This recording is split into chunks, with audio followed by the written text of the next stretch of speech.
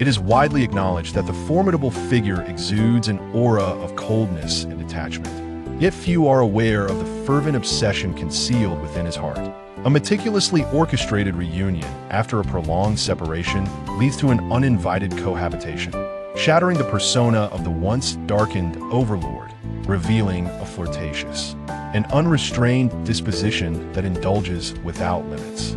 Under the guise of vengeance, he binds the other to his side, all the while unable to bear the thought of him suffering even the slightest grievance. At a banquet, amidst the simmering tension, a reporter captures an intimate moment, prompting Shun-Li to retaliate with a sharp slap. The captured image ignites a media frenzy, and the following day, Shun-Li finds himself trending on social media. Chapter 1. Long-awaited reunion. In a dimly lit bedroom, an atmosphere thick with tension lingers. Shun-Li, who am I? The man's voice is deep and husky. Ji-Zhou-Ye. Shun-Li's tone quivers, revealing his sense of grievance. Ji-Zhou-Ye's ebony eyes are laced with an icy chill. Kiss me. Get away from me. Silence. Ji-Zhou-Ye leans down, sealing his lips with a fierce kiss. At 3 in the morning, Ji-Zhou-Ye gazes at the figure on the bed, his fingers tracing the delicate jawline, brushing over soft lips, a cold scoff escaping his lips, not averse to. Are you? He rises and retreats in the bathroom, his eyes devoid of warmth, a frigid demeanor enveloping him. Sunlight filters through the curtains, illuminating the room. When Shun-Li awakens, it is already 9 o'clock. He feels the warmth of a body against his back, an arm draped around his waist. Recalling the events of the previous night, a tremor runs through his heart. Ji-Zhou-Ye harbors hatred for him. Such actions must stem from animosity. Shun-Li buries his face in the covers, craving the familiar warmth and scent behind him. After a minute or so, he gathers enough composure to gently move the arm from his waist and steps into the bathroom. He had initially intended to escape, having previously hurt Ji-Zhou-Ye beyond repair, leaving him with little face to confront him now. Yet he cannot leave.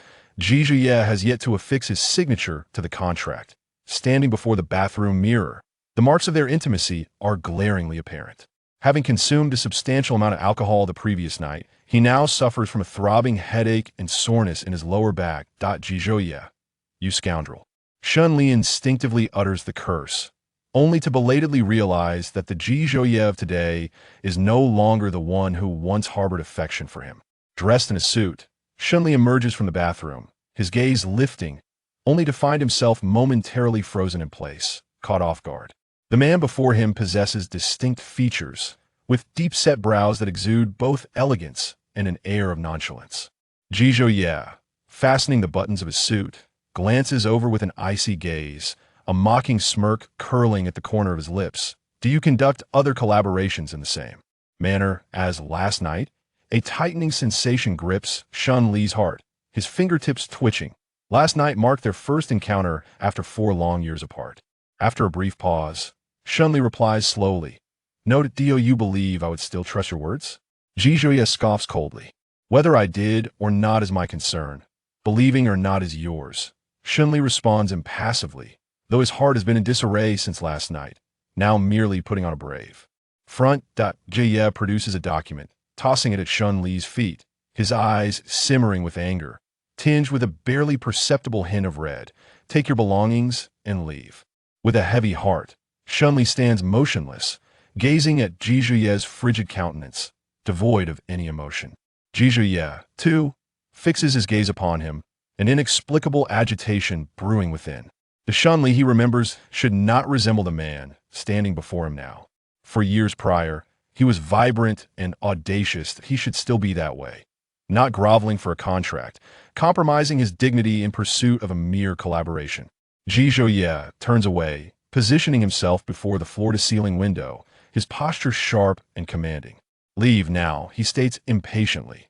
With a heavy heart, Shun-Li steals one last glance at the tall figure before bending down to retrieve the contract and exiting. Returning to Jiangxin Tower, he immerses himself in a backlog of work. Jiangxin Group finds itself in the throes of an economic crisis.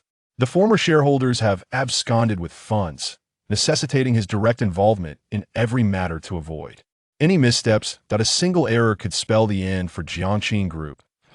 At 11 o'clock that evening, Shunli returns home, weariness etched across his brow. The living room lights are on, revealing a well-preserved woman seated on the sofa, possessing a resemblance to him. Shunli casts a dispassionate glance her way, moving to the refrigerator for a bottle of water, taking a few sips. "How was the company faring?"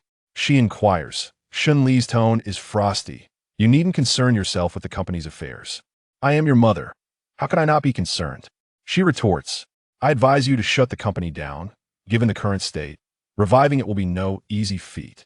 Shunli's gaze darkens. "Jiangqing represents my father's legacy. I cannot close it."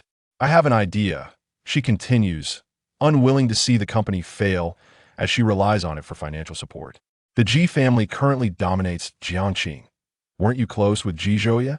Go plead with him. Perhaps he will remember past affections and assist you." Zhou Lifan.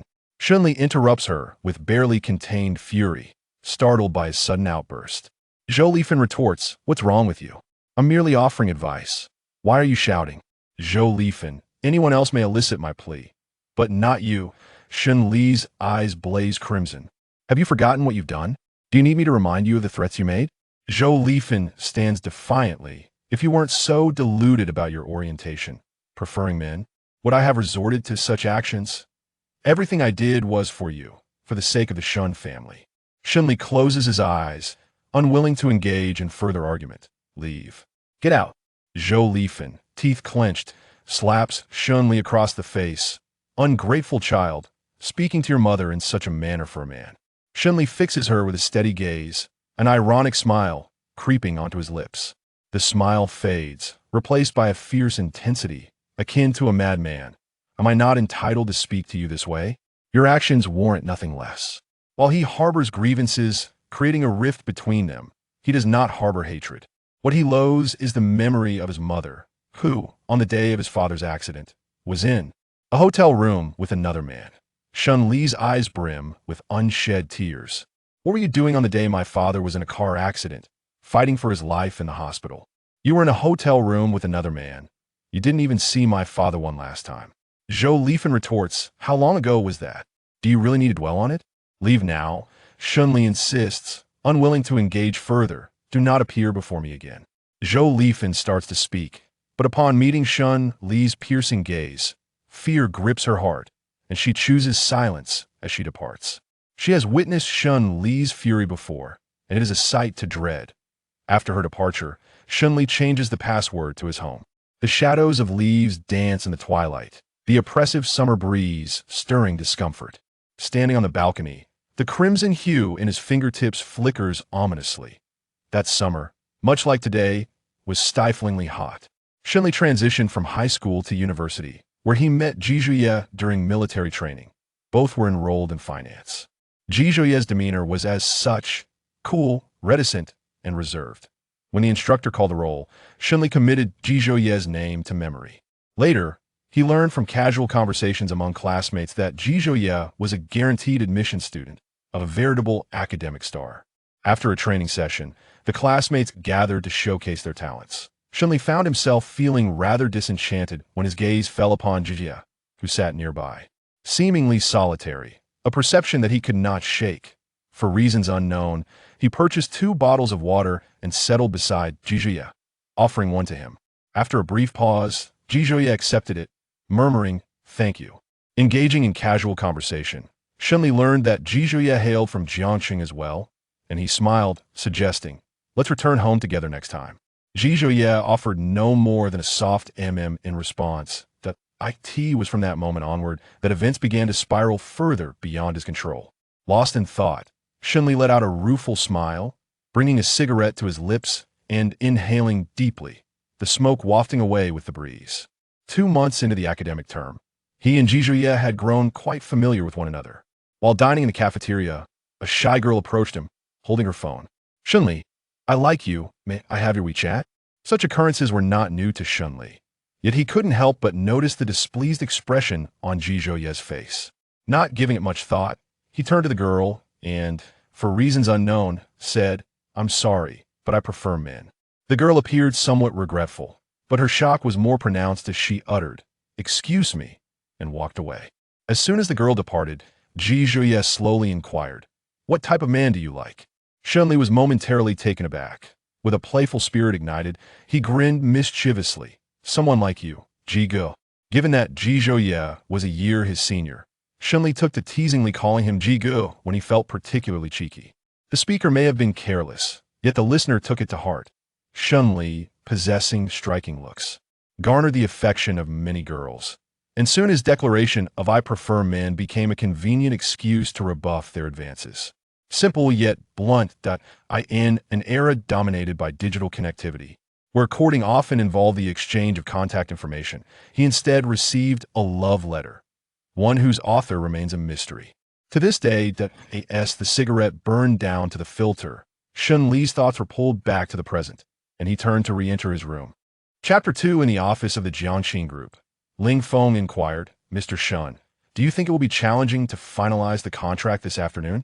Shun Li lifted his gaze from the pile of documents. Ling Feng hesitated for quite some time before finally articulating. "The daughter of the president of Xinjiang Group is coming to discuss the contract this afternoon. She insists that you attend alone without an assistant." "And then?" Shen Li Pruvat. Ling Feng took a deep breath and stated plainly, "She is coming for you, harboring ulterior motives, wishing to engage in unspeakable acts with you. If you wish to secure this partnership, Mr. Shun, you may have to make a personal sacrifice." Shen Li's expression shifted slightly as he lowered his head to continue with his work. This collaboration was of utmost importance. Ling Feng interpreted Shun Li's demeanor as a willingness to make sacrifices for the sake of the company. "Best of luck, Mr. Shun," he said, turning to leave, but pausing to offer a reminder, "Do remember to take precautions." Shun Li mused to himself that his intention was to emphasize the significance of the collaboration and the commitment to pursue it, not to imply any personal sacrifices. At 3 in the afternoon, Ling Feng escorted Shun Li to the venue for the negotiations. Just before Shun Li exited the car, Ling Feng discreetly slipped something into his pocket. As he walked, Shun Li retrieved the item, and upon seeing the 3 words on the packaging, his expression darkened, prompting him to return it to his pocket. The meeting was set in a bar. Upon entering, Shun Li found the prospective partner amidst the dance floor. The woman, adorned in a red spaghetti strap dress, possessed a captivating grace that drew the gazes of many men. Upon spotting Shun Li, she smirked and sauntered towards him, her smile alluring. "Mr. Shun, please take a seat." The woman negotiating the partnership was named Sheng Wan. Shun Li handed her the documents outlining the collaboration's prospects, stating, "Ms. Sheng, this details the development potential of our partnership." Sheng Wan's gaze lingered on Shun Li with a knowing intensity as she accepted the documents, carelessly tossing them aside. "Discussing work is rather dull. Whether we cooperate or not ultimately hinges on my decision. Mr. Shun, tonight you are to enjoy my company. Forget about the partnership. Shenyang can provide you with the necessary funds to revive Jiangqing." What an enticing proposition. Sheng Wan flirtatiously positioned herself before Shun Li, who averted his eyes. "How would you like to proceed, Miss Sheng?" She picked up a drink from the table and seated herself beside him, deliberately leaning closer. "Everyone knows about Jiangqing's economic crisis. We, at Xinjiang, are taking a risk in partnering with you. Naturally, we expect something in return. Wouldn't you agree?" Shun Li unobtrusively distanced himself from her. "You make a valid point, Miss Sheng." As she swirled her drink, she declared, "I am not after money. I seek companionship. I wonder if Mr. Shun would consider accompanying me home tonight?" Shun Li's lips pressed together slightly. "I apologize, Miss Sheng, but I have prior commitments this evening." As a grown adult, it was clear to Sheng Wan that he was rejecting her invitation.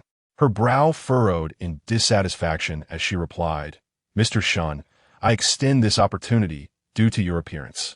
But if you are disinterested, we shall not discuss the partnership further." With her words hanging heavily in the air, Shun Li chose not to respond further. He picked up the nearby documents and departed, oblivious to the watchful gaze lurking in the shadows of the corner. Stepping out of the bar, Shun Li loosened his tie and exhaled deeply, contemplating alternative methods. A man in a black suit approached him and halted before him. "Mr. Shun, I am the assistant of Ji, who is seeking your presence." Ji Zong, Ji Zhenan's assistant, respectfully opened the door of a Maybach for him. Shun Li observed the man inside, dressed in a crisp suit, his long legs elegantly crossed, a watch adorning his wrist, exuding an air of aloofness and sophistication. After a moment of hesitation, Shunli finally entered the vehicle. As the door closed behind him, the confined space felt stifling. Silence enveloped them, and after a prolonged stalemate, Shunli found himself gasping under the weight of the atmosphere. Just as he was about to speak, someone grasped his wrist, a figure draped in coldness drawing near.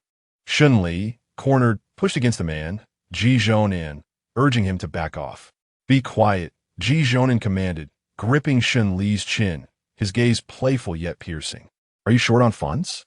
The man's face was mere inches away, prompting Shunli to turn his head, breaking free from Ji Zhonan's hold. "Let us discuss business. No need for physicality." In that moment, his hand brushed against something. Shunli glanced over, and upon recognizing the object, his face paled. It had evidently fallen during their earlier scuffle. Meeting Ji Zhonan's gaze, he attempted to retrieve it, but Ji Zhonan was quicker, seizing his wrist and extracting the item from his grasp. With a sinister expression, Ji Zhonan toyed with the object, his tone chillingly indifferent. "Is a man essential for survival?" "Indeed, I cannot survive without one," Shunli thought, maintaining a stoic demeanor while feeling an overwhelming ache in his eyes. He shifted his gaze to the window, deliberately avoiding Ji Zhonan's presence. Frustration simmered within him, threatening to consume his dwindling rationality. Ji Zhonan observed him, his eyes dark and profound. "Has Jiangqing Group managed to stay afloat all this time solely through your body?" Shunli clenched his fists, veins popping. "Ji Zhonan, you." He had no desire to engage in a dispute or linger in his company a moment longer. He opened the car door, intending to exit. "Shunli, if you dare leave today, I will obliterate Jiangqing Group, ensuring it vanishes from existence." Ji Zhonan's expression was more foreboding than storm clouds ready to unleash devastation. Shunli paused, jaw clenched, his demeanor growing increasingly fierce, eyes ablaze with fury. "Ji Zhonan, what madness is this? What do you truly want?" Ji Zhonan casually waved the object in his hand, nonchalantly stating, "Accompany me. Since I've purchased you, it would be wasteful not to utilize your services." The car headed towards Ji Zhonan's estate, and Shunli, expressionless, stared out the window, feeling a heaviness in his heart. If Ji Zhonan's intention was to humiliate him, he had succeeded. Ji Zhonan was no longer the youth he once knew. The world had irrevocably changed. Shunli felt a sense of disorientation, as if that fleeting moment belonged to a bygone era. Upon arriving at the estate, they were greeted by a sprawling modern villa, complete with a swimming pool, manicured lawns, and a gazebo. Entering the living room, the butler approached, and after a brief exchange with Ji Zhonan, he departed. Shunli was led into the bedroom, where Ji Zhonan's voice carried no warmth as he instructed, "Go shower." To further discomfort Shunli, Ji Zhonan seemed increasingly irritated. He produced a card, placing it on the table with a detached expression. "Complete this transaction of 300 million, and it will be yours." "I didn't realize I was worth so much," Shunli replied, his smile devoid of warmth. Ji Zhonan said nothing further and exited the bedroom. He understood that Jiangqing was Shunli's lifeline. He would neither resist, nor could he afford to. Ji Zhonan stood by the window of his study, irritably tugging at his tie, emotions simmering beneath the surface. Unleashed after their reunion, countless times he pondered that if only he would speak up, if only he would admit his mistakes, he would assist Jiangqing in overcoming her financial crisis. Yet, he remained silent, choosing to bear the burden alone, facing difficult negotiations, drinking to the point of gastric bleeding, enduring sleepless nights, and humbly begging others for help, all while refusing to seek him out. Thus, he vented the pent-up emotions accumulated over the years onto Shunli. The torment that Shunli endured was mirrored in his own suffering. Throughout these years, who among them had fared better? Chapter 3. Do not mention the past. Ji Zhonan gripped Shunli's chin, compelling him to meet his gaze without flinching. "Shunli, look into my eyes and tell me, who am I?" Shunli stubbornly remained silent, unwilling to confront the question. Hearing no reply, Ji Zhonan's voice grew hoarse, laced with a threat. "Shunli, why did you refuse Shengwan today?" Shunli met his piercing gaze and retorted, "Why shouldn't I refuse? Are you no longer saving the company? What does that have to do with you? Shun Li's tone was casual, yet his heart was heavy. Ji Zhounan raised an eyebrow, his voice thick with pressure. Let us see how long you can keep up that bravado. His lips pressed together, and after a moment, he spoke again, his voice low and husky. Do you like it? Shun Li gritted his teeth. Ji Zhounan, I won't die from silence. But I will take advantage of your silence, Ji Zhounan replied. Shun Li felt exhausted, but could not sleep. Leaning back on the bed, he smoked, catching a glimpse of the trash can, his eyelashes fluttering slightly. The more he thought, the darker his mood became, prompting him to dial Ling phone. A groggy voice answered on the other end. Shun Li snapped. Are you out of your mind? Why the hell did you give me that thing? What? Ling Feng asked. You mean that item? I heard that Sheng Wan has a questionable personal life. So, I wanted you to take precautions to avoid any diseases. Get lost. Shun Li hung up and tossed his phone aside. If he had to receive something, one would have sufficed. Why a whole box? It was a predicament he never anticipated. Ji Zhounan brought a bowl of noodles to the table. Eat. Shun Li glanced at it, unenthusiastic. Hurry up, don't dawdle. Ji Zhounan shoved the chopsticks into his hands. Ultimately, he was still soft-hearted. Shun Li claimed he wasn't hungry. But that was a lie. He hadn't eaten dinner and had endured quite a bit. He got up from the bed and sat at the table, eating slowly as Ji Zhounan observed him. The rumors of Ji's cold demeanor and ruthless methods made it hard to believe that he would later tenderly prepare a bowl of noodles. Perhaps it was the night's intimacy that made Shun Li less resistant, and he spoke without thinking. A smile tugged at the corner of Shun Li's mouth. It's quite good, just like before. Ji Zhounan kicked the leg of his chair. Don't mention the past. Shun Li nearly toppled over from the force of the kick. He understood the boundaries. If Ji Zhounan did not want to discuss it, he wouldn't bring it up, choosing instead to remain silent. After finishing the noodles, Shun Li said, Give me some clothes. He had sweated profusely, feeling sticky and uncomfortable. Ji Zhouye cast a sidelong glance at him. Shun Li realized that his previous tone had been commanding, and now he found himself on the receiving end of such orders. Ji Zhouye was the benefactor, the one with power. How could he dare to command his benefactor? With a mere whim, Ji Zhouye could bring down the Jiangxin group by tomorrow. Mr. Ji, you brought me back directly, but I have no change of clothes, Shun Li stated. Ji Zhouye retrieved a set of pajamas from the wardrobe and tossed them to him. After a refreshing shower, Shun Li emerged from the bathroom. He collapsed onto the bed and fell asleep instantly, while Ji Zhouye turned off the room lights, leaving only a warm floor lamp aglow. He remained awake, seated on a chair beside the bed, observing the figure lying there. Shun Li had matured and lost weight. He had always been slender, but not as emaciated as he appeared now. Time slipped by, and eventually, Ji Zhouye extinguished the last remaining lamp and laid down beside him, drawing him into an embrace. In this moment, unspoken emotions surged forth, a desire to hold him tighter, yet a fear that Shun Li might awaken and uncover his restrained feelings. Shun Li awoke at 6 o'clock, feeling considerably more alert. The night often leads one to indulgence. But now, with clarity, he understood what he truly desired, to safeguard his father's lifelong efforts. After leaving the estate, he placed the 300 million Ji Zhouye had given him on the bedside table. When Ji Zhouye awoke, he found the space beside him empty. On the bedside table lay a card worth 300 million and a note. I listen to you. Do not touch Jiangxin, I beg you.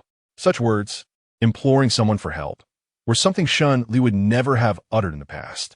It was the weight of societal pressure and his current plight that taught him the art of seeking assistance.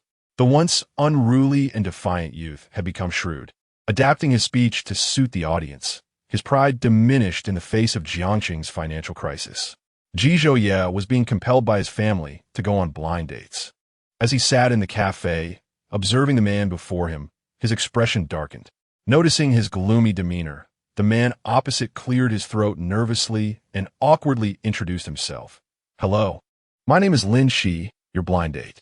We are not suited for each other, Ji Zhouye replied curtly, leaving without a backward glance. Once outside the cafe, he dialed Hia's number. When the call connected, she greeted him. My dear son, what is it? Ji Zhouye pinched the bridge of his nose. A male blind date? The notion of a mother introducing her son to a male suitor was quite a scandalous affair in the realm of matchmaking. Your brother mentioned that you prefer men. He continued, I suspect so. You didn't meet any of the girls I introduced to you.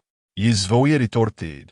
Tell Gigiu that he should not expect a single penny from me this month. Don't be so harsh, he replied, but let me ask you one last question. Please don't get angry, all right? Go ahead. His intuition warned him that it would not be a pleasant question. Are you the one on top or the one below? Gigiu hung up abruptly, leaving Hia to mutter under her breath. Didn't we agree not to get angry? With the collaboration with Shangyang Group dissolved, Shunli was left to devise alternative plans. Ling Feng was perplexed by the intense gaze that Shunli directed at him, as if he were on the verge of drawing a knife. President Shun, please refrain from looking at me like that. It frightens me, Ling Feng pleaded. In response, Shunli tossed a document at him in frustration. It's precisely because of you. Ling Feng deftly caught the document and organized the scattered papers, placing them neatly on the desk. What have I done? He inquired. Because you make me ache all over, Shunli retorted dismissively. He leaned back in his chair, pressing his fingers to his temples. Just leave. Ling Feng, interpreting Shun Li's mood as a result of a failed negotiation with Shangyang, took his leave. In the years since his return to the country, Ling Feng had not encountered Zhizhuye even once, nor had he experienced a chance meeting. Their first encounter had occurred on the night of their business discussion. The once aloof and taciturn youth had matured, his features now sharper and more defined. He had envisioned countless scenarios of their reunion, yet he had never anticipated it would unfold in such a manner. Chapter 4. Jealousy that evening. Shunli received a phone call. Initially, he could not discern the caller's identity, but upon the mention of a name, a vague recollection surfaced in his mind. He recalled that this individual had once confessed his feelings in Ji Zhouye's presence. The caller was Luong, a tall and slender young man brimming with sunshine. Shen Li, do you remember me? Luong inquired from the other end of the line. Shen Li's thoughts returned to the present. I remember. I work at Ning E Company, and I have a basic understanding of your latest project. Its prospects are promising. Would it be possible for us to meet and discuss it? He referred to the project he had discussed with Shengwan. Certainly, Shen Li agreed, recognizing that a successful negotiation could alleviate his current predicament. Luong suggested a restaurant for their meeting, a renowned high-end establishment in Jiangcheng, and scheduled their rendezvous for Friday evening, as he was still on a business trip. When Friday night arrived, Shunli completed his work and departed the office, with Ling Feng trailing behind him, hesitating to speak. Shunli shot him a glance. Spit it out. Then I shall be direct. Tonight's meeting regarding the collaboration, there's no need for any personal sacrifices, is there? He meant to imply that if such sacrifices were required, he would procure contraceptive supplies, whose assistant eagerly awaits their boss's personal sacrifices. Shen Lielta, licking his back teeth before threatening, if you wish to remain among the living, keep your distance. Understood, President Shun. Realizing the atmosphere was turning unfavorable, Ling Feng quickly retreated. Shun Li drove himself to the restaurant. Luong had made his intentions clear. Even if they were merely old classmates catching up, they would also discuss business. The restaurant was situated on the 32nd floor, with Luong reserving a table by the floor-to-ceiling windows. After exchanging brief pleasantries, they took their seats. What would you like to eat? Luong asked with a smile. I'm open to anything. Please order as you see fit. Very well, then. Luong perused the menu and selected several signature dishes. How have you been lately? Quite well, Shunli replied. Luong nodded thoughtfully, then tentatively asked, do you still have contact with Ji Zhouye? He suspected that they no longer communicated.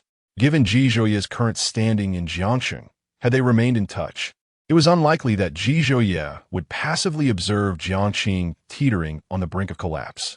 At that time, no one knew of the relationship between Shun Li and Ji Zhouye, but Luong was aware, having inadvertently witnessed them sharing a kiss in the alley beside their school. On that day, Shunli witnessed Ji Zhouye's demeanor.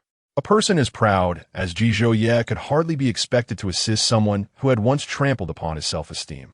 The mere fact that he did not allow Jiangqing to publicly declare bankruptcy was already a considerable act of mercy. Although he had formed a conclusion in his mind, he still yearned for Shun Li's verbal affirmation. Shun Li's profound gaze deepened. Clearly reluctant to mention Ji Zhouye, Luong refrained from pressing further.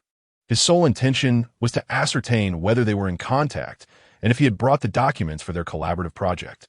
Yes, Shunli replied, handing him the files. Luong then inquired, what about the contract?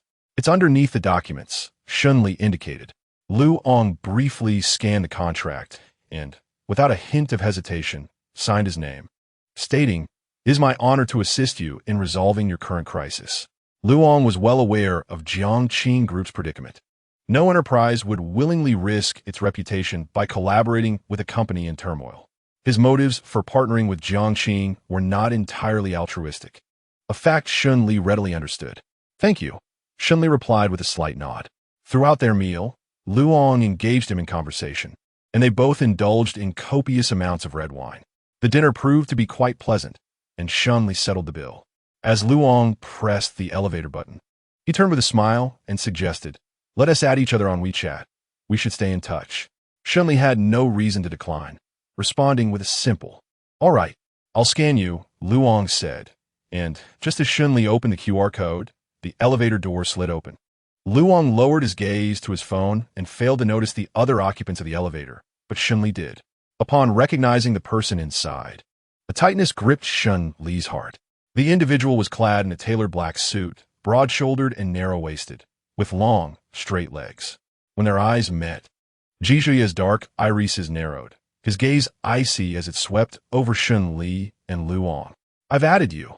Please accept," Luong said, finally noticing the other man. The three of them remained in a tense silence for a few seconds, observing Shunli's pallor. Luong was about to speak when Shunli stepped into the elevator. Given the lack of discretion, Luong followed suit without further thought. In a confined space, the atmosphere was heavy and stifling, with no one daring to break the silence. A message arrived on Jizhuya's phone. After reading it, his already cold gaze turned even more frigid, his grip on the device tightening until his knuckles turned white. Time seemed to slow down. Shunli felt the weight of Jizhuya's stare, an unbearable pressure. Finally, when the elevator doors opened, as Shunli prepared to step out, a firm grip seized his wrist, forcefully pulling him back. Luong was left with a bewildered expression as the two departed. Shunli struggled against the grip, his stomach aching slightly from the wine he had consumed. He was dragged into a dimly lit alley, where Jizhuya released him with no gentleness. Shunli's back hit the wall, and he frowned slightly. "Jizhuya, what madness is this?" Jizhuya's eyes burned with intensity, his brows furrowed in anger. He leaned in closer, gripping Shunli's chin with an overwhelming force. "Tell me, by what means did you persuade him to collaborate with you?" The pressure was palpable. Jizhuya's grip tightened painfully on Shunli's. "Speak," he demanded, suppressing his rage. "Did you sleep with him?" Shunli met his gaze directly, unflinching. "Whether I slept with him or not, ISNT, that's something you could investigate, Mr. G." Zhonin yearned to hear him utter those words. His gaze piercing. "I want to hear you say it." "No," he replied. "I did not sleep with him." A semblance of calm washed over Zhonin, his thin lips pressing together. Shunli instinctively turned away, but was forcibly drawn back by Zhonin. "No evasion, Shunli. This is what you owe me." Zhonin's tone was a subtle threat. Shunli dared not retreat further. Unable to suppress his frustration, he wrapped his arm around Zhonin's neck and bit down. "You said no dodging, not that I couldn't bite." Zhonin was significantly taller, compelling Shunli to tilt his head back. The metallic taste of blood filled the air as Zhonin gripped the back of his head, deepening the kiss. Even if Shunli wished to escape, he found himself helplessly enduring. As the kiss intensified, a flush crept to Shunli's eyes. Zhonin released him, his fingertip tracing the damp corner of Shunli's lips. "It's been so difficult. Why not seek me out?" Too ashamed, Shunli admitted, unable to bring himself to plead. 10 billion, Zhonin stated, pressing his forehead against Shunli's. "Be my lover, and you need not beg anyone again." A grand proposition indeed. Shunli broke free from Zhonin's grasp, posing a challenge. "What if I refuse?" Zhonin raised an eyebrow. "You have no choice." His hands clenched tightly, knuckles paling. Zhonin's assertion rang true. Shunli was indeed trapped. If Zhonin desired to entangle him further, he had no option but to comply. as the survival of Jiangxin Group hinged entirely on Ji Zhonan's whim. Accepting his fate, Shunli mused, isn't it merely a matter of sleeping together? Once or 100 times, it makes little difference. Once Ji Zhonan has vented his desires, he is unlikely to linger. 10 billion, he thought. Only a fool would turn down such an offer. Who would willingly forego wealth? As they emerged from the dim alley, the glow of the streetlights revealed Shun Li's pale complexion, beads of sweat glistening on his forehead, his hair dampened by perspiration. Yizvonan frowned, concern flickering in his eyes as he grasped Shun Li's wrist, his tone edged with tension. Are you unwell? Somewhat, Shun Li admitted, meeting his gaze. My stomach has been uneasy since we went out to eat, compounded by the considerable red wine consumed. It burns terribly. To the hospital, Ji Zhonan insisted, allowing no room for refusal as he guided Shun Li towards the parking lot. On the way, Shun Li leaned against the seat back, a slight furrow creasing his brow. The pain intensified, sweat dampening his hair. While discomfort was not foreign to him, it had never been this severe before. Ji Zhonan elevated the car's partition, his expression betraying unprecedented anxiety. Is it very painful? Not too bad, Shun Li replied, though he could feel the ache worsening. Do you know where the body is hardest? Yizvonan inquired. Shun Li regarded him. Ji Zhonan, given my state, could you please focus on driving? I was referring to your mouth. What were you implying? Yizhonan teased. Shun Li found himself at a loss for words. I meant your teeth. They are the hardest part of the human body. Surely, you're aware of that? Tonight will reveal the truth, Ji Zhonan remarked, his thoughts veering into a more frivolous territory. At the hospital, after the examination, the doctor provided a list of precautions. No smoking or drinking, eat on time, and maintain a regular diet to avoid damaging one's health. Medication was to be taken promptly. Shen Li nodded in acknowledgement. The doctor, accustomed to patients like Shun Li, could easily discern his insincerity. Turning to the person standing behind him, the doctor inquired, what is your relationship with him? Ji Zhuye parted his thin lips, replying, a friend. This young man certainly did not inspire ease, the doctor advised. You should persuade him more. He is still so young, and once his health is ruined, regret will come too late. Yizhoye acknowledged, understood. After taking his medication, Shun Li experienced significant relief from pain and followed Ji Zhuye out of the hospital. I will transfer the money to you tomorrow, Ji Zhuye stated, from today onwards. You will stay with me. I understand, Shun Li replied. In the future, make sure I see you by 10 o'clock each night. Otherwise, the consequences will be yours to bear. Shun Li responded, there are curfews too? Upon returning to the estate, Shun Li had anticipated a sleepless night. Yet, to his surprise, Ji Zhuye did nothing but pour him a cup of hot water before leaving. Shun Li found it difficult to sleep in an unfamiliar environment. Despite his discomfort, he realized he had signed a contract that bound him, leaving him with no choice. However, with the influx of 10 billion, Jiangxin's financial stability would be secured. Although the economy would not return to the state it was in during his father's time, it would at least stabilize, preventing daily anxiety about impending bankruptcy. The following day, at 7 o'clock, Shun Li prepared to leave for the company, but was halted as he descended the stairs. Finish your breakfast on the table, Ji Zhuye commanded from the sofa, his long legs crossed. I don't have the habit of eating breakfast, Shun Li replied. Ji Zhuye's dark eyes narrowed slightly, exuding a sense of danger. I eat, he insisted. Knowing he could not defy the words of his benefactor, Shun Li approached, sitting on the carpet beside him. After sipping a few mouthfuls of porridge, he inquired, aren't you eating? I have already eaten, Ji Zhuye replied. Upon finishing breakfast, Shun Li stood to clear the table.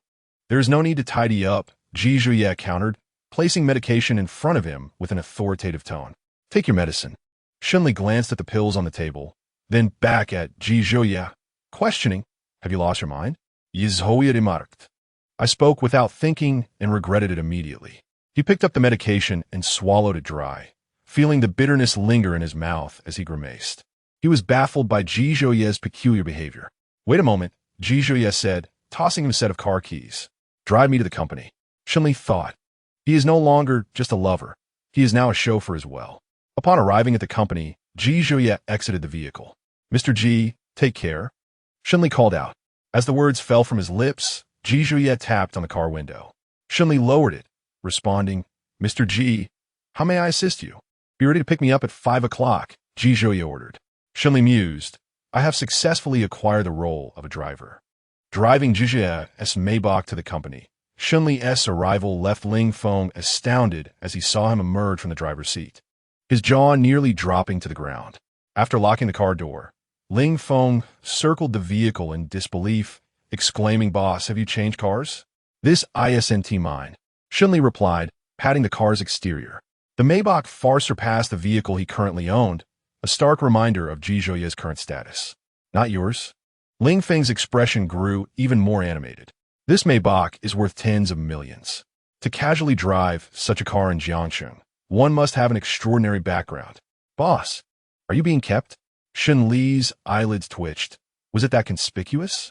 Ling Feng inquired, "Which wealthy lady is it?" Shun Li shot him a glare, prompting Ling Feng to fall silent. The meeting was scheduled for 9 o'clock. Before heading upstairs, Ling Feng couldn't resist caressing the luxurious Maybach, feeling that even being able to touch it in this lifetime was worth it. A thought struck him, and he sighed, pondering why no affluent woman had taken him under her wing. "Boss, am I unattractive?" Shunli replied, "Not unattractive." Ling Feng pressed, "Then am I handsome? Could I captivate a wealthy woman? Do you think I might find a shortcut in life? My stomach isn't well. I yearn for a life of ease." As the elevator doors opened, Shunli cast a sidelong glance at him and gave him a light smack on the head, admonishing him to stop daydreaming and prepare for the meeting. That smack jolted Ling Feng back to reality. With the infusion of 10 billion in funds, they had weathered the crisis, and all projects were running smoothly again. After the meeting, Shunli remained in his office, diligently reworking the business plan. He aimed to repay Ji Zhouye the full amount, principal and interest, in the shortest time possible. Now that Jiangqing had navigated through its most arduous crisis, he could finally breathe a little easier. However, compared to the challenges faced by Jiangqing Group, Ji Zhouye posed a greater enigma. Shunli found it difficult to fathom Ji Zhouye's thoughts. During lunch, Ling Feng entered the office to inform him that someone was downstairs looking for him. Shunli instructed for the visitor to be brought up. The visitor turned out to be Ji Zhouye's assistant, carrying a lunchbox. "Present, Shun, it's time for lunch," Shunli quipped. "Do I appear like someone who can't afford a meal in Ji Zhouye's eyes?" He accepted the lunchbox, thanking the assistant. "I'll watch you eat." "President Shun," the assistant replied with a smile. With no other choice, Shunli settled onto the sofa in the lounge area to begin his meal. "What is your name?" he inquired. "Song Yin," came the response. "How long have you been with Ji Zhouye?" Shunli paused by his side. "Just about a year," Song Yin replied. As Shunli ate, he found his mind wandering, subtly probing Song Yin for information about Ji Zhouye. Song Yin was straightforward, answering whatever questions he posed. Shunli had initially thought their meal would conclude there, allowing Song Yin to return to his duties, only to be surprised when Song Yin presented him with a box of medicine. "Take this medicine, and I'll head back," he stated. "It's stomach medication prescribed by the doctor." Shunli swallowed the pills with a sip of water, after which Song Yin departed. Just as Song Yin left, Ling Feng entered from outside, his gaze lingering briefly on Song Yin as they brushed past each other. "He looks somewhat familiar," Ling Feng remarked, turning to Shunli. "Boss." "Who is that?" "The creditor's assistant," Shunli replied. "So, is this our company's 10 billion in circulating funds came about?"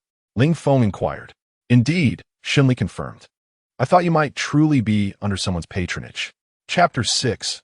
A tender kiss beneath the weight of love, having recently acquired a new position as a driver. Shunli completed his tasks by the afternoon, delegating the remaining responsibilities to Ling Feng, and left the company before 5. It was crucial not to provoke that distinguished individual. He prepared to arrive at the JH Company building by 5 o'clock. In the Jiangcheng commercial circle, everyone was aware of what JH represented, corresponding to G and HTO he. As Ji Zhouye's mother's surname was he. Ji Zhouye's parents often displayed their affection publicly, leaving no doubt about their close-knit family environment, which had nurtured an exceptionally talented son. Just past 5 o'clock, Ji Zhouye emerged from the office building. Shunli observed him, exuding an air of noble elegance.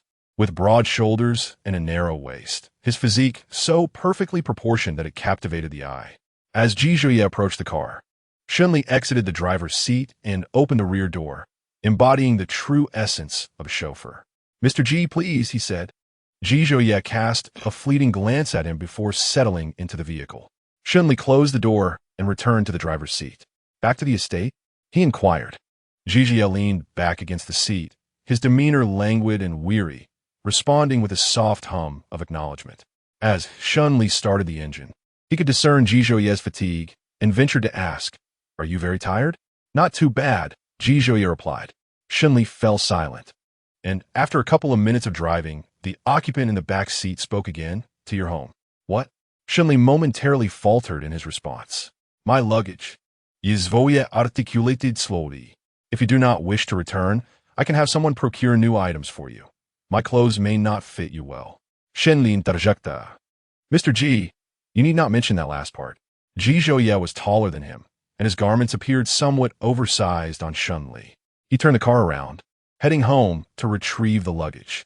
Previously, he resided in the old mansion, but after the economic crisis that affected Jiangqing, he disregarded Zhou Lifen's objections and sold the property. He now lived in an apartment he had purchased. It was not large, but it sufficed for his needs. Ji Zhouye accompanied him upstairs, and when Shunli stood before the door, he hesitated to input the passcode. After a quarrel with Zhou Lifen, he had changed the lock code. Shunli himself could not fathom why he had whimsically altered the code to Ji Zhouye's birthday. Noticing his hesitation and lack of action, Ji Zhouye regarded him with a nonchalant expression. "What are you dawdling for?" Under Ji Zhouye's gaze, Shunli steeled himself and entered the code 0809. Upon seeing those numbers, Ji Zhouye's eyes held an inscrutable expression. Ji Zhouye did not inquire further, but Shunli, feeling a twinge of guilt, offered an explanation. "When I changed the code, I intended to input my own birthday, but I mistyped." His birthday was August 8th, just a day apart from Ji Zhouye's. This explanation seemed somewhat feeble. He could have easily changed it back if it were a mistake, but he had not, for it was not a mistake at all. Shunli chose silence and opened the door for Ji Zhouye to enter. He retrieved a bottle of water from the refrigerator and turned to find Ji Zhouye still standing at the entrance, his gaze fixed on a framed picture, his eyes deep and contemplative. Realizing the awkwardness of the situation, Shunli hurriedly placed the frame face down on the table, nervously handing the water to Ji Zhouye. "No need to change shoes, just drink." His hand, clutching the water bottle, betrayed his anxiety with pale knuckles.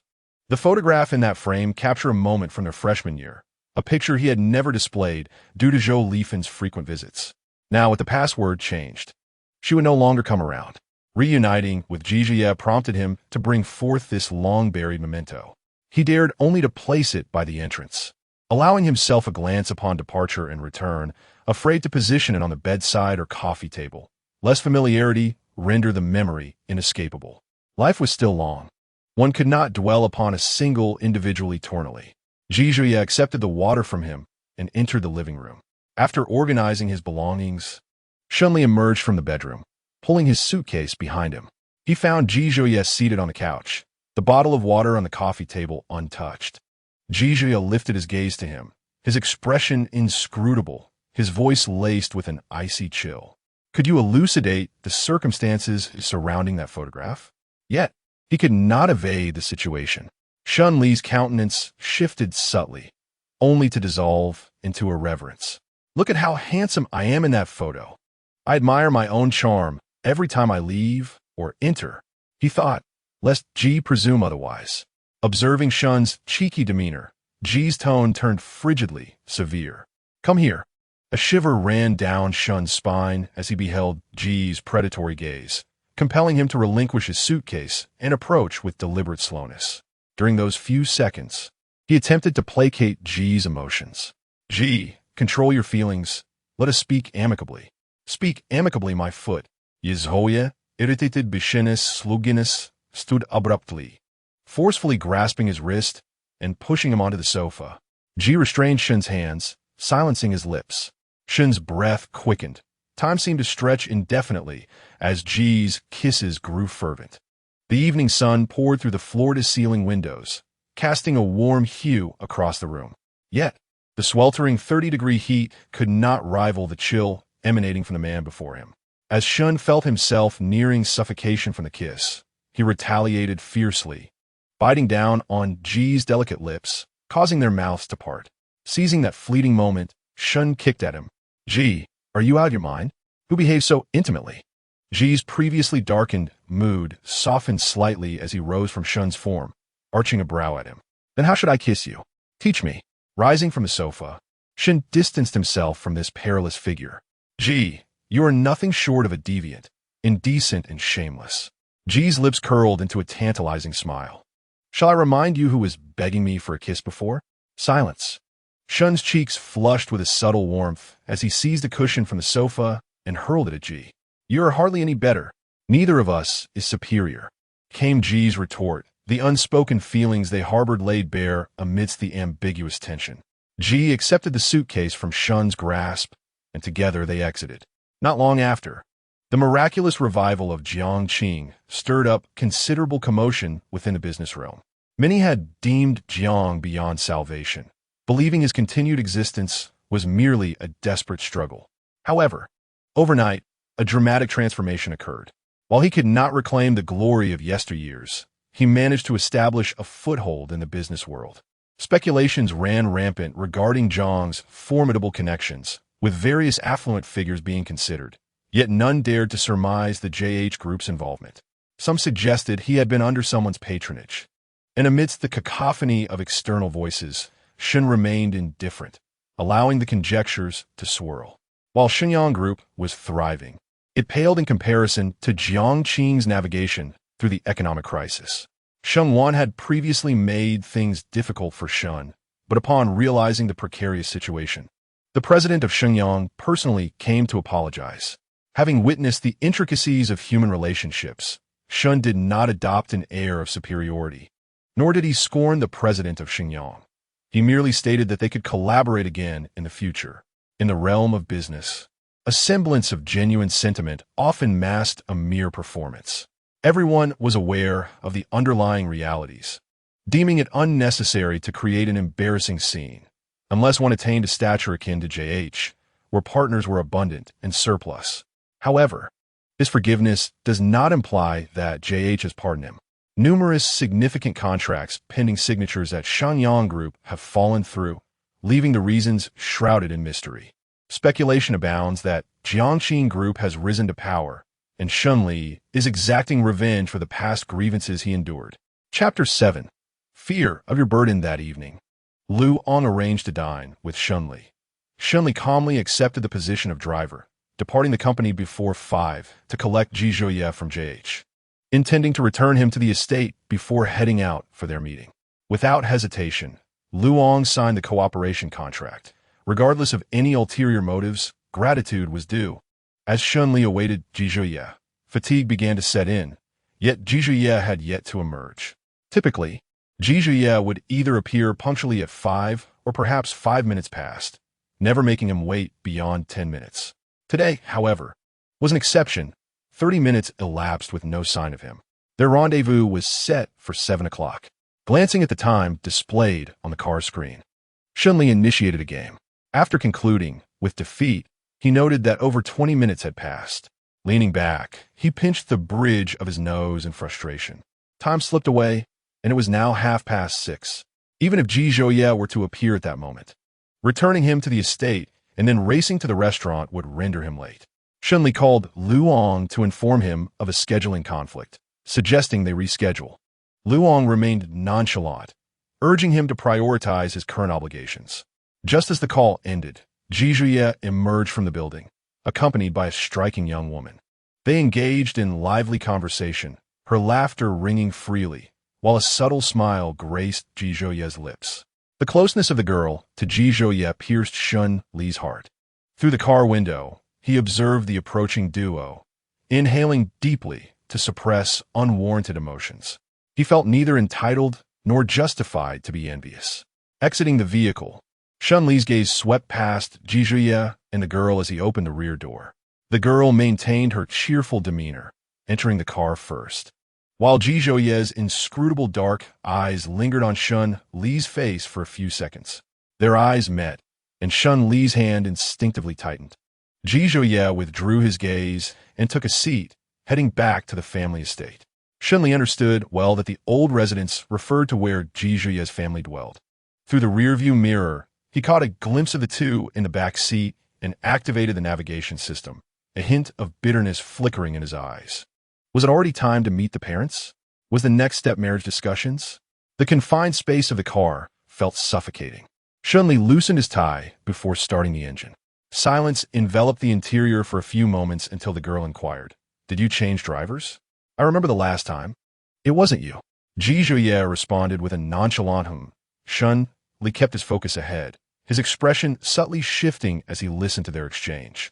"Your new driver is rather handsome," the girl observed, adding, "Let us add each other on WeChat."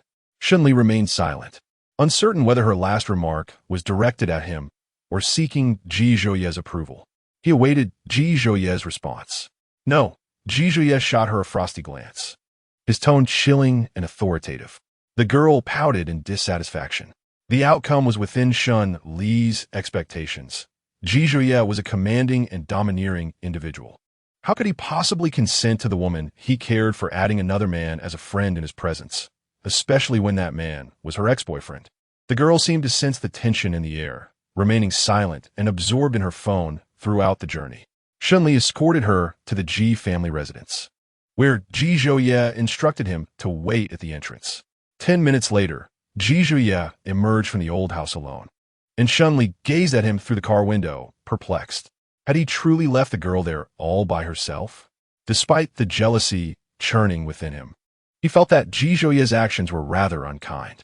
He exited the car to open the door for Ji Zhouye, who stood poised to enter when a female voice called out from behind, "Brother, you forgot your phone." The girl who had just been with Ji Zhouye hurried out from the house, clutching the phone he had inadvertently left behind. She handed it to him, saying, "Annie asked me to give this to you and wanted me to inquire about your recent blind date. You left in such a rush that she forgot to ask." "Brother? Auntie?" Shunli was momentarily taken aback, realizing he had been irrationally jealous. Ji Zhouye's relationship with this girl was entirely different from what he had imagined. But when had Ji Zhouye gone on a blind date? Just as the knot in his heart began to unravel, it tightened once more. He, too, was curious about Ji Zhouye's blind date companion. Ji Zhouye accepted the phone, his gaze momentarily resting on Shunli before shifting to the girl. "Not much, no contact." The girl chuckled. "I suspected as much. Annie told me your blind date was a man. How could you, a steadfast heterosexual, possibly be interested in a man? But Annie only wants what's best for you, so please don't hold it against her." She spoke with a mock seriousness, her laughter bubbling forth until she was nearly in tears. Meanwhile, Shunli contemplated that Ji Zhouye's mother was indifferent to his sexual orientation. Ji just shot her a piercing glance, silencing her. She stifled her laughter and bid farewell before departing. Shunli's emotions had been a tumultuous ride, but fortunately, the clouds had parted, and his spirits were relatively high. Little did he know, the phone was intentionally left behind by Ji Zhouye. He had discerned something from Shunli's expression and, not wanting to overtly clarify or risk misunderstanding, orchestrated this entire scene. Shunli settled into the driver's seat, declaring, "I would like to treat you to dinner." Ji Zhouye looked over, his eyes reflecting confusion regarding Shunli's intentions. "You helped Jiang Qing navigate a difficult situation. I should express my gratitude," Shunli explained. He had been contemplating inviting Ji Zhouye to dinner for a few days, and feeling in good spirits today, he decided it was the perfect occasion. "Very well," Ji Zhouye mused, his eyes narrowing dangerously as a thought crossed his mind. "Since you are treating me, I shall choose the restaurant." "All right." Shunli glanced at him through the rearview mirror, suddenly overwhelmed by a sense of foreboding. His apprehension was confirmed when Ji Zhouye spoke again. "Let us go to the Yuxian restaurant." Shunli thought to himself, as expected. Ji Zhouye was well aware of my dinner plans with Luong at the Yuxian restaurant. It did not surprise Shunli that Ji Zhouye knew of this. He felt as transparent as a blank page before him. An inappropriate thought flickered in his mind. Ji Zhouye was jealous. However, within mere seconds, Shunli suppressed such thoughts. How could Ji Zhouye possibly feel jealousy? It would be more fitting to say he was prone to irrational jealousy. The events of the past, he was the one who had cast Ji Zhouye aside, and it was he who remained unable to let go. Ji Zhouye's desire to keep him close was merely a means of exacting revenge for the abandonment he had suffered. In this fast-paced era, who would love someone for years on end, especially someone who had caused them pain? No one would, and certainly not someone as proud as Ji Zhouye. As Shunli started the car, he remarked quietly, "Ji Zhouye, I am aware of your desire for retribution." Ji Zhouye pursed his thin lips, remaining silent. Shunli continued, "Could we perhaps forego this gradual approach? I would prefer your vengeance to be more vigorous." His erratic behavior, sometimes cruel, at other times kind, made it difficult for Shunli to discern his true intentions. Ji Zhouye gazed out the window, absent-mindedly stroking his wristwatch, and replied with a calm demeanor, "I fear you may not withstand it." Shunli was nearly amused to the point of laughter. One might mistake Ji Zhouye for a philanthropist if they did not know better. Chapter 8. The Surge of Jealousy Upon Entering the Restaurant. Shunli immediately spotted Lu Ong by the floor-to-ceiling windows, who also noticed him. Shunli observed that Lu Ong seemed momentarily taken aback upon seeing Ji Zhouye beside him, while Ji Zhouye's demeanor grew even more frigid. Elbowing Ji Zhouye lightly, Shunli teased, "Look, he has seen us. Has Mr. Ji achieved his objective? Are you satisfied now?" Ji Zhouye remained mute, his expression clearly indicating dissatisfaction. Having failed to meet Lu Ong previously and now encountering him again, Shunli felt it was only polite to greet him. Turning to the difficult person beside him, he suggested, "You order first. I will go say hello." "Do not go." Ji Zhouye's voice was icy. Others might not perceive it, but he was acutely aware of Lu Ang's feelings. Shunli raised an eyebrow, a mischievous smile gracing his lips. "Is Mr. Ji attempting to restrict my freedom? Or are you perhaps feeling jealous seeing me converse with someone who once pursued me?" The warm, ambient light of the restaurant illuminated Shunli, his playful smile reminiscent of a bygone youth. Ji Zhouye momentarily appeared lost in thought, as if recalling that spirited young man. Yet, he quickly regained his composure and retorted, "Jealous? You presume too much." Ji Zhouye's gaze bore into him, revealing a chilling indifference.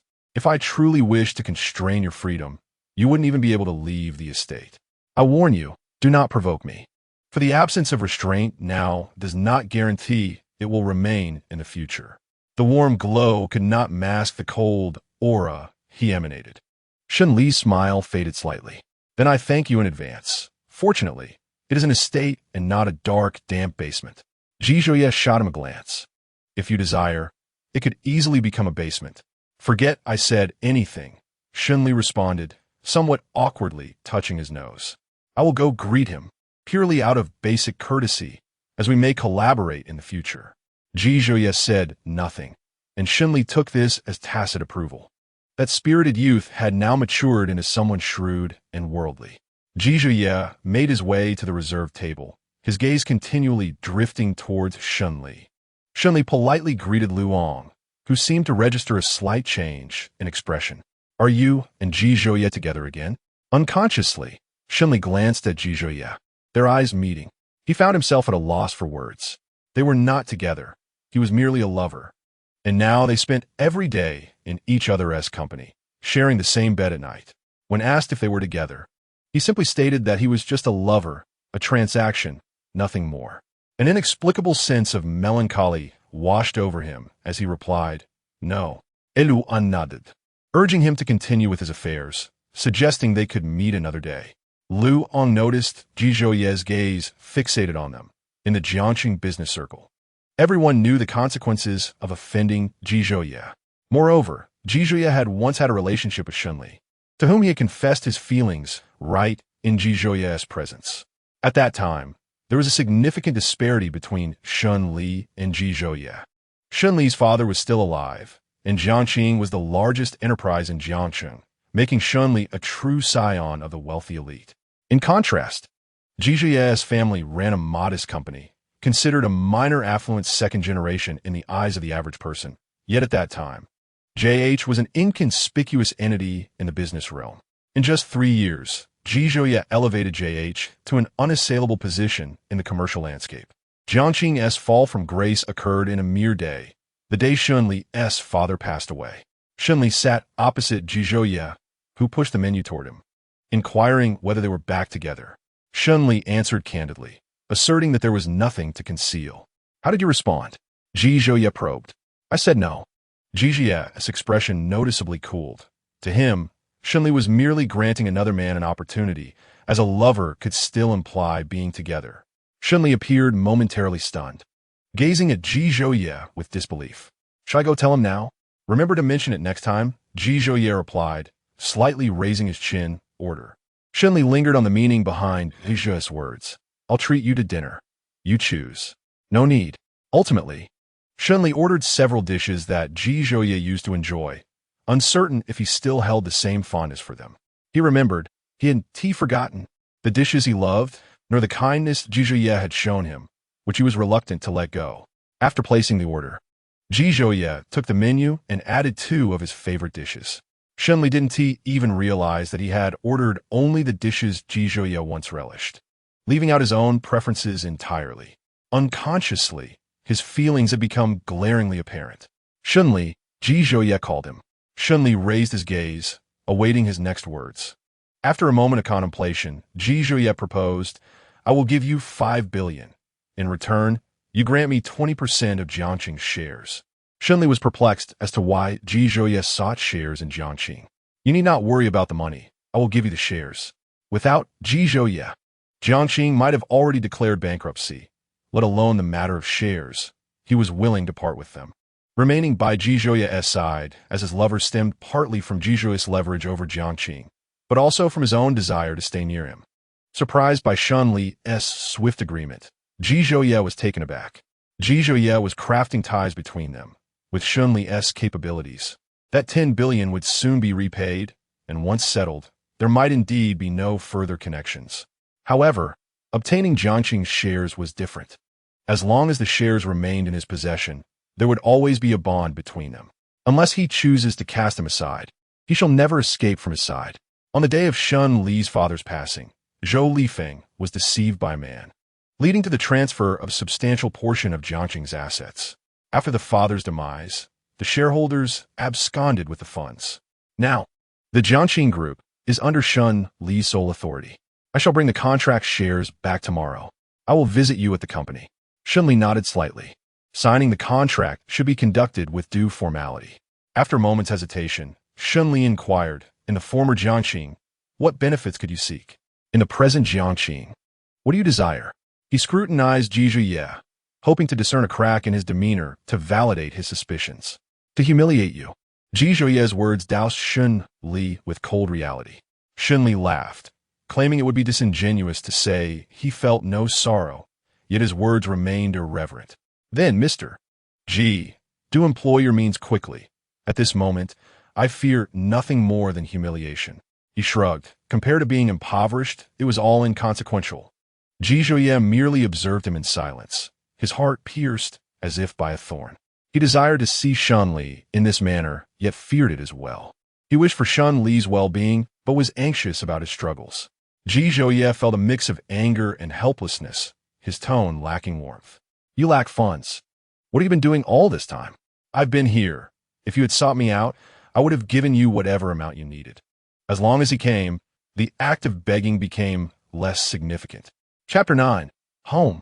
Where you can embrace to your heart's content. Shun-Li's eyelashes fluttered as he recalled the struggles of the past year, his voice tinged with a hint of grievance. I feel embarrassed to ask you. The meal left both men with a myriad of emotions.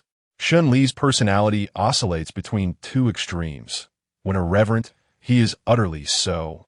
Playful to the point of being infuriating, and in silence, he may go long stretches without uttering a word. Ji Zhouye found himself powerless against him, just as he had in the past.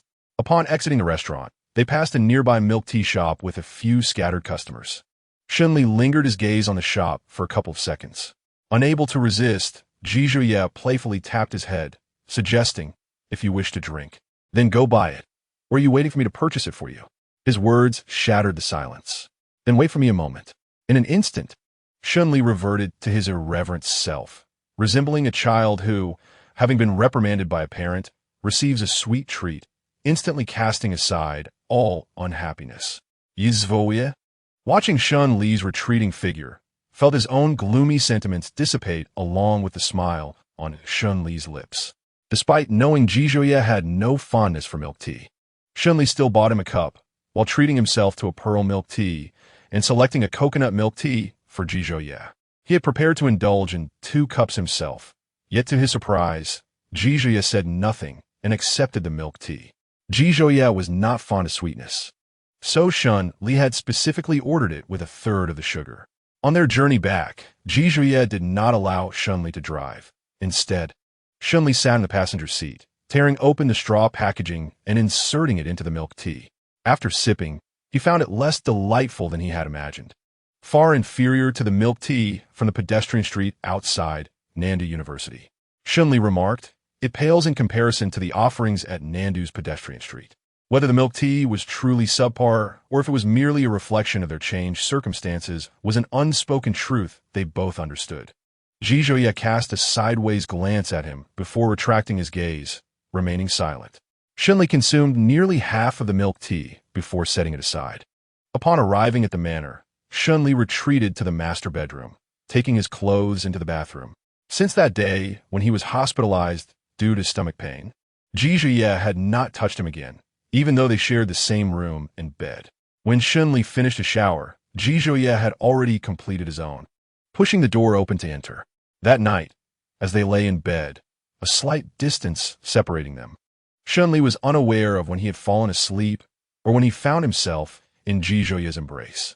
The following day at the office began without any unusual occurrences, until Ling Feng entered the office, at which point Shunli sensed something amiss.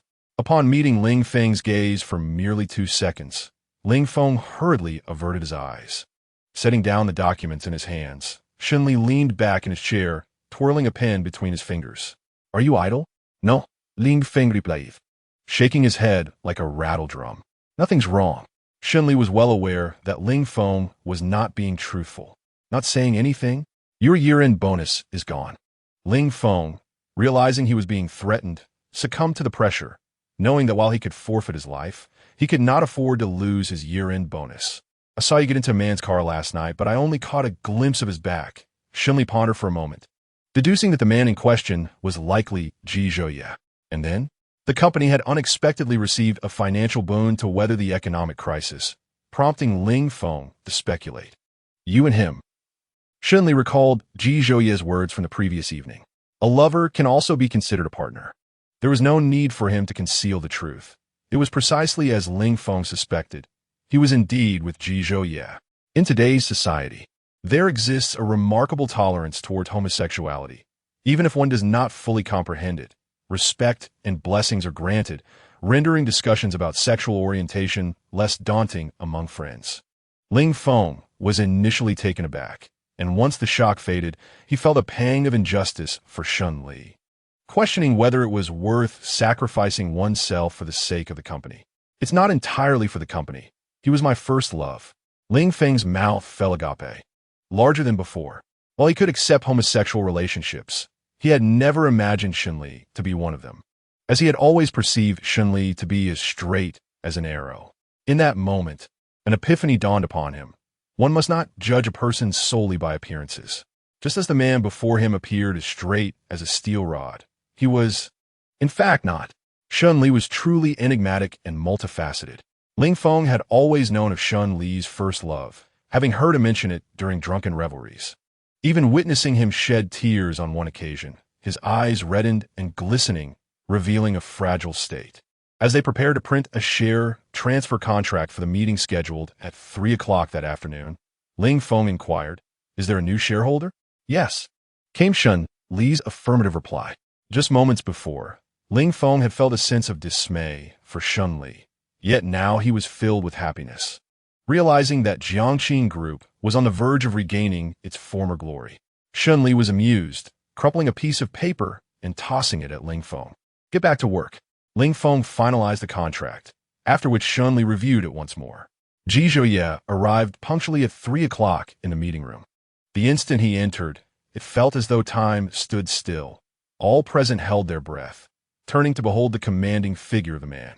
Aware that those assembled had varying degrees of familiarity with Jijuye, Shunli nonetheless reiterated the introduction. presenting him as a shareholder of Jiangxing Group. Upon hearing this introduction, the attendees were left in a state of shock, acknowledging the formidable backing he represented.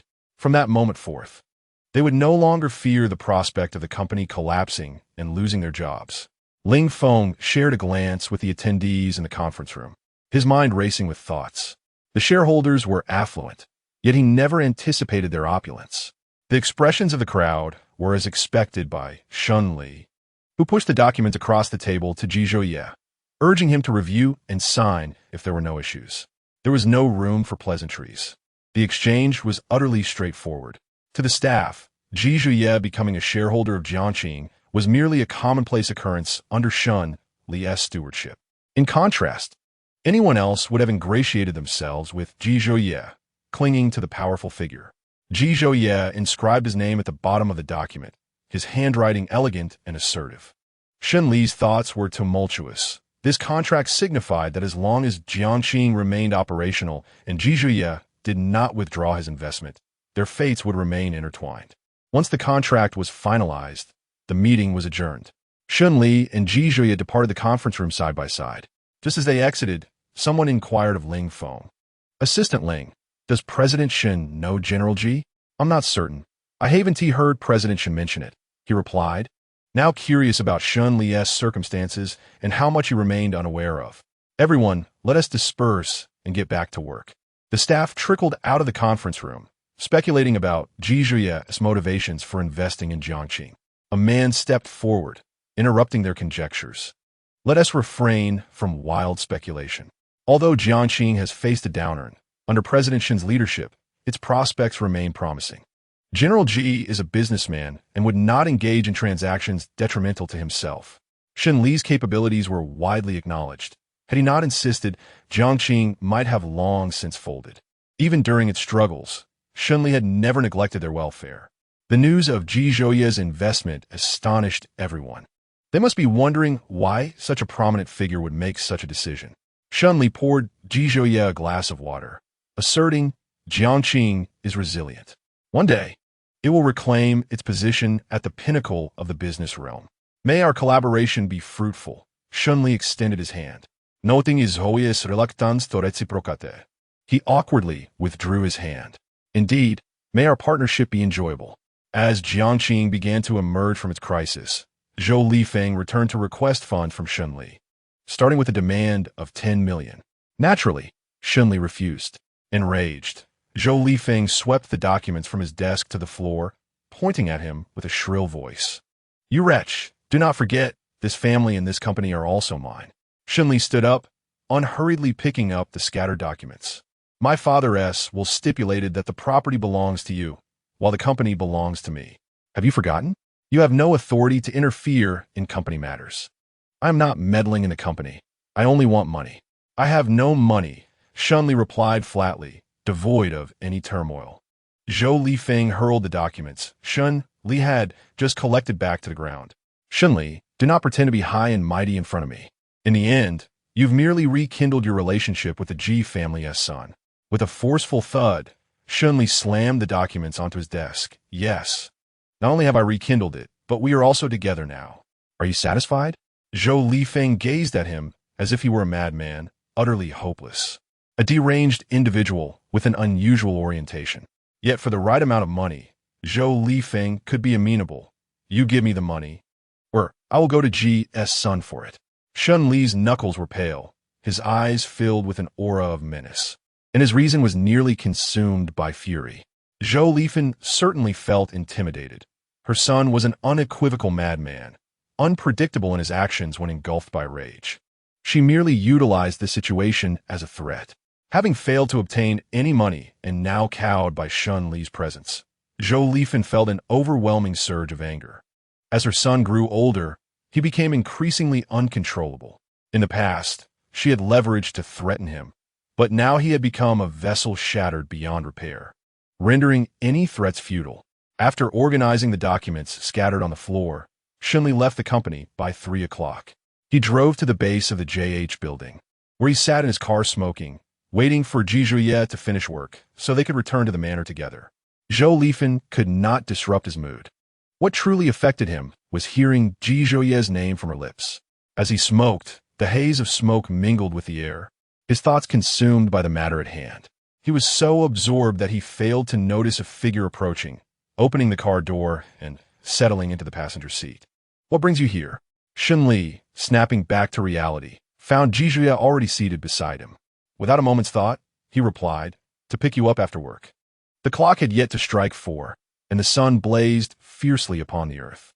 Ji Zhouye, uninterested in idle chatter, inquired, "Is there something you need?"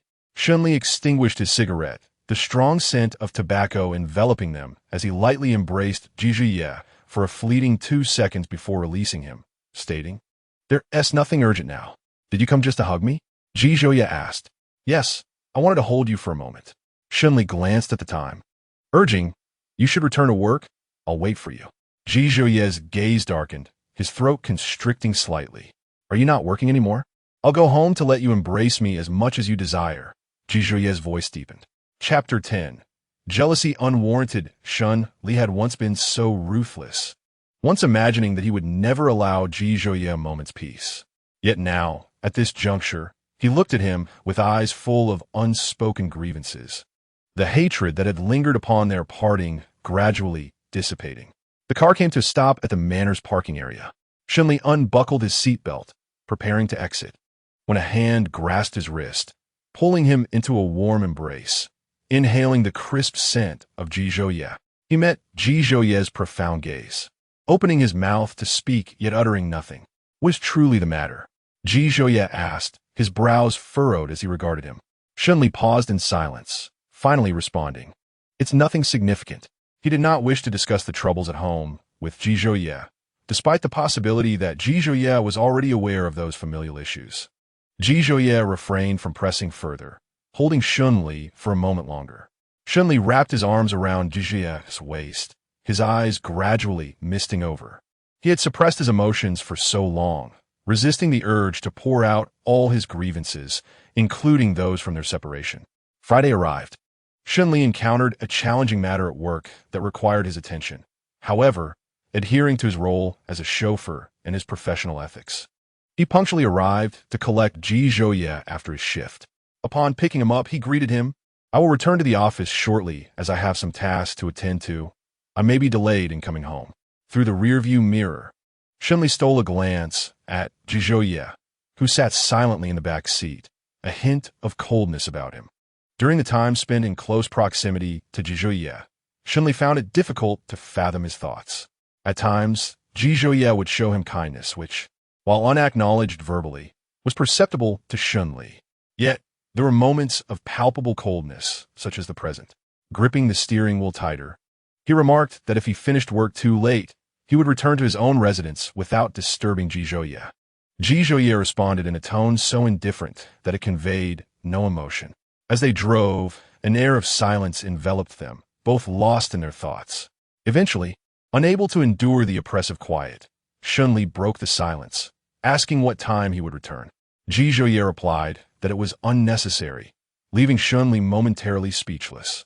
Was he truly not returning? As they waited at a traffic light, Shun Li, feeling increasingly agitated, ran a hand through his hair and leaned back against the seat. Since returning to the country, he had been preoccupied with thoughts of Jiangqing and had seldom frequented entertainment venues, having only visited the Night Ferry Club a handful of times. He had heard from Ling Feng that such establishments were rife with transactions of a sordid nature. While it was not uncommon for such places to engage in monetary and physical exchanges, Ling Feng's insinuations suggested a broader scope, with men seeking men in abundance. The more he pondered, the more irritated he became, craving a cigarette, yet unable to indulge while driving. As they neared their destination, Shun Li could no longer restrain himself and cautiously inquired if Ji Zhouye had any engagements that evening. "No," came the reply. "Will you return tonight?" Ji Zhouye looked up, his gaze inscrutable. After a few moments, he asked, "Do you wish for me to come back?" Shun Li realized that his desires were irrelevant. It ultimately depended on Ji Zhouye.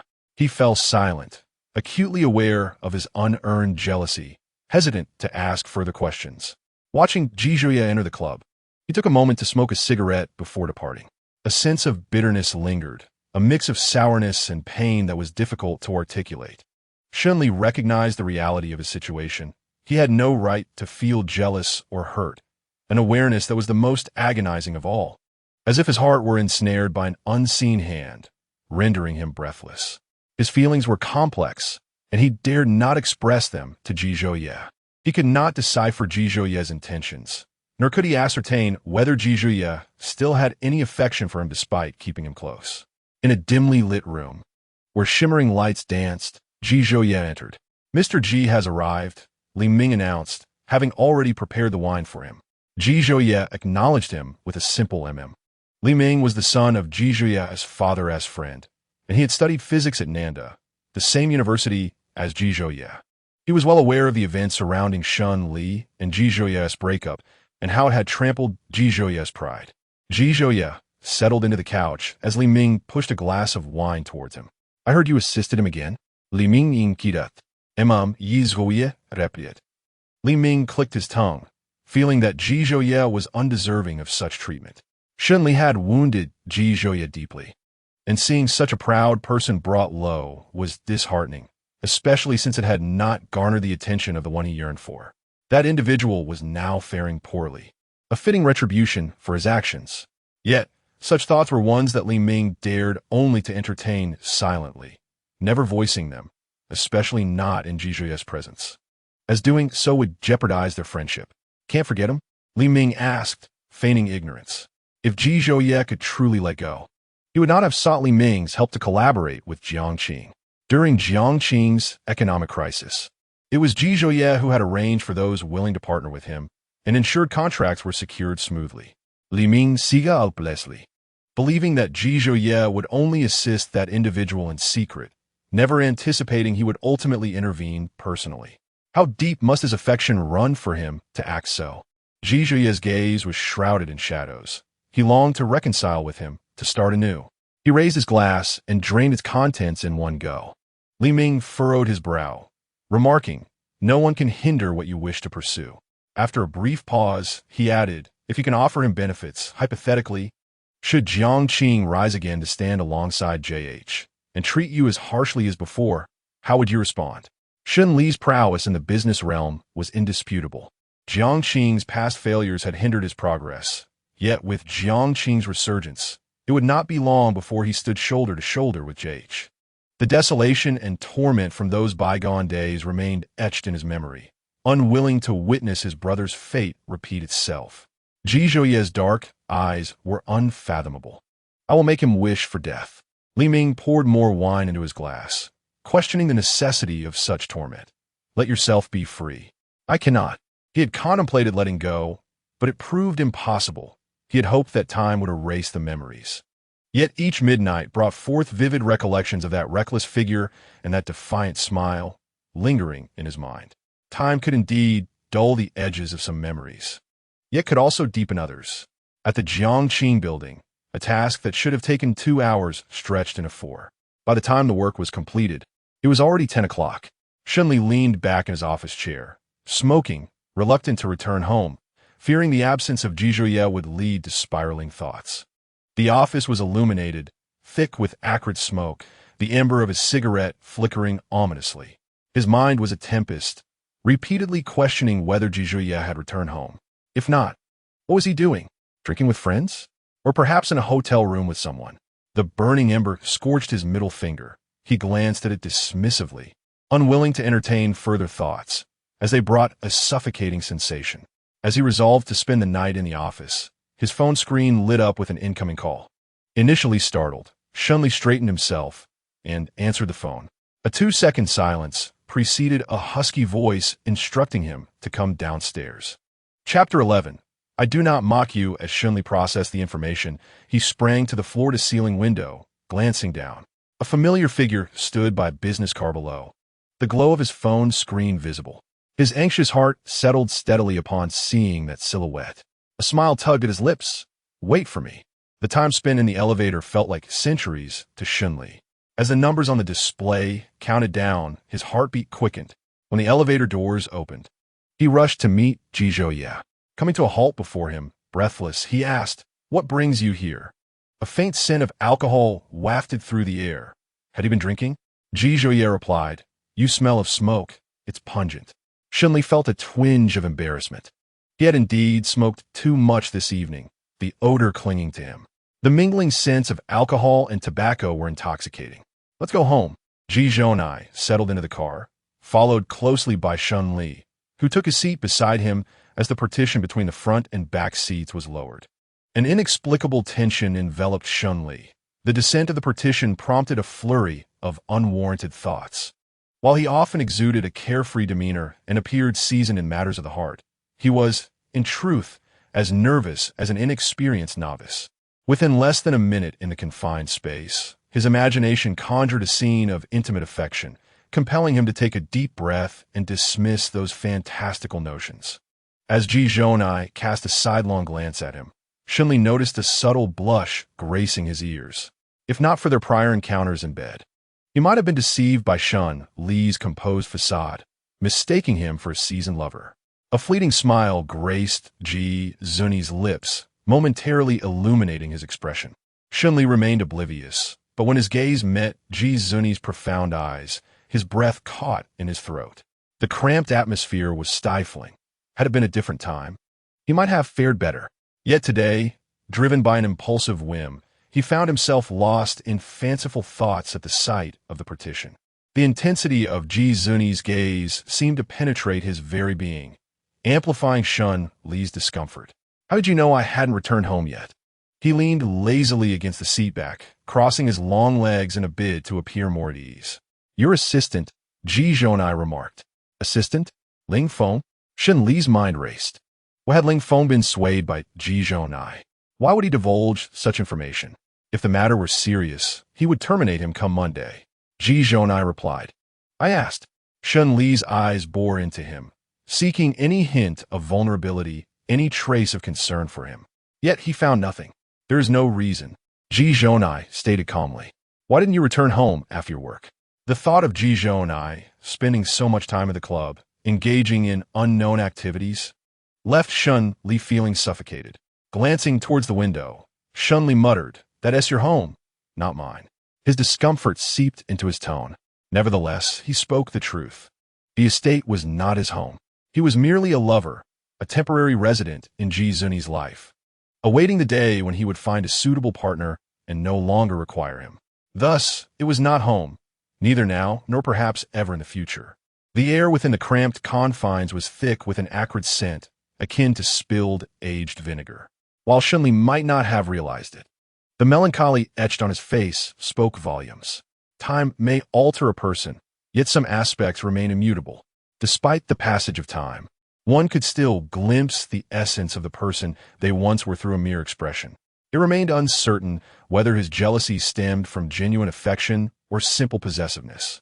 Ji Zhonai withdrew his gaze, pondering the necessity of such entanglements. Did it truly matter to you, whether it was yes or no? Shun Li stifled a laugh, adopting a nonchalant demeanor. "Of course it matters. You are you, and I am I. Your possessions have nothing to do with me." The moment Ji Zhonai appeared downstairs, an uncontrollable joy surged within him, marveling at how they could engage in such a conversation. In a fit of irritation, he turned away, presenting Ji Zhonai with his back. "Don't talk to me." The fire ignited within him made him forget who truly held authority. Daring to speak to Ji Zhonai in such a manner, he was playing with fire. Shun Li shifted his body in search of a comfortable position. Noticing the silence from Ji Zhuye, he stealthily glanced to discern whether he was upset. After all, the man beside him possessed the power to utterly annihilate Jiang Qing with the slightest flick of his fingers. Shun Li straightened his posture, awkwardly rubbed his nose, and murmured, "I was merely jesting." Given his understanding of Ji Zhuye, he presumed he wouldn't be so petty as to extinguish Jiang Qing for a mere slip of the tongue. Ji Zhuye feigned sleep, ignoring him. Throughout the journey, Shun Li fidgeted restlessly, yearning to initiate conversation, yet upon witnessing Ji Zhuye's disinterest, he fell silent. Thus, he wrestled with himself repeatedly, ultimately failing to utter a single word. He even began to grumble that if nothing was to be done, why lower the partition and create misunderstandings? Noticing Ji Zhouye's continued silence, Shunli leaned closer, meticulously outlining his features. The long, dark lashes framed deep-set eyes, and his jawline was smooth. Shunli's gaze fell upon the prominent Adam's apple, and he involuntarily swallowed hard. A sudden halt sent his body lurching forward, colliding with Ji Zhouye's chest.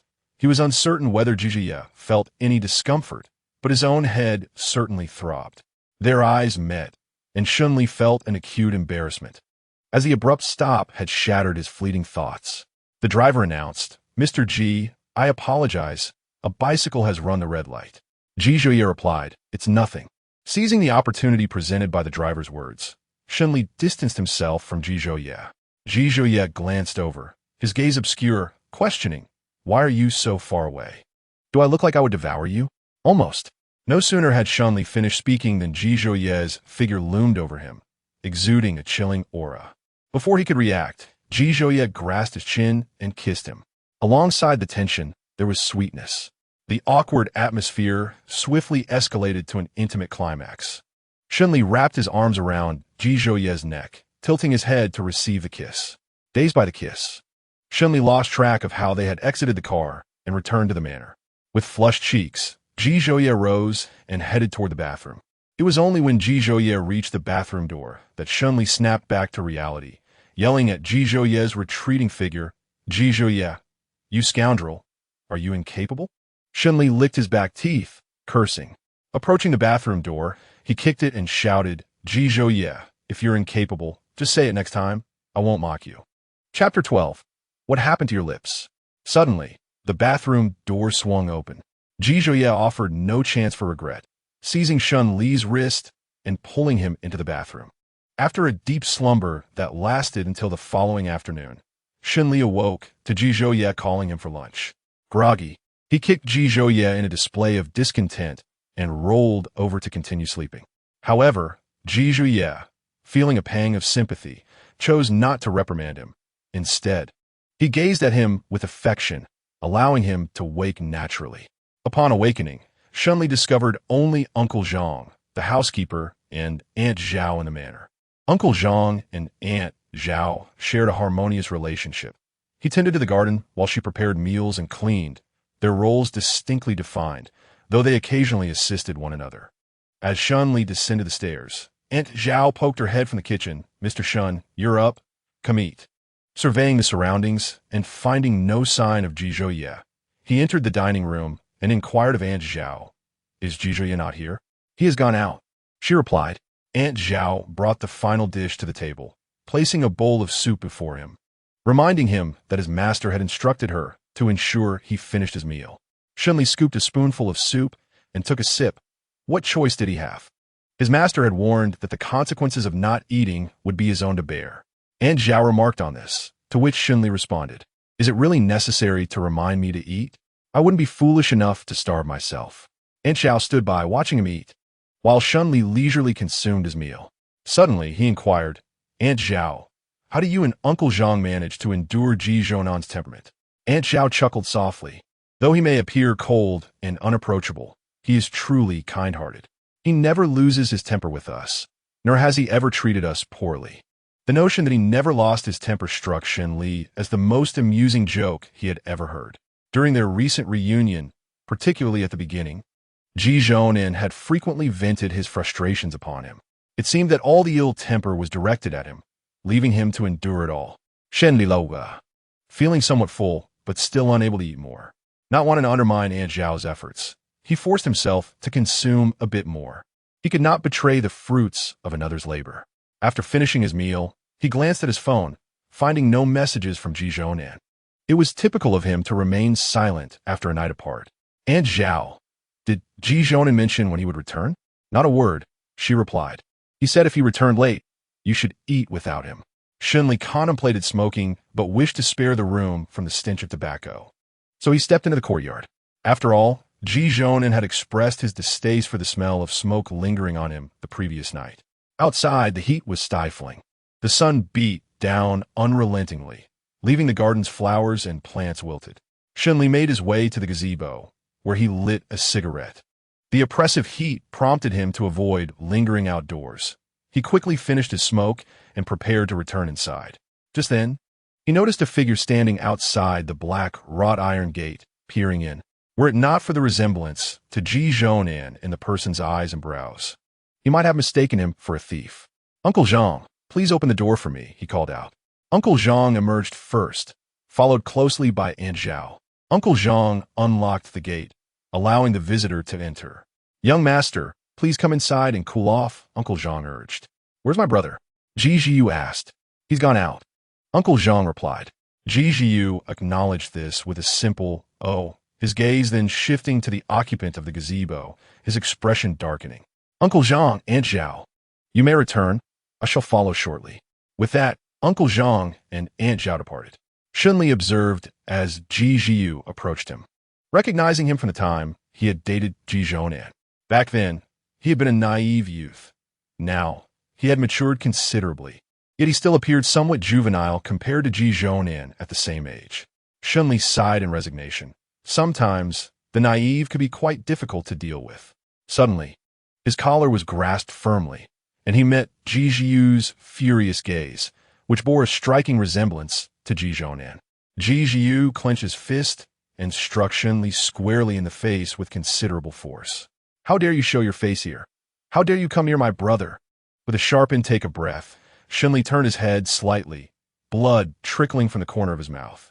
Ji Zhiyu raised his fist, prepared to strike again.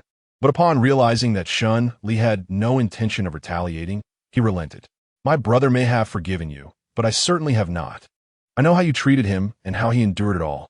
I shall inform you that as long as Ji Zhiyu is present, you shall never think of entering my home." Ji Zhiyu spoke with determination. His parents are open-minded and respect their child's opinions. Yet this does not imply that this scoundrel can cross the threshold of the Ji household. Anyone is welcome, save for this particular individual. Ji Zhiyu, unable to contain his indignation, exclaimed, "Scoundrel." Shunli wiped the blood from the corner of his mouth and remarked, "Isn't it hot? Let's head inside." The two entered the house, choosing to ignore each other as they retreated to their respective rooms. Ji Zhiyu had converted a space on the third floor into a gaming room, a sanctuary where he could both slumber and indulge in video games, often escaping there for a couple of days when his parents' nagging became unbearable. Shunli returned to his room and tended to the wound at the corner of his mouth. How unfortunate to be struck there. The bruise would take several days to heal. After enduring a night of torment from his brother, he was now at the mercy of his younger sibling. Was there anyone more unfortunate than he? He owed both brothers a debt. Once he had dressed his injury, Shunli lay down and fell asleep once more, only to awaken at 4 o'clock. Descending the stairs, he overheard Ji Zhiyu venting to Aunt Zhao. "My brother is truly unwell. He brought back such a person. Has he forgotten how that scoundrel treated him?" Aunt Zhao chuckled softly. "Young master, I am unaware of the history between your brother and Mr. Shun. We are but bystanders, and some matters must be resolved by those directly involved. It is precisely because I am a bystander that I am furious. My brother allows him to stay here, while I receive no such privilege." Ji Zhiyu seethed, his face betraying his anger as he defended Ji Zhouye. "When my brother returns, I shall insist he expel that scoundrel." "Yizhayu," a chilling voice echoed through the room, laden with palpable pressure. Ji Zhiyu turned to see his brother had returned. Shunli stood nearby, casting a glance at Ji Zhouye. Ji Zhouye's gaze lingered on the corner of Shunli's mouth, a glimmer of anger flickering in his eyes. "What happened to your mouth?" Ji Zhiyu then realized the presence behind him, feeling as if he had been caught speaking ill of someone, yet he felt no remorse. His words were all truth. What frightened him was the apparent fury brewing within his brother. Ji Zhiyu fixed his gaze intently upon Shunli, knowing that if this man dared to report him, he would forever hold him in disdain.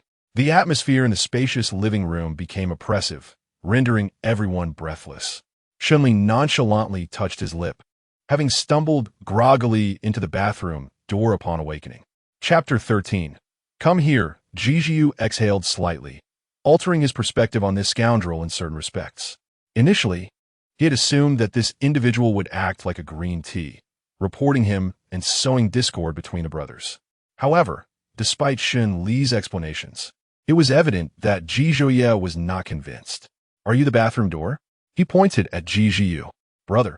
Ji Jiu regarded Ji Zhuye's expression with trepidation. Ji Zhuye shot him a cold, piercing glance. Silence. One dared to strike, while the other defended the assailant. Neither of them regarded him with any respect. Ji Jiu, feeling defiant, retorted, "So what if I struck him? I was standing up for you, brother. How can you threaten me for the sake of an outsider? You believe you have the right to hit someone?" Ji Zhuye's brow furrowed, his tone laced with impatience. "He is still human, merely a scoundrel." Ji Jiu scoffed at the remark. The atmosphere grew tense, plummeting to a freezing point. Shunli suddenly felt a sense of accomplishment, realizing he had managed to provoke a rift between the two brothers. He stepped closer to Ji Zhuye, attempting to mediate. "I did strike him as well, though not on the face." He sought to defuse the situation, yet his efforts were met with disdain. "There is no need for your feigned concern here. Shen Li Siga." His younger brother had quite the temper. Ji Zhuye exuded an imposing presence even in silence, while Ji Jiu expressed his frustration openly, venting his displeasure without any subtlety. Straightforward in both temperament and disposition. Though Ji Zhuye's face betrayed little emotion, his anger was palpable, his very aura imbued with an icy chill. "Ji Jiu, leave at once." "Fine, I'll go." Ji Jiu retorted. "Brother, you are clearly biased." He stormed off in a huff, initially intending to spend the night here. The sight of that man irked him, particularly since his brother favored him. Staying would only invite further irritation. It was better to avoid a situation where he might be subjected to more grievances, especially when he had no inclination towards masochism. Ji Zhuye watched his brother depart, contemplating the audacity of his words in front of their mother, vowing to break his legs next time. The previous incident had yet to be addressed. Ji Jiu, ultimately yielding to violence. One could hardly say he lacked ambition. After all, in Jiangsheng, how many dared to confront him, with his grievances unvoiced? He could only confide in his childhood companion. Ji Zhuye sank into the sofa, his gaze settling on Shun Li, who had remained still. "Come here." Shen Li upbruaka. And Ji Zhuye gestured for him to sit beside him. Shun Li reclined lazily on the sofa. "What is the matter?" A cool fingertip brushed against his lips, tenderly caressing, causing Shun Li to freeze, his heart racing and body rigid. Ji Zhuye scrutinized him, withdrawing his finger. "Did you not think to read Ali? Have you no hands?" "He is your brother." At that moment, Shun Li began to question whether Ji Jiu was truly his biological brother, who would allow a stranger to strike their sibling. Ji Zhuye grasped his neck, drawing him closer. Regardless of their relationship, it was simply wrong to resort to violence. Shun Li felt the warmth of Ji Zhuye's palm and met his dark gaze. He was still young. A discussion would suffice, no need for force. If it came to blows, his brother would not stand a chance against him. Moreover, Ji Jiu was merely trying to defend him. It was of no consequence. Shun Li gazed at Ji Zhuye with those expressive eyes. Ji Zhuye, unfazed, rubbed the back of his neck before releasing him. "This is all you amount to?" Shun Li smiled faintly. Indeed, this was his limit. Otherwise, he wouldn't find himself in this manner or beside Ji Zhuye. Had he possessed the power to resurrect Jiang Qing, had he not been intimidated by Ji Zhuye's threats, he might have lived his life devoid of any connection to Ji Zhuye, never swallowing his pride to seek his help. Yet now, he found himself reluctant to leave Ji Zhuye's side. He felt no apprehension. No one could threaten him anymore. Perhaps it was not solely his decision to remain beside Ji Zhuye. Noticing Shun Li lost in thought, Ji Zhuye wrapped an arm around his waist, pulling him close. "What are you pondering?" Shun Li's eyelashes fluttered slightly. "How long will you allow me to stay by your side?" Ji Zhuye's deep-set eyes dimmed as he grasped his chin, compelling him to lift his gaze. "Once I grow weary, you may take your leave." Shun Li's inquiry struck a nerve within Ji Zhuye, leading him to believe that Shun intended to depart, wishing to escape the manor, and more so, his presence. "When will you grow weary?" Shun Li, noticing the shift in Ji Zhuye's demeanor, stubbornly pressed on. "At least not now." Ji Zhuye released him and rose to leave. "Shun Li, do not entertain unrealistic notions. Your current position does not afford you such luxury. If you do not wish to remain by my side, you shall spend your life in darkness." Reluctant to let him dwell in shadows, Ji Zhuye, despite having been hurt once, was willing to extend another chance. As Ji Zhuye stepped away, Shunli pursued him, encircling his waist from behind, his voice quivering. Ji Zhuye, I do not wish to leave. I desire to remain by your side. At that moment, any sincere words were merely perceived by Ji Zhuye as insincere flattery with ulterior motives. Ji Zhuye pried his hands away and ascended the stairs without a backward glance. The warmth of the previous night had dissipated entirely. Shunli cursed himself for his indiscretion, for asking trivial questions. Now, a peaceful day had devolved into this. Was it not better to live in the moment? Throughout the time until dinner, Ji Zhuye remained in the study, and Shunli sought to engage him in conversation, but found no opportunity. Aunt Zhao prepared dinner and ascended to summon Ji Zhuye. But Shunli hurriedly interjected, Aunt Zhao, I will fetch him. After a moment's hesitation, Shunli knocked on the study door. Mr. Ji, dinner is ready. No sound emerged from within, nor did anyone respond. Shunli tentatively called out again, Mr. Ji. Shunli reserved calling Ji by that title for 2 instances, when Ji Zhuye was angry with him or when he was envious of him. Clearly, this situation fell into the former category. Just as he assumed Ji Zhuye would not acknowledge him and would not open the door, the study door swung open unexpectedly, catching him off guard. Shunli averted his eyes, touching his nose. Dinner is ready. Ji Zhuye sidestepped him, descending the stairs without granting him so much as a glance. Shunli assumed Ji Zhuye wished to avoid him, so he discreetly returned to his bedroom, planning to eat after Ji Zhuye finished, avoiding any discomfort in front of him that might hinder Ji Zhuye's appetite. Approximately 10 minutes later, the bedroom door opened, and Ji Zhuye entered, his icy gaze resting on the figure reclining on the bed, somewhat indifferent. Do I need to beg you to eat? Shunli sat up from the bed. Mr. Ji, could you refrain from misinterpreting others' goodwill? I was concerned you might lose your appetite watching me eat. Chapter 14. Shatter your tongue. Shunli feared affecting Ji Zhuye's appetite. Yet Ji Zhuye misconstrued his intentions, believing him to be putting on airs. Ji Zhuye, showing no mercy, yanked Shunli up from the bed. Why would I misinterpret your goodwill? Shunli pressed his lips together, cautiously asking, Did I say something I shouldn't have? Upon reflection, it seemed his words held no issue. What had triggered Ji Zhuye's ire? Reflecting on the earlier conversation, it seems that Ji Zhuye may have perceived that he had received payment, yet was unwilling to assume the role of a lover, thereby questioning his integrity and causing his ire. For a fleeting moment, he entertained the notion that Ji Zhuye's anger stemmed from still harboring feelings for him, but swiftly dismissed this possibility, deeming it less likely than winning a 5 million lottery. Ji Zhuye's demeanor was cold, his gaze imbued with indifference, and any further indiscretion would surely provoke a harsh reprimand. Shunli remarked, Mr. Ji, you just stated that resorting to violence is inappropriate. Ji Zhuye narrowed his dark eyes, causing Shunli to flinch. With a nervous chuckle, he reassured, if Mr. Ji were to resort to violence, it would undoubtedly be the fault of the other party. Rest assured, I honor my commitments. Having accepted your money, I will never default. Nevertheless, Ji Zhuye's expression remained unyielding, disregarding Shunli's attempts at levity as he released him, instructing him to head downstairs for dinner without needing to repeat himself. Ji Zhuye's reaction confirmed Shunli's suspicions. The high-ranking executive's propensity for distrust was evident. His suspicion was entirely unwarranted. Even if Shunli were solely interested in monetary gain, he would not dare to act upon it. Currently, he felt akin to an ant, easily crushed by Ji Zhuye's slightest whim. During dinner, Ji Zhuye did not utter a single word to him. Shunli, adopting a mindset that more conversation could lead to further mistakes, silently consumed his meal. After dinner, he retreated to the courtyard for a smoke, where the temperature had cooled from the afternoon's heat, and the wilting flora seemed to regain vitality, surrounded by buzzing insects in the glow of light. After smoking a couple of cigarettes, he returned indoors, opting to shower to avoid Ji Zhuye's disdain. On Sunday, aside from managing work online, he indulged in gaming, relishing the rare opportunity to relax. Ji Zhuye emerged from his study for water, his gaze landing on Shunli, who was engrossed in his game. Sensing the scrutiny, Shunli looked up and offered, Care to join? I can show you the ropes.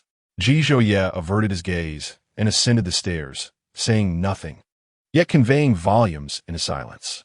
After achieving a pentakill, Shunli was felled by a defensive tower. Frustrated, he raked his fingers through his hair, but revived and pushed toward the enemy's crystal, concluding the match victoriously.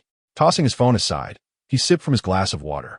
Monday dawned as the most hectic day of the week, with Shunli only finding respite after 3 in the afternoon.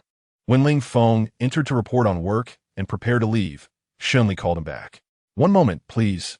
Ling Feng returned to the desk, inquiring, "Mr. Shun, is there anything else?" Shunli hesitated before posing a question. "How does one remain by someone's side indefinitely?" Ling Feng pondered. "That depends on who the person is.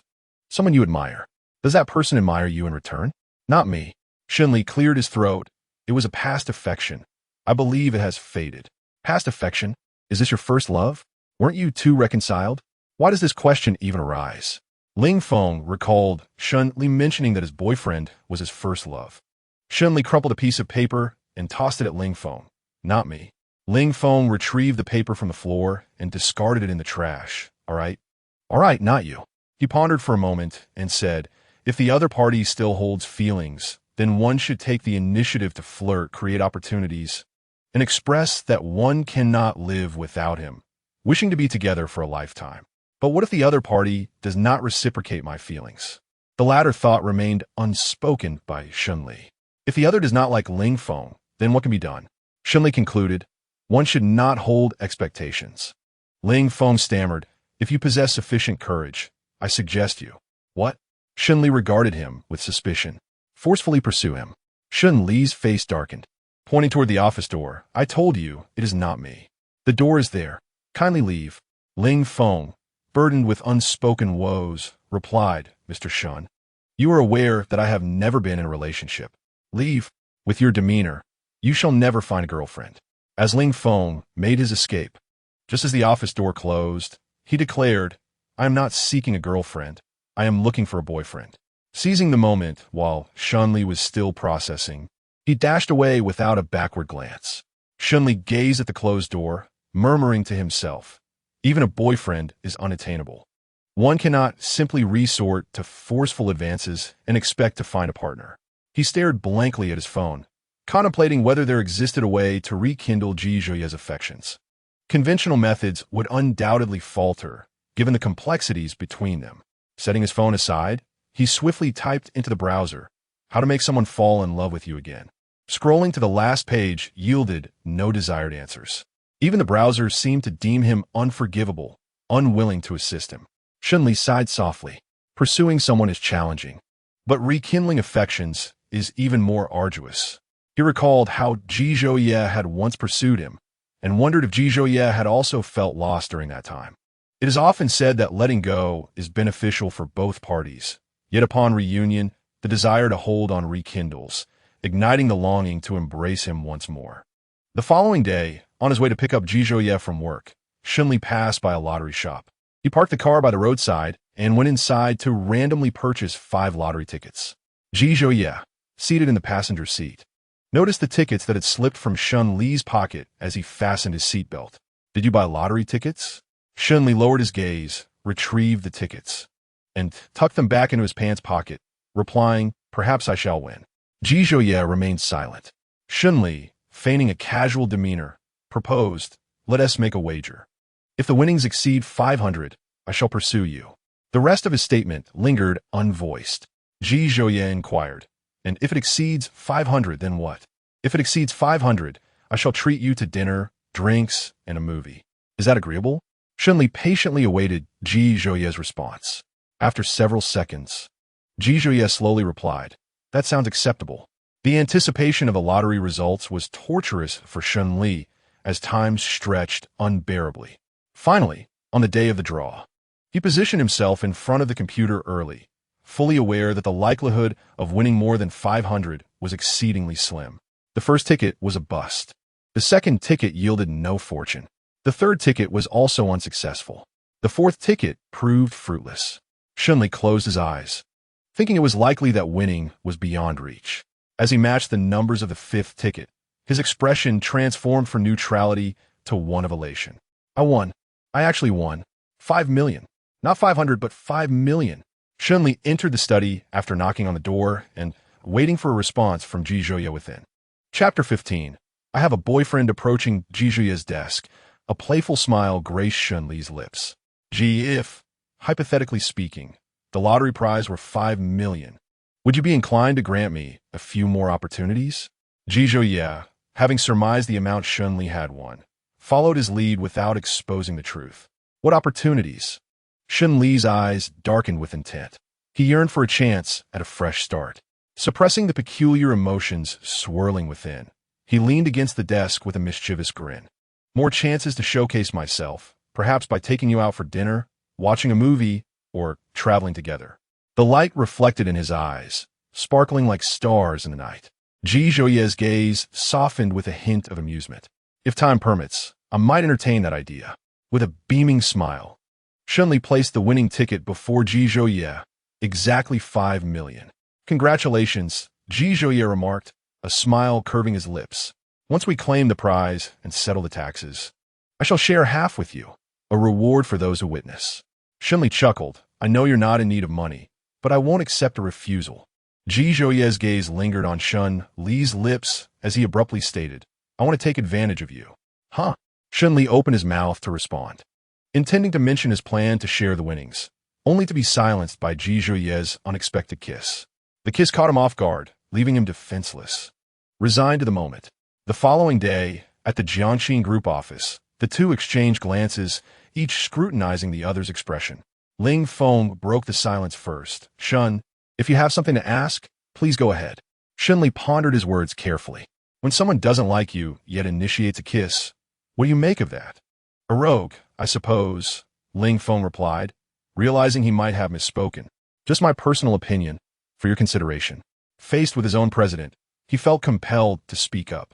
If someone doesn't like you, yet still kisses you, aside from being a rogue, I can't think of anything else. Watching his president, he concluded that this situation could not persist.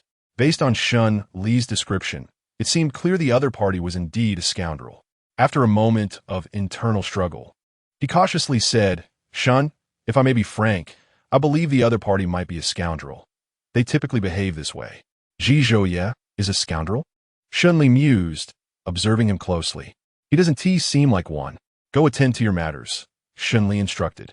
Understood, Shun, Ling Feng replied, relieved not to be reprimanded this time. Was Ji Zhuoye truly a scoundrel? The thought lingered. How could one not like another, yet still engage in intimacy? Countless questions surged within Shunli's mind. For a fleeting moment, he too began to entertain the notion that Ji Zhuoye might indeed be a scoundrel, disinterested yet desiring to share a bed. Upon reflection, if Ji Zhuoye were a scoundrel, what label could be placed on him? If one would be deemed roguish, he certainly surpassed Ji Zhuoye in that regard. Their arrangement had always been one of mutual benefit. It was he who had initially entertained the greedy notion of remaining by Ji Zhuoye's side. Choosing not to dwell on these thoughts any longer, Shunli resolved that overthinking would only breed anxiety without offering solutions. Moreover, Ling Feng was far from reliable, and his words even less so. Just as he reached for a document, Ji Zhuoye's call came through. Shunli answered the call, only to disconnect moments later. He set aside the documents in his hands and exited his office, hastily making his way to the exclusive elevator. As the doors opened, he raised his gaze, meeting the profound and enigmatic black eyes of Ji Zhuoye. What brings you here? He inquired. Are you not welcomed? Ji Zhuoye stood before him, tall and striking, his features elegantly sculpted, his slender black eyes exuding a sense of cold detachment. You are welcomed, Shunli replied softly. Stepping out of the elevator, Shunli grasped Ji Zhuoye's wrist, guiding him toward the fingerprint recognition device in the exclusive elevator corridor. He unlocked it with his fingerprint and proceeded to register Ji Zhuoye's prints. With a playful smile, he pressed Ji Zhuoye's thumb onto the screen, saying, In honor of your arrival, this elevator shall serve you henceforth. Observing the successful registration, a subtle smile flickered at the corners of Ji Zhuoye's lips. As the fingerprint interface faded, 3 prints were displayed on the screen. Ji Zhuoye's newly registered one, Shunli's, and a third unknown print. Ji Zhuoye's expression darkened. Whose is the third fingerprint? Shunli's demeanor shifted, the mirth vanishing from his face. It belongs to my father. After assuming control of the company, Shun Li had preserved the remnants of his father's presence. Ji Zhouye regarded Shun Li's profile with an inscrutable expression. After a brief pause, he swiped the screen to exit the fingerprint interface. His warm hand gently massaged the nape of Shun Li's neck. Can I come directly next time? Shun Li felt an odd sense of comfort from Ji Zhouye's presence. Meeting his gaze, he affirmed, yes, feel free to come directly next time. Upon returning to his office, Shun Li prepared a cup of coffee for Ji Zhouye before diving into his work, as several documents awaited his attention. Ji Zhouye stood by the floor-to-ceiling window, engaged in a phone call. Ling Feng entered with a work report, pushing the door open. Previously, Jiang Qing had been quite busy, and Ling Feng had grown accustomed to entering without knocking, a habit that lingered. Observing the man by the window, Ling Feng approached the desk. Shun, is this your boyfriend? The silhouette resembled the one he had seen that night. Shun Li glanced at Ji Zhouye, who was still on the call. He then turned his attention to Ling Feng. What is it? Ling Feng took his silence as acquiescence. Shenyang Group wishes to discuss a collaboration with us. There's a dinner invitation. Shall we attend? Ling Feng recalled how Shenyang Group had once held themselves in high regard, having made things difficult for Jiang Qing, though they later apologized. He felt protective of Shun Li, believing that the proposed collaboration, which he had investigated, offered limited benefits. Given Jiang Qing's current circumstances, he felt they could forego the partnership. Ling Feng handed the collaboration documents to Shun Li, who glanced over them and replied, "We shall go." Ling Feng, puzzled, said, "Shun, have you forgotten how they treated us?" "It is precisely because I remember." Shun Li's eyes deepened with resolve. In the competitive realm of business, where conditions shift unpredictably, Jiang Qing had struggled to rise from the depths and should value every opportunity. Ling Feng fell silent. Shun Li closed the documents. Make the arrangements. Understood, Ling Feng responded. Ji Zhouye softly acknowledged his call before turning to Shun Li. We shall not be collaborating with Shenyang Group henceforth.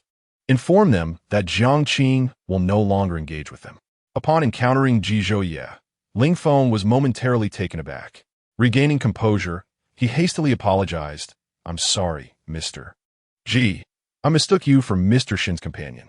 Not wishing to utter the term boyfriend, Ling Feng rephrased, I mistook you for a friend of Mr. Shun. Ji Zhouye had overheard Ling Feng's earlier remarks. His gaze shifted to Shun Li. Did you not inform him?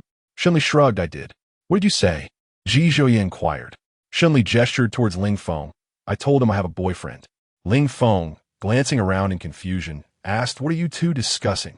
In Chapter 16, Ji Zhouye's expression turned frosty. Did you not clarify who your boyfriend is? Shun Li glanced at Ling Feng, then back at Ji Zhouye. He did not inquire about my boyfriend. Just because he did not ask, you remained silent? His Zhouye's demeanor darkened. Shun Li found himself momentarily speechless, pondering how he had become ensnared in this loop. Leaning back in his office chair, he sighed. If he does not ask, how can I elaborate? Ling Feng, bewildered, wondered what was transpiring. What astonished Ling Feng most was his superior's audacity to confront a figure of such stature. After all, the individual before them was a formidable presence in Jiangqing. Ji Zhouye's piercing gaze fell upon Ling Feng. Inquire of him who his boyfriend is. Shen Li, Ling Feng, nervously swallowing, timidly asked, Mr. Shun, who is your boyfriend? No, Ling Feng, whose side are you on? Shun Li replied, exasperatedly amused. Traitor. Ling Feng, I dare not offend Mr. Ji. Shun Li, so, you choose to offend him instead? Shun Li rose, maneuvered around the desk, and seized Ling Feng by the collar, presenting him before Ji Zhouye. Gaze well, this individual is both my former and current boyfriend. A satisfied smile crept onto Ji Zhouye's lips. Shun Li, increasingly irate, added, he is also the scoundrel you mentioned. His Zhouye's millefaltered. Ling Feng, astonished and fearful, was on the verge of kneeling to apologize to Ji Zhouye. Mr. Ji, I am truly sorry. I should not have called you a scoundrel. I sincerely apologize. What has to be said? Ji Zhouye, surprisingly calm, inquired. Ling Feng, bewildered, responded, Today Mr. Shin asked me what it meant if someone dislikes you yet kisses you. Shun Li glanced at Ji Zhouye, who bore a smile in his eyes, but showed no inclination to elaborate further. A fleeting glimmer of disappointment crossed Shunli's gaze as he questioned his own sanity, yearning for Ji Zhuye's explanation. Were they not lovers? What was there to explain? After Ling Feng concluded his explanation, he resumed apologizing. Mr. Ji, please do not be angry with me. Shunli, slamming the documents on the table, asserted during work hours, discussions unrelated to work are prohibited. Ling Feng fell silent. Shunli regarded him. Continue collaborating with Sheng Yang. Arrange the details. Do not go, Ji Zhuye coldly interjected. Ling Feng found himself in a dilemma, unsure whether to proceed or abstain. Ji Zhuye, Shunli gritted his teeth. Yizvoye retorted. Will you collaborate with me or with Sheng Yang? What are we collaborating on? Where are the documents? Shunli queried. Ji Zhuye sent him an electronic copy via email. Shunli did not peruse the document. He placed his trust in Ji Zhuye. Could they not collaborate together? No, it simply could not be. The contract behind Sheng Yang Group's documents was riddled with conspicuous loopholes, with Sheng Yang itself as the primary beneficiary. He had intended to engage in a thorough discussion during tonight's banquet, but with Ji Zhuye's unexpected emergence, those plans were thwarted. Choose me or Sheng Yang? Ji Zhuye inquired. I choose you. Is that sufficient? You are my esteemed benefactor, my financial patron. If not you, then whom else would I select? Shenli Raturta. He recalled that he still needed to settle accounts with Ling Feng and turned to him. You shall return to JH with your esteemed Ji. For that is where you truly belong. There is no place for you here. Is that agreeable, Ji? Ling Feng blinked with starry-eyed admiration at Ji Zhuye. But JH is so enticing. Who could resist? Shunli felt that his current emotions defied any description. Stay here. Your President Shun requires your presence more. Ji Zhuye's lips curled into a smile. Shunli extracted a cigarette from his pack and placed it between his lips without igniting it. He fixed his gaze upon Ji Zhuye. When you depart, take your mutt with you. Do not repulse me further with his presence. Ling Feng lamented. I have instantly transformed from a man into a dog.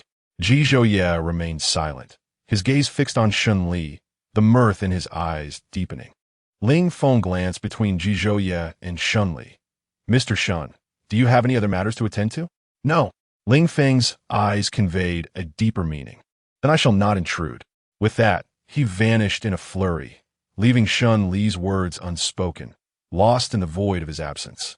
He picked up the phone on the table and sent Ling Feng a message. Mind your tongue, or I shall render you mute. Ling Feng replied, Understood, Mr. Shun. Shunli preferred to keep this matter discreet. For all he knew, Ji Zhuye might tire of him one day, and they could part ways. It could be tomorrow, a week, or even a month. There was no telling. Shunli turned off the phone screen. Ji, does your friend know I am your lover? To put it more delicately, they were together, but he understood the reality. It was merely an affair. Ji Zhuye's eyes darkened slightly. I do not know. Indeed, lovers were not meant to be paraded. Shunli lit the cigarette he held, inhaling deeply before exhaling a plume of white smoke. If your friends remain oblivious, on what grounds do you expect those close to me to be informed? Ji Zhuye, you are being unreasonable. Ji Zhuye circled around the desk to stand beside him, casting his gaze downward. Aware that he lacked the authority to pose questions, Shunli leaned back in his chair. Mr. Ji, let's not make this a public affair. Should you grow weary of it, the conclusion may not be pleasant. Ji Zhuye seized the armrest of the office chair and rotated it, compelling Shunli to face him. He leaned forward, one knee nestled between Shunli's legs, his arms bracing on either side, effectively ensnaring him within his territory. Shunli's gaze lifted, his heart unexpectedly racing. Ji Zhuye's features were sharply defined, with emotions flickering in his depths. Mr. Ji, this is an office. Please conduct yourself appropriately. Shunli feigned calmness, determined not to reveal his inner turmoil to Ji Zhuye. During this period, Shunli had persistently reminded himself that his relationship with Ji Zhuye was purely a business transaction. Yet, he could not help but feel drawn to him. If you dislike the title of lover, then let us call it a relationship, shall we? Ji Zhuye's rare tenderness manifested as he reached out to fasten the loose top button of his shirt, adjusting his slightly askew tie with delicate care. Shunli gazed into his eyes, which shimmered with a gentle warmth, nearly drowning him in their depths. Only the remnants of his rationality pulled him back. Avoiding direct eye contact, he questioned, "Gee, what sort of international jest is this? Do you harbor affections for me? Allow me to be your boyfriend." The words slipped from his lips, and the man before him resembled a casual and irresponsible scoundrel. Ji Zhouye seized the cigarette from Shun Li's hand, discarding it into the trash. "Then you like me?" he inquired.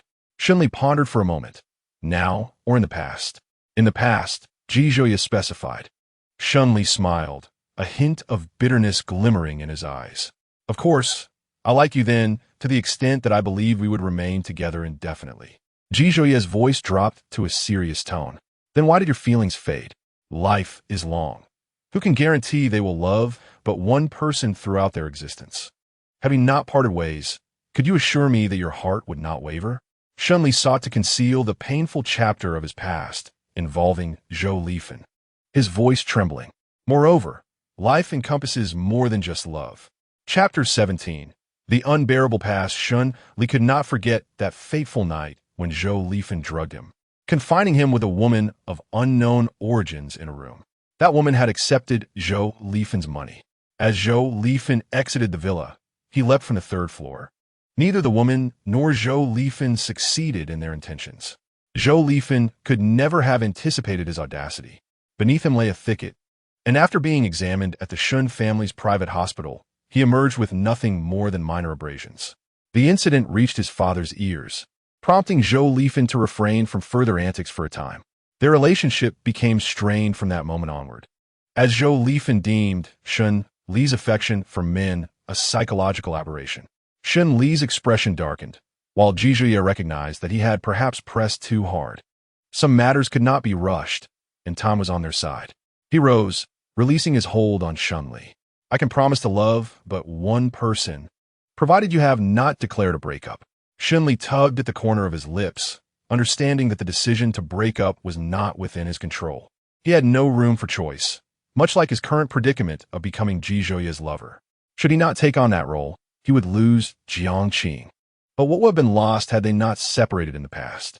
He dared not dwell on it. "Smoke less, it's suffocating. I'm leaving." Ji Zhouye took the cigarette from the desk as he departed, leaving only a lighter behind. "Damn it." Shen Li watched Ji Zhouye's retreating figure, noting that he had taken a lighter too. "And that dog of yours, it's left for you." Ji Zhouye did not turn back. Shun Li realized that he was merely a source of annoyance, one that Ji Zhouye would leave behind without a backward glance. Irritated, yet his body remained honest. He grabbed his phone to book 2 tickets for a suspenseful, twist-filled film. As the end of the workday approached, Ji Zhouye called, informing him of an unforeseen obligation, instructing him to return home first. He did not mention the movie to Ji Zhouye, contemplating whether they could go together if time permitted after work. If not, it would simply have to be abandoned. Shun Li chose not to return home, opting instead to stay at the office to work late. There was still considerable progress to be made with Jiang Qing. Busy until 7 o'clock, Shun Li pressed his aching neck, ready to head home. After organizing the documents on his desk, he picked up his phone and walked outside, just as Ji Zhouye's call came through. He answered the phone, and Ji Zhouye inquired whether he was still at the office. He responded affirmatively, indicating he was on his way back. Upon reaching the elevator, he bid Ji Zhouye farewell and ended the call. The underground parking lot was eerily silent, prompting Shun Li to recall the terrifying incidents often depicted in horror films set in such locations. Even in this unsettling atmosphere, he felt little fear. In fact, he mused that if ghosts truly existed, he would welcome a fierce battle with them. Eager to discern whether the human heart was more fearsome than the specters spoken of in tales. As he opened the car door, his heart momentarily stopped, a chill racing from his toes to the crown of his head. Once he regained his composure, he cursed, "Ji Zhouye, are you out of your mind? What are you thinking?" Ji Zhouye occupied the driver's seat, the interior lights unlit, rendering the inside of the car invisible from the outside in the dim parking lot.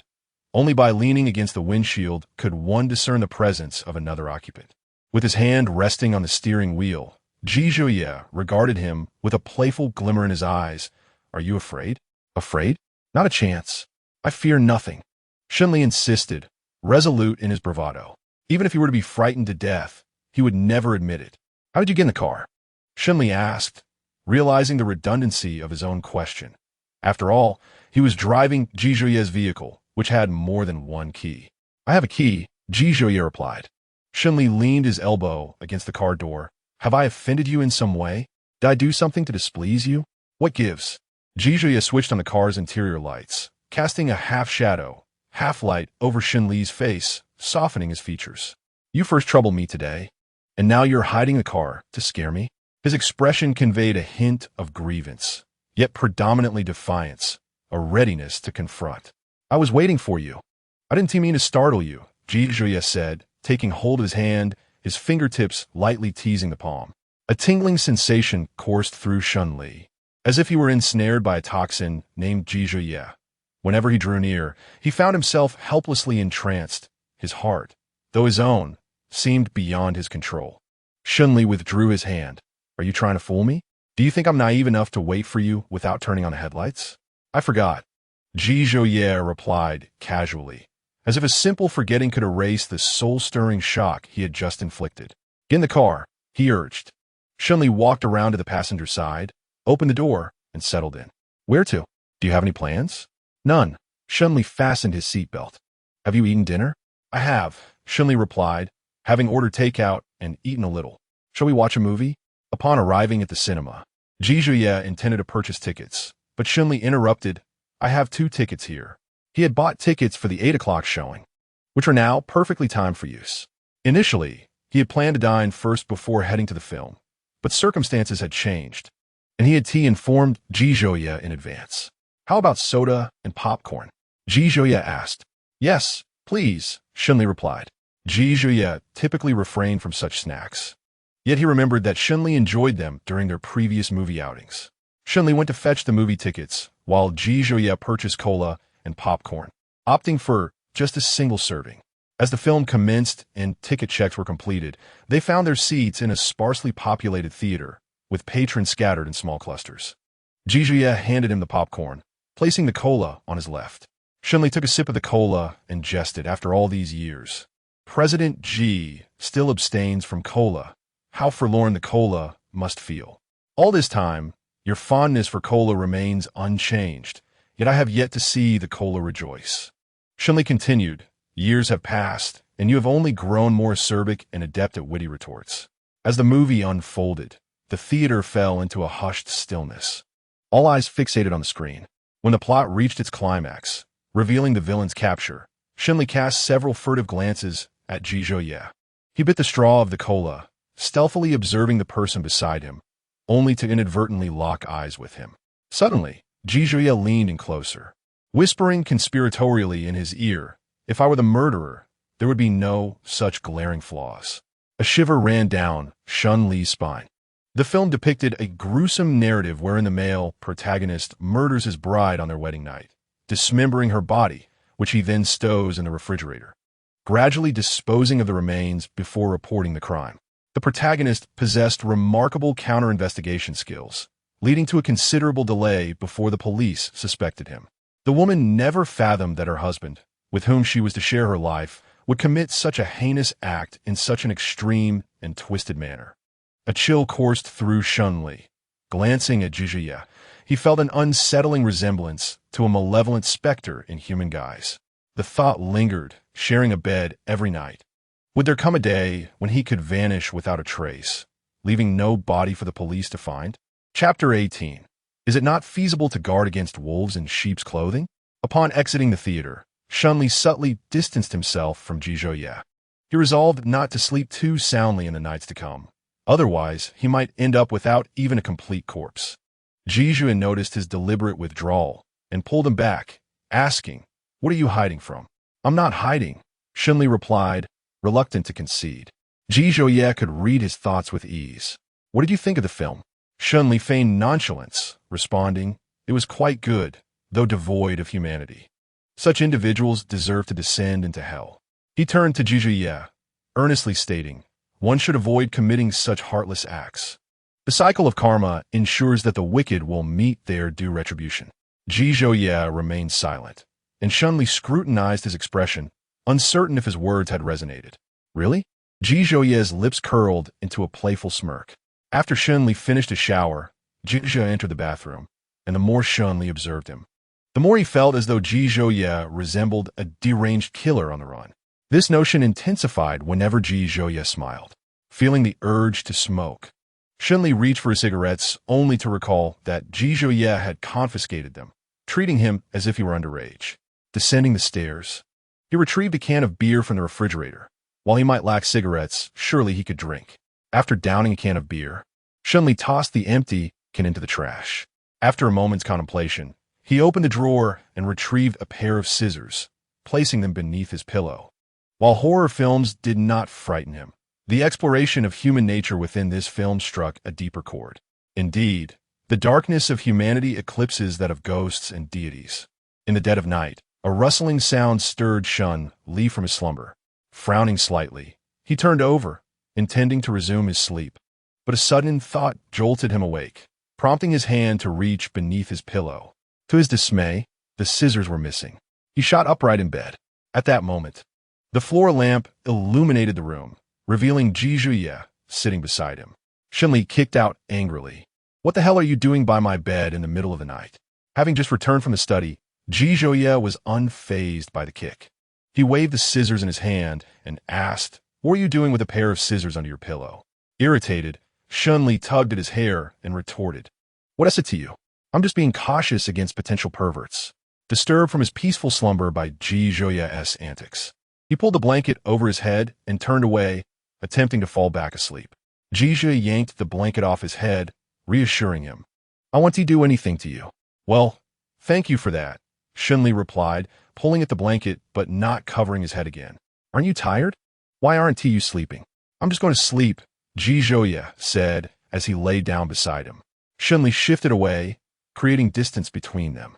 Jizhe, however, turned towards him, forcefully pulling him into an embrace, refusing to let him escape. Enveloped in Jizhe's warm embrace, Shun-Li was reminded of the familiar sensation of his chest and breath. He fell into contemplation, realizing how much he had grown accustomed to this closeness. He had scolded him, kicked him, yet in this moment he was transported back to the past. The position they found themselves in was peculiar. Jizhe, who professed not to love him, was engaging in actions typical of lovers. The moment he agreed to become Jizhe's partner, he had prepared himself for the potential for humiliation and mistreatment. Yet, reality was not as grim. Jizhe treated him kindly, respecting him, and even after being kicked, he remained unperturbed. Whether this kindness was tinged with affection remained unclear, and he dared not entertain such thoughts. If the roles were reversed, he would never keep someone who had previously harmed him close by. Even if he did not seek revenge, he would certainly not invite further distress. Remaining still, Shun-Li quietly allowed Jizhe to hold him. "If you wish to take revenge on me, do so with sincerity.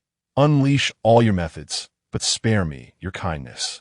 He harbored doubts that Jizhe intended to use a sense of contrast to torment him, first showing kindness, then turning malevolent, leaving him soaring one moment and plummeting the next.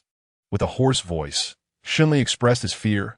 "I worry that when you tire of me, you'll leave entirely, and I won't be able to recover." In the dim light, Jizhe's dark eyes flickered with an unusual emotion. "Isn't that the finest way to retaliate against someone?" he mused. Shun-Li smiled silently, the bitterness in his gaze vanishing into the shadows. "Just don't dismember me. Leave me whole, and I'll be grateful." He attempted to maintain a light-hearted tone. "Do I resemble a deranged killer?" Jizhe asked softly. "A bit," Shun-Li replied. That night, Shun-Li experienced an extended dream, revisiting the moment of choice, to break up and go abroad or remain by his side. In the dream, he hesitated for a long time, ultimately making the same decision as before. After the breakup, he would leave the country, severing all ties with this place and its memories of Jizhe. Regardless of how many times this choice presented itself, he would consistently opt for departure. If even a hint of risk were involved, he would never gamble on it. Shun-Li's dark circles were conspicuous, prompting Ling Feng to inquire, "Did you not sleep well?" "Indeed," Shun-Li replied, adding that he had been awakened by a dog the previous night. "A dog? President Shun, you own a dog?" Ling Feng remarked, somewhat incredulously. "I had presumed that someone like you, who struggles to care for himself, wouldn't have a pet." The affection of the company as president was indeed surprising. At 4:30 in the afternoon, Shunli left work 10 minutes early to pick up Ji Zhouye. In the parking lot, he encountered a man who was crouched beside a Maybach, smoking. It was evident that he was waiting for him intentionally. Upon seeing the man, an aura of hostility emanated from Shunli, his fists clenched tightly at his sides, knuckles turning pale. The man rose with a smile upon noticing him. "Xiao Li, you're off work. Shut your mouth and refrain from addressing me like that." Shun Li's eyes blazed with palpable hatred. Noting Shun Li's impatience, the man wasted no time. Stating bluntly, "I've heard that Jiangqing Group is thriving lately. How about you give some money to me and your mother? After all, we are family now. I could be considered your stepfather. Zhao Song, are you seeking death?" Shun Li advanced, seizing the man's clothing, and his fist landed mercilessly on Zhao Song's face, drawing blood from the corner of his mouth. Zhao Song felt the unsettling looseness of his teeth. He was the object of Zhou Lifen's infidelity. On the day of Shun Li's father's tragic accident, Zhou Lifen had been in a hotel room with him. He could hardly fathom why Zhou Lifen would forsake her affluent life to engage with someone like him. Shunli provided Zhao Song no respite, delivering a powerful kick to his abdomen, sending him sprawling to the ground. This was not their first altercation. The first had occurred after Shun Li's father's funeral, when he had struck Zhao Song in front of Zhou Lifen, leaving him unconscious and bloodied. Zhou Lifen had reported the incident, and, after 2 days in custody, Shunli was released, as Zhao Song chose not to press charges. Wiping the blood from his mouth, Zhao Song smirked, "If you don't give me money, I won't say anything. Just think about your mother. She raised you, and you truly intend to disregard her?" Attempting to play the familial card, Zhao Song was utterly unprepared for Shun Li's indifference, and his retaliation only escalated the violence. In that moment, Zhao Song comprehended why Zhou Lifen referred to him as a heartless viper. Shun Li's fury reached a fever pitch, each blow landing with ruthless intent and wild abandon. A complete descent into madness. Ultimately, a few police officers restrained him, pulling him away. It was Zhou Lifen who had called the authorities. Before being escorted into the police car, his eyes still brimming with rage, he cast a lingering gaze at Zhou Lifen, who felt an unsettling chill from his penetrating stare. Chapter 19. Return home to sleep. The sounds of police and ambulance sirens mingled at the base of Jiangqing Building. When Ling Feng hurried down, he witnessed Shun Li being taken away by the police. Upon seeing Zhou Lifen, he pieced together the probable events. He attempted to approach, but was halted by the officers. Once the police car and ambulance departed, silence enveloped the area.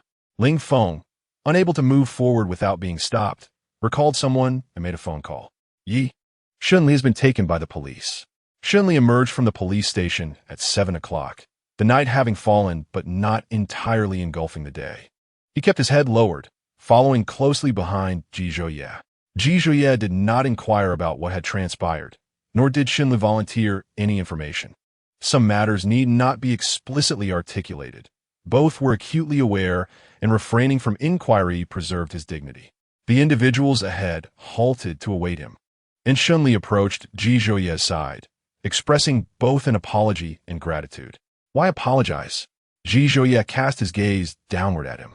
Shun Li, unable to meet his eyes, replied, "I failed to pick you up on time and cause you trouble." Ji Zhouye tore open a band-aid, took his hand, and affixed it to the wound on the back of Shun Li's hand. Shun Li himself was unaware of when he had sustained the injury and felt no pain initially. However, upon Ji Zhouye applying the band-aid, the pain intensified, a subtle sting emanating from the wound. Shun Li lowered his head, resembling a child awaiting reprimand. His eyelashes fluttering in distress. "I did nothing wrong. Ji Zhouye, I am innocent." "Has he been pestering you often?" Ji Zhouye inquired. The two stood facing one another. Shun Li kept his gaze averted, fearing to glimpse the disdain reflected in Ji Zhouye's eyes. "No, just this once." Although Ji Zhouye had not delved deeply into his family matters, he possessed a modicum of understanding. Shun Li would not resort to violence without provocation, even when deliberately taunted. He could easily disregard it, unless his boundaries were crossed. Ji Zhouye refrained from approaching him or probing the circumstances, and instead drove him to dinner. During the meal, Shunli ordered an abundance of alcohol. He had little appetite and felt disinclined to eat, but under Zhizhouye's scrutinizing gaze, he managed to take a few bites before resorting to drinking. Despite indulging in alcohol, he was compelled to consume the dishes Zhizhouye placed in front of him, lest he be met with a threatening look. After the meal, Shunli found himself somewhat intoxicated, his head swimming, yearning to lean against Zhizhouye, yet hesitant to do so. At times, he could be remarkably timid, while at others, he exhibited a mischievousness that was infuriating. Zhizhouye, I'm quite drunk. May I indulge myself tonight? Zhizhouye guided him toward the parking lot. What do you wish to indulge in? To embrace you, to kiss you, to sleep with you. Shunli had indeed consumed too much. In sobriety, he would never have uttered such words. You have slept with me so many times. Is it too much to ask for one turn? Zhizhouye secured the drunken individual in the passenger seat, leaning in to fasten his seatbelt. Fine, when we get home, you may have your way. But let it be clear that tonight's events shall not concern the sober Shunli of tomorrow. Zhizhouye laughed in exasperation. Are you suggesting you wish to act like a rogue without accepting responsibility? Shunli grasped his arm, a hint of grievance in his brow. It's not that I wish to evade responsibility. It's that you do not harbor feelings for me. Zhizhouye, do you despise me? Zhizhouye lowered his gaze, his eyes concealing an inscrutable emotion. Why do you not speak? Am I correct in my assumption? Shunli, you are utterly oblivious. If I am ignorant, you may enlighten me. Tell me, and I shall understand. Shunli tilted his head up to look at him. Zhizhouye, have you lost your voice? Surely. You must have. The drunken Shunli was particularly loquacious. Who then has lost their voice? Zhizhouye, disinclined to converse with a drunken fool, shut the car door and circled to the driver's seat. Once inside, Shunli unbuckled his seatbelt, turning to embrace him, wrapping his arms around Zhizhouye's neck and rubbing his forehead against his chin. Just hold me for a moment. Zhizhouye remained still, allowing the embrace, a soft chuckle escaping him as he pondered. He could envision Shunli waking up tomorrow, feigning ignorance. Truly cunning. He had mastered the art of manipulation to perfection. After a moment's embrace, the person in his arms grew still. Zhizhouye lowered his gaze. Shunli's eyes remained closed, his hand tightly gripping Zhizhouye's waist. Zhizhouye observed him for a considerable time before gently prying his hand away and carefully placing him back in the passenger seat, fastening the seatbelt. The journey would take 20 minutes, and just as they arrived at the manor, Shunli awoke. He was intoxicated, yet not entirely so. He recalled everything he had said and done, and he would not forget by morning. This was intentional on his part. It was only at such times that Zhizhouye would show him tenderness, reminiscent of their past. He pondered whether this gentleness was laced with other sentiments, or if it stemmed merely from a reluctance to argue with a drunkard. Zhizhouye's appearance at the police station that night was unexpected. In truth, even if he had not shown up, it would not be long before Zhou Lifan would threaten him with reconciliation to extort money. Should he refuse, Zhou Lifan would compel Zhao Song to initiate reconciliation. Zhou Lifan was ruthless, yet not devoid of maternal instinct. After all, Shunli was her son. However, compared to this son, she cherished herself and her lover more. Reporting him to the police was merely a lesson for Shunli, a means to temper his aggression. Shunli harbored animosity solely towards Zhao Song and her. No one would harbor hatred for another without cause. After a shower, Shunli emerged from the bathroom to find Zhizhouye already finished, leaning against the headboard, engrossed in his phone, his hair still damp. He found it peculiar. Usually, Zhizhouye would wait for him to finish before taking his turn. Today he had been quicker. Shunli circled the bed and sat on the edge. Look at your phone, Zhizhouye said. Shunli picked up the phone from the bedside table and noticed a verification message. The profile picture featured an Alaskan Malamute, with the nickname Simply Y. He turned to Zhizhouye. Zhizhouye switched off the screen, not adding. He did not refuse. In truth, he yearned to add him, dreaming of it even. Before leaving the country, Zhou Lifan had frozen his phone number, and he could not log into WeChat. After departing, he had changed his number and registered a new WeChat account. He vividly remembered Zhizhouye's phone number, but had refrained from adding it. They had already broken up, and he felt neither the face nor the reason to disturb his life. In this fast-paced era, he thought it best to suffer alone. confident that Ji Zhouye would soon forget him, provided he did not interfere. That was his mindset at the time. Upon accepting Ji Zhouye's friend request, his phone chimed with a notification. Glancing at the illuminated screen, Ji Zhouye casually inquired, "Do you like dogs?" Looking at the dog in his profile picture, Shunli replied softly, "I do." Ji Zhouye's avatar didn't appear to be a stock image. He speculated it must be a dog Ji Zhouye had raised himself. What is its name? Divine Strength. Shun Li's temples throbbed. Ji Zhouye had named his dog Divine Strength. Divine Strength? And Shun Li? Who would name a dog such a thing? Chapter 20. Shun Li, this is your only talent. Shun Li was utterly speechless. The name differed from his own by merely the first syllable. Ji Zhouye, why not call it Mighty Vajra? Divine Strength sounds more melodious, Ji Zhouye replied, earnestly spouting nonsense. Shun Li was nearly driven to the brink of apoplexy. Would it not be more melodious to simply address him as Shun Li? Ji Zhouye, your manner leads me to believe you are still pining for me. Indeed, I cannot help but recall you with every utterance of your name. Ji Zhouye's lips curved into a smirk, particularly irksome in Shun Li's eyes. During their romance, he had once jested that if Ji Zhouye were to break up with him, he would adopt a dog and name it Ji Zhouye. Ironically, the roles had reversed. He had become the dog. Suddenly, it struck him that Ji Zhouye's decision to refrain from naming the dog, Shun Li, was a gesture of extraordinary kindness. I thank you for your unwavering thoughts of me.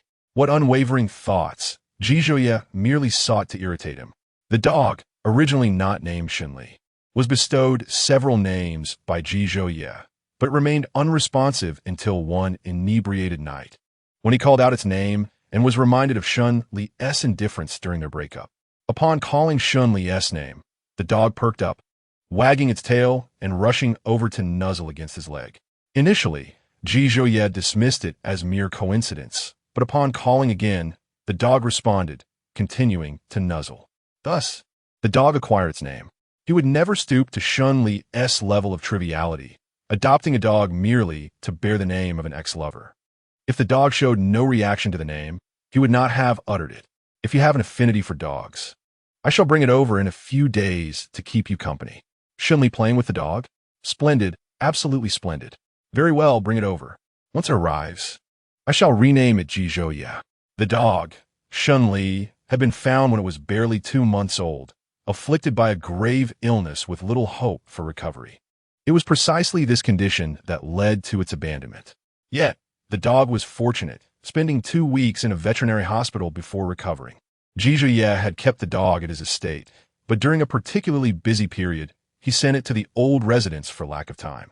When Shun Li arrived, Ji Zhouye was uncertain of his feelings toward dogs, so he temporarily housed it at the old residence, where Ji Zhouye happened to be fond of dogs.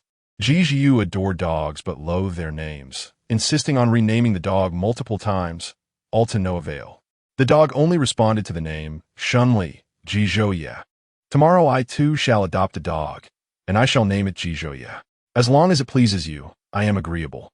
Ji Zhouye was utterly unconcerned, knowing Shun Li spoke merely for effect. As night fell, Shun Li pulled the blanket over himself haphazardly. Ji Zhouye reminded him, Shun Li, one must take responsibility for their words and actions. Have you forgotten what you said upon leaving the restaurant? Do you require my assistance in recollecting? Shun Li, somewhat familiar with Ji Zhouye's nature, realized that should he deny it, Ji Zhouye would indeed recount every detail. No need to recall, it is what it is. Let's embrace the situation. The following morning, he delivered a swift kick to the still slumbering figure beside him, then headed to the bathroom without a backward glance. Ji Zhouye, awakened by the kick, bore no resentment. The mirth in his eyes was unmistakable, his spirits elevated. Shun Li, this is your only talent. The bathroom door creaked open, and Shun Li emerged with his hands shoved into his pockets, an expression of melancholy and defiance gracing his features. Ji Zhouye, just you wait. When Jiangqing rises to prominence, I shall support you as my lover. Ji Zhouye chuckled softly, which Shun Li perceived as nothing short of blatant mockery. I await your success, Ji Zhouye replied with a smile. Shun Li, his face darkened, retreated into the bathroom, slamming the door shut with a resounding bang, followed by the sound of running water moments later. In Jiang Qing's office, Ling Feng was tidying up the documents on his desk. After pondering for a few seconds, Shunli asked, "What does it mean when someone dislikes you yet continually teases you?" "Loneliness," Ling Feng replied without a second thought. Pausing for a moment, he added, "Or perhaps it's affection, cleverly concealed from your notice." "Really?" Shunli questioned, half in doubt. "Indeed," Ling Feng said, feeling a twinge of anxiety at the thought of inadvertently offending Shunli again. He now had to assume the roles of both assistant and emotional advisor. Curious, he inquired, "What exactly is the nature of your relationship with Ji Daolao?" Shunli had little to conceal, as the inquiries posed were easily decipherable. "He was my first love. Our breakup was rather unpleasant, and he seeks revenge." "Shunli, are you underestimating my intelligence?" Ling Feng retorted, skeptical of Ji Zhouye's vengeful intentions. "If he truly wished to retaliate, he wouldn't have gone to the police station to rescue you. That is precisely the point I find perplexing. What do you believe Ji Zhouye is contemplating? I have never been in a romantic relationship, so I can only share my personal perspective. Take it as you will," he remarked, acknowledging his position as an observer. "Speak freely," Shunli urged. "I believe Ji Daolao's revenge is a facade. His genuine desire is to reconcile. Think about it. Who resorts to such vindictive measures? Ji Daolao could easily ruin you with a mere flick of his finger. Why would he bother otherwise?" After a moment of reflection, Shunli speculated, "What if he intends to torment me slowly, offering hope only to plunge me into despair?" "Ji Daolao is not that kind of person," Ling Feng asserted with unwavering conviction. Shunli nearly suspected Ling Feng of being in league with Ji Zhouye, questioning whether he had been swayed by the latter's charm, given his persistent defense of him. In any case, Ji Daolao is a good person. All right. You are all good people, and I am the villain here," Shunli sighed. Once Ling Feng departed, Shunli succumbed to self-doubt. Had he truly misjudged Ji Zhouye's character? Setting aside other considerations, Ji Zhouye was indeed adept at winning people's hearts, and Shunli felt a grudging respect. Now, Ling Feng was utterly devoted to him. Reflecting on Ling Feng's analysis, Shunli allowed a faint smile to tug at the corners of his lips, his eyes softening. Chapter 21. Your behavior is called a lickspittle in this world. Some individuals, after traversing many paths, still manage to cross each other's ways again. Whether they can return to their former selves remains uncertain. Shunli thought his reunion with Ji Zhouye was merely a coincidence. An old friend was back in town, and Shunli had a dinner engagement that evening. At 3 o'clock, he sent a message to Ji Zhouye, but as the end of the workday approached, there was no response. Just as Shunli contemplated calling him, Ji Zhouye replied with a curt, "Do as you wish." Upon reading that message, an uncomfortable sensation washed over him, and he could sense the abrupt chill emanating from the other side of the screen, a stark contrast to the warmth they had shared that very morning. Ling Feng's analysis is utterly misguided. Ji Zhouye's affection for him has become a thing of the past, and presently, Ji Zhouye harbors no feelings for him whatsoever. Should Ji Zhouye mention dining out with friends, he would be keen to ascertain the identity of those friends and the time of his return. The fact that Ji Zhouye poses no inquiries indicates a lack of interest in his affairs. Shunli tightly gripped his phone, realizing that it is futile to discuss matters of the heart with someone who has never experienced romance. After work, Shunli arrived as promised, finding that his old friend had arrived before him. Upon entering the restaurant, he heard someone call out to him, "Shunli, over here." He turned to see a man with a cheeky smile waving at him. It was Tang Qinian, a companion from his time abroad, sharing the same major. During that period, he had been in a state of melancholy, and Tang Qinian was his first friend in a foreign land. He returned Tang Qinian's smile and took a seat opposite him. Since returning home, he had been quite busy and had not kept in touch with Tang Qinian, who occasionally sent him messages to check in. "When did you get back?" "Tang Qinian in Guit." "I've been back for 2 days. After settling my affairs, I thought I would invite you to dinner." Dressed in a green floral shirt, Tang Qinian's demeanor remained unchanged after a year. "What about your girlfriend? Did she come back with you?" he asked, swirling the wine glass in his hand. "We broke up. She was too virtuous," he replied thoughtfully. Shunli clicked his tongue. "Just make sure you don't regret it later. Enough about me. Let's talk about you. Since you've been back for a while, have you seen your first love?" Tang Qinian raised an eyebrow. "Not only have I seen her, but we also spent the night together. Shunli pursed his lips, confirming the encounter. Is there a possibility of rekindling things? Tang Chinian probed, his curiosity piqued. Shenli's gaza darkened. I don't know. It seems unlikely. So there is some situation, Tang Chinian remarked astutely. Shunli did not refute this. After a simple meal, Shunli abstained from drinking as he needed to drive, while Tang Chinian expressed a desire to indulge in a proper drinking session next time. They had initially met in a villa community while living abroad. His return home was prompted by family wishes for him to take over the family business. Albeit under the guise of starting from the bottom, Tang Chinian, disinterested in corporate affairs, lamented the idea of starting from scratch, claiming it was more unbearable than death. Upon returning home, Shunli found Jizhuye absent, with Aunt Zhao informing him that he had not yet returned. Once in his bedroom, he sent Jizhuye a message. Where are you? Do you need me to pick you up? Time passed slowly, and it was half an hour before he received a reply from Jizhuye. No need. At the JH office, Li Ming, somewhat perplexed, asked, what is the current state of your relationship? Are you two merely testing each other, engaging in childish quarrels? He pondered whether Jizhuye would remain compliant even without Jiang Qing's threats.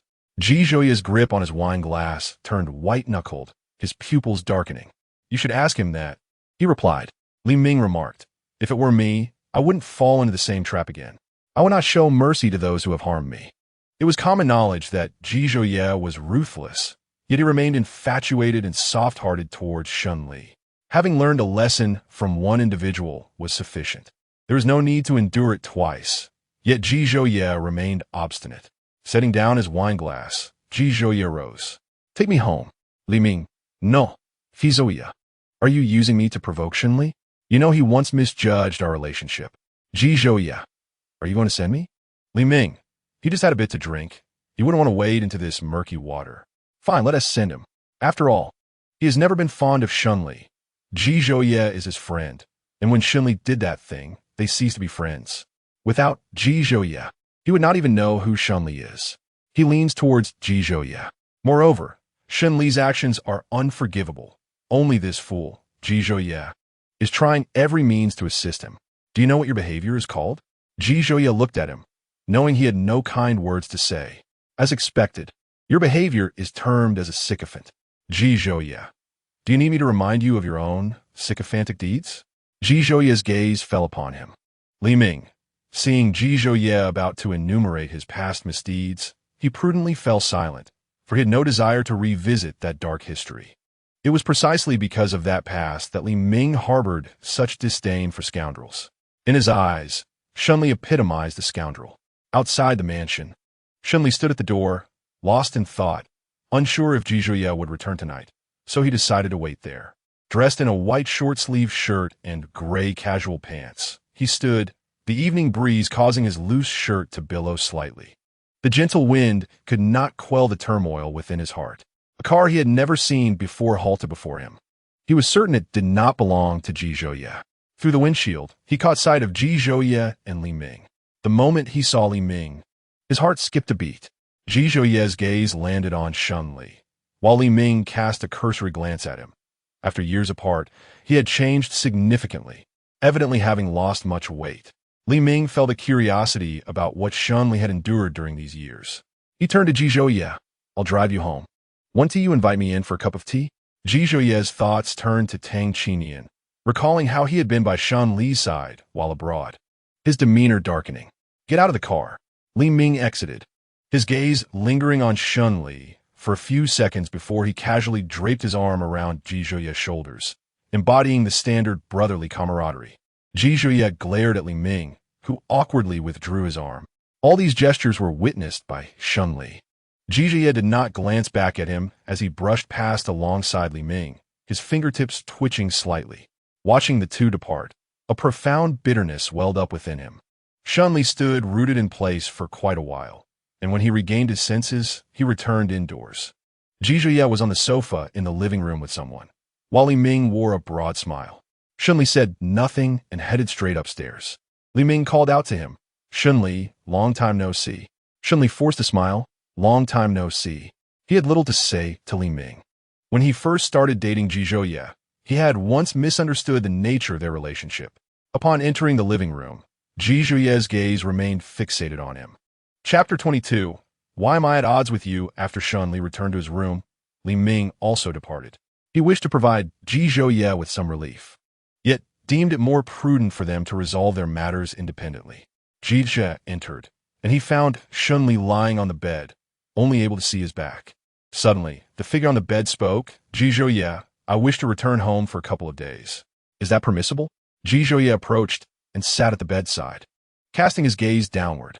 Why do you wish to return home? It has been a long time since I last visited. Shun Li buried half of his face in the covers, his eyelashes fluttering gently. The bedroom was dimly lit, with only a floor lamp illuminating the space. A tranquil silence enveloped the room. How long do you intend to stay? I do not know, Shun Li replied in a muffled tone. He considered that if Ji Zhuye were to refuse his request, he might take a gamble and confess his jealousy, admitting he did not wish to see Ji Zhuye in the company of others. Although he had briefly interacted with Li Ming, he was not privy to Li Ming's true feelings for Ji Zhuye. Prior to their romantic relationship, he had heard rumors about the two. It's too late today. I will return tomorrow, Ji Zhuye remarked, pulling the blanket further down over Shun Li. Aren't you feeling stifled? Not particularly.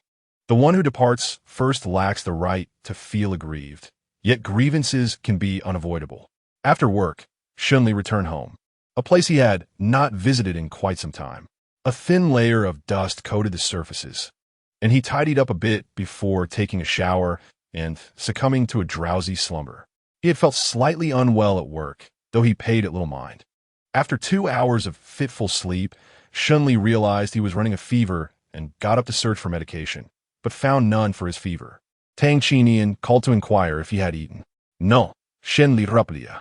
Where is your home? I will come over for a meal, Tang Qinian offered. I will send you the address via WeChat. After hanging up, Shun Li ordered fever-reducing medication through an app. Tang Qinian arrived half an hour later, coinciding with the delivery man. What is wrong with you? Shun Li accepted the medication and thanked the delivery person. It's nothing, just a slight fever. Tang Qinian entered with the food, surveying the surroundings. What have you been through this past year? Why are you living in an apartment? Some issues arose at home, Shun Li replied, tossing the medicine onto the coffee table. The apartment is quite nice. Living alone in a villa feels rather empty. He now perceived this modest apartment as equally desolate, lacking any warmth. If you're facing difficulties, do not hesitate to confide in me. We are brothers. Do not bottle it up. Tang Qinian opened the containers of food and handed Shun Li a pair of chopsticks. Throughout the past year, Shun Li had not disclosed the troubles at home to Tang Qinian. It's fine. It has been resolved. Have you had a follow-up appointment? Tang Qinian inquit, Shun Li Boja, his eyes darkening slightly. No. After going abroad, Shun Li had developed depression, a period during which he became very withdrawn and even harmed himself. With no friends by his side, it was only after meeting Tang Qinian that he was encouraged to seek help from a psychologist.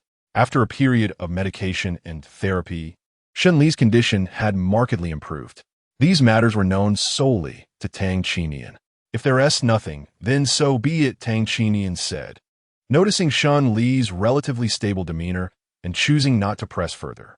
After finishing his meal, Tang Qinian took his leave. Mere moments after departing, he sent a message. Your first love resides beneath your home. During his time abroad, Tang Qinian had encountered a photograph of Ji Zhuye on the coffee table at Shun Li's residence, and with repeated glances, the image had become etched in his memory. When Shun Li peered down from above, he did not spot Ji Zhuye, likely indicating that he had already departed. Was Ji Zhuye aware of Tang Qinian's existence? If so, could he misconstrue the nature of their relationship? Shun Li yearned to articulate an explanation, but found himself at a loss for words. Perhaps Ji Zhuye was entirely indifferent to his concerns. It was merely his own overactive imagination. After much deliberation, he ultimately refrained from sending any message. Shun Li had taken antipyretics and lay in bed, yet sleep eluded him. Insomnia plagued him on the first night without Ji Zhuye by his side. Tossing and turning, he finally sat up and lowered the air conditioning to its coolest setting. The room was enveloped in a chill, prompting Shun Li to bury his face in the covers. The dynamics of his relationship with Ji Zhonan were intricate and awkward. While Shunli understood the cause of his own turmoil, he remained oblivious to the reasons behind Ji Zhonan's emotional shift. What exactly troubled Ji Zhonan? After taking the medication, he felt feverish again within 2 hours. The antipyretics offered little relief.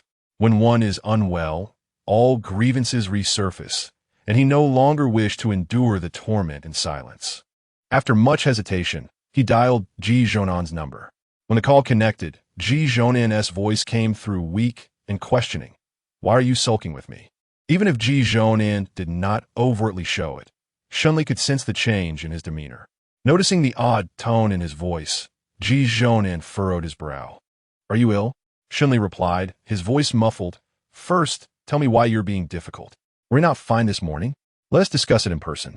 Ji Zhonan hung up the call. He lingered at the entrance of the apartment instead of leaving, drove back into the building, and called for a family doctor while waiting for the elevator. The door was knocked upon, and Shunli, trembling from discomfort, dragged himself to open it. Upon seeing Ji Zhonan, he uttered not a word and turned back. As Ji Zhonan entered, a wave of cold air swept in, contrasting sharply with the warmth inside. Shunli returned to bed, enveloping himself in the blankets, his sleep posture disheveled. Ji Zhonan adjusted the air conditioning to 26 degrees, disregarding Shunli's preferences. The occupant of the bed hurled a pillow at him, exclaiming, "Ji Zhonan, this is my home. Do not tamper with my air conditioning settings." Ji Zhonan caught the pillow, approached the bedside, placed it down, and reached out to check Shunli's forehead.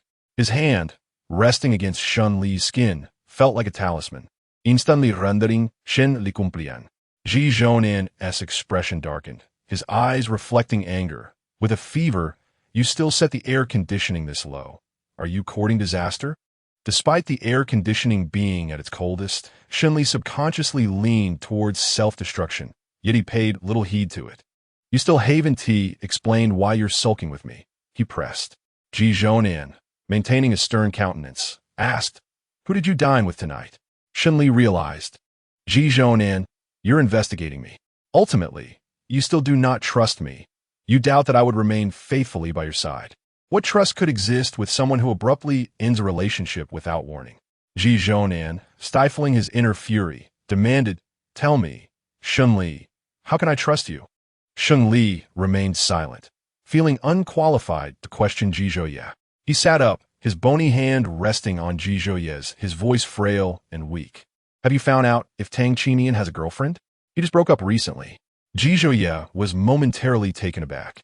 He had not investigated Tang Qinian closely and was unaware of his relationship. There were some matters he dared not delve into, fearing the outcome might be one he was unwilling to confront. The family doctor arrived, and Ji Zhoye opened the door. Chapter 23. "Will you take me home?" The doctor prescribed fever-reducing medication and, after offering a few words of advice, departed. Shunli's fever was merely a fluctuation of temperature, a slight chill, without any other issues. Ji Zhoye poured a glass of warm water and placed it in Shunli's hand, subsequently bringing the medication to his lips, urging him to open his mouth. Obediently, Shunli complied, and Ji Zhoye placed the medicine inside. After swallowing it with a sip of water, he inquired, "What is your relationship with Li Ming?" "Friends. We were friends before, and we are still friends." "Those rumors are false," Ji Zhoye explained succinctly, without a hint of hesitation. Before he became acquainted with Shunli, he often socialized with Li Ming on campus. Their striking appearances led others to speculate about their relationship, resulting in the subsequent rumors. Shunli felt a pang of regret. A matter that could have been resolved with just a couple of sentences had instead turned into an unnecessary detour, highlighting the significance of clear communication. "Will you bring the dog back to raise?" Shunli looked at him, expressing, "I want to raise it with you. I'll ask Uncle Zhang to bring the dog back. Will you come home with me tomorrow?" Li Ming was not wrong. Ji Zhoye was persistent and soft-hearted towards Shunli. He could have firmly taken him home, but chose instead to patiently coax him into agreeing. "All right," Shunli replied, "I'll go home with you tonight." He felt somewhat disheartened, realizing it was he who was being pitiful, wanting to return home, and it was he who wished to accompany Ji Zhoye the moment the misunderstanding was cleared. "You still have a fever. There's no need to rush tonight. We can go back tomorrow." Shunli thought Ji Zhoye, intended to leave him alone. And with a hint of disappointment, he said, "Then be careful on your way back." "I never said I was going back. Lend me a pajama." The sickly Shanli appeared somewhat dazed and easily influenced, taking a moment to respond, as his clothes were in the wardrobe. Ji Zhouye retrieved a set of black pajamas and entered the bathroom. The grievances and bitterness that had lingered within him dissipated with the resolution of the misunderstanding. And a smile crept onto his lips as he speculated whether Ji Zhouye might care for him, if only a little. As drowsiness began to envelop him, Shanli fought to stay awake, eager to converse with Ji Zhouye upon his return from the shower. 20 minutes later, Ji Zhouye emerged from the bathroom. Wearing Shun Li's pajamas, the pants and sleeves slightly short, but it hardly mattered. Shun Li shifted further into the bed to make space, and Ji Zhouye lay down beside him. The lights were turned off, leaving only a bedside lamp aglow, casting a warm, gentle light that fostered a comfortable atmosphere. Cautiously, Shun Li turned to embrace Ji Zhouye, wrapping his arms around his slender waist. Ji Zhouye did not push him away. "Ji Zhouye, I swear to you, during this relationship, I shall remain utterly loyal and unfaithful. Should I betray you, I will be your dog in my next life." Ji Zhouye chuckled, stating that there were certain criteria to become his dog, and not just anyone could qualify. Shun Li retorted, "If even a stray dog can be your pet, why not me?" To which Ji Zhouye replied, "Because that stray dog is a mere vagabond." Shun Li countered, "Then I too am a wanderer. Will you take me home?" Ji Zhouye smirked, "Certainly. I'll take you home for a hot pot of dog meat." Shun Li found himself engulfed in self-doubt, pondering what shortcomings he possessed compared to that stray. Why was he destined to be consumed? A warmth radiated from his brow, causing Shun Li's body to stiffen momentarily. A kiss grazed his forehead, lingering for 2 seconds before departing, alleviating his fever. His ears flushed with warmth, creating a troublesome situation. "Yizvoye?" with a teasing glint in his eyes, remarked, "It's not as if you've never been kissed before. Why the nervousness?" He cleared his throat awkwardly, asserting, "Ji Zhouye, since you've shared a bed with me, you ought not to sleep with others until our relationship is resolved, all right?" The mere thought of Ji Zhouye being with someone else felt suffocating, akin to drowning. Ji Zhouye remained silent. It would be disingenuous to claim he felt no disappointment. Yet his current position compelled him to plead. It was acceptable if Ji Zhouye declined. To Shun Li's astonishment, Ji Zhouye acquiesced, leading him to question whether Ji Zhouye had forgotten who held the purse strings in their relationship. Shun Li mused, "Am I quite the bother?" "A little," Ji Zhouye replied bluntly, surprising Shun Li, who expected some pretense. Ji Zhouye embraced him, closing his eyes to sleep. "Good night." Ji Zhouye was his remedy. The moment he appeared, Shun Li's ailments dissipated. He succumbed to slumber in Ji Zhouye's arms, who held him until dawn, ensuring he would not relapse before resting himself. However, Shun Li remained unaware. Upon awakening, he felt significantly revitalized. The slightest movement stirred Ji Zhouye from his rest. As Shun Li attempted to rise, Ji Zhouye wrapped his arms around his waist, drawing him back into his embrace, allowing Shun Li to feel the warmth of his chest through the thin fabric. Ji Zhouye nuzzled his chin against Shun Li's neck, suggesting, "Let's not go to the office today. Focus on recuperating." With no pressing matters at work, taking a day off posed no issues. Shun Li closed his eyes once more, and as moments ticked by, there were no signs of Ji Zhouye stirring. Checking the time on his phone, Shun Li warned, "You'll be late for work." "Song Yin is in the office," Ji Zhouye replied, concerned about leaving his ailing companion alone at home. Knowing Shun Li's tendency to be troublesome, once he felt slightly better, he would neglect his medication. If he took his medicine voluntarily, it truly indicated discomfort. Ji Zhouye understood him best. After breakfast, Shun Li began to act out. Glancing at the medicine on the coffee table, Shun Li slyly asked, "Could you fetch the thermometer for me? It's in the bedroom." "Sure," Ji Zhouye replied, rising to retrieve it. When he returned, the medicine had vanished, and the water in the cup was half gone, appearing entirely reasonable and normal. "Did you take your medicine?" Yizvoye inquired. Shun Li, distracted by his phone, replied nonchalantly, "Yes, I did." "Really?" Ji Zhouye's eyes narrowed slightly. "Of course." Shun Li feigned naturalness, revealing no signs of deceit. Ji Zhuye tested his forehead with the thermometer, confirming a normal temperature. After measuring his temperature, Ji Zhonan pulled Shen Li up from the sofa and pushed aside the single armchair he had been sitting on, revealing several pills lying there. Caught red-handed, Shen Li could no longer maintain his composure. "Let me explain," he said. "You speak, and I shall listen to your excuses." Ji Zhonan raised his chin slightly, his eyes glinting with coldness, as if he would perish if he did not elucidate the matter. Shen Li racked his brain, but could not conjure a defense. He could only meekly concede, "I will take the medicine." He retrieved the pills from the medicine box, and, in front of Ji Zhonan, swallowed them without even taking a sip of water. Ji Zhonan picked up the pills that had fallen to the floor and tossed them into the trash bin, remarking that after all these years, Shen Li still only knew to hide the medicine beneath the sofa. Shen Li mused that next time he would simply flush the pills down the toilet and see if Ji Zhonan could find them then. Shen Li was the rebellious type. As long as he did not feel unwell, he cared little for whether his illness was fully cured. He simply did not want to take the medicine. It was only when he could no longer endure the discomfort that he would obediently follow the doctor's orders. Ji Zhonan remarked, "With your attitude, I truly wonder how you managed to recover from illness abroad." A flicker of something unusual crossed Shen Li's eyes, and fearing Ji Zhonan might notice, he quickly concealed it, asserting, "I have good physical health. I have never been ill overseas." Chapter 24. Do you wish to sleep on the floor? Ji Zhonan chuckled softly. "That would be for the best. Are you concerned about me?" Ji Zhonan detected nothing amiss, while Shen Li breathed a sigh of relief. Ji Zhonan's gaze, however, remained sharp as it fell upon him. "Are you made of wood?" Was his concern not evident? Or did this person truly lack a heart, rendering him incapable of perceiving it? Shen Li's eyes flickered. He was not wooden, but rather lacking in confidence, unable to believe that Ji Zhonan would care for him as he once did. In the afternoon, he returned to the manor with Ji Zhonan.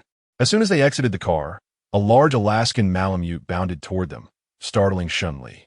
The dog pawed at Ji Zhonan with its front paws, its tail wagging joyfully, tongue lolling out in evident delight.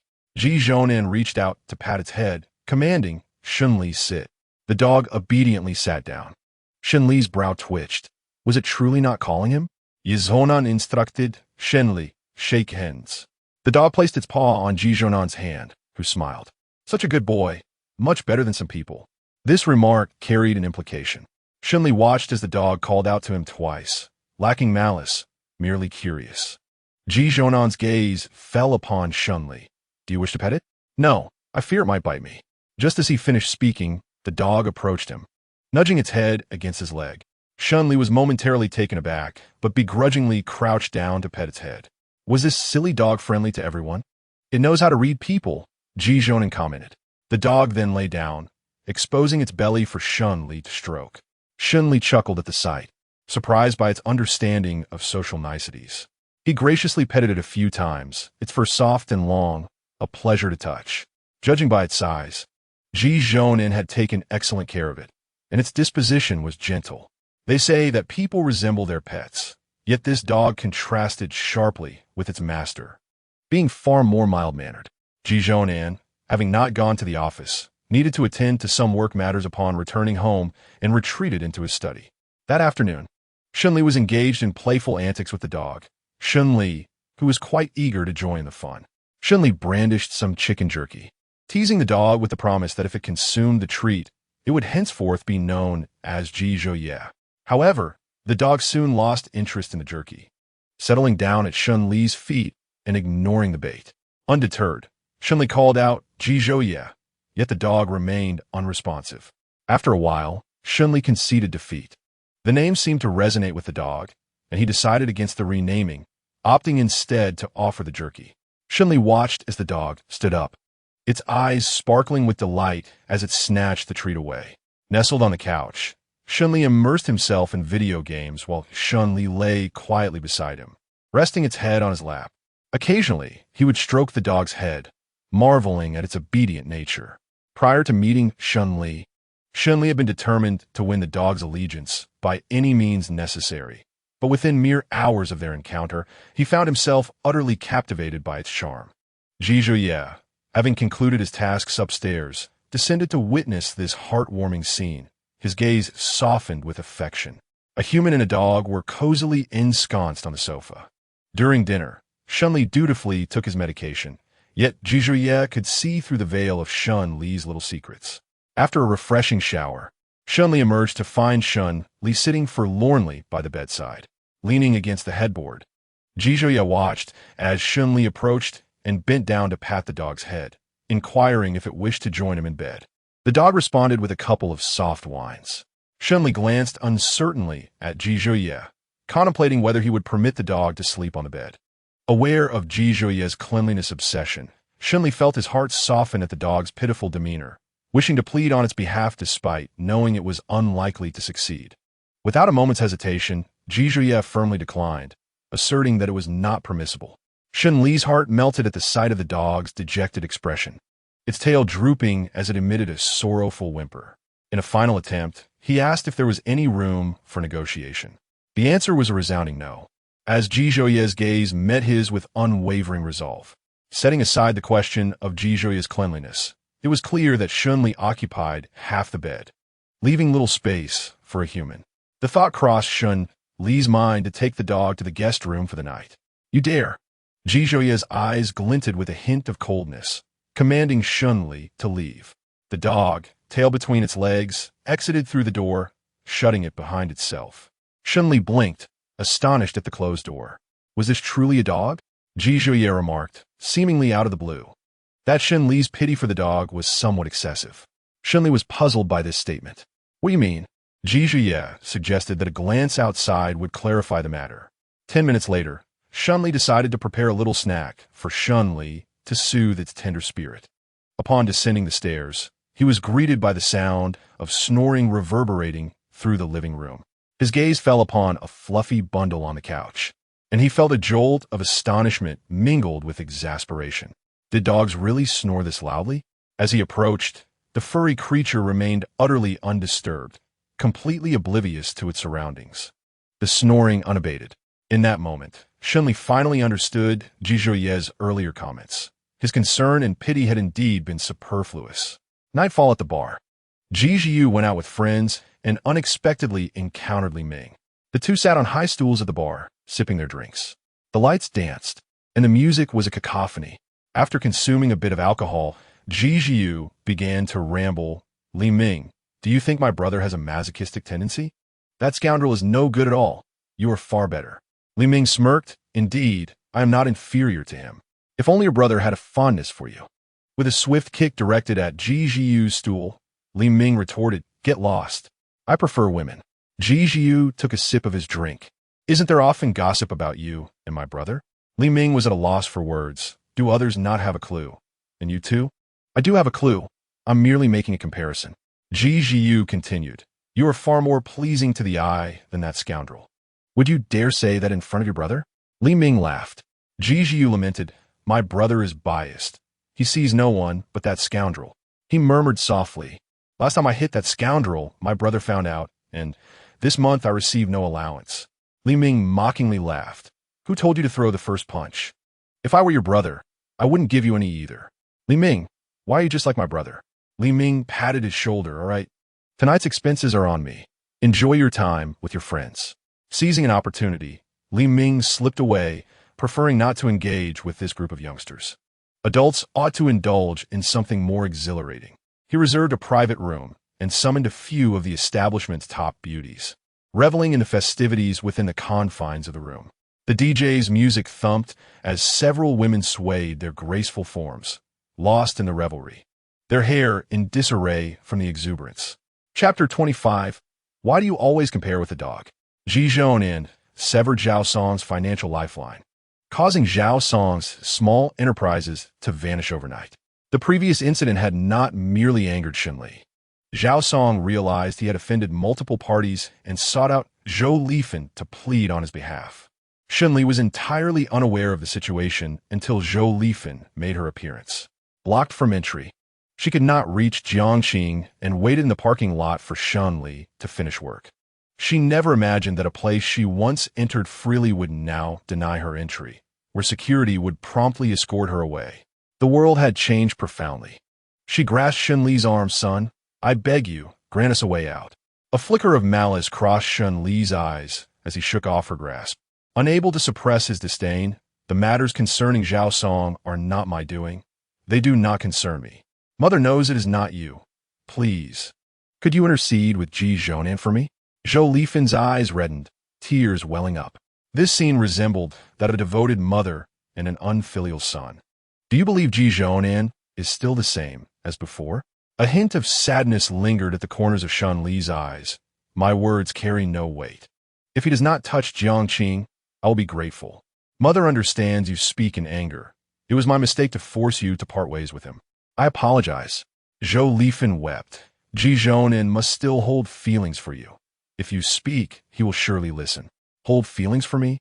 With a self-deprecating smile, Shun Li remarked, do you genuinely believe that the present resembles the past? Let me be candid with you. In Ji Zhouye's eyes, I am nothing. Under his watchful gaze, I live with my tail tucked in, fearing that if I provoke him, Jiangqing will vanish. Impossible. Trust your mother. I have an astute perception of people. Zhou Lifeng cried, shaking her head. Shun Li's gaze was distant and indifferent, his brows etched with coldness. I will not plead with Ji Zhouye. I would prefer Zhao Song to suffer in hell. What is so admirable about Zhao Song? He compelled you to forsake your family and abandon me. Zhou Lifeng resorted to familial ties, asserting, Mother has never abandoned you. Not once. Your choice of Zhao Song signifies your betrayal of me. Shun Li nearly shouted. What attributes does my father lack compared to him? What allure does Zhao Song possess that could incite your infidelity? He was my first love. Zhou Lifeng lowered her gaze. So, does that justify my father's humiliation? Playing the familial card was futile against Shun Li. He was impervious to such tactics. Shun Li, whether you acknowledge it or not, I am your mother. Our blood relationship remains unchanged, so please refrain from speaking so harshly. Shun Li was astounded by her audacity to speak such words. Leave at once, or I will shut down all your stores, he threatened. Zhou Lifeng owned several clothing and cosmetic shops. Gazing at the cold-hearted individual before her, she regretted bringing him into the world. I should never have given birth to you. After her pleas fell on deaf ears, she departed. Shun Li sat in the car, taking time to compose himself. In his childhood, he was cared for by the household staff, feeling no maternal warmth despite sharing a roof with his mother. Zhou Lifeng never showed concern for him. She never inquired about his grades, his illnesses went unnoticed, and she could not even remember his birthday, often treating it with indifference. His interactions with his father were similarly superficial. Everything had a traceable origin, yet he was too young then to contemplate such matters. His father had never doubted her. The distinction between love and indifference was stark. His first act of defiance against Zhou Lifeng was when she insisted he break up with Ji Zhouye. Ultimately, however, she succeeded. A few years prior, the Ji family was well off, but could not compare to Jiangqing, a titan of commerce in Jiangqing at that time. Zhou Lifeng wielded her family's influence to threaten him. She said, will you break up with Ji Zhouye and go abroad, or would you prefer to see him disgraced? Society will never accept you both, and there will be no future. Zhou Lifeng had never interfered in his life, except for this matter. That day, he calmly inquired, if I refuse to break up, what will you do? I will ensure the media exposes this situation. You know I can manipulate public opinion. As long as I desire attention, it will not wane. He will remain in the spotlight, subjected to scorn and judgment, affecting his life, family, and business. At that time, society had little tolerance for homosexuality. Zhou Lifeng continued, if that is insufficient to persuade you to end things, I will ruin JH. If Ji Zhouye were to discover that I destroyed the company his father labored for his entire life, do you think he would still want to be with you? He would only harbor hatred. He wished to appeal to his father to keep him, but Zhou Lifeng's words extinguished that thought. Shen Li, do you wish to disturb the peace of this family for your own sake? Upon learning of this matter, your grandmother resorted to the ultimate sacrifice to exert pressure on your father, who ultimately acquiesced to your desire to study abroad. At that time, Jiangqing wielded unparalleled influence in Jiangqing, and for Zhou Lifeng, it would not be difficult to ruin Ji Zhouye. Thus, he embarked on his journey overseas. On the night of his departure, his father imparted many words to him, saying, Shao Li, When you complete your studies and return home, whatever path you choose, whomever you wish to be with, your father will support you. Your grandmother's condition is deteriorating. The doctors predict she may only have 2 years left. I wish for her to spend her final days in happiness. As a son, can you understand your father's sentiments? He naturally understood. He was somewhat acquainted with that boy, who was destined for great accomplishments in the future. Should fate allow, upon his return, he would sincerely wish them well. Thus he set off abroad. 2 years later, after his grandmother passed away, he returned to attend her funeral, only to be sent off once again. Shunli arrived late to pick up Jijoye after work, and Jijoye had been waiting for him for some time. Jijoye refrained from questioning him. Instead, he preemptively explained there was traffic on the road. I will be more mindful next time. Are you feeling unwell today? No. After Jijoye entered the car, Shunli did not hasten to start the engine, but rather glanced at him, his expression relaxed yet somewhat mischievous. Jijoye, are you concerned about me? If Shunli is unwell, I will be concerned. Shunli retorted, then if both Shunli and I fall ill, who would you prioritize? Shunli. Jijoye answered without hesitation, offering no regard for his feelings. Very well. I am less significant than a dog. Zhou Lifan had even claimed that Jijoye held feelings for him. How could that be true? Surely, it was for Shunli. Shunli fell silent. A glimmer of amusement flickered in Jijoye's eyes. Why do you always compare yourself to a dog? Being a dog has more advantages than being a person. Shunli muttered softly. As a dog, one can nuzzle against his legs and receive head pats, while as a person, one possesses nothing. Such as? Jijoye inquired. Shunli would never articulate his innermost thoughts, yet he mused. For instance, a dog can indulge in an abundance of jerky. Have I starved you? Jijoye's amusement deepened. Not particularly. Upon returning home, Shunli began to play with the dog, feeding it generous portions of jerky, much to the canine's delight as it circled around him joyfully. Were it not for Jijoye's intervention, Shunli would have continued to spoil it with treats. After Jijoye forbade the dog from consuming any more jerky, Shunli discreetly opened a can for it. In Chapter 26, No Dinner Tonight, it was not that Jijoye regarded Shunli as a dog, but rather that Shunli insisted on engaging in a subtle rivalry with the dog out of jealousy. Nevertheless, despite his jealousy, he held a great fondness for Shunli. He watched as Shunli lavished affection on Jijoye, who would stroke the dog's head and reward it with a small piece of jerky, leaving Shunli immensely envious. Envious, yet unable to vocalize his feelings, he secretly longed to be a dog, for at least the little creature could openly express its affections without reservation. He did not necessarily need to conceal his own feelings. Rather, he feared the possibility of not receiving the desired response. Moreover, he felt unqualified to turn back after having let go. He had always been meticulous and cautious regarding matters of the heart. He was not always this way. He had transformed into a person who treaded lightly. After dinner, Shunli tossed a frisbee on the lawn, playing with the dog, who consistently caught it and returned it with precision. As they played, Shunli shook the small jerky in his hand, and Shunli, with a weighty frame of over 100 pounds, pounced on him without a hint of warning, causing Shunli to be toppled to the ground. With Shunli's claws pressing on his chest, he felt as if his ribs might break.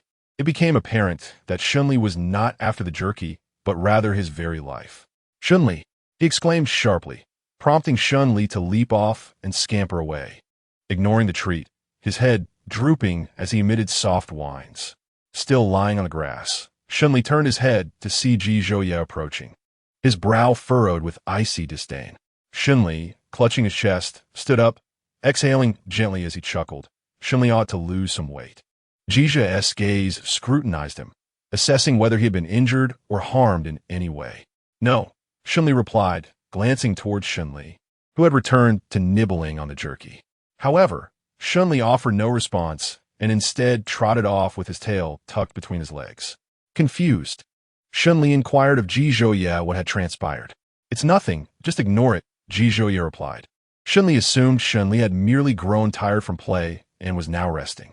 The following morning, before work, Shunli noticed Shunli was absent, thinking he was merely hiding away for a nap. Yet upon returning from work, the absence weighed heavily on him. And Zhao, have you seen the dog? Shunli inquired. P.S. in the doghouse in the backyard. Hasn't tea come out since last night? Aunt Zhao replied. Shunli ventured into the backyard, where a wooden doghouse the size of a single room stood, equipped with climate control. Inside, Shunli lay curled in a corner. Upon seeing him, his eyes briefly sparkled before dimming again. Shunli, come out to play. I have canned food for you. Shunli called, but the dog remained motionless, unresponsive to his coaxing or the promise of treats. Fearing illness, he consulted Aunt Zhao, who informed him that Shunli had not emerged since entering the previous evening, with only a small amount of water consumed. Aunt Zhao added, he realizes when he has erred and will retreat to his doghouse. He only comes out when you call. Recalling the events of the previous evening, Shunli understood that he might be the cause of Shunli's distress. He sought out Jizhoye. Yizvoye? Let the dog out. Jizhoye set down his tablet and looked at him. He knocked someone over. He must reflect on his actions. It was unintentional. After all, he is a dog, Shunli argued. And what of it? Just because he is an adorable dog, should he be excused from the consequences of his actions? Jizhoye replied sternly. Shunli countered, he didn't tea-bite anyone. Jizhoye, you're being unreasonable. But he didn't knock someone down.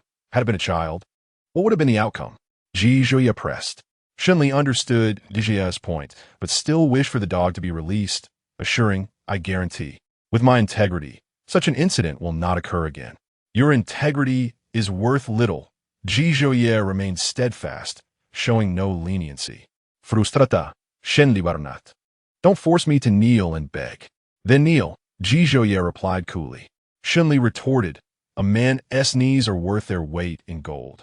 Kneeling is out of the question. If you refuse to let him out, then I shall sleep in the doghouse tonight. Are you threatening me? Jizhoye squinted slightly, exuding an air of danger.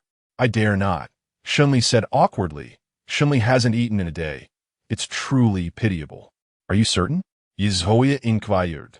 Shunli nudda. Under his persistent coaxing, Jizhoye moved the pillow from the doghouse, revealing an array of dried fish and chicken jerky hidden beneath. Shunli had remnants of food at the corners of its mouth, clearly having just finished a meal. Exposed, Shunli covered its face with a paw. Yizhoye remarked. Only you feel sorry for it, thinking it's deserving of pity. Shunli sighed. This is quite embarrassing. This dog had a knack for slapping his face with reality. The last time, out of compassion, he allowed it to sleep in the bedroom, only for it to snore loudly in the living room. This time, he assumed it was starving, only to discover it had been secretly feasting on dried fish and chicken. Shunli, in frustration, pointed at it and managed to stammer. You're not a good dog. He was the true jester in this scenario. A smile tugged at Jizhoye's lips. Shunli emerged from the doghouse, joyfully circling around Shunli. With no choice but to be indulgent, Shunli chuckled at its adorableness. Resolving to be more cautious in the future to avoid another slap in the face, an experience he found quite unpleasant. Lost in thought, he inadvertently tripped over the dog and reflexively reached for Jizhoye. Quick to react, Jizhoye wrapped an arm around his waist, pulling him into an embrace. Their eyes met, and Shunli's heart skipped a beat. He feared Jizhoye might blame the dog. I accidentally tripped over Shunli. It's not its fault. Please don't hold it against it. Jizhoye's eyes sparkled with a hint of amusement. If it's not its fault, then it's yours. Tonight, you shall not have dinner, he added playfully. Shunli protested. Do you truly regard me as a dog? Deny me food? His gaze fell upon Jizhoye's delicate lips, and he found himself swallowing hard, tempted to kiss. A sudden bark interrupted his thoughts, causing him to retreat from Jizhoye's embrace, his ears slightly flushed. Though his heart raced, he feigned calmness while engaging with the dog. Jizhoye, not one to let him off easily, directly confronted him. Why are your ears red? Shunli replied, could you not spare me some dignity? It's merely hot. Is that so? Jizhoye asked. If it's hot, let us return indoors, he suggested, knowing when to relent. Taking Jizhoye's casual remark to heart, Shunli skipped dinner, instead cradling the dog on the sofa while gazing at the dining table, which was laid out with 4 dishes and a soup. After washing his hands, Jizhoye joined him, casting a look in his direction. Shunli averted his gaze, pretending to be engrossed in the television. Jizhoye chuckled in amusement. He hadn't seen Shunli so obedient before. Turn off the TV and come eat, he instructed. The dog scampered ahead, prompting Shun Li to switch off the television, feigning nonchalance with an uninterested "oh." His acting skills were rather rudimentary and in need of refinement. Chapter 27. Love Letter. Shun Li's plan was to repay Jizhuya's billion with interest in the shortest time possible, and during this period, the company's profits were steadily increasing. Jizhuya chose not to disclose his investment in Jiangxing to the outside world. He did not want others to perceive Jiangxing as a mere extension of himself or believe that he had coerced Shun Li into collaboration. Such thoughts would not please Shun Li, for Jiangxing was his labor of love, and Jizhuya had no intention of tarnishing it. The essence of demanding shares from Shun Li was merely a pretext for entangling with him. He never intended to truly dismantle Jiangxing, regardless of Shun Li's compliance. His sole desire was to keep the person close, nothing more. Conversely, Shun Li had no intention of taking advantage of Jizhuya. Although he remained by Jizhuya's side passively, the moments they shared were among the few that brought him genuine joy. He willingly chose to stay beside Jizhuya, each harboring their own thoughts.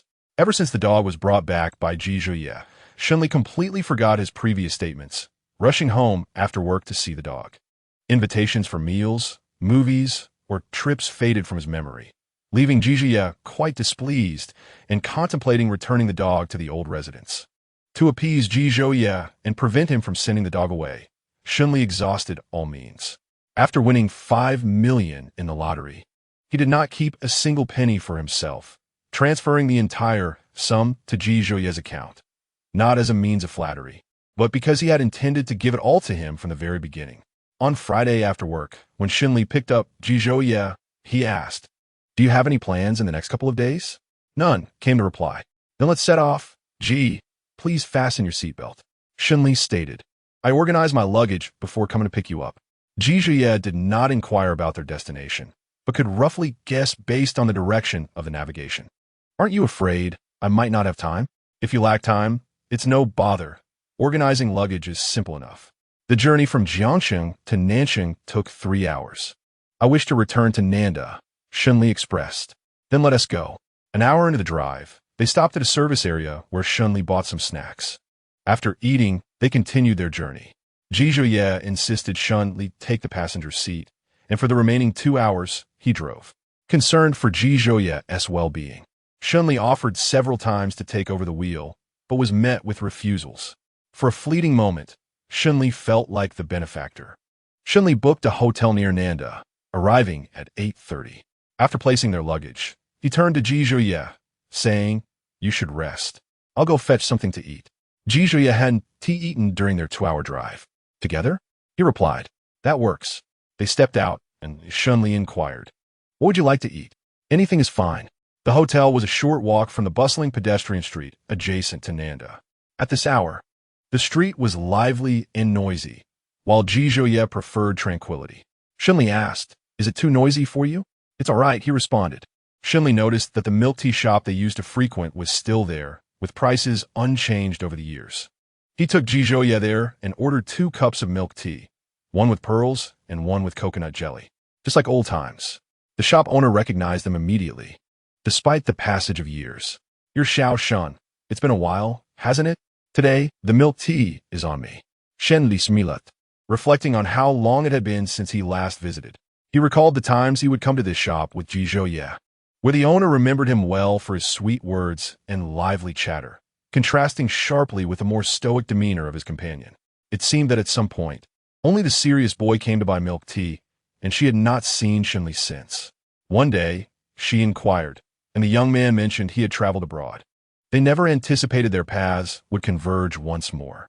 She had previously discerned that their relationship was somewhat distinct.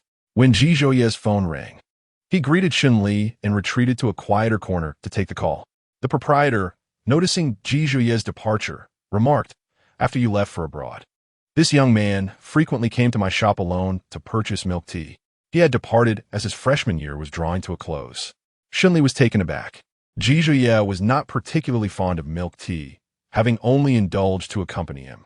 So why, upon his departure, did Jizhuya continue to buy it? Furthermore, how did the shopkeeper know he had gone abroad? He had not disclosed this to Jizhuya. "How did you know I went abroad?" "The young man who accompanied you mentioned it." It turned out he was aware of Jizhuya's return. Shunli accepted the prepared milk tea, scanned his phone to pay, and bid farewell to the proprietor as he left. Shunli remained silent for a considerable time, glancing sideways at him. Did you come often after I left? Indeed, Ji Zhouye did not refute. If you do not enjoy it, why continue coming? Shunli pressed on. I suddenly craved it. As long as Ji Zhouye was unwilling to share, Shunli could not pry further. They then visited a duck blood vermicelli shop they had frequented before. But the owner had changed, and the establishment had been renovated. The food was no longer as delectable. The pedestrian street had transformed significantly. The once popular snacks had been replaced by current trends. Yet the milk tea remained unchanged in flavor, offering a semblance of psychological comfort. Upon exiting the pedestrian street, tranquility enveloped them. Shunli followed Ji Zhouye closely until he abruptly halted, fixating on his silhouette. Yi Zhouye? If I were to say that I missed you deeply after our separation, would you believe me? Ji Zhouye paused and turned to face him. I do not believe you. If you truly missed me, why not return to see me? Why leave it all? Hence, he remained unconvinced. Shunli stepped closer, declaring, regardless of your belief, I miss you. Ji Zhouye remained silent, and on their way back, Shunli engaged him in casual conversation. Then, recalling something, Shunli said, I once received a love letter, and to this day, I remain unaware of its author. In an age where few would pen love letters to confess their feelings, preferring face-to-face or digital communications, this letter left a lasting impression on him. What did the letter say? Yi Zhouye inquired. The evening breeze rustled the leaves, casting dancing shadows beneath the dim streetlights, elongating their silhouettes. It contained just a few words, Shunli replied. I like you, and I wish for you to be my boyfriend. Is that all? Ji Zhouye asked. Indeed, the person who wrote it clearly lacked experience in pursuing someone. Such letters are rarely composed in this manner. Then how would you advise writing one? Ji Zhouye regarded him. When writing a love letter, irrespective of its content, the word count must be substantial. This showcases sincerity and allows the recipient to perceive the depth of your affection. Shunli retorted, if it contains merely a few words, where lies the sincerity? Ji Zhouye's gaze grew contemplative. Is it truly devoid of sincerity? Indeed, upon returning to the hotel after showering, he emerged as Ji Zhouye entered the bathroom. Shunli lay in bed, lost in thought. He noticed that recently, Ji Zhouye seemed increasingly disinterested in him. Ever since that incident of drunkenness, he had not made any advances. Perhaps he had grown weary of him. Chapter 28. Are you not afraid he will abandon you once more? A quarter of an hour later, Ji Zhouye emerged from the bathroom and lay down beside him. Shunli suppressed the urge to pounce on him, and he soon drifted into a drowsy sleep, dreaming of asking Ji Zhouye if he had grown tired of him. Indeed, one often dreams of what occupies their mind before slumber. In his dream, Ji Zhouye's gaze was filled with disdain, and the answer was painfully clear. He awoke with a start, realizing it was 9 a.m. and that Ji Zhouye was no longer beside him. His first thought was that Ji Zhouye had grown so weary of him that he had left in the night. A glance at the luggage reassured him. It was still there, still dazed from sleep. He blinked in disbelief. Had Ji Zhouye truly left without taking his belongings? He fumbled under his pillow for his phone and felt a wave of relief wash over him upon seeing a message from Ji Zhouye. He had almost convinced himself that Ji Zhouye no longer wanted him. With his heart settling, he rose to wash up in the bathroom. After a restless night filled with dreams that made him sweat, he felt sticky and uncomfortable. A refreshing shower was in order. When he emerged from the bathroom, Ji Zhouye had returned with breakfast. The food he brought was all Shun-Li's favorites from their school days together. Shun-Li felt a swell of gratitude. Even though the hotel offered breakfast, Ji Zhouye had gone out of his way to procure his beloved meals. Ji Zhouye placed a breakfast on the table. Shen Li Pundarat, thinking these were indeed his favorites. How quickly you strike back, Mr. Ji. Do you truly enjoy these? I recall you never used to eat them. Taste, it seemed, was not immutable. Shun-Li chastised himself for being overly sentimental. Ji Zhouye hardly touched the breakfast, leaving most of it for Shun-Li, who could not help but smirk. While others might easily change their preferences, Ji Zhouye would not. The simple act of breakfast conveyed everything. It was a gesture from Ji Zhouye, a testament to his care. After their meal, Shunli led Ji Zhouye to an arcade they used to frequent. The place had undergone a complete transformation, losing all its former charm.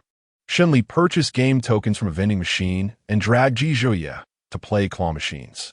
Childish, Ji Zhouye remarked, his disinterest evident. Yet he faithfully accompanied Shunli in the games. After several unsuccessful attempts to win, Shunli handed Ji Zhouye a few tokens. "Help me out here.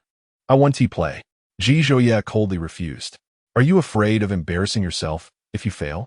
"Fear not. I want to mock you," Shunli teased, a mischievous glint in his eyes. Had it been anyone else, they might have retaliated with a punch. Previously, Li Ming had once said to Ji Zhouye that Shunli was so infuriating, only he could tolerate him. In truth, Li Ming was also infuriating, though slightly less so than Shunli.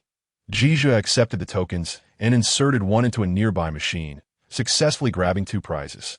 Shunli marveled at Ji Zhouye's luck and remarked, "It's all about probability." He then handed Ji Zhouye another handful of tokens. "Here you go, Mr. Ji. It's your turn." As they exited the arcade, Shunli carried a transparent bag brimming with dolls, their hues reminiscent of youthful innocence. Ji Zhouye's gaze fell upon his retreating figure, his expression a blend of exasperation and fondness.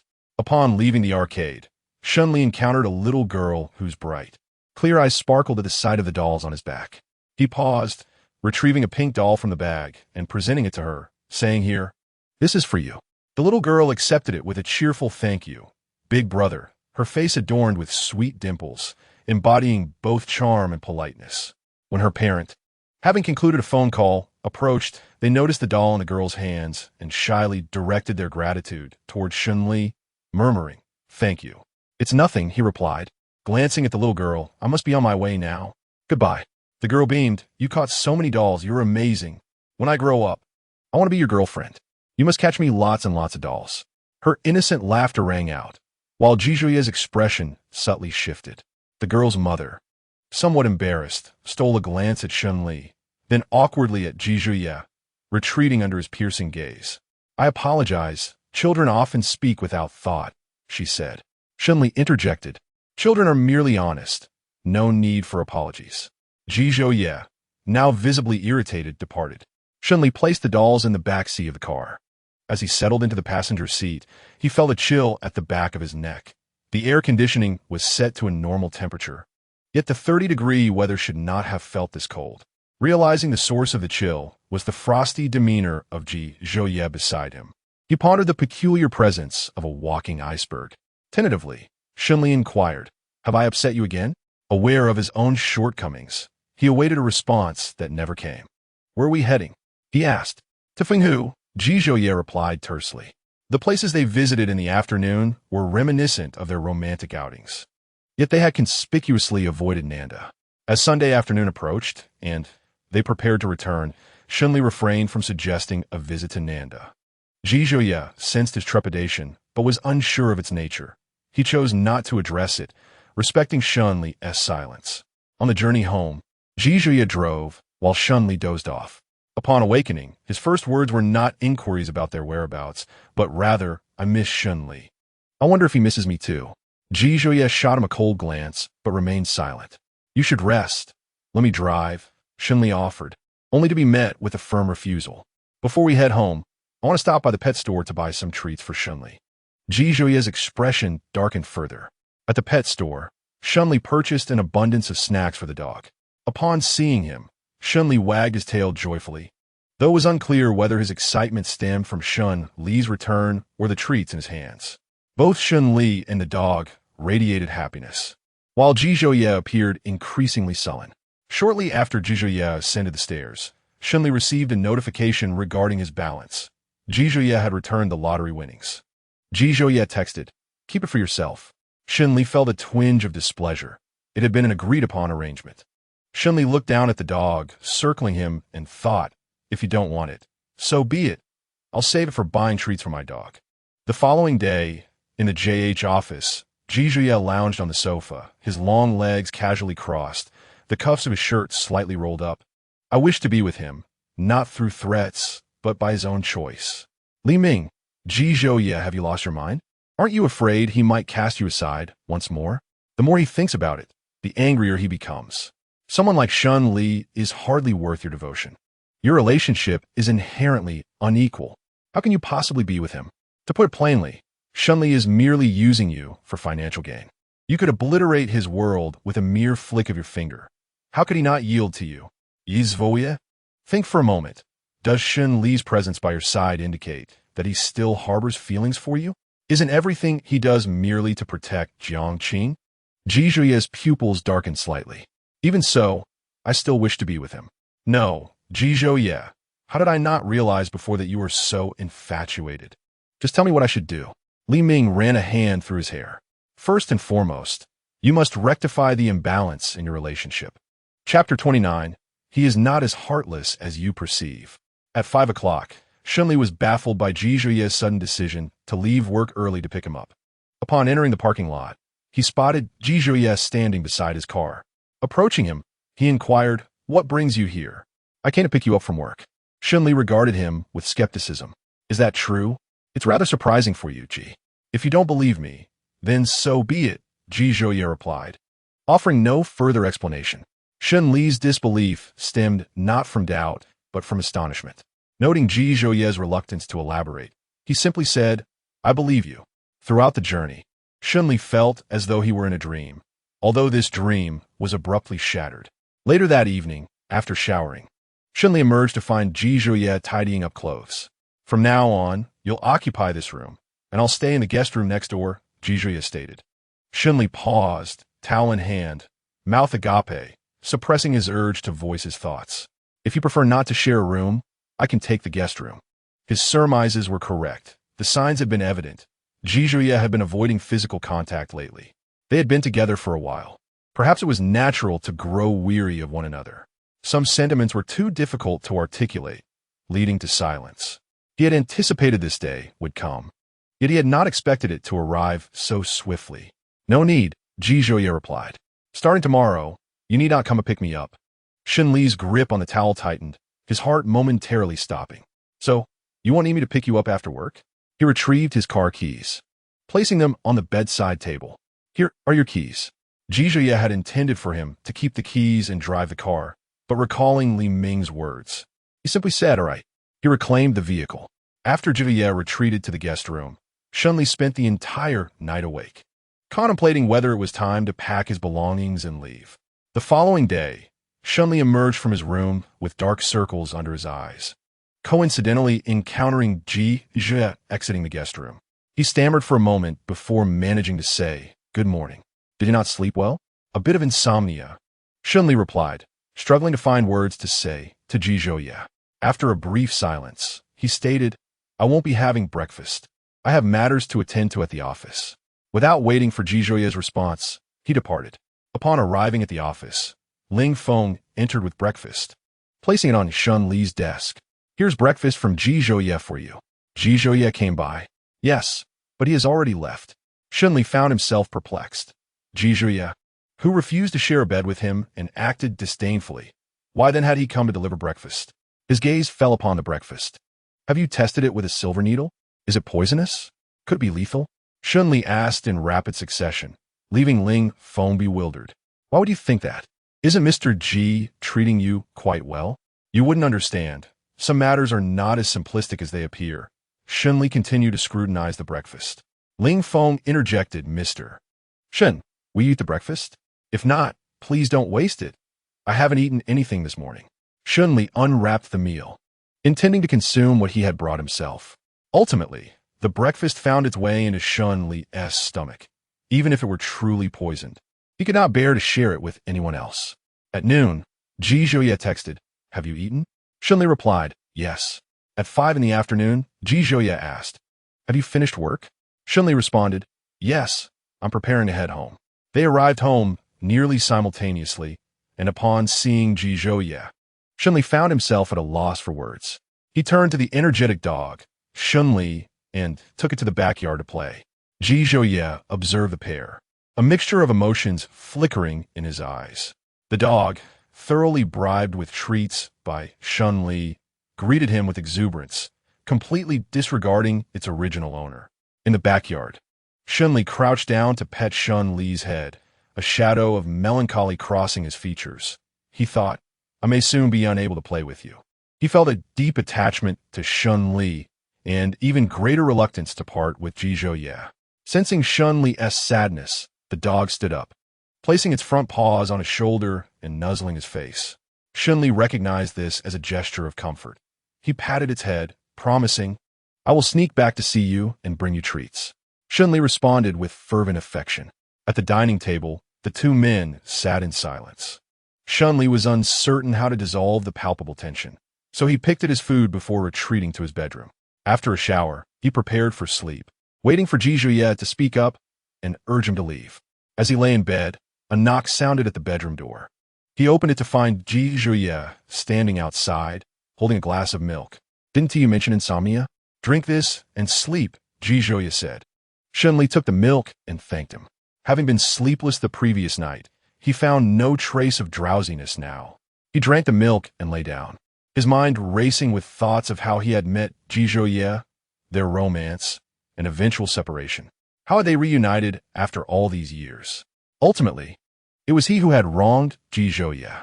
The fact that Ji Zhou was willing to help him revive Jiangqing was already a luxury.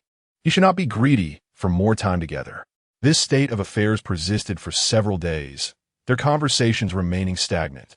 On Friday night, Tang Qinian invited Shun Li out for drinks. Shun Li left work and went directly to the bar where they had arranged to meet. Tang Qinian had reserved a private room. Having just returned to the country, he knew no one else, leaving only himself and Shun Li in the room. Shun Li's mood was already poor, and upon seeing the alcohol, he drank excessively, leaving Tang Qinian powerless to intervene. Shun Li, I invited you out for a drink. Not to drown yourself, Tang Qinian admonished. Shun Li retorted, what's the matter? Afraid I'll drink you into poverty? Dan Qinian Juke. If you could drink me into poverty, I'd de-change my surname to Shun Li tomorrow. Returning to the matter at hand, Tang Qinian ceased his teasing and asked, what is truly troubling you? Shun Li exuded an air of melancholy, as if something flickered within his eyes. He no longer desired me.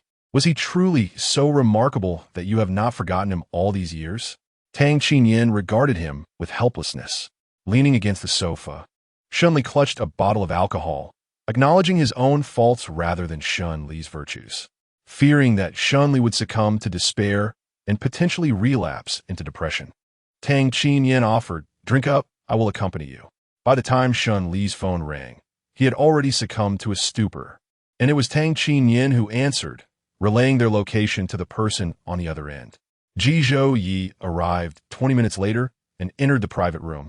Discovering Shun Li nestled in a corner of the sofa, still clutching the bottle, Tang Qinian, sitting nearby, retained a measure of clarity, having not yet succumbed to intoxication. As Ji Zhou assisted Shun Li in leaving, Tang Qinian remarked, Shun Li isn't as carefree as you perceive. Your decision to keep him close indicates that he holds a place in your heart. Treat him well, lest you find yourself regretting it later. He had heard Shun Li mention being near Ji Zhou during this time. Ji Zhou guided Shun Li out of the bar. It was 11 at night, with few pedestrians on the street.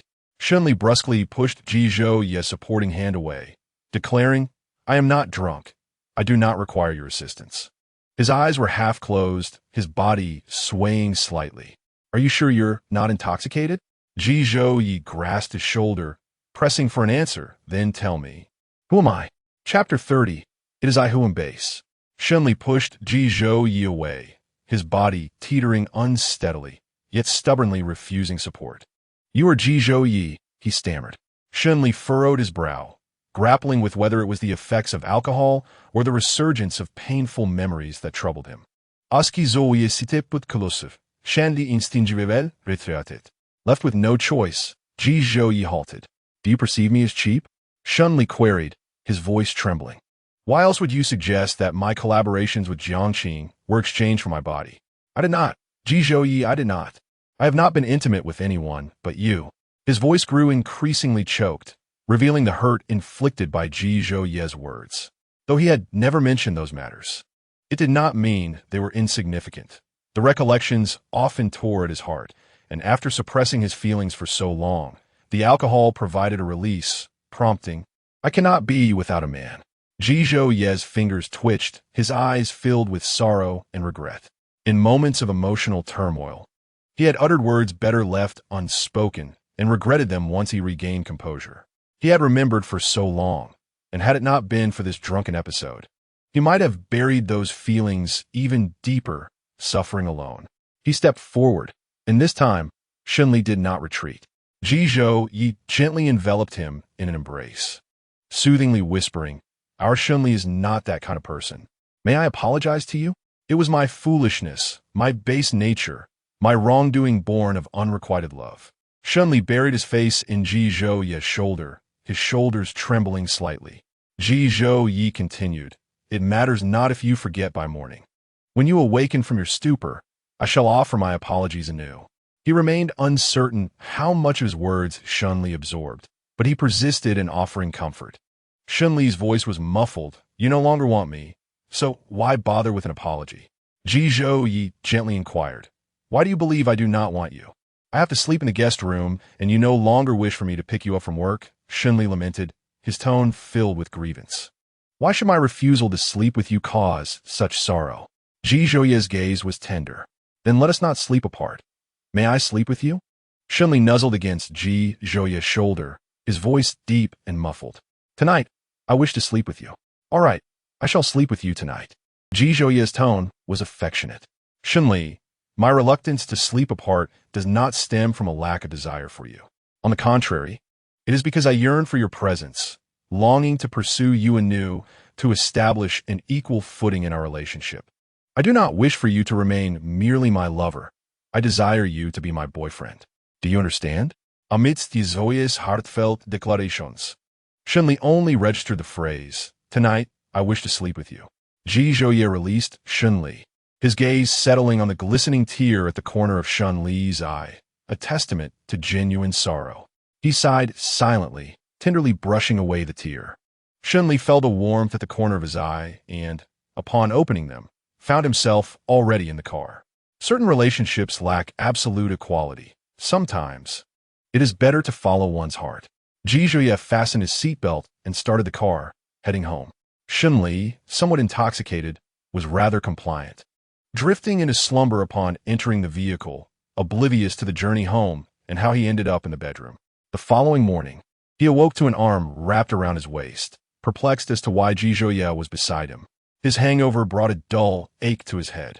All he recalled was Ji Ye bringing him home after leaving the bar, and after that, his memory faded. Ji Ye tightened his embrace, stirring to wakefulness. "Why are you in my bed?" Shunli inquired, the thin fabric between them allowing him to feel Ji Ye's warmth, causing his heart to race. Upon asking, Ji Ye realized Shunli had no recollection of the previous night.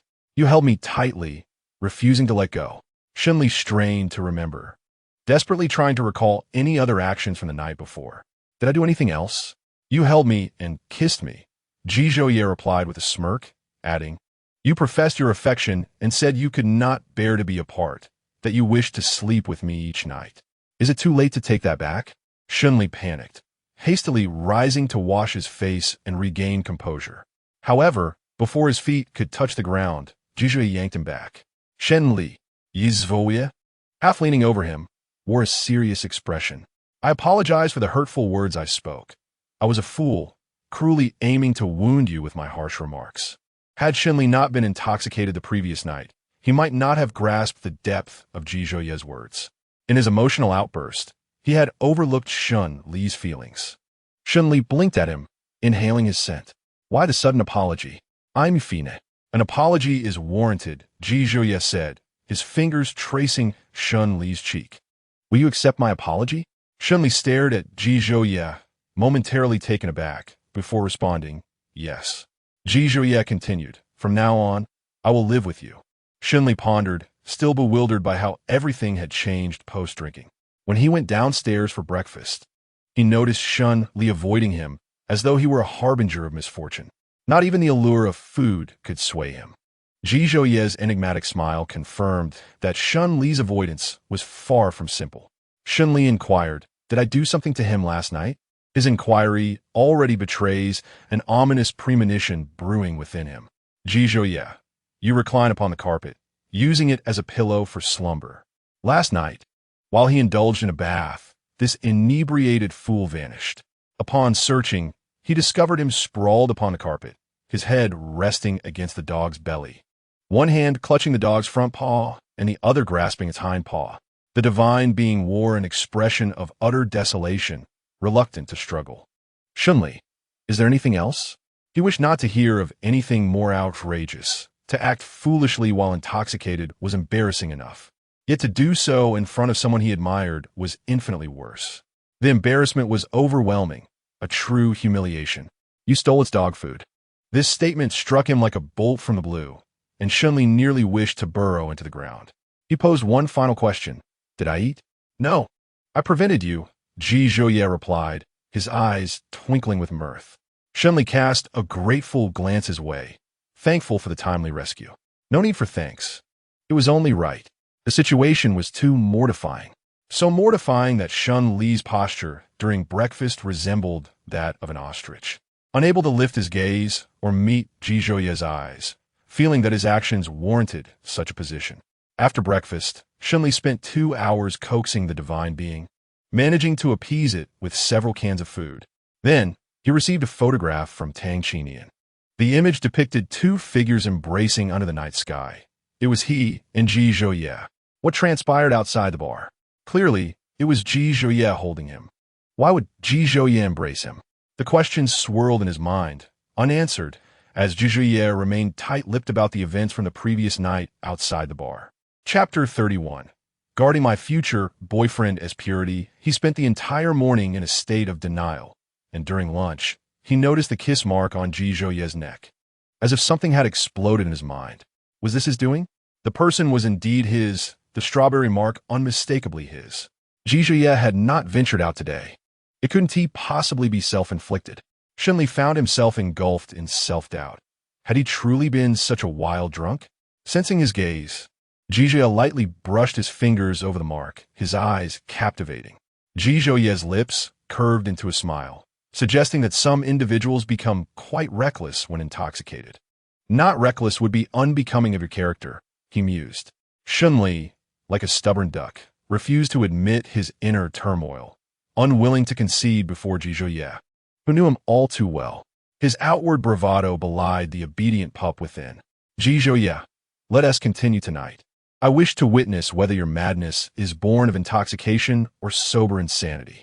That evening, as Shunli sat on the edge of the bed, drying his hair while contemplating how to face Ji Zhouye, the screen of Ji Zhouye's phone illuminated the table. Li Ming, I quite like you, tomorrow night. Let us meet in room 302 of the bar, no exceptions. In that instant, Shun Li's heart stopped, an indescribable discomfort washing over him. He averted his gaze, slowly resuming his hair drying. Ji Zhouye had clearly stated that he and Li Ming were merely friends, nothing more. Why then was Li Ming sending such messages? Shun Li's mind was a tumultuous mess as he grabbed the cigarettes and lighter from the table, retreating to the balcony.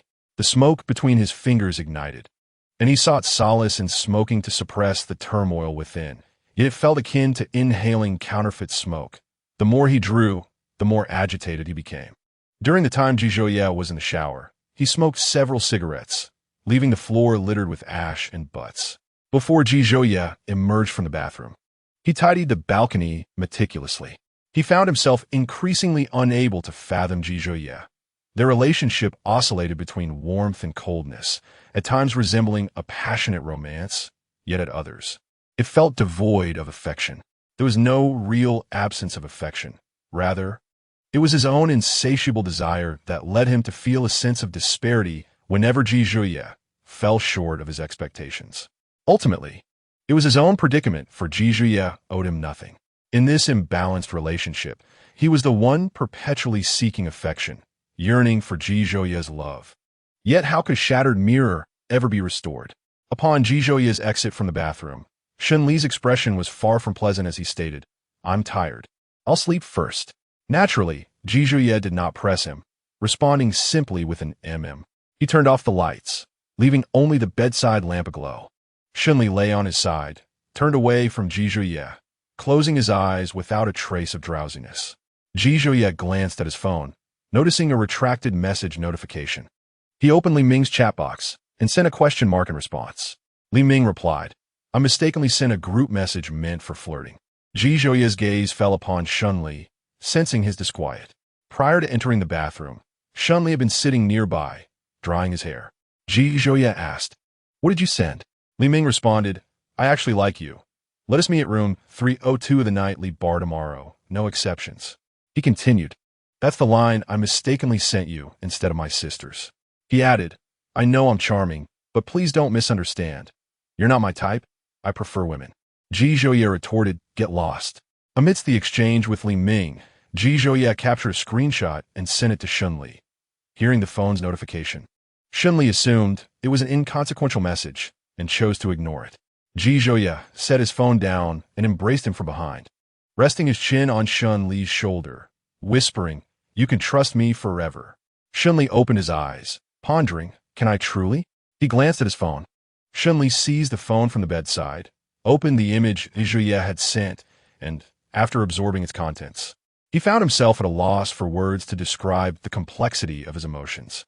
Initially, he exhaled in relief, followed swiftly by a sweet sensation, a feeling of being valued. In that moment, he realized Ji Zhouye did care for him to some degree, acknowledging the little emotions he had observed. No longer wishing to conceal his feelings, he turned to embrace Ji Zhouye's waist, confessing, "I inadvertently saw that message, and I admit I felt jealous. Thank you for understanding my subtle emotions and offering an explanation." Ji Zhouye planted a soft kiss on his forehead, teasing, "Had I not discovered it, would you have continued to sulk in silence?" Shunli nodded in agreement, not denying it. He wished to honor his true feelings, refraining from uttering insincere words. Why such jealousy? Ji Zhouye's gaze was affectionate, having detected the lingering scent of vinegar and smoke upon Shunli's return from the bathroom. Shunli withdrew from Ji Zhouye's embrace, questioning, "Is the smell of smoke on me truly unpleasant?" Ji Zhouye enfolded him once more in his embrace, the scent not unpleasant. "I am delighted that you can be candid with me." He did not despise the smell of smoke. It was merely a reflection of Shunli's frail health and his penchant for smoking that prompted such concern, urging him to exercise caution and take responsibility for his well-being. "I wish to inquire about something else," Shunli asked. "Why did you stay in the guest room a couple of days ago? Why didn't you allow me to pick you up after work?" Ji Zhouye pondered for a moment before responding. "It is because I desire to be your boyfriend. I do not wish for our relationship to be merely transactional." That evening, the distance between the two of them diminished. "I have my own selfish motives for remaining by your side. Could you perhaps wait for me? I shall provide you with an answer in the shortest time possible.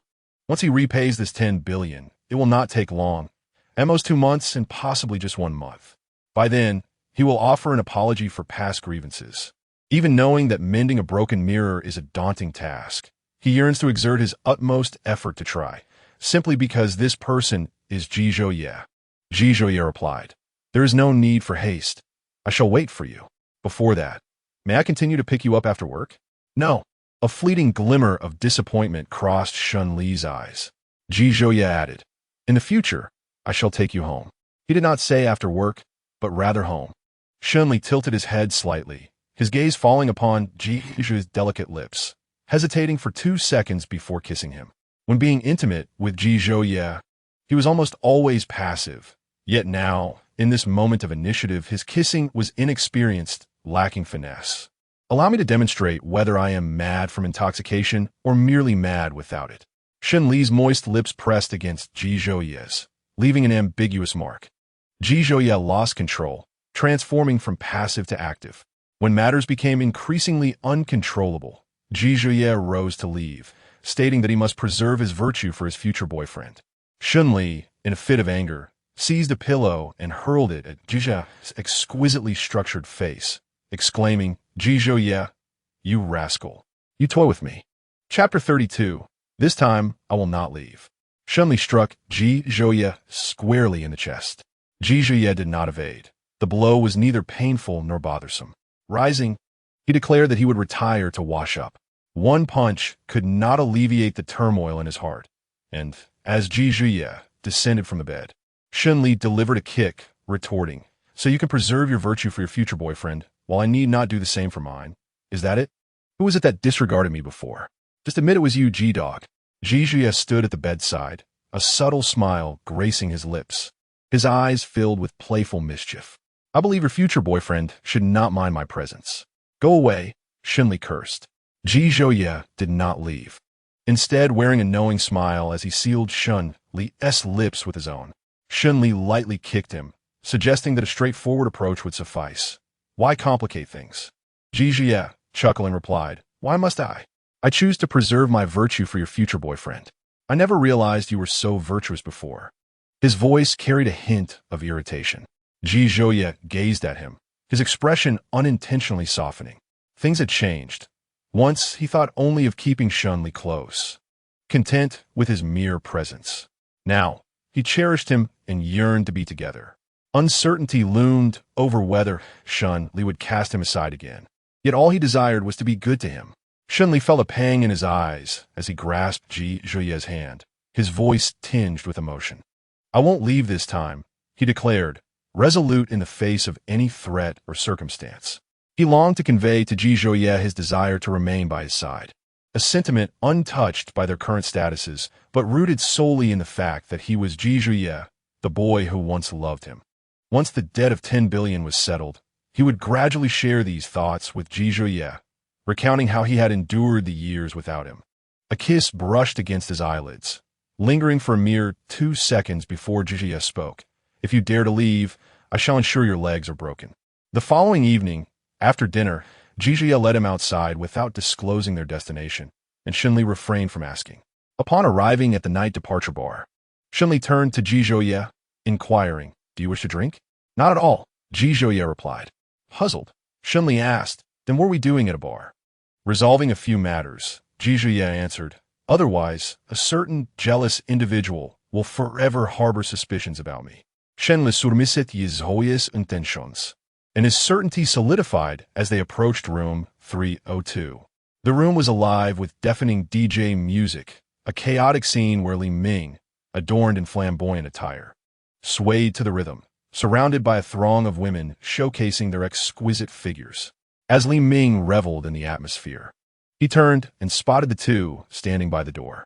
He abruptly halted the music and, with a nonchalant demeanor, approached Ji Zhouye. What brings you here? Surely, you aren't developing feelings for me? This time, Shun Li felt indifferent to Li Ming's provocations. Ji Zhouye's eyes glimmered with coldness. Leave. Li Ming's gaze fell upon the intertwined hands of Ji Zhouye and Shun Li, and he clicked his tongue. It hasn't been long, and you've already captured Shun Li's heart. What is it about him? After assessing Shun Li for a few moments, he decided not to pry further. If one was willing to pursue and the other to acquiesce, who was he to interfere? He handed a bottle of liquor to Shun Li.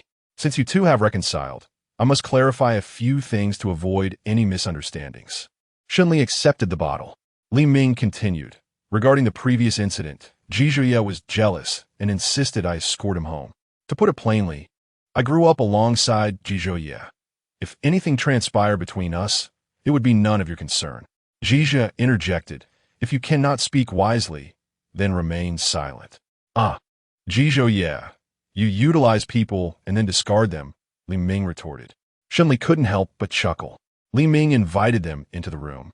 But before he could finish his thought, Ji Zhouye had already ushered Shun Li away. Watching the door close behind them, Li Ming smiled. Their reconciliation was indeed a positive turn. At least he would no longer have to play the role of a relationship advisor.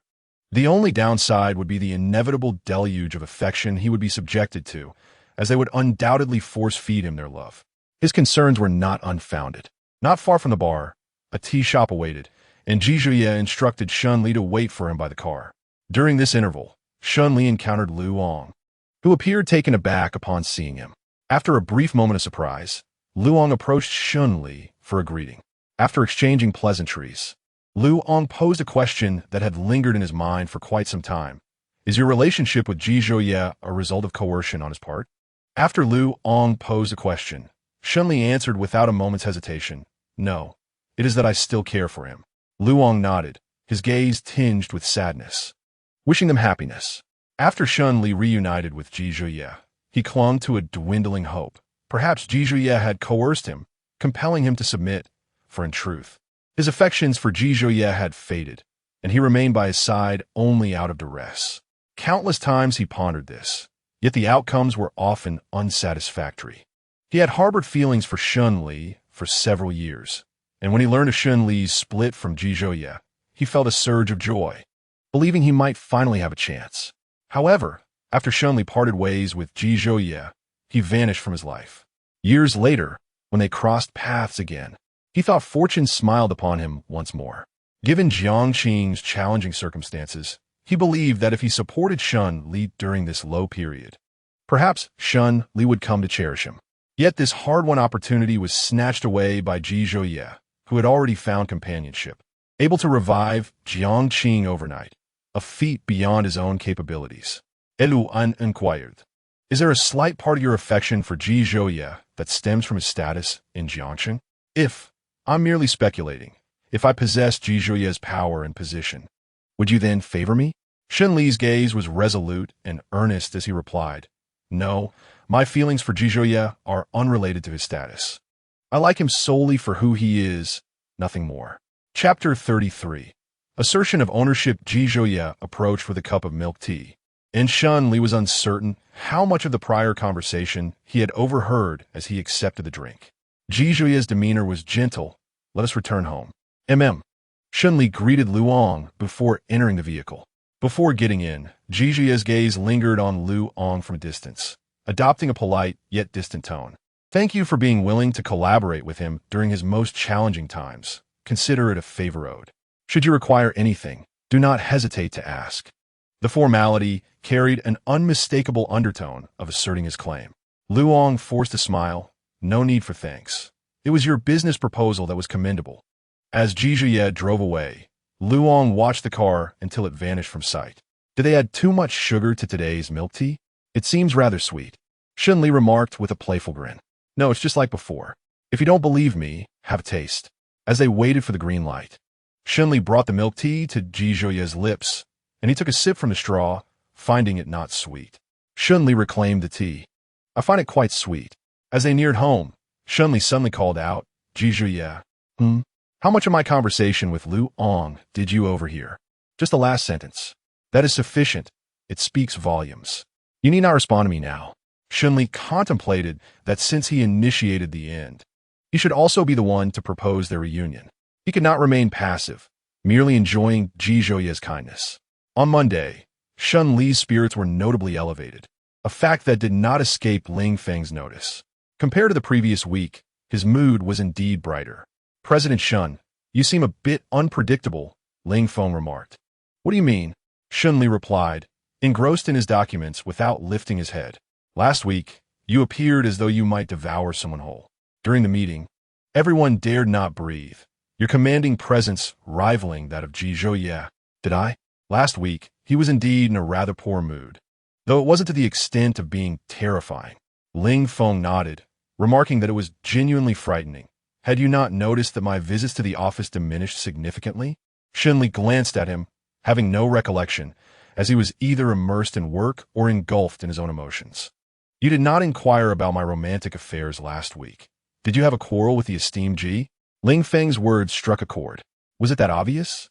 Indeed.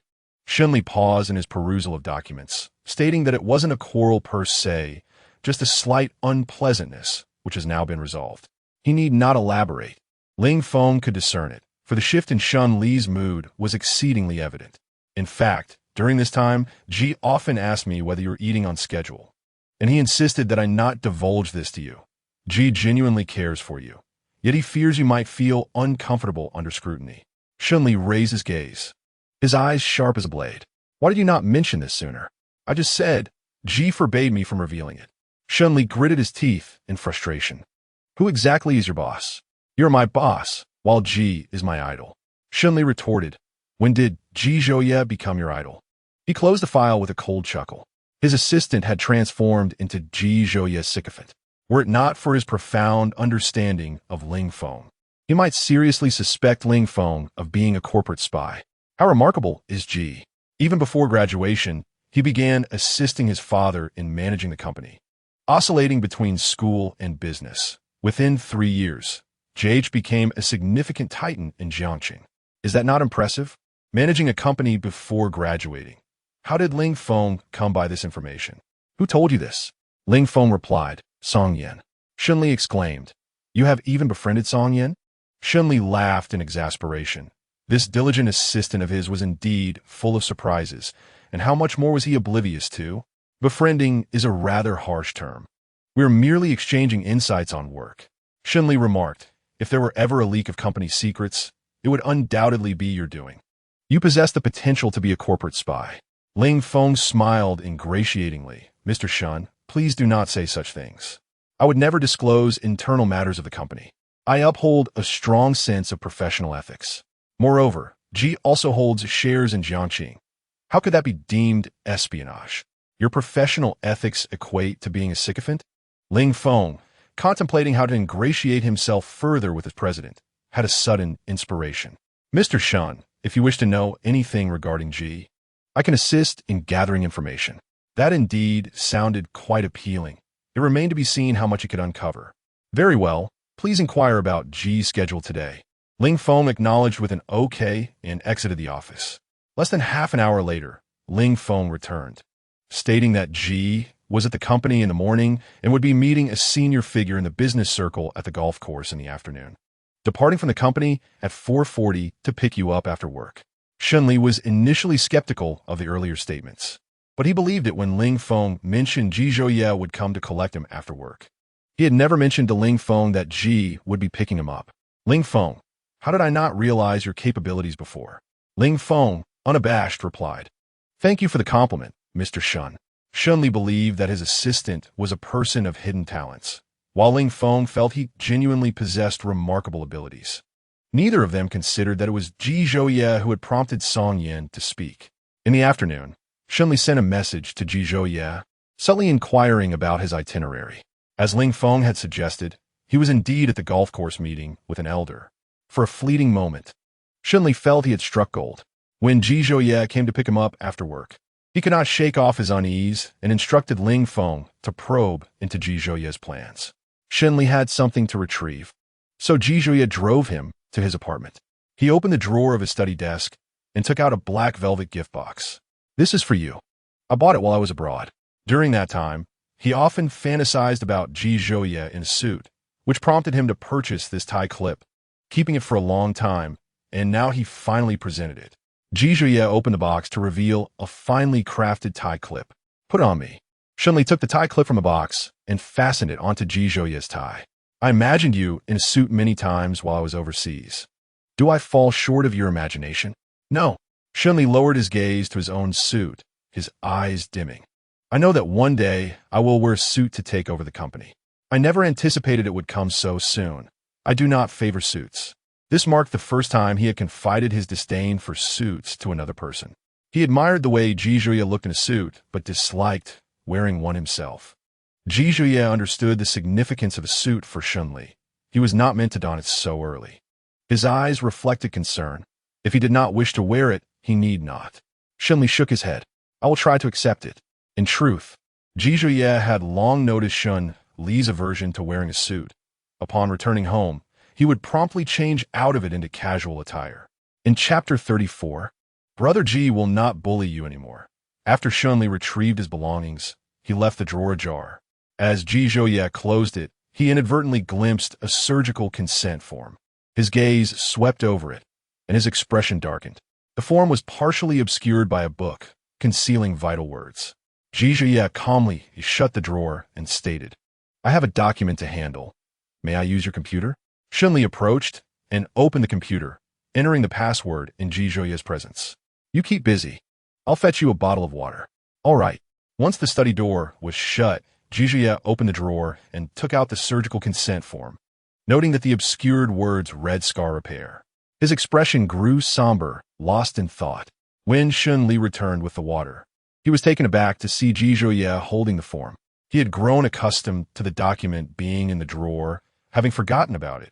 Otherwise, it would not have come into Ji Zhouye's possession. He placed the water on the table and feigned calmness as he took the form from Ji Zhouye's hands. With a smile, he spoke lightly. Once when I was abroad, I got drunk and stumbled home late at night, tripping and scraping my elbow, which left a scar. I found it unsightly, so I opted for scar repair. The scar repair surgery had been performed a year prior. Although Shunli appeared at ease, he could not bring himself to meet Ji Zhuye's gaze as he spoke. Ji Zhuye uttered a sound of acknowledgement, refraining from further inquiries. Shunli let out a sigh of relief, believing he had successfully concealed the matter, and he placed the surgical order into the drawer before closing it. Upon returning to the estate, Ji noticed that the individual beside him appeared somewhat distracted. That evening, after finishing dinner, he retreated to his room without indulging the dog, which felt a twinge of sadness at the absence of playmates. In a cafe, Tang Qinian settled across from Ji Zhuye, jesting, "What brings you to summon me, General Ji? For any commercial collaboration, you ought to consult my father. I am merely a humble clerk in his company." Ji Zhuye's demeanor radiated warmth, albeit tinged with a subtle detachment, as he shifted the conversation from work to Shunli. "What is there to discuss?" Ji Zhuye boldly inquired. "What is the situation regarding Shun Li's scar revision surgery?" Tang Qinian, crossing his legs with a nonchalant air, replied, "You should ask him directly. Why come to me?" Ji Zhuye pressed further. "And what did he say?" Tang Qinian adjusted his posture slightly. He fell while intoxicated. A smirk crossed his lips as he continued. "Shunli possesses a remarkable talent for lying effortlessly. I was present during the scar revision, and indeed, he fell, nearly disfiguring himself. The foundation of their friendship was rooted in this shared understanding of deception, as Shunli could fabricate stories without a hint of remorse, his audacity rivaling that of a fortress. I wish him well," Ji Zhuye conveyed earnestly. "I seek but a single truth." Tang Qinian straightened, ordering a cup of coffee, his expression turning serious. "He struggles with depression and self-harm. The scars on his arms are numerous, prompting the need for the surgery." Ji Zhuye's brow furrowed deeply, his heart constricting as though gripped by an unseen hand, making it difficult to breathe.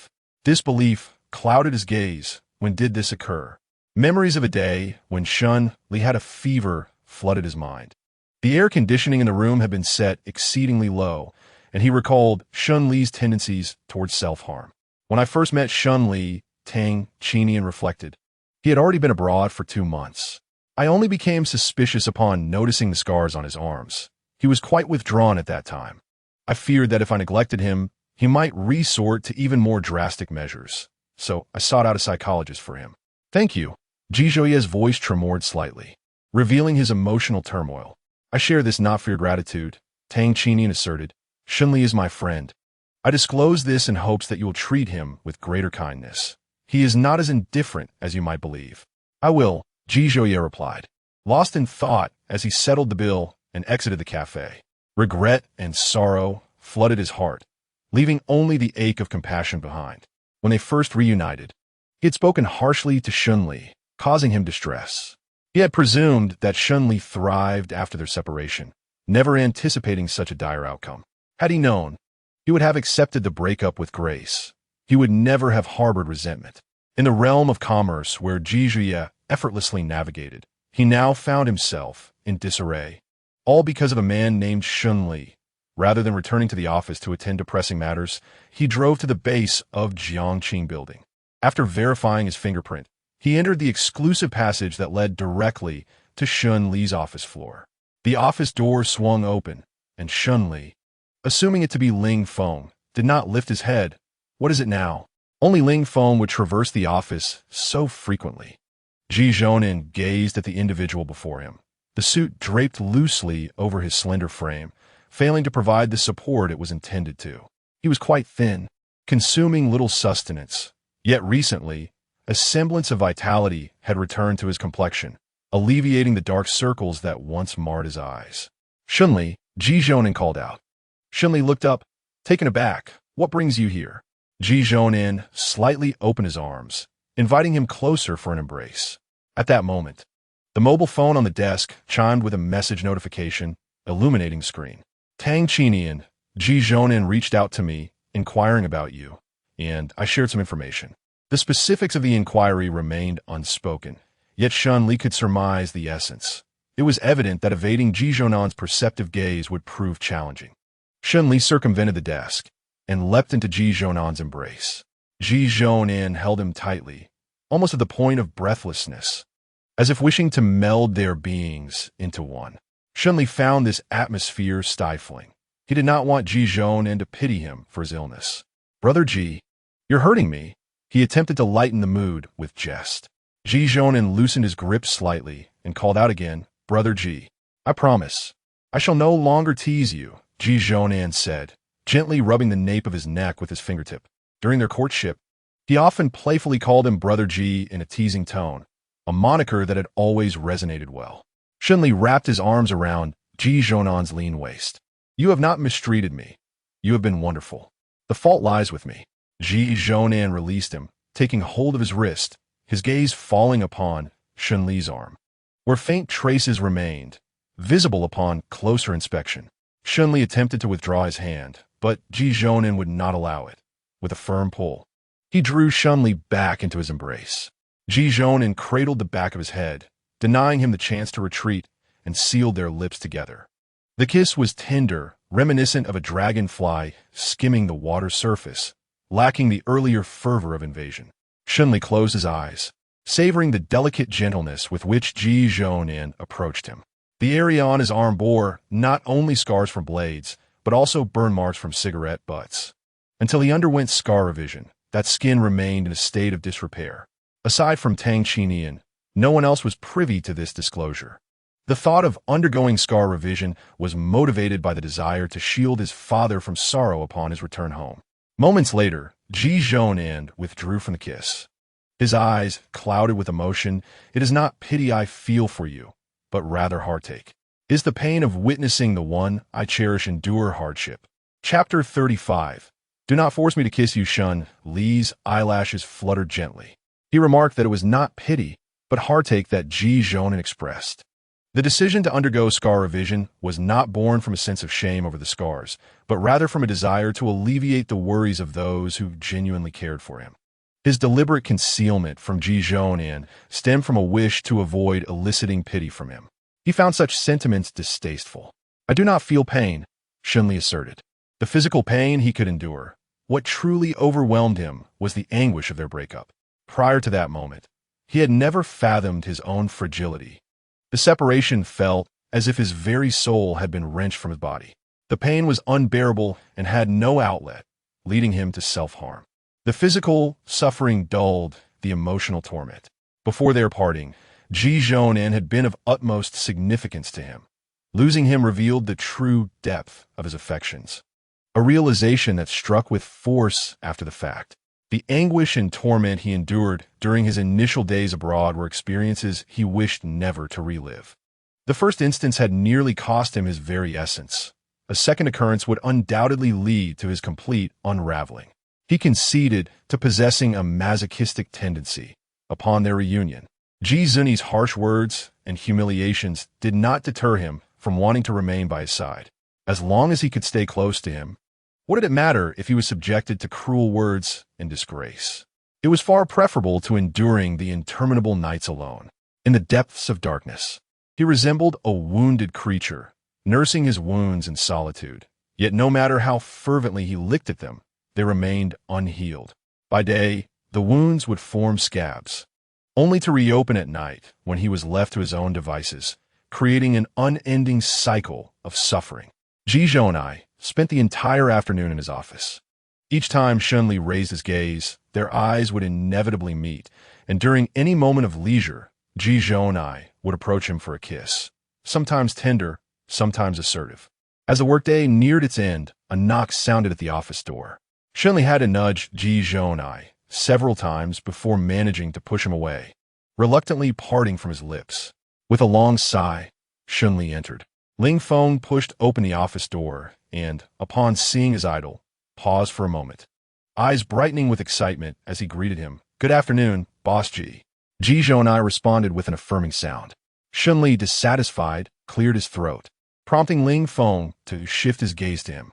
In that instant, he noticed something amiss. Shunli's lips were unmistakably swollen and red. Ling Feng's gaze flickered between him and Ji Zhounan, his expression laden with implications.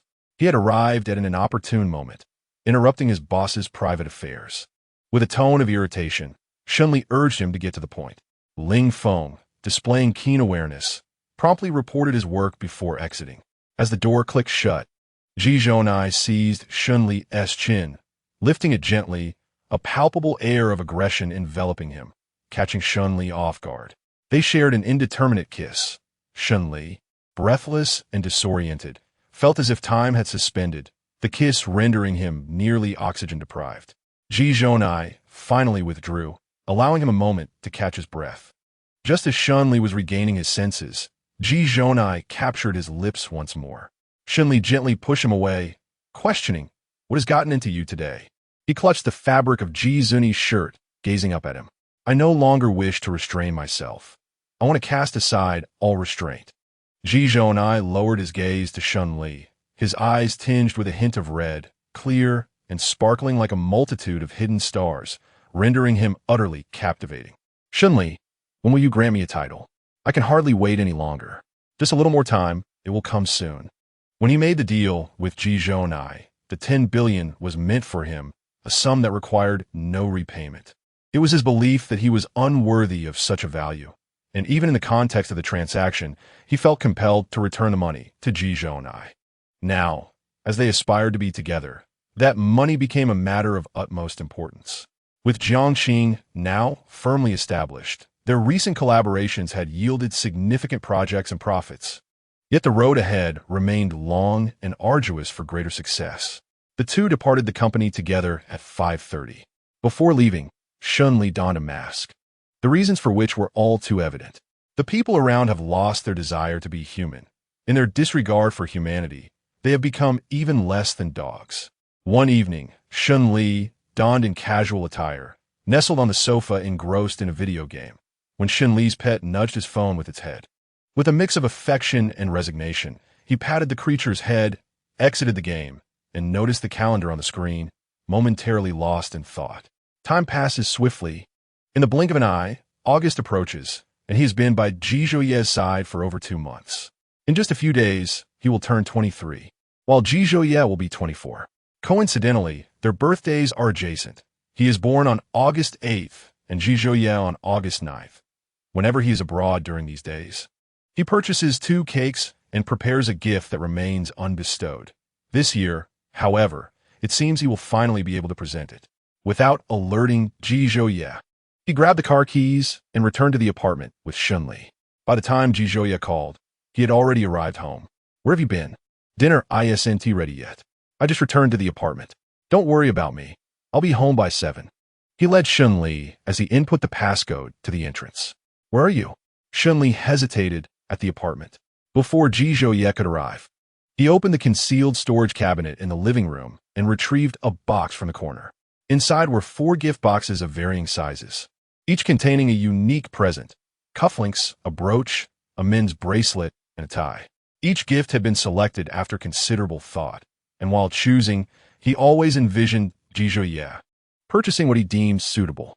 Even if he could not give them away, he still prepared them, holding on to the fleeting hope that one day he might. It seemed he was truly ready to gift these items. The first to notice the commotion outside was Shunli, who remained silent yet wagged its tail toward the entrance. Recognizing Ji Zhouye's arrival, he hastily stowed the box away. Before Ji Zhouye could input the passcode, he opened the door. Ji Zhouye's eyes flashed with irritation. "Could you not be more considerate? You leave without a word. I saw you were busy and didn't want to interrupt. I'm a grown man. You needn't worry." Noticing Ji Zhouye's displeasure, Shunli inched closer in an attempt to appease him. "Shunli will protect me." The pet seemed to understand, barking softly in response. "Neither of you is particularly well behaved." Ji Zhouye pulled him into an embrace. "You're even less obedient than a dog." "Ji Zhouye, do you ever consider your words? Don't push me." "Push you to do what?" "Don't push me to kiss you." His tone was assertive, yet his gaze betrayed him, avoiding Ji Zhouye's eyes as he spoke. Desire unfulfilled. "Now, let's go home for dinner." Shunli stammered, turning his face away, unable to meet Ji Zhouye's gaze. Chapter 36. This wish I wish to fulfill myself on the eve of August 9th. Shunli amassed a fortune of 10 billion. Although it was his birthday, his thoughts were consumed with plans for Ji Zhouye's celebration the following day, causing him to be distracted at work. His phone lit up on the desk with a message from Tang Chinian. Brother, happy birthday. I've booked a private room at Cien restaurant tonight. Make sure to come. You can bring a +1. Upon seeing the term family, Shunli chuckled softly. Shunli, so, what have you been busy with lately? Tang Chinian, I've been preoccupied with winning back my girlfriend. That young lady has quite the temper and has yet to forgive me. Shunli, you brought this upon yourself.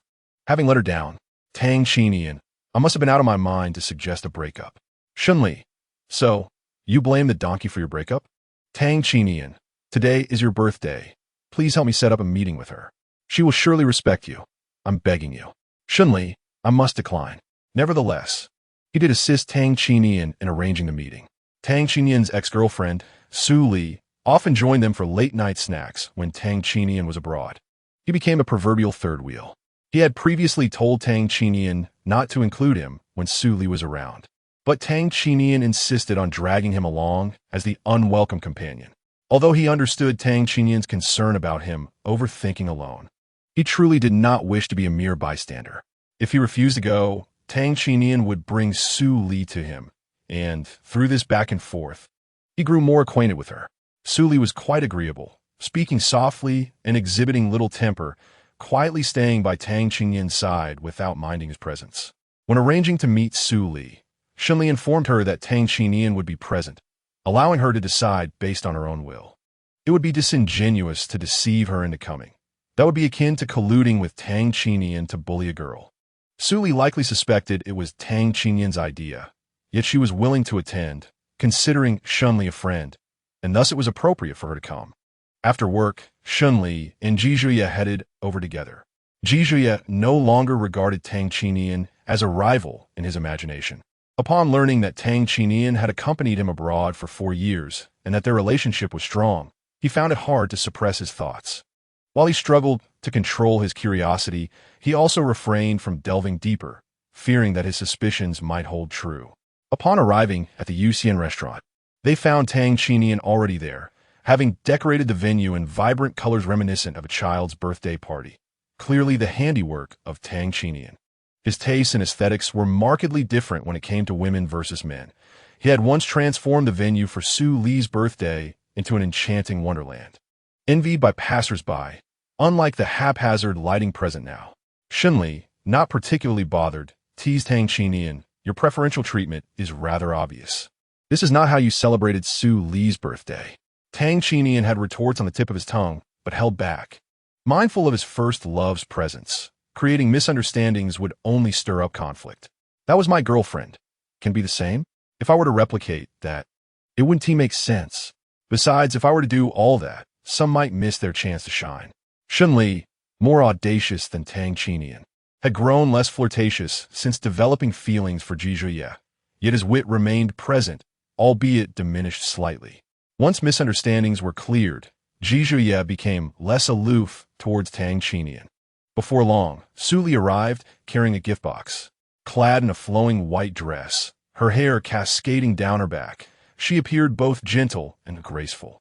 She completely disregarded Tang Chinian, not sparing him a single glance, and walked straight up to Shunli. Long time no see. I heard some events transpired after your return to the country. How have you been? Quite well, Shunli replied. And you? I'm doing well too. Su Li presented a gift box to Shunli. Happy birthday. Shunli accepted it, expressing his gratitude. Thank you. That's very thoughtful of you. Su Li's gaze fell upon the person beside him. She had seen his photograph long ago, during her visit to Shunli's home with Tang Chinian. Noticing Su Li's attention, Shunli introduced them. This is Jizhuya. This is Su Li. Jizhuya nodded slightly, his tone polite yet distant. Hello. Hello. It was only after returning to Jiangsheng and seeing Jizhuya in a financial news article that she realized Shun Li's first love held an extraordinary status. Tang Chinian felt entirely overlooked by Su Li, a mix of discomfort and helplessness washing over him. After all, he was the one who proposed the breakup. It was a consequence of his own actions. It took parting for him to recognize whom he truly cherished.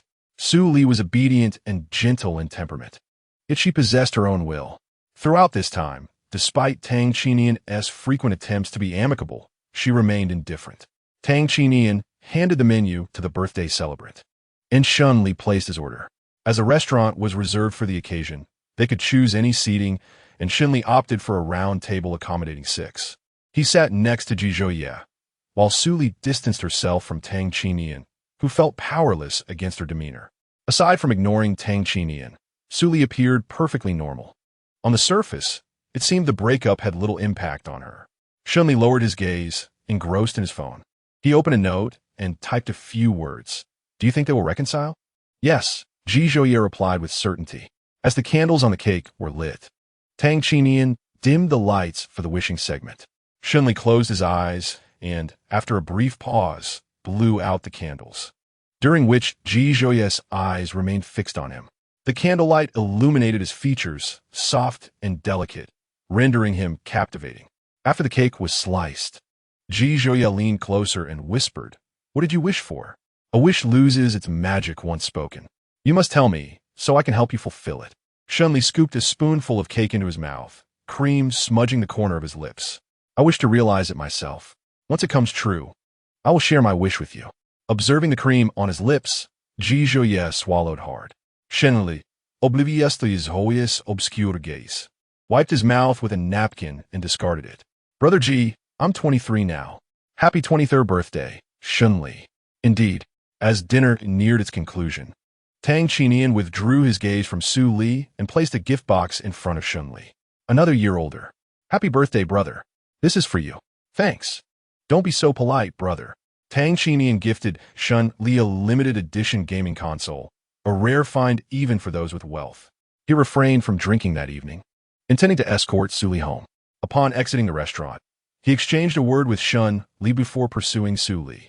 Ji Zhouye drove Shun Li to the top floor of the JH Tower, the tallest building in Jiangcheng, offering a panoramic view of the city's nightscape. Standing by the railing, Shun Li felt the brisk wind whip around him, its howling echoing in his ears. This was his first time gazing at Jiangcheng's night scenery from such a height. As he became lost in the view, a chill swept over his neck, prompting him to glance back at Ji Zhouye. Don't move, Ji Zhouye instructed. Complying, Shun Li stood still, feeling not only the coolness of the metal against his skin, but also the warmth of Ji Zhouye's fingertips. His gaze fell upon a necklace adorned with a ring, and a surge of distant memories pierced his heart. This ring, crafted by Ji Zhouye during their romance, had been worn briefly before their relationship ended. When they parted ways, he had returned the ring to Ji Zhouye, who had refused to accept it. Ultimately, he discarded the ring into the bushes, only to later discover that Ji Zhouye had retrieved it. On that day, while he searched for the ring, Ji Zhouye had quietly observed from the shadows. Ji Zhouye fastened the necklace around his neck and inquired, "Do you like this birthday gift?" "Ido," Shun Li replied sincerely. He truly cherished this gift. Since losing the ring, he had dreamt of searching for it, haunted by a sense of loss. "Shun Li, happy birthday," Ji Zhouye said. "This birthday, I am very happy." After a moment, Ji Zhouye remarked, "It's getting late. We should head back." Shun Li glanced at the time, feeling content and wishing to linger in the breeze a while longer. With half an hour to midnight, he yearned for one last birthday blessing, for a resolution. Tomorrow would be a day off, so Ji Zhouye indulged him. As the countdown to midnight began, Shun Li silently counted down the final 30 seconds. When the clock struck 12, he turned off his phone and offered his heartfelt wishes for the day's celebrant. Ji Zhouye, happy 24th birthday. May you find peace and joy.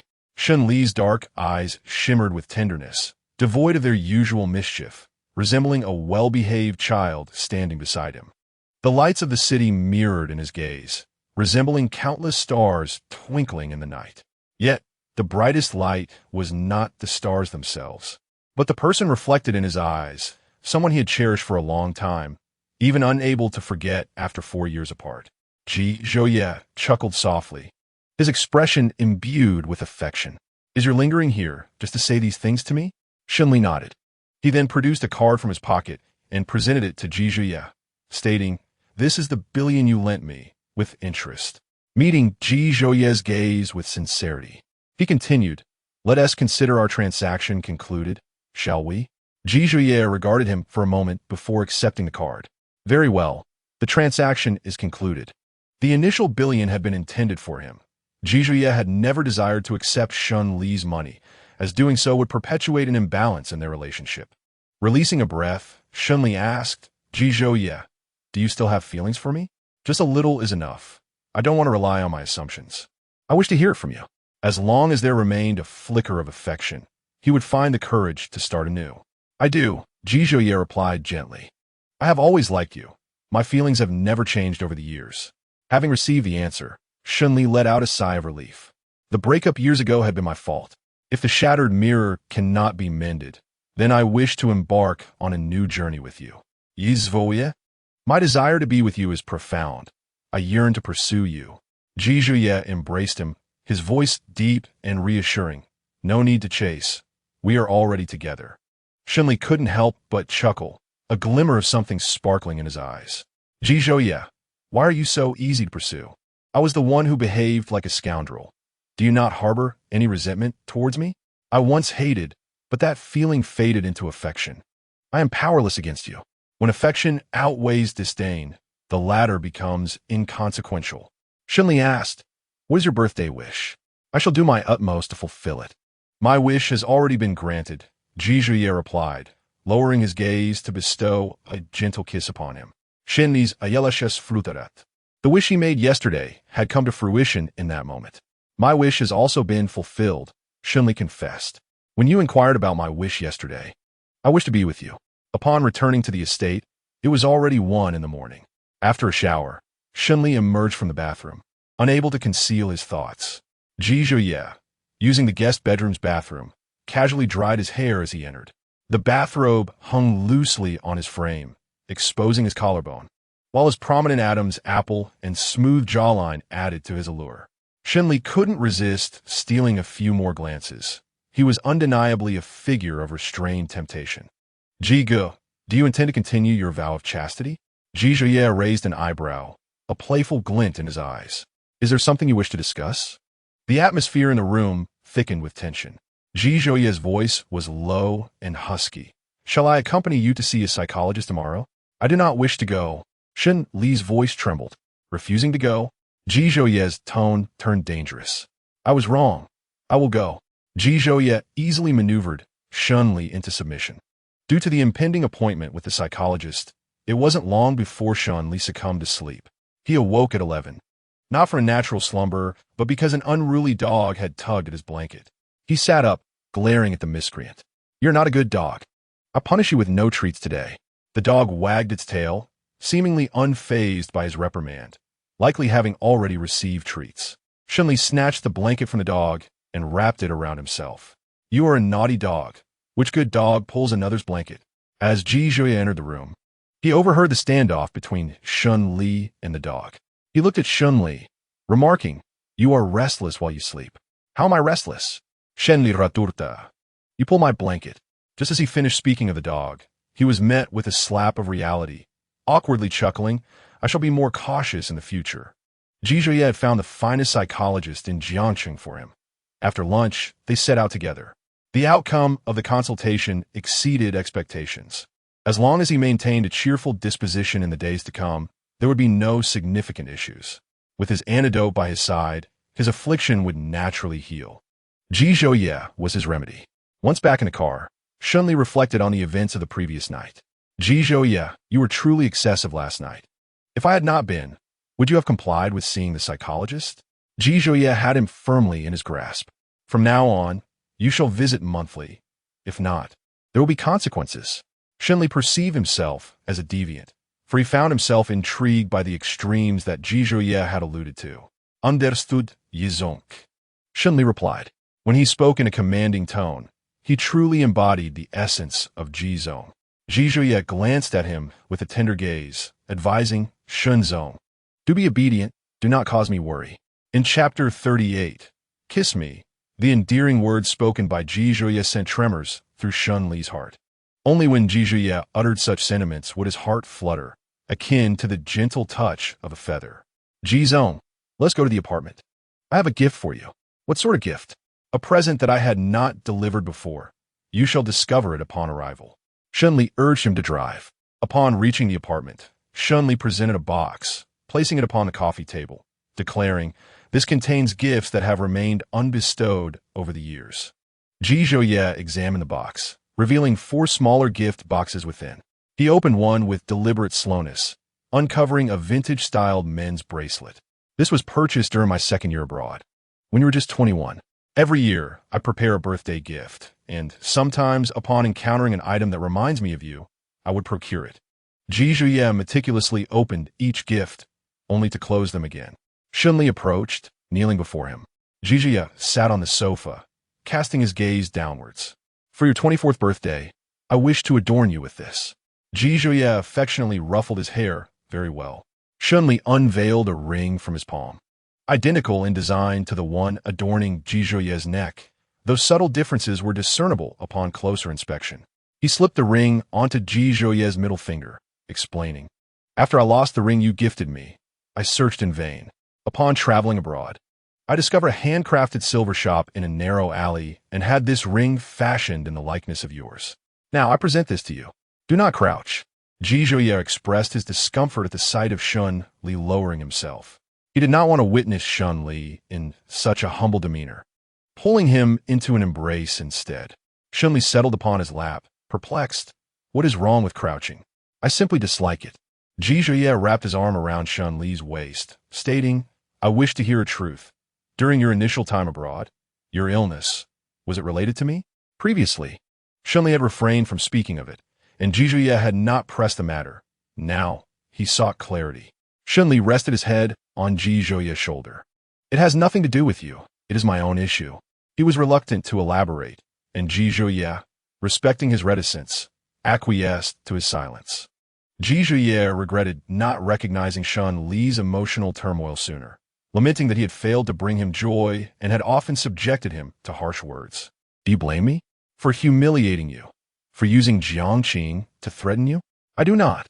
Shun Li's voice was muffled as he reached to caress Ji Zhouye's neck, gently nuzzling against him. Ji Zhouye, thank you for saving Jiangqing and for saving me. You have pulled me from the abyss. Jiangqing is improving steadily, and I shall earn a living to support you, to nurture your spirit. Ji Zhouye chuckled at his jest. Are you suggesting you wish to keep me? Indeed. I shall cut it for you. Shun Li suddenly bit his neck playfully. Ji Zhouye laughed softly, surprised that he still remembered that remark. Very well, you may care for me. Ji Zhouye pinned Shun Li onto the sofa, his voice husky. Shun Li, kiss me. As they exited the apartment, night had already fallen. After getting into the car, Ji Zhouye inquired, what would you like to eat tonight? Anything is fine, came the reply. He was not particularly picky, merely not one to eat much on a regular basis. Ji Zhouye remarked, you are too thin. You should eat more to replenish yourself. Shun Li, indeed feeling hungry, consumed more than usual that evening. Around 9 o'clock, Shun Li emerged from the bedroom to prepare a canned meal for Shun Li, while Aunt Zhao, having just finished her tasks, was about to take a rest. Mr. Shun, I just realized yesterday was your birthday. Although it may be a bit late, I wish you a happy birthday and hope this new year brings you peace and prosperity. Thank you, Aunt Zhao, he responded. It's quite a coincidence that your birthday is so close to the masteress.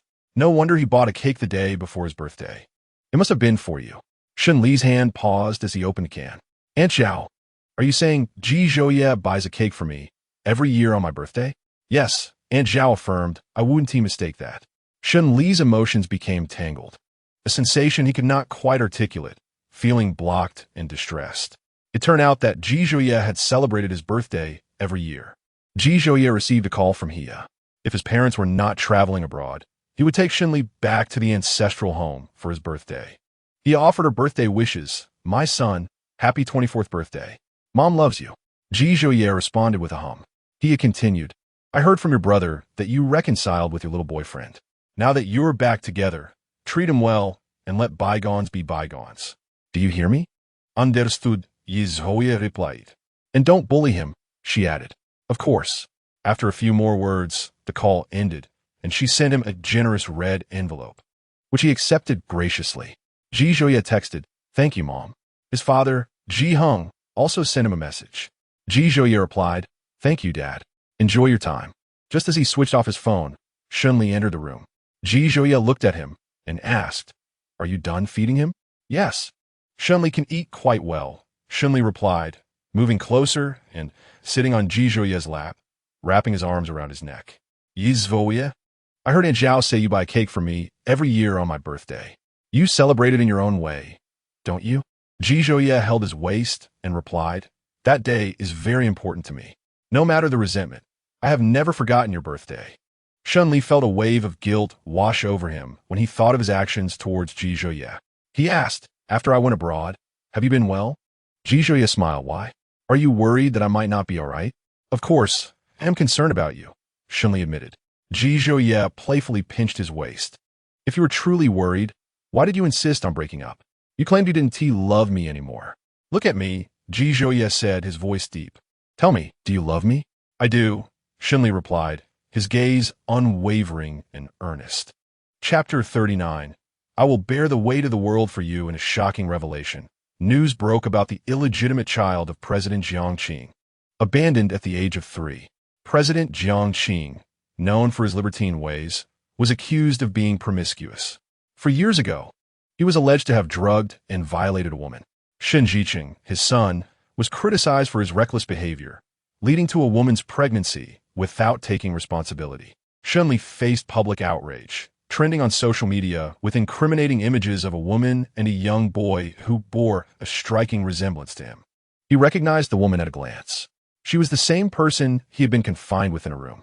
Trending online was a video in which the woman, accompanied by a child, accused him of drugging her, leading to an unwanted pregnancy, and subsequently fleeing abroad to live a carefree life.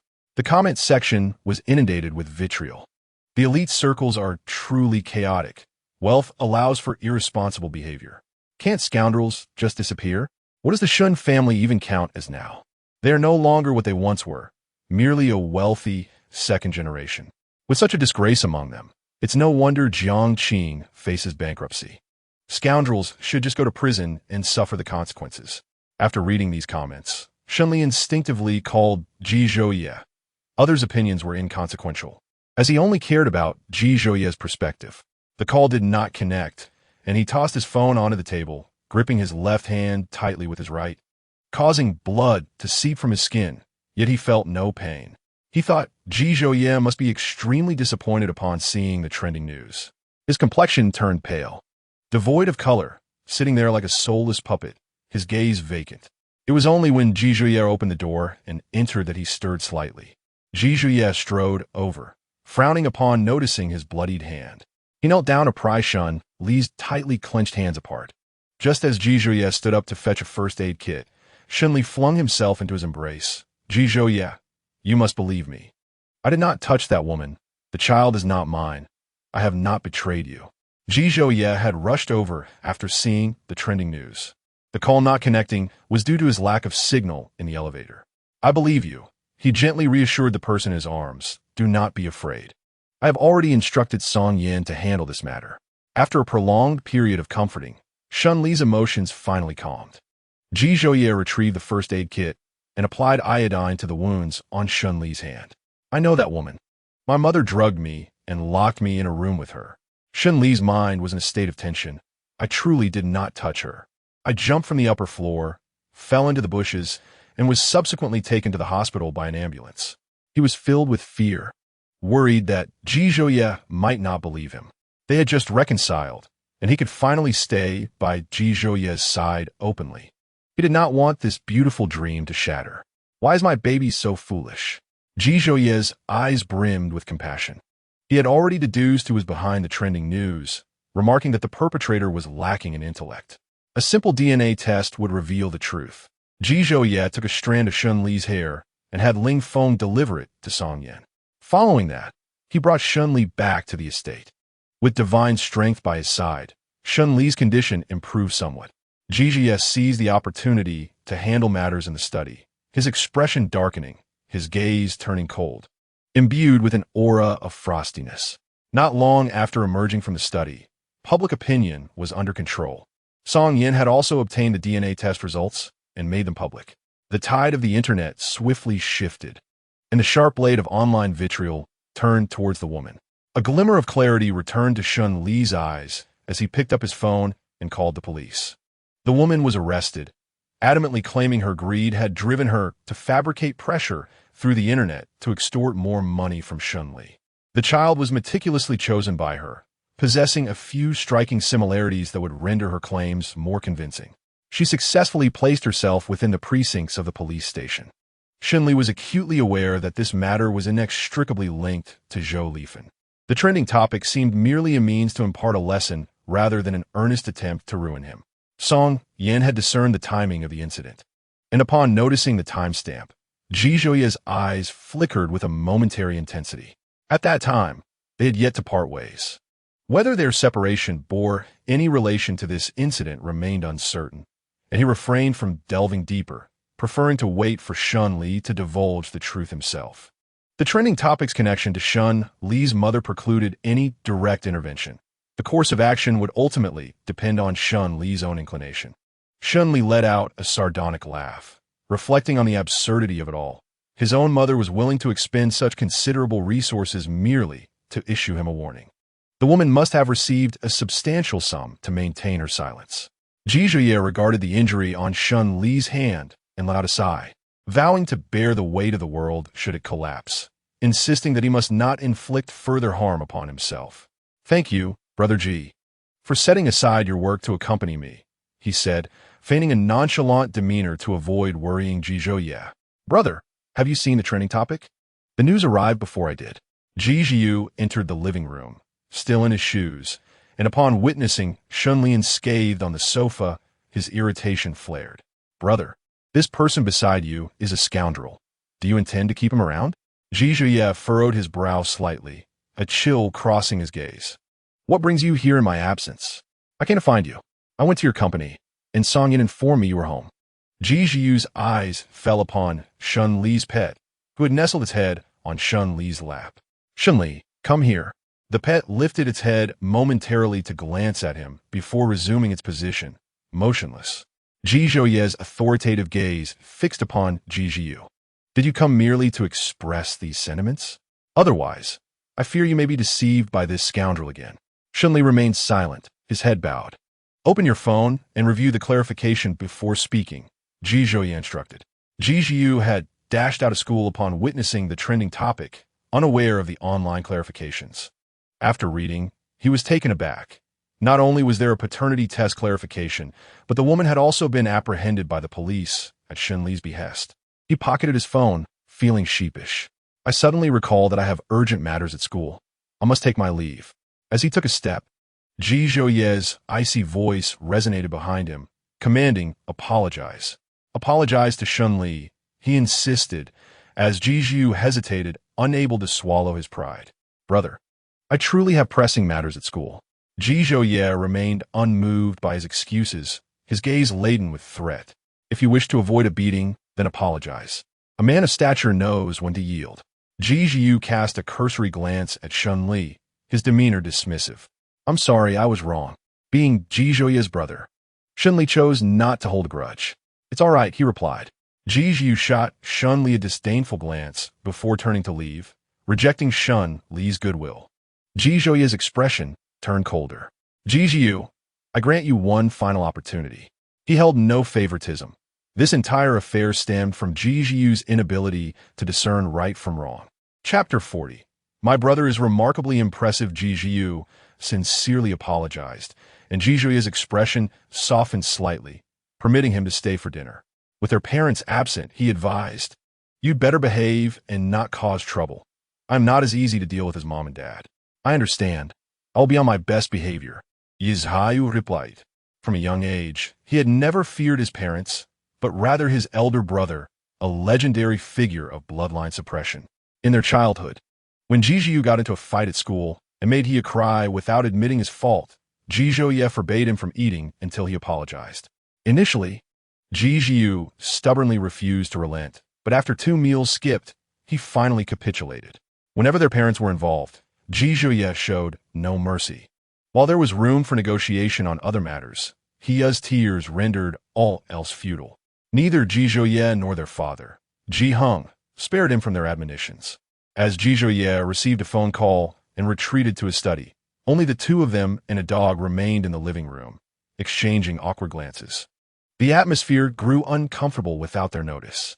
The dog lay on Shun Li's lap, its big, innocent eyes rolling around.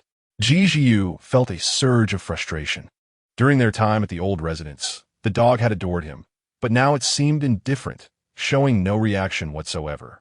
Shunli quietly opened a game, and its music filled the air.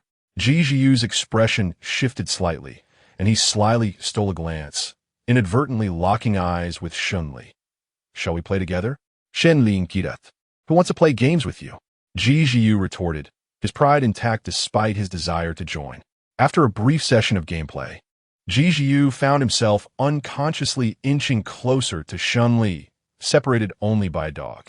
He watched in admiration as Shunli executed fluid maneuvers, though he refrained from expressing his respect for fear of embarrassment. "Do you want to play together?" Shunli asked again. This time, Ji hesitated, and after several seconds, he stammered, "All right then, I'll help you rank up." Shunli added Ji as a friend and invited him to play, initially intending to play as a jungler. Upon seeing Ji select a marksman, Shunli promptly opted for support. Ji evidently disdained his choice of support, insisting, "You can engage with the jungler or mid lane. Just don't stick with me." "Understood," Shunli responded, roaming to assist the jungler in ganking enemies. Yet, at crucial moments for Ji, Shunli always appeared just in time, either saving him with a sliver of health or executing a counterkill. Ji did not allow Shunli to leave. He followed him until they secured victory in the match. After the game, Ji remarked, "Your performance as support was barely adequate." "Being barely adequate is the highest praise you've given me," Shunli replied with a smile, patting the dog's head. One was a proud tsundere, and the other possessed thick skin.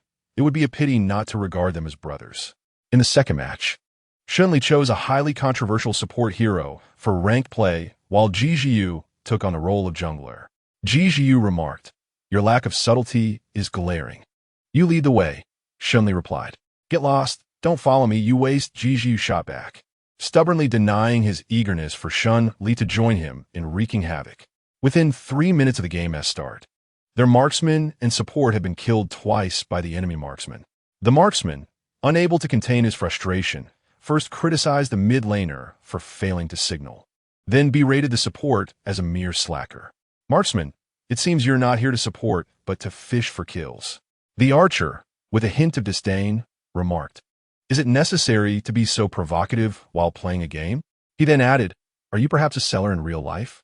Unable to tolerate the banter, Ji approached me. He sent another message, "Silence, rookie. Your performance tonight will determine your fate." Subsequently, Shunli followed Ji as they hunted down opponents, causing the opposing archer to go idle after initially securing a few kills. Ji led Shunli from a disadvantageous position to a victorious one, rendering the archer unable to contain his frustration. The archer taunted, "Oh, it seems I've hooked a wild king. How audacious." He continued with, "I truly wish to see how audacious you are in reality." Then, with a mocking tone, he added, "Are you particularly vocal in bed?" And followed up with, "Why the silence? Did I strike a nerve?" Haha. As Shunli dodged a powerful attack from the opposing mage and swiftly eliminated the archer before he could react, the mid laner chimed in, "Serves you right. If you talk so much while playing poorly, who else would perish?" Another voice retorted, "Your foul language is so vile. Even my toilet is cleaner than your mouth." Ji exchanged a glance with Shunli, affirming, "Stay close, and I shall elevate your game." Indeed, this match was a sweeping victory. The archer found himself alone amidst adversity, relentlessly targeted by the enemy. With no allies to support him, he became a victim of their onslaught. The match, which could have concluded sooner, was prolonged by Ji, who delayed destroying the enemy's crystal for 40 minutes. Only after the archer was thoroughly defeated did he finally push towards victory. Ji, brimming with pride, inquired, "Am I impressive or what?" Shunli, with a mischievous grin, replied, "Oh yes, you are indeed remarkable." Ji shuddered slightly, feeling somewhat repulsed. Upon exiting the game, the archer challenged Shunli to a duel. Initially reluctant to squander time, Shunli was encouraged by Ji, who urged him to showcase his skills. Ji, realizing his subconscious bias towards Shunli, clarified, "Do not misunderstand. I find your loathsome demeanor far more intolerable than his." Shunli chuckled in agreement. "Indeed, his demeanor is even more detestable. The outcome of their duel was predictable. Someone who could be defeated by the enemy was equally vulnerable to Shun-Li, merely seeking validation through a futile one-on-one match. Whether in duels or team matches, Shun-Li saw no distinction in the archer's lack of skill. After eliminating him 10 times, he proceeded to demolish the archer's defensive tower. Ji Jiu could not resist commenting, "You could have carried us, yet you chose to linger." "Then let us form a duo," Ji Jiu suggested. "I'll take the jungle, and you could be the archer." "Agreed," came the reply. This match concluded with a push to the enemy's high ground at the 6-minute mark, wrapping up the game within 7 minutes. Ji Jiu found mobile gaming tedious and proposed, "I have a computer in my room. Let's play on the PC, and you can assist me." As the game became increasingly addictive, Ji Jiu nearly forgot that Shun-Li was someone he profoundly disliked. Shun-Li, accompanied by a dog, followed Ji Jiu to his esports room on the 3rd floor, where 2 computers awaited. Meanwhile, Ji Jiu emerged from the study, noticing that both Shun-Li and Ji Jiu, along with their dog, had vanished. "Aunt Zhao, do you know where they went?" he inquired. "They went upstairs," she replied. When Ji Jiu opened the door, he found Shun-Li and Ji Jiu celebrating their victory with a high five. Ji Jiu glanced at the person at the door, as if caught in a secret, sheepishly retracting his hand.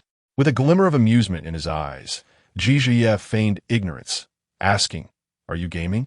Shun-Li replied, "What else would it be?" Ji Jiu teased, "I thought you were having a one-on-one battle, not a game, but a real-life duel." Ji Jiu felt a twinge of embarrassment as he exited the esports room, struggling to believe that it was he who had just played games with Shun-Li, feeling as though he were in a dream, despite his evident disdain for Shun-Li. At the dining table, Ji Jiu sat at a distance from Shun-Li, the camaraderie of allies now a distant memory. He sensed that Shun-Li was adept at beguiling others. Merely playing a few rounds of games nearly had him swayed. Ji Jiu began to act aloof towards Shun-Li, refraining from harsh words or calling him a scoundrel. Yet, Ji Jiu was still too naive, unwittingly stepping into Shun-Li's trap. With only a slight application of cunning, Shun-Li had him ensnared, a subtlety that Ji Jiu failed to perceive, though Ji Jiu saw it clearly. After dinner, as Ji Jiu prepared to return to school, he smiled ingratiatingly at Ji Jiu, asking, "Brother, could I have some pocket money?" "No," Ji Jiu retorted. "Are you even my real brother?" "Clearly not." Ji Jiu protested. "What kind of brother doesn't give anything?" "Fine, forget it." Upon arriving at school, Ji Jiu received a transfer, not from Ji Jiu, but from Shun-Li. He found himself in a quandary. Accepting felt undignified, while refusing would leave him without living expenses. With his parents traveling abroad and relying on his brother, he felt abandoned.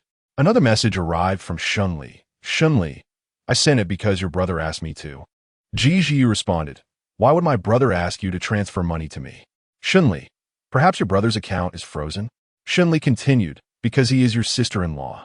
Next time you meet, be polite, or I will break your legs." Ji Jiu snatched the phone from Shun-Li and sent the message. Ji Jiu accepted the money, but did not reply, feeling it impossible to address this person as sister-in-law. Yet, he had to concede one fact. Shun-Li was indeed skilled at gaming, and they progressed quickly together. Initially, he considered deleting Shun-Li from his contacts, but ultimately decided against it. He renamed Shun-Li as Shun Scoundrel. Addressing him as sister-in-law was utterly out of the question. The only store under Zhou Lifeng's name that remained open was the skincare shop. All others had been shut down. Before Zhou Lifeng could seek out Shun-Li, he approached her first. Shun-Li, not wanting to argue outside, entered a cafe, with Zhou Lifeng following closely behind. They sat at a table by the floor-to-ceiling window. Zhou Lifeng spoke first, her eyes reddened with anger. "Shun-Li, is this how you treat your mother? Those stores were my source of income. Are you trying to drive me to desperation?" A flicker of resentment crossed Shun-Li's eyes. "Aren't you wealthy enough? Otherwise, how could you do this to your son? I want to ask, Ms. Zhou, how did you feel when your son was vilified across the internet?" "Don't slander me. What does that have to do with me? Do not presume that your hush money to that woman has concealed your actions." Shun-Li's gaze grew increasingly frigid. Zhou Lifeng no longer concealed her intentions, declaring, "So what if I did it? I am your mother. What does it matter if I ruin a few of your establishments? I am your biological son. My actions are hardly excessive. Shenli had already shown considerable leniency by allowing her to retain one store. Zhou Lifen bore him, but did not love him. She laughed, a maniacal sound, bewildered at how she had given birth to such a madman. After a few moments, her laughter abruptly ceased. Since you are so ruthless, I shall reveal something to you. Your grandmother is unaware of your relationship with the G family's son. It was I who informed her, and together we coerced your father into acquiescing to your overseas departure. Shenli had long suspected this. Zhou Lifen continued, I can even accept your relationship with a man. Think carefully about why I would agree to send you abroad. In essence, sending him away was all part of her scheme. Shenli furrowed his brow, struggling to understand why Zhou Lifen could accept his situation yet still insist on his departure. I fear you would crumble upon discovering the truth, she said, her laughter bordering on madness, deriving joy from Shenli's discomfort. Did you not refuse to support me? Did you not withhold financial assistance? Then do not expect to find peace. Zhou Lifen reminisced. Do you remember before your departure, when your father was on a business trip? I spent every night with Zhao Song at the hotel. But when you returned home, I had to stay in, fearful of your suspicions. You were a stumbling block in my relationship with Zhao Song. So it had been. Shenli's eyes glistened with unshed tears. The absurdity of the situation was almost laughable. His mother had conspired with his grandmother to send him away, merely to indulge in an affair with another man. Zhou Lifen had shattered his worldview. He felt profound pity for his father, who had devoted years to a woman whose true nature remained a mystery until death. Shenli's knuckles turned white as he suppressed his rage. Leave, he commanded. Zhou Lifen departed, her mood buoyed by his turmoil. Shenli clenched his fists, nails digging into his palms, and as pain surged through him, he recalled Guise's words. Should the sky fall, I shall bear it for you. Do not harm yourself further. Gradually, he released his grip, leaving faint marks on his palm, calming his emotions before exiting the cafe. In this world, not all individuals are worthy of parenthood. Those who seek financial gain often resort to slander and moral coercion. Shenli returned to the company, keeping his encounter with Zhou Lifen from Ji Zhouye, fearing it would cause him distress. Upon entering his office, he found Ji Zhouye seated on the sofa. Shenli Baozha. Surprised. What brings you here? Ji Zhouye had come, concerned that the previous day's events might affect Shenli's mood. Upon arriving at the office and finding it empty, Ling Feng had informed him that Shenli had driven out alone without disclosing his destination. He decided to wait in the office, and once his work was completed, he had come to see Shenli. How long have you been waiting? Shenli inquired. An hour, Ji Zhouye replied. Shenli approached and seated himself beside him. Ji, it is hardly appropriate for you to come here to slack off. Ji Zhouye clasped his hand above his head, while one of his hands slipped beneath his clothing, whispering in his ear with a voice so enchanting it was almost intoxicating. No idling. I'm touching you. Brother Ji, please exercise some restraint during work hours. His heart raced, and his cheeks flushed slightly. Then tell me, where have you been? Fearing Ji Zunyi's worry, Shenli contemplated fabricating a casual excuse related to work. Just as he was about to speak, Ji Zhouye narrowed his eyes and threatened, think carefully before you speak. Nothing could be concealed from him. So Shenli had no choice but to confess, I shut down a few of Zhou Lifen's stores. I met with her today. Ji Zhouye responded with a nonchalant indicating that he had behaved reasonably today. After rekindling their relationship, Ji Zhouye continued to treat him like a child in need of care, a dynamic that Shenli found particularly endearing. Perhaps due to a lack of security, Shenli found himself even more fond of Ji Zunyi's comforting demeanor, which allowed him to genuinely feel the presence of that beloved youth from years past. Chapter 42. Just stay by my side, Shenli straddled Ji Zunyi's lap, wrapping his arms around his neck, his tone brimming with envy. Your mother must be very gentle and kind. Not really. She can be quite temperamental at times. Ji Zhouye replied, spoiled by my dad. Shenli recalled how his father had once lavished affection on Zhou Lifen, fulfilling her every desire, even if it meant reaching for stars. Yet, he could not fathom how such a situation had culminated in the present outcome. Was the impact of first love truly so devastating? Over the years, his father's sincere heart had been misplaced. Do you know why I'm a year older, but in the same grade as you? Why? Shun Li's curiosity was piqued. At that time, my dad was very busy and had little time for the family. My mother took me to school, but she didn't realize she was supposed to enroll me until the first semester was already over. She thought it troublesome to handle the paperwork for midterm admission, so I ended up playing at home for half a semester. Shun Li laughed at this, finding it both astonishing and amusing. His mother was indeed quite entertaining. Are you happy now? Willing to smile? Shun Li pecked him lightly on the lips. Yes, but why didn't you mention this before? You never asked, Ji Zhonai said, his hand igniting desire at Shun Li's waist. In a while, shall we make our relationship public? As you wish. Ji Zhonai hesitated to disclose their relationship for fear of Shun Li facing misinterpretations or gossip. The controversy surrounding Jiang Qing's resurgence in the business world was significant, especially with recent rumors circulating about him being bisexual. Thus, going public now was ill-advised. While he himself was indifferent, he wished to shield Shun Li from becoming the subject of idle chatter and unwelcome speculation.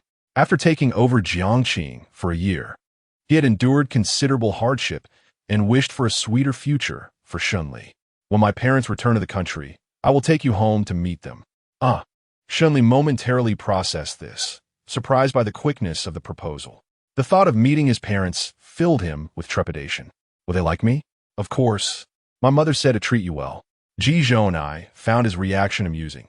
He was a beautiful blend of timidness and courage. When one is courageous, they fear neither heaven nor earth.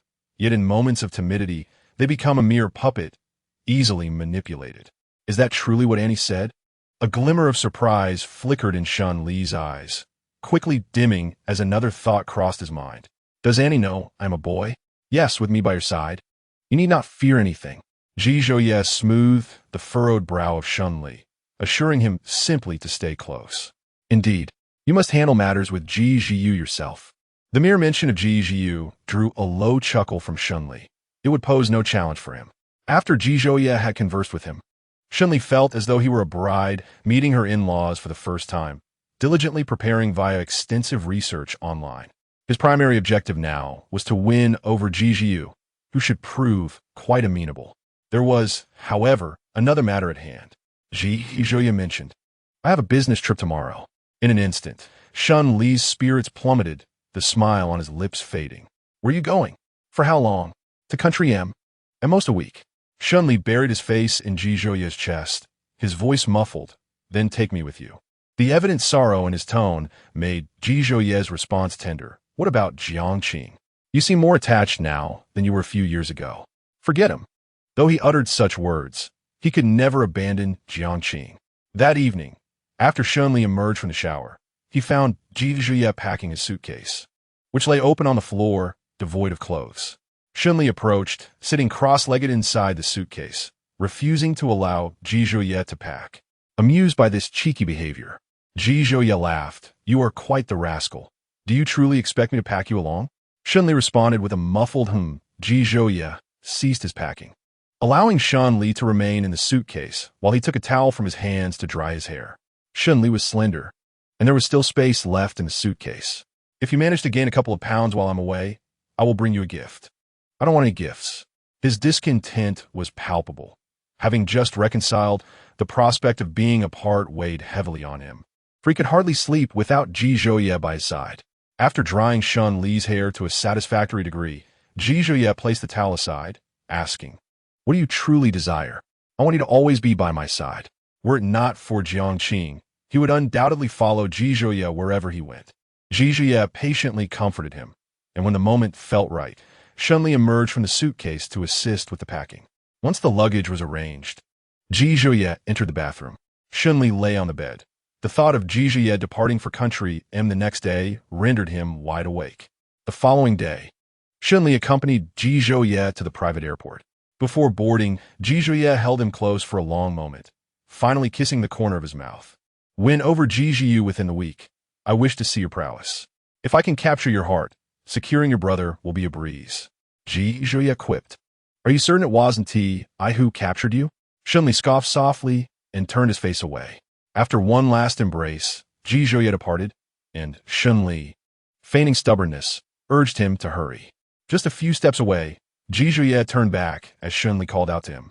Capturing the moment with a click of his phone camera, he tucked away his phone and waved at Ji Zhuye.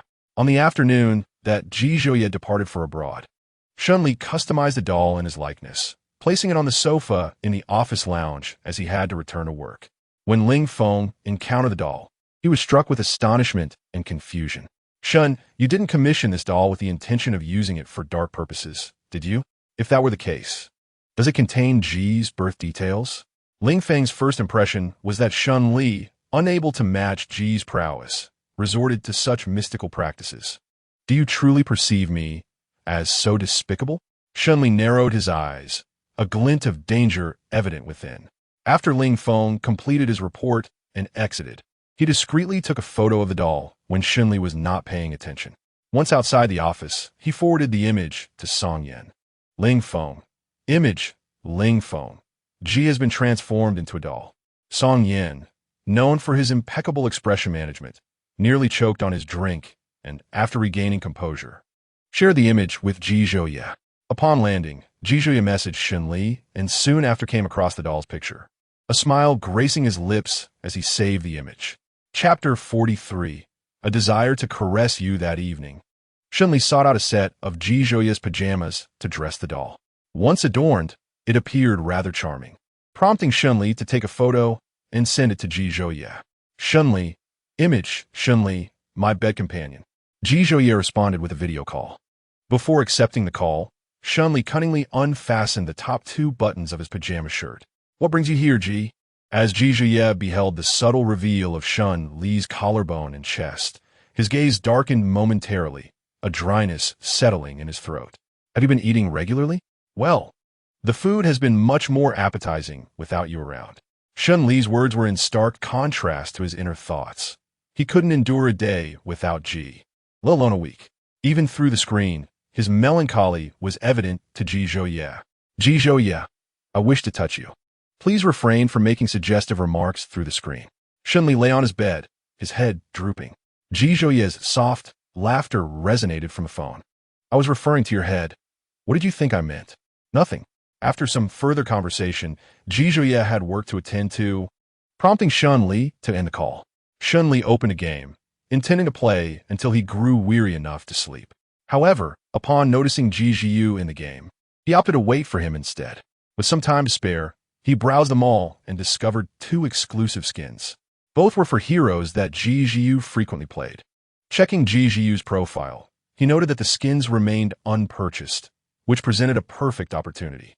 He gifted Ji Zhiyu the two skins and, while at it, checked for any others he lacked and sent those as well. Within moments, Ji Zhiyu invited him into a room and immediately activated his microphone. Shun, are you out of your mind? No matter how many skins you send me, you won't be able to buy my loyalty. Shun Li opened his mic. I never intended to buy you. But tell me, how come you haven't acquired any of these skins? Speaking of this, Ji Zhiyu's tone carried a hint of melancholy. It was none other than my brother who was depriving me of my pocket money. He had ample resources for purchasing game skins, provided he reduced his visits to the bar. The more frequently he indulged in nightlife, the less money there was for skins. He held no profound obsession with game skins. He would use them if available and forego them if not. However, witnessing his teammates flaunt these skins made him yearn for them. Yet his wallet remained empty. Shun Li, following his lead, remarked that sometimes his brother was indeed excessive. No worries, I'll buy you skins in the future. And even for the PC game. Ji Zhiyu, though impoverished, was not foolish. He sensed ulterior motives in Shun Li's words. Your words wound me. Ji Zhiyu chuckled. Are we playing or not? If not, be gone. Let us play.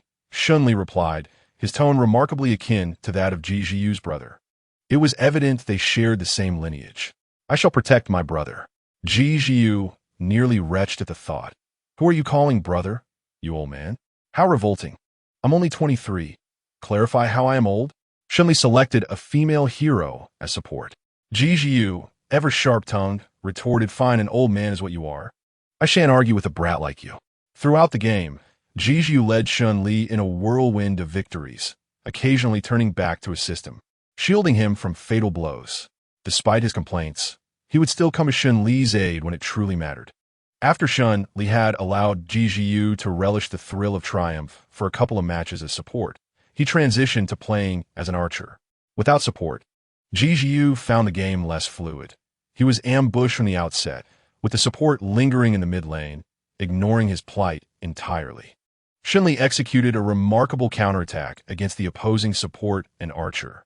They ultimately secured victory, yet Ji felt frustrated. He wished to request Shun Li's support, but couldn't bring himself to do so. Your brother is on a business trip. He'll be at the internet cafe all night on Friday. Care to join? Ji remained silent, as if contemplating. Shun Li continued, I'll support you. Then I shall go. After several more matches, Ji turned off his phone, clutching a nearby plush toy to sleep.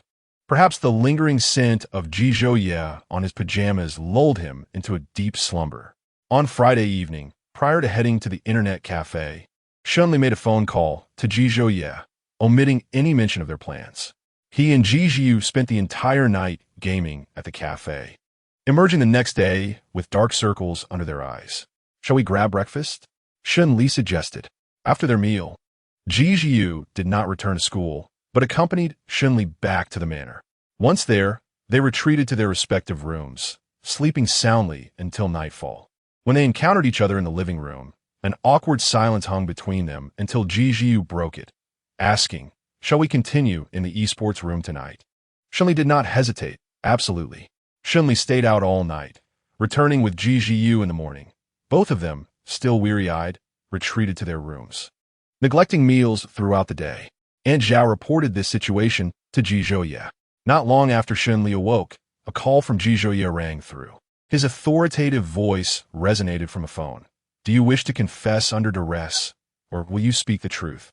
He exchanged a glance with Ji, obediently confessing that he had spent the night in an internet cafe with Ji and had slept all day to recuperate. If you return home looking like you've been through a storm with dark circles under your eyes or looking gaunt, don't come crying to me. Just see if I'll give you a good thrashing. Shun Li remarked, Ji is right beside me. It's inappropriate for me to make cheeky comments. I understand. I shall end this call. He then requested Ji to take the phone. After a brief moment, Ji returned the phone to him, and Shun Li inquired, What did your brother say? Ji replied sarcastically, He said I should stay here for a couple of days to keep you company. At our age, do we still need someone to accompany us? How embarrassing. His tone was dripping with sarcasm, rivaling Shun Li's own. Shun Li began to suspect that he and Ji were, in fact, long-lost brothers, for their banter resembled that of siblings. You mentioned I am an old man. And rounding up, I am practically elderly. What is wrong with you keeping this old man company? Ji shot back. This old man stays up all night playing games. I must ask, how are your kidneys faring? Quite well, Shun Li retorted. In this exchange of repartee, Ji was utterly defeated. Shun Li was impervious to his barbs. After their meal, Shun Li played with the dog for a while, fed it, and then retreated into the esports room with Ji. They wreaked havoc in the game. And around 10 o'clock, Ji video called them. Shun Li accepted the call. Ji, upon seeing the individual with headphones in the video, clenched his teeth. His voice laced with irritation. Shun Li, close the game and go to bed. Shun Li glanced at the screen, removed his headphones, and asked, What did you just say? Close the game and go to bed, Ji reiterated coldly. Why are you being so harsh just now?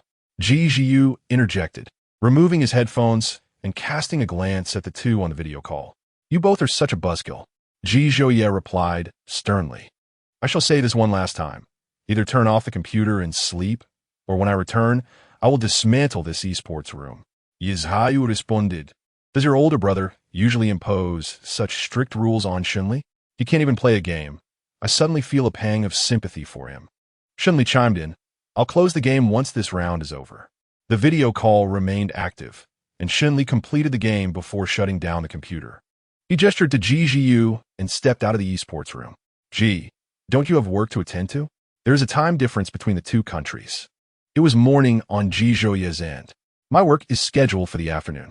When not working or gaming, Shun Li's thoughts were consumed by Ji, and his expression turned dejected. Why were you so fierce just now? I was merely playing a game. Zhizhuye sighed in exasperation, his tone softening somewhat. You've already spent all night awake and skipped meals. Are you really going to continue gaming through the evening? Can't you make it easier on me? I'm done playing. I'm heading back to my room. If you don't believe me, take a look. Shunli turned the camera to show him. Zhizhuye immediately spotted a humanoid doll on the bed, a slight smile gracing his lips. Shunli then turned the camera back, threw himself onto the bed beside the doll, and playfully punched its face a few times, deliberately letting Zhizhuye see. Just like you, a real pain. Yizvoya Chekeld. Shunli, I hope you can maintain this bravado when I return. Who do you think you are? Zhizhuye. I fear you not. Zhizhuye is absolutely correct. Shunli's only strength lies in his words. At this moment, Shunli has begun to waver. He clears his throat and asks, would you care to see Shunli's powers? It has been rather unruly these past few days. Perhaps you could help me discipline it. What do you mean by unruly? Shunli ponders a reason.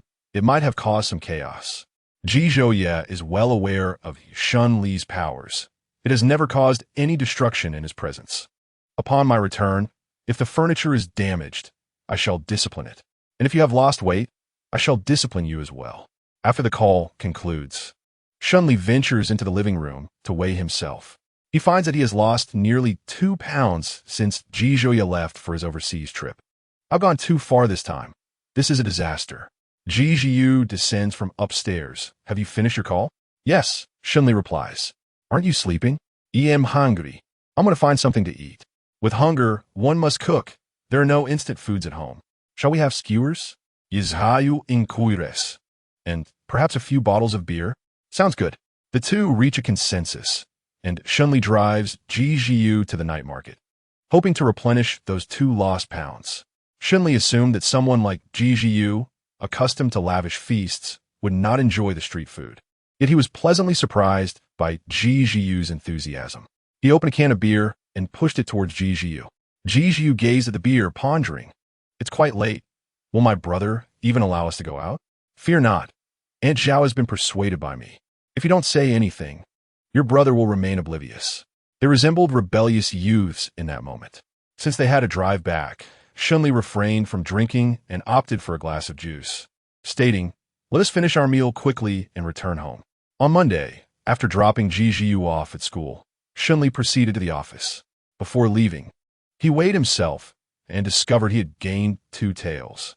Before he could finish his workday, Zhizhuye called, insisting on treating him. Shunli, unable to decline, drove to the school before his shift ended. Zhizhuye awaited him at the school gate. Once in the car, Zhizhuye directed him to a hot pot restaurant, proudly announcing, I'm treating you to hot pot. Thank you, dear brother, Shunli replied. Zhizhuye shot him a glare. Don't be disgusting, old man. By saying that, I must argue with you. Have you considered that your brother is older than I? By calling me old man, you essentially label your brother the same. Zhizhuye regarded him as if he were a fool. With your silver tongue, I truly wonder how my brother came to fancy you. Shenli shuja, nonchalantly. Your brother simply has poor taste. That much is evident. Zhizhuye found a seat and, before ordering, inquired if Shunli had any dietary restrictions, which left Shunli somewhat taken aback. Once he confirmed that he had no aversions, Zhizhuye proceeded to order.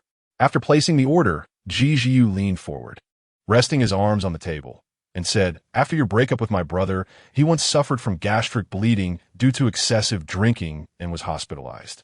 I learned from Li Ming that this incident was related to you. I truly despise you, now and always. A fissure appeared on Shunli's previously impassive face upon hearing Zhizhuye mention his brother's hospitalization due to gastric bleeding. His brow furrowed slightly, an invisible hand tightly gripping his heart, making his breath feel labored. Zhizhuye had never mentioned the incident where he drank excessively and ended up in the hospital.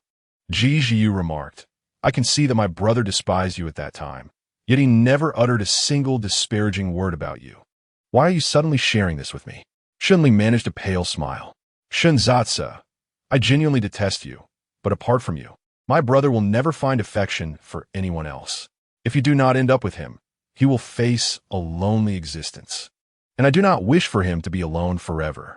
Zhizhuye's expression turned serious. Just tell me why you left my brother back then, and I will judge whether you are worthy of forgiveness.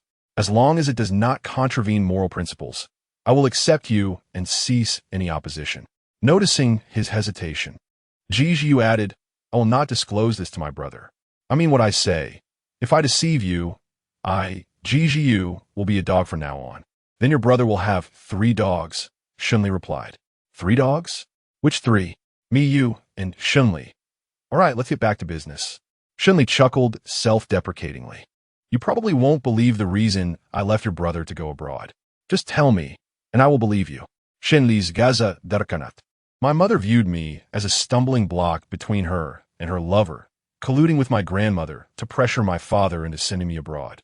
This way, when my father was away, she could openly engage in an affair. He helplessly tugged at the corner of his mouth and continued. Initially, I thought it was my mother and grandmother's inability to accept my relationship with a man that prompted such actions. It is only recently that I learned the true reason. There was no infidelity or third party between me and your brother. Shunli refrained from mentioning how Zhou Lifan had threatened him with the Ji family. Ji Jiu, with his warm family background, could not comprehend such a complicated family dynamic. Your family relationships are truly intricate. Indeed, I share that sentiment. Chapter 45. I really like you. Ji Jiu suddenly felt a pang of pity for the person before him. His brother was also unfortunate, having been abandoned without understanding the truth. Yet, even in ignorance, he chose to forgive. Ji Jiu poured water into Shun Li's cup and said, I forgive you. I shall no longer oppose you. Shun Li raised an eyebrow, his demeanor shifting from serious to playful in an instant. Thank you for your forgiveness. Dear brother, let me make this clear. There is no chance I will ever call you sister-in-law, Ji Jiu replied, lifting his chin with an air of arrogance. Understood. Do not mention this to your brother. Do I seem like someone who would break a promise? You certainly appear to, he retorted. Though Shunli dared not voice that thought. Having just secured his favor, it would be troublesome to provoke him again. He had already bestowed all the gifts he could. Any further anger would leave him with nothing to appease him. It was unlike him. Jijuye was not due back until Wednesday, and Shunli believed he could have Jijiu won over before then. Shunli wished to pay for the hot pot meal, but Jijiu insisted on treating, and Shunli could not refuse.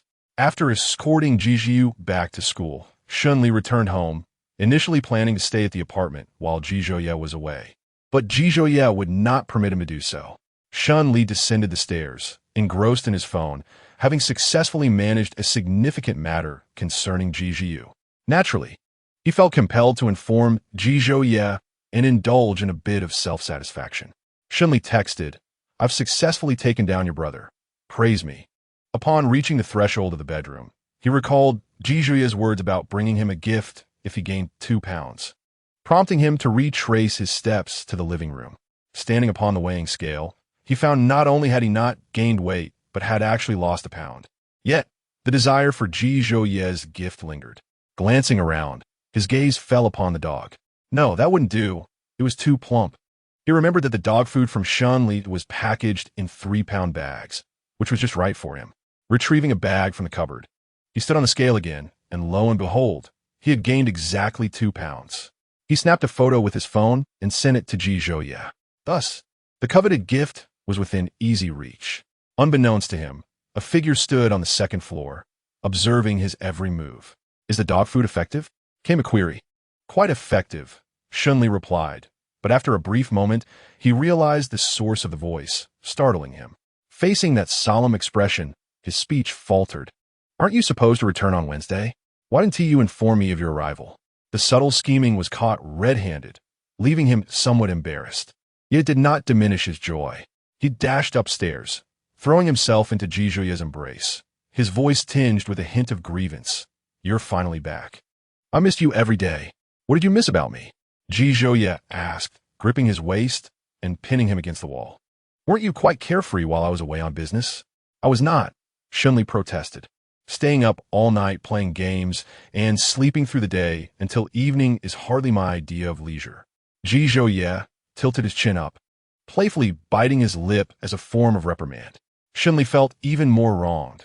If I didn't engage in these activities, I would have missed you terribly. Keeping busy makes time pass swiftly. On the first day of Jijuye's business trip, time seemed to stretch interminably. During Jiangqing's economic crisis, he faced difficulties from partners and suffered from a bleeding stomach due to drinking, yet he felt no grievance. However, now, situated beside Ji Zhouye, even the smallest inconvenience felt insurmountable. Shunli wrapped his arms around Ji Zhouye's neck, bestowing a gentle kiss upon his lips, whispering in his ear, "Ji Zhouye, I adore you." Ji Zhouye felt a stirring in his heart, his gaze darkening as he pressed Shunli against the wall, kissing him with fervor. Moments later, soft kisses rained down upon his neck, delicate as a dragonfly's touch. The two lay entwined on the bed, Shunli nestled in Ji Zhouye's embrace. "Weren't you supposed to be destructive? Yet, I see no damage to the furniture. Instead, you've been disobedient, losing weight rather than gaining, and attempting to deceive me with Shun Li's dog food," Ji Zhouye teased, pinching Shun Li's ear lightly. Had he not been caught in the act, he might have been convincingly hoodwinked. "All I wanted was for you to bring me a gift. I merely indulged in a minor act of deception," Shunli smiled. Seeking to appease him, Ji Zhouye narrowed his eyes, threatening, "If you attempt this again, I shall impose a severe punishment, preventing you from leaving this room." "How would I eat if I cannot leave this room? What about Jiangqing? Will you serve my meals and take over his management?" Ji Zhouye replied, "Certainly. I will serve your meals, and Jiangqing will assist you with management." Shunli turned over to face him, gritting his teeth as he said, "I truly appreciate your gesture." "You're welcome," Ji Zhouye replied. "The gift is in the suitcase. Feel free to open it yourself." Shunli dismounted from the bed and opened the suitcase, revealing a doll crafted from his photograph. "You've taken my creative idea and turned it into a gift for me. That is quite clever of you." He placed the two dolls together, adding, "Nonetheless, I like it." As he rummaged through the doll, his fingers brushed against something hard and square, concealed within the zipper at the back of the doll. He unzipped the doll, unveiling a black velvet gift box. Turning to Ji Zhouye, he asked, "Shall I see if I like it?" Ji Zhouye encouraged him. Upon opening the box, he discovered a Min-S bracelet made of platinum, every detail exquisitely crafted, embodying a wild yet unrestrained spirit. Certain elements of the bracelet mirrored the ring Ji Zhouye had given him, leading him to suspect that, like the ring, the bracelet was also designed and created by Ji Zhouye. On the back of the bracelet, two characters confirmed his suspicion. Li Yi. Chapter 46. No leftovers after dinner that night marked the most peaceful sleep Shun Li had experienced in days, untouched by dreams, slumbering until dawn.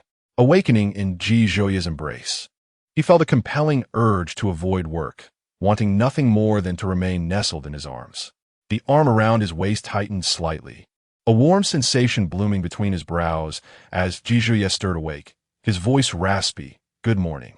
"Good morning," Shunli replied, holding him a little tighter. "Have you been exhausted from the business trip? Perhaps you should take the day off to rest at home." "I'm fine, not tired," Ji Zhouye reassured him.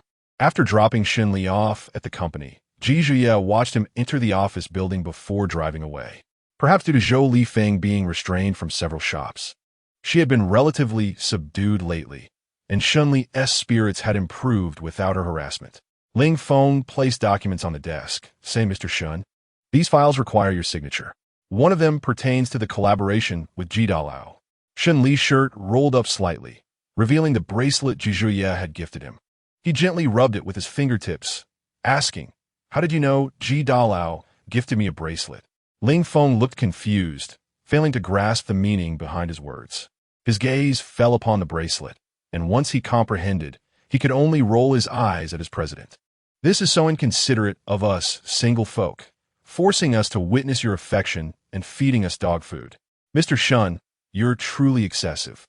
Shunli deliberately exposed a ring around his neck, playing with it as he said, "How did you know Ji Dalao also gifted me a ring?"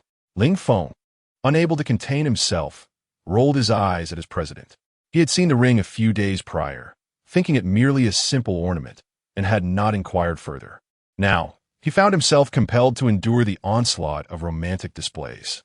Shunli offered, "Tonight, I shall treat you to dinner to welcome Ji Dalao back."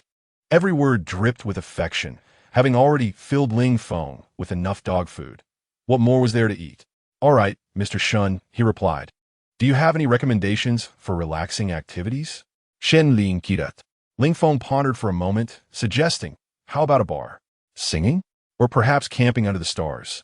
Although the current hot weather and mosquitoes might make it unsuitable, he could think of nothing else. Shunli pondered for a moment before announcing, tonight, I invite you all to sing. Thank you, General Shun, came the reply. As Ling Feng exited the office, he began to vent to Song Yin about being force-fed dog food, prompting Song Yin to immediately relay the news to Ji Zhouye. The usually stoic Ji Zhouye's brow softened into a smile. The evening gathering promised an abundance of attendees. When Shunli mentioned the dinner to Ji Zhouye, Li Ming was also included, prompting Ji Zhouye to bring him along.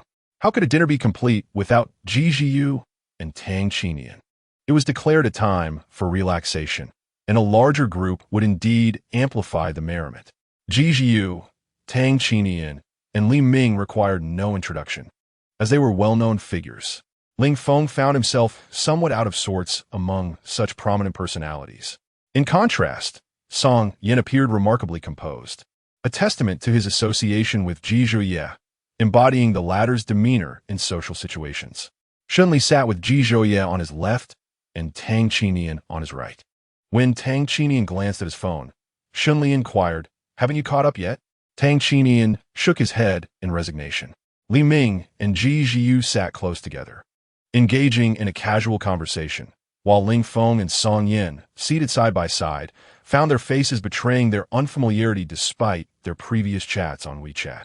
The most vivacious contributors to the atmosphere were undoubtedly Li Ming and Ji Zhiyu. Their playful banter was both humorous and engaging, making them the life of the party.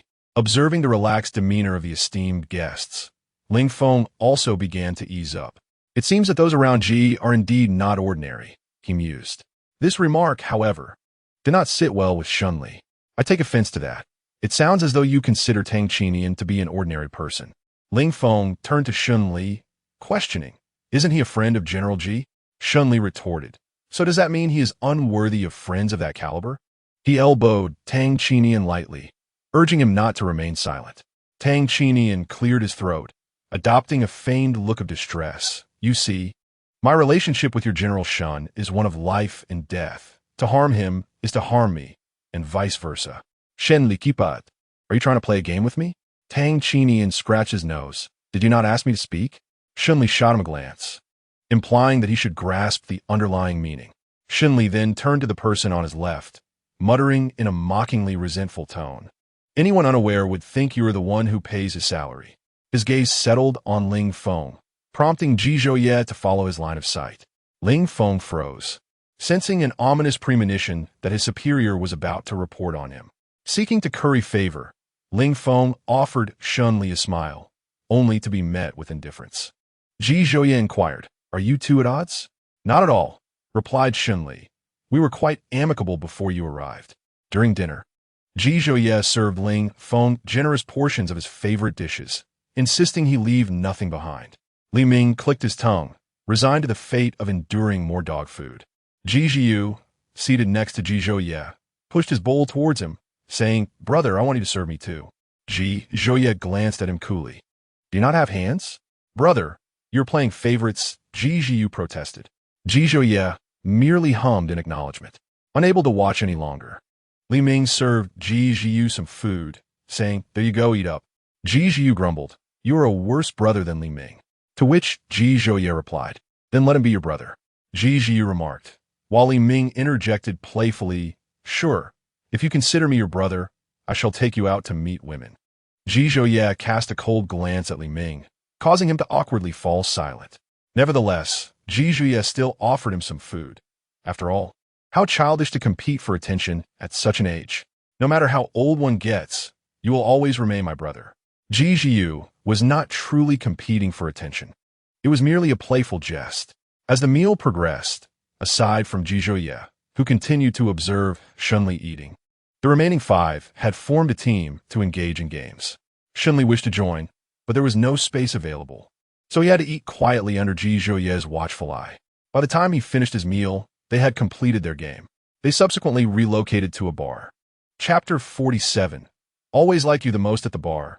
Apart from Ji Zhouye, who sat quietly in a corner, the others were reveling in the atmosphere. Li Ming's out-of-tune singing was nothing short of tormenting. The first to crack was Ji Jiu, who mused with a voice like that. I truly cannot comprehend how those women find you appealing enough to spend time with you. Li Ming retorted, what can I say? It's my charm and wealth that draw them in. Ji Jiu replied candidly, your charm has nothing to do with it. They're only attracted to your money. Li Ming was well aware of this harsh truth.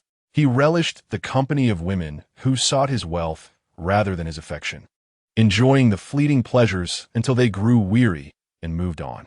Someone requested a duet of a romantic ballad, and Li Ming thrust the microphone into Ji Jiu's hands, insisting, you sing. I won't croon love songs without a sister. Tang Qinian chimed in, let's have another duet. I'll do it, Shunli said, taking another microphone. The mere thought of singing a love song with Shun Li made Ji Jiu feel nauseous, so he passed the microphone to Tang Qinian. The microphone felt scalding in Tang Qinian's grip, and he promptly returned it, as he dared not provoke Shunli in such a manner. Ji Jiu then offered the microphone to Song Yin, who shook his head, and turned to Ling Feng, who blatantly ignored him.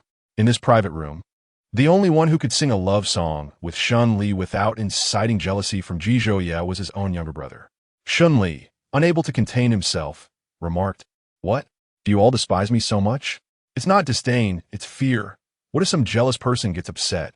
Better safe than sorry. It's wiser to avoid unnecessary trouble. Finally, Ji Zhouye, who had remained silent, spoke up, Ji Jiu, hand over the microphone. Shun Li was taken aback, glancing at Ji Zhouye. He knew well that Ji Zhouye would never sing in such a setting, which is why he had refrained from asking him to join the duet. Ji Jiu passed the scalding microphone to Ji Zhouye. Let's begin, Ji Zhouye stated, his voice calm and subdued. Li Ming tapped the screen to start, and the prelude began to play. Ji Zhouye's voice was clear and deep, enchanting Shun Li, who lost himself in the melody. Although he faltered on the first line due to nerves, he found his rhythm by the second. The others listened in silence, captivated by the harmonious synergy between the two, as the love song took on an entirely different flavor when sung by them, in a place where Shun Li could not see. The person singing alongside him gazed at him with profound affection. In the final chorus, Shun Li's gaze met Ji Zhouye's, their eyes locking in a fervent exchange that made his heart skip a beat.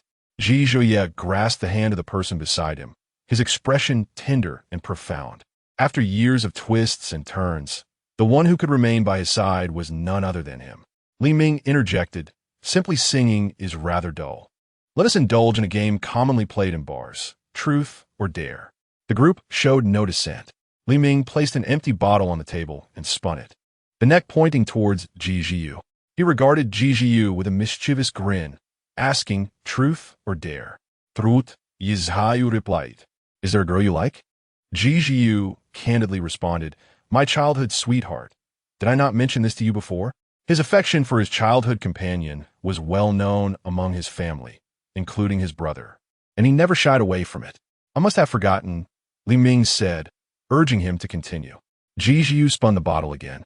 This time it pointed to Ling Feng, who opted for truth. Ji Jiu posed a rather insidious question. If my brother offered you a high salary, would you change jobs? Ling Feng was momentarily taken aback. It was a treacherous question, one that would offend someone regardless of his answer. He discreetly glanced at Shun Li, only to find their eyes meeting. Shun Li conveyed a look that suggested he should think carefully before responding. Ling Feng felt a chill run down his spine. No, I would follow Mr. Shun to the ends of the earth.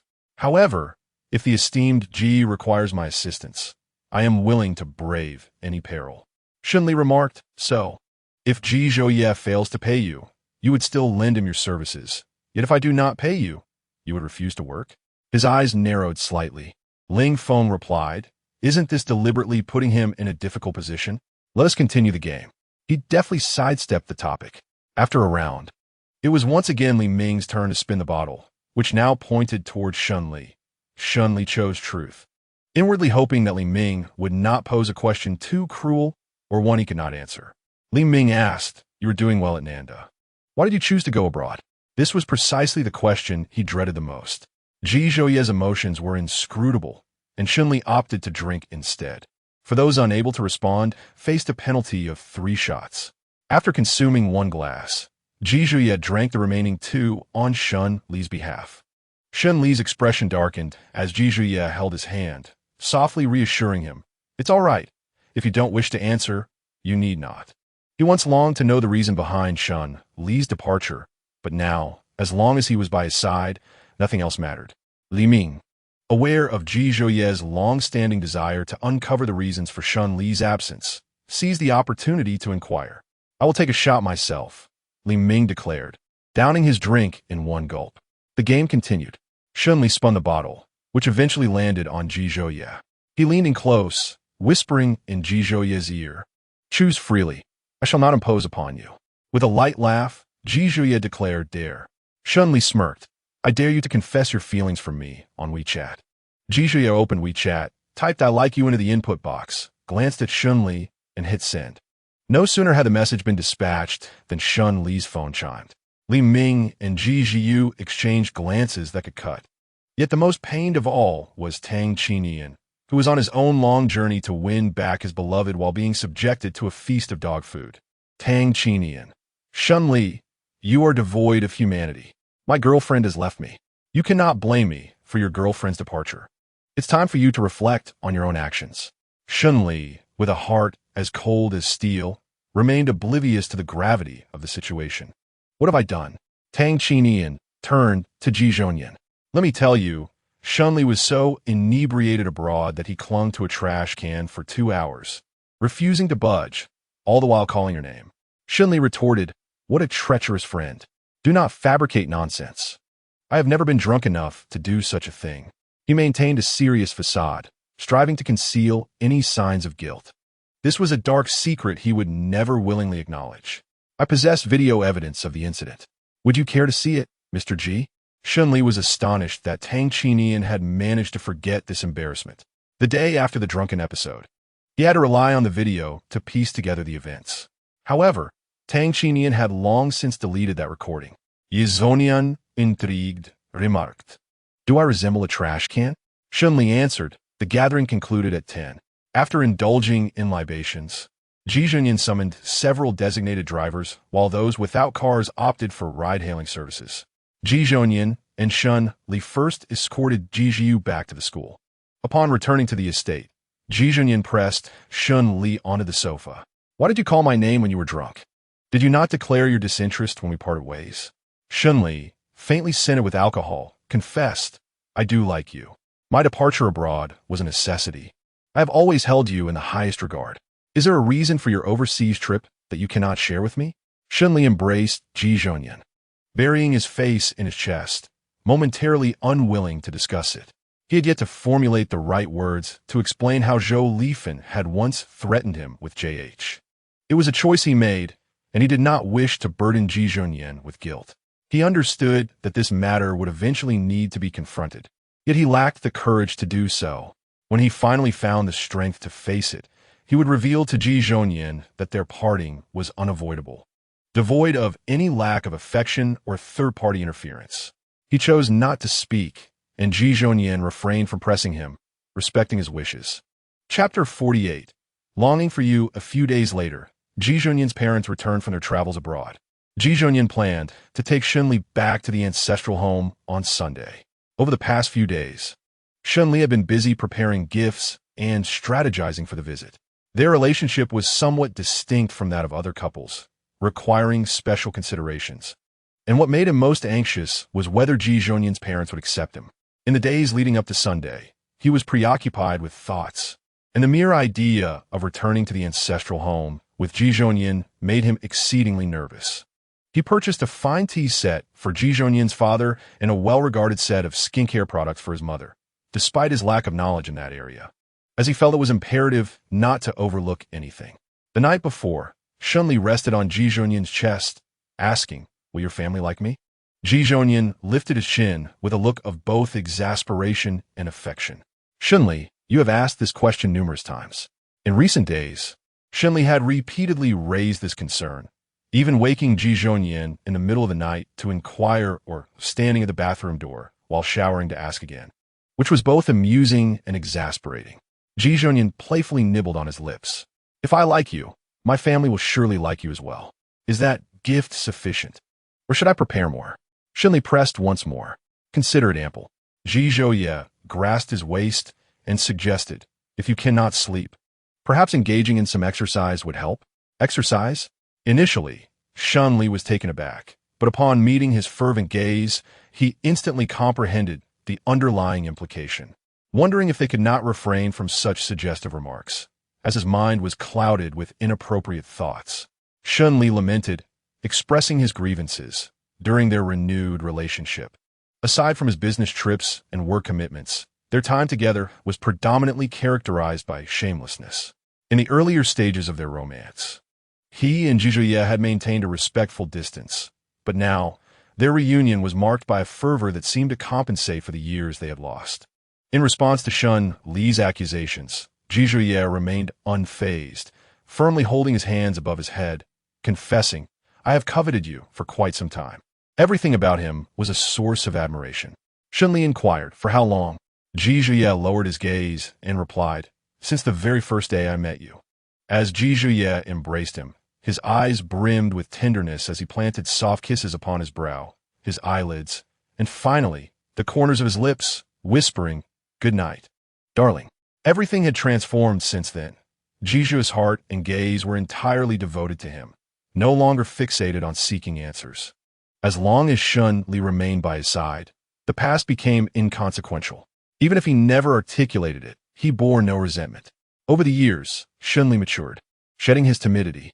Upon realizing that Ji Zhouye still harbored some concern for him, he boldly stepped forward to express his feelings, striving earnestly to remain by his side to avoid leaving an irreparable regret in his life. To stand alongside Ji Zhouye as an equal, he repaid $1 billion within 2 months. Shinli understood that while he could repay a debt of money, the debt of affection was far more complex. How many individuals could, after being hurt, still offer their ex-boyfriend $1 billion? He knew he could not. Last night, he had slept late, yet he awoke early today, dressed in a white short-sleeved sweatshirt and loose denim jeans, paired with white sneakers. He appeared surprisingly well-behaved. Shunli suppressed his usual rebellious demeanor, and in this moment, who could envision the composed figure he presented in the office, clad in a suit? Ji Zhouye lay in bed observing him, a smile dancing in his eyes. You are quite adept at masquerading, transforming from a rebellious spirit into a compliant youth. Shinli scrutinized him for a few moments, his brow furrowing. Ji Zhouye, you wouldn't expose me in front of my aunt, would you? The more he looked at Ji Zhouye, the more he felt that he was indeed capable of such mischief, which caused him considerable concern. Shinli playfully tightened his grip around Ji Zhouye's neck, though without exerting any real force. He threatened, you must not reveal my secrets to my aunt. What benefit would exposing you bring me? Ji Zhouye retorted. Shinli contemplated for a few seconds and articulated his reasoning. If you expose me, my aunt will detest me. If she dislikes me, she won't allow you to be with me, and then you can simply find another boyfriend. Isn't that a benefit? Ji Zhouye laughed incredulously. What kind of twisted logic is that? If what you say is true, why would I expend so much effort to keep you by my side? Am I so idle and despicable? Shinli replied, who knows what your twisted mind desires? Ji Zhouye then urged Shinli to release his hold on him, but he was promptly pulled back by Ji Zhouye. I assure you, I will not expose you, Ji Zhouye declared. Shinli, with a hint of pride, turned his face away and mumbled in agreement. Ji Zhouye inquired, waking up this early, are you tired? Not really, Shinli responded, contemplating something, and added, you're just average, not as impressive as I imagined. A pure display of stubbornness. Yizvonie una perturbet affectionately chuckled. I shall strive harder to earn your recognition soon. Shinli remarked, it's about time, and ceased his teasing. He dismounted and stood in front of the mirror for a few minutes. During breakfast, thoughts of Ji Zhouye crossed his mind. Although Ji Zhouye had accepted him, he wondered if he might say something detrimental to his image. Is your brother coming home today? He'll be back Friday night. Initially somewhat anxious, his nerves intensified, leaving him increasingly uncertain. At 9 o'clock, he departed with Ji Zhouye. As they approached their destination, his heart raced with trepidation. When they were just a few hundred meters away, Shinli instructed Ji Zhouye to pull over, taking a moment to compose himself. Ji Zhouye did not rush him. Instead, he gently embraced Shinli, soothing his anxious spirit. Chapter 49. The one I like will also be liked by my family. The car halted at the entrance of the Ji family's ancestral home. Shunli exited alongside Ji Zhonai, opening the back door to retrieve the gifts. Ji Zhonai offered to assist, but Shunli declined. Following Ji Zhonai inside, the aunt tending the garden alerted Hiya of their arrival. Upon reaching the foyer, Hiya greeted them, her smile faltering for a brief moment at the sight of Shun Li's face. Fortunately, her expression management was timely, avoiding any potential misunderstandings. Recently embroiled in controversy online, he had been following the developments and understood the situation to some extent. She had some knowledge about Shunli, given that the Shun family had once been a distinguished clan in Jiangcheng, and news of any commotion spread rapidly. However, until today, no one had informed her that her son's first love was the son of the Shun family. Shunli, nervous and with clammy palms, managed a polite smile. "Hello, Aunt. Ah, you're Xiao Shun. Please come in and make yourself comfortable," she replied. Ji Zhonai brought him a pair of new slippers to change into. As they entered the living room, Shunli presented the gifts. "Aunt, this is a token for you and Uncle, just a small gesture." "Thank you, Xiao Shun. Your uncle has gone to meet an old friend and will return shortly," he said, noticing Shun Li's discomfort. "Why don't you sit on the sofa and rest a bit?" The aunt returned with sliced fruit, and he shot a fierce glance at Ji Zhonai, her tone sharp. "Come here." Shun Li's heart raced, fearing that he had disapproved of him, and he looked helplessly at Ji Zhonai. "It's all right, you just sit for a moment." Ji Zhonai reassured him, following Hiya upstairs. Hiya entered the bedroom, leaving Ji Zhonai at the door. "Why didn't you tell me earlier that your boyfriend is from the Shun family?" Hiya asked, somewhat irritated. "Do you dislike him?" Ji Zhonai inquired. "I don't dislike him," Hiya replied. "Do you realize that because you didn't inform me beforehand, my expression almost slipped? Luckily, I reacted quickly, or else Xiao Shun would have thought I didn't like him. Who understands this? Just a few days ago, I was online following the gossip, and now it's right in my home. Your brother didn't tell me, and neither did you. Are you two trying to drive me mad? Ji Jiu, do you have any thoughts about the melon you just ate? The woman trying to extort little Shun is truly wicked." Ji Jiu had just awakened and, hearing some commotion, descended the stairs. He spotted Shun Li sitting alone on the sofa and remarked, "Oh, are you sitting here all by yourself? My mother doesn't seem to favor you." No sooner had the words left his mouth than Ji Jiu was kicked from behind, nearly losing his balance.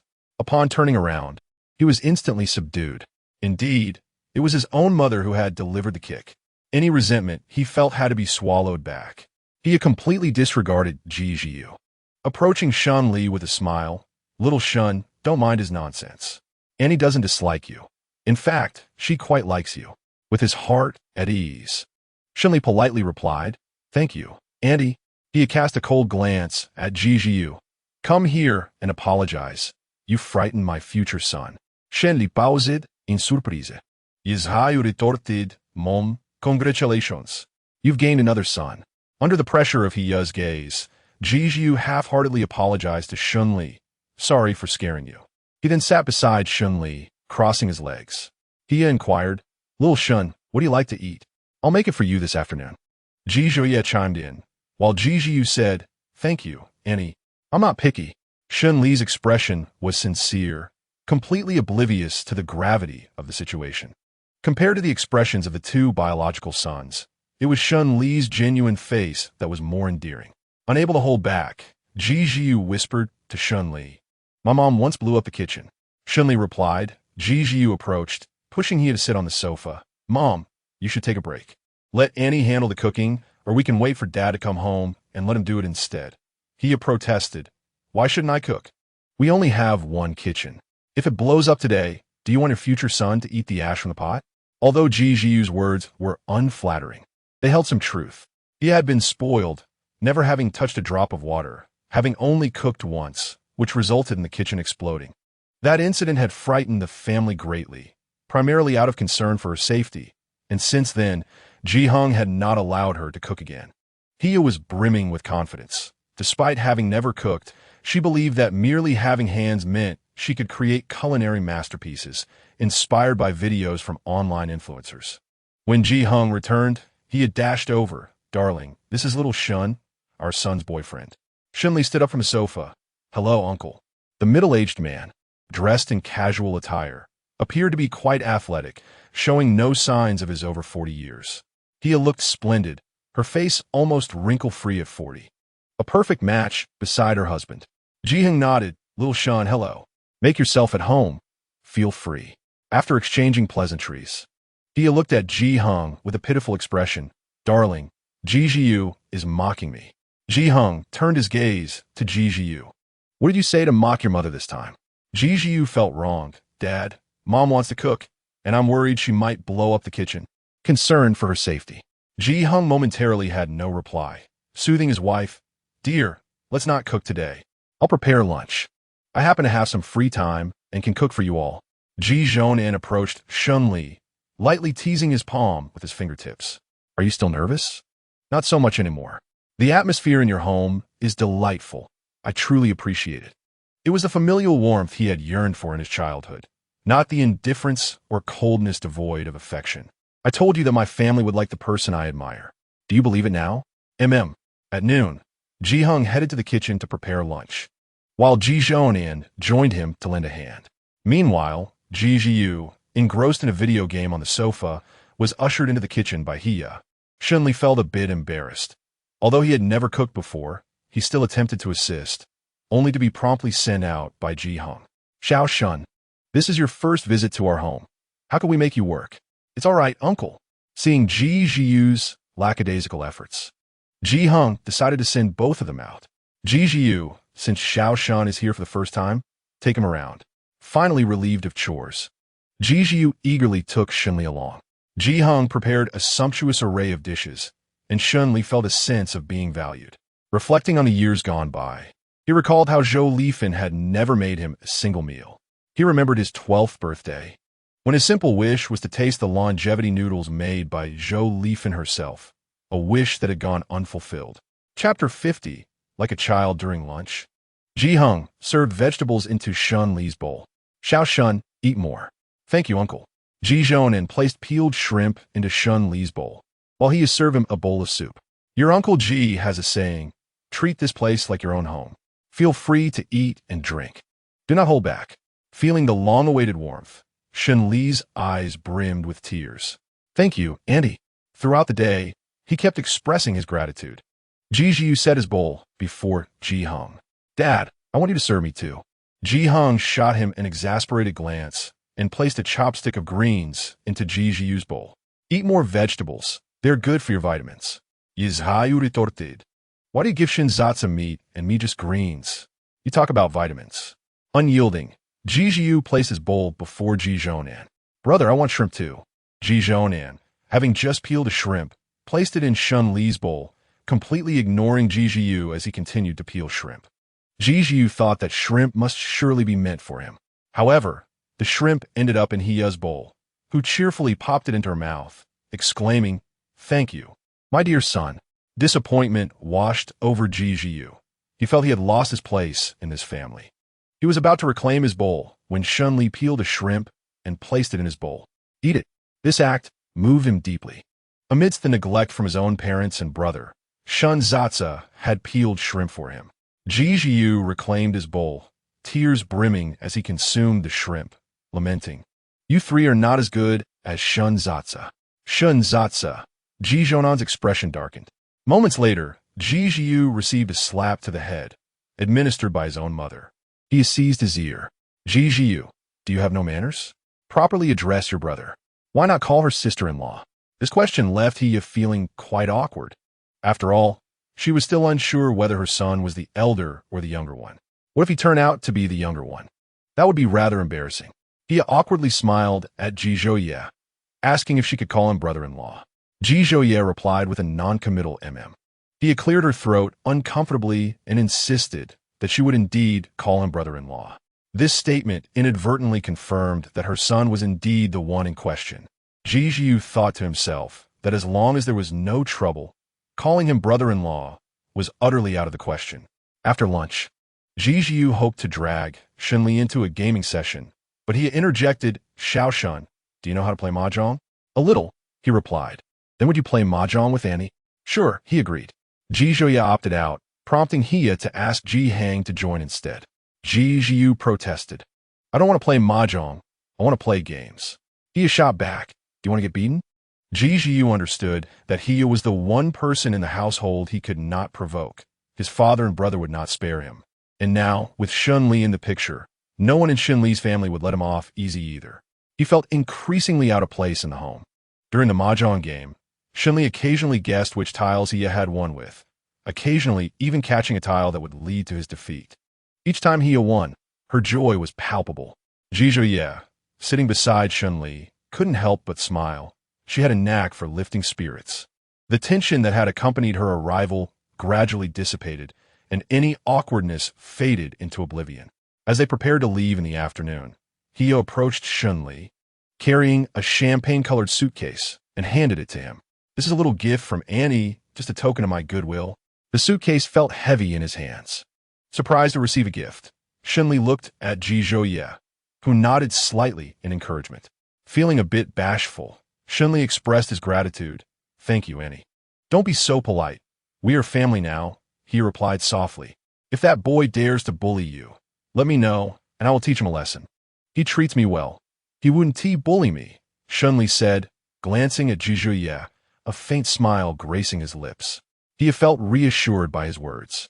Her son had a tendency to wear a stern expression and had a temper, while Shun Li appeared well-mannered and considerate, making her worry that her son might mistreat him. Upon returning to the estate, Shun Li entered his bedroom, placing the suitcase on the table. The moment he opened it, he was taken aback. Inside was a whole suitcase filled with 100 yuan bills. He stood there, stunned for a few seconds, before closing the suitcase. Just as Ji Zhouye entered the room. Perfect timing, Shun Li said, handing the suitcase back to him. This is far too valuable. I cannot accept it. Please return it to Annie. My mom said this is your welcome gift. You must accept it. A welcome gift? Aren't they usually just small envelopes? Who gives a welcome gift in a suitcase? Shun Li looked troubled. He truly could not accept such a welcome gift. Ji Zhouye insisted, if you don't accept it, my mom will be heartbroken, and when she's upset, she won't let anyone in the family have peace. That evening, Shun Li counted the money in the suitcase. It totaled 990,000, accompanied by a note that read, Annie wishes you and Xiao Yi a long-lasting relationship. While he felt valued, he also thought that receiving such a large sum on their first meeting was inappropriate. He opened his phone and selected a photo that was stored in a separate album. There, the man's eyes bore a striking resemblance to his own, and he gently traced the image with his fingertips. Shun Li sat in silence for a while, his eyes reddening, perhaps too immersed in his own world to notice the presence behind him. The person behind him sat close, enveloping him in an embrace. His back pressed against Ji Zhouye's warm chest as he exited the photo album and turned off his phone. Are you missing your father, Xiaoli? Ji Zhouye's voice was calm, imbued with a hint of affection. In Ji Zhouye's embrace, he felt an unparalleled sense of security. Ji Zhouye could perceive all of his desolation. He wished that if his father were still alive, he would surely cherish Ji Zhouye just as much as his own family did.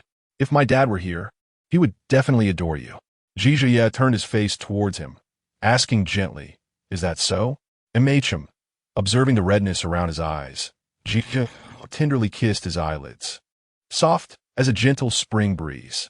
Shenli zayelashus flirtatious. My dad would like you just like Annie and Uncle do. It's just that my dad can't send you red envelopes like Annie does. It's all right, Ji Zhouye replied, cradling his face and smoothing out his furrowed brow as if he were a child. Unwilling to be called a child, Shun Li swatted Ji Zhouye's hand away and deliberately sniffled. You're the child. I'm 23, not a child anymore. Their exchange resembled a playful standoff between children. I'm 24, 1 year older than you. As soon as Ji Zhouye finished speaking, Shun Li playfully kicked out, resembling a petulant child. Ji Zhouye reacted swiftly, grasping his ankle. Shun Li's ankle was quite sensitive. Once caught, a tingling sensation surged through him, making it difficult to bear. After struggling unsuccessfully, he exclaimed, Ji Zhouye, let go. Ji Zhouye held firm, teasing that he was not a child, yet resorted to kicking when displeased. Shun Li gritted his teeth. Ji Zhouye, you rascal, release me. Ji Zhuye narrowed his eyes dangerously. Under the pressure of his gaze, Shunli finally relented. Brother Ji, I was wrong. Ji Zhuye easily maintained his hold. He then released Shunli, who sighed in relief, only to be overshadowed by Ji Zhuye's looming presence. Do you remember what you said this morning? You were just mediocre. Not as impressive as I imagined. Ji Zhuye merely offered a slight reminder, and Shunli recalled his earlier words. It had been a moment of reckless banter. Now he wondered if he could take it back. Chapter 51. Break up with Ji Zhuye after a meeting at the company. Ling Feng briefed Shun Li on the day's work arrangements.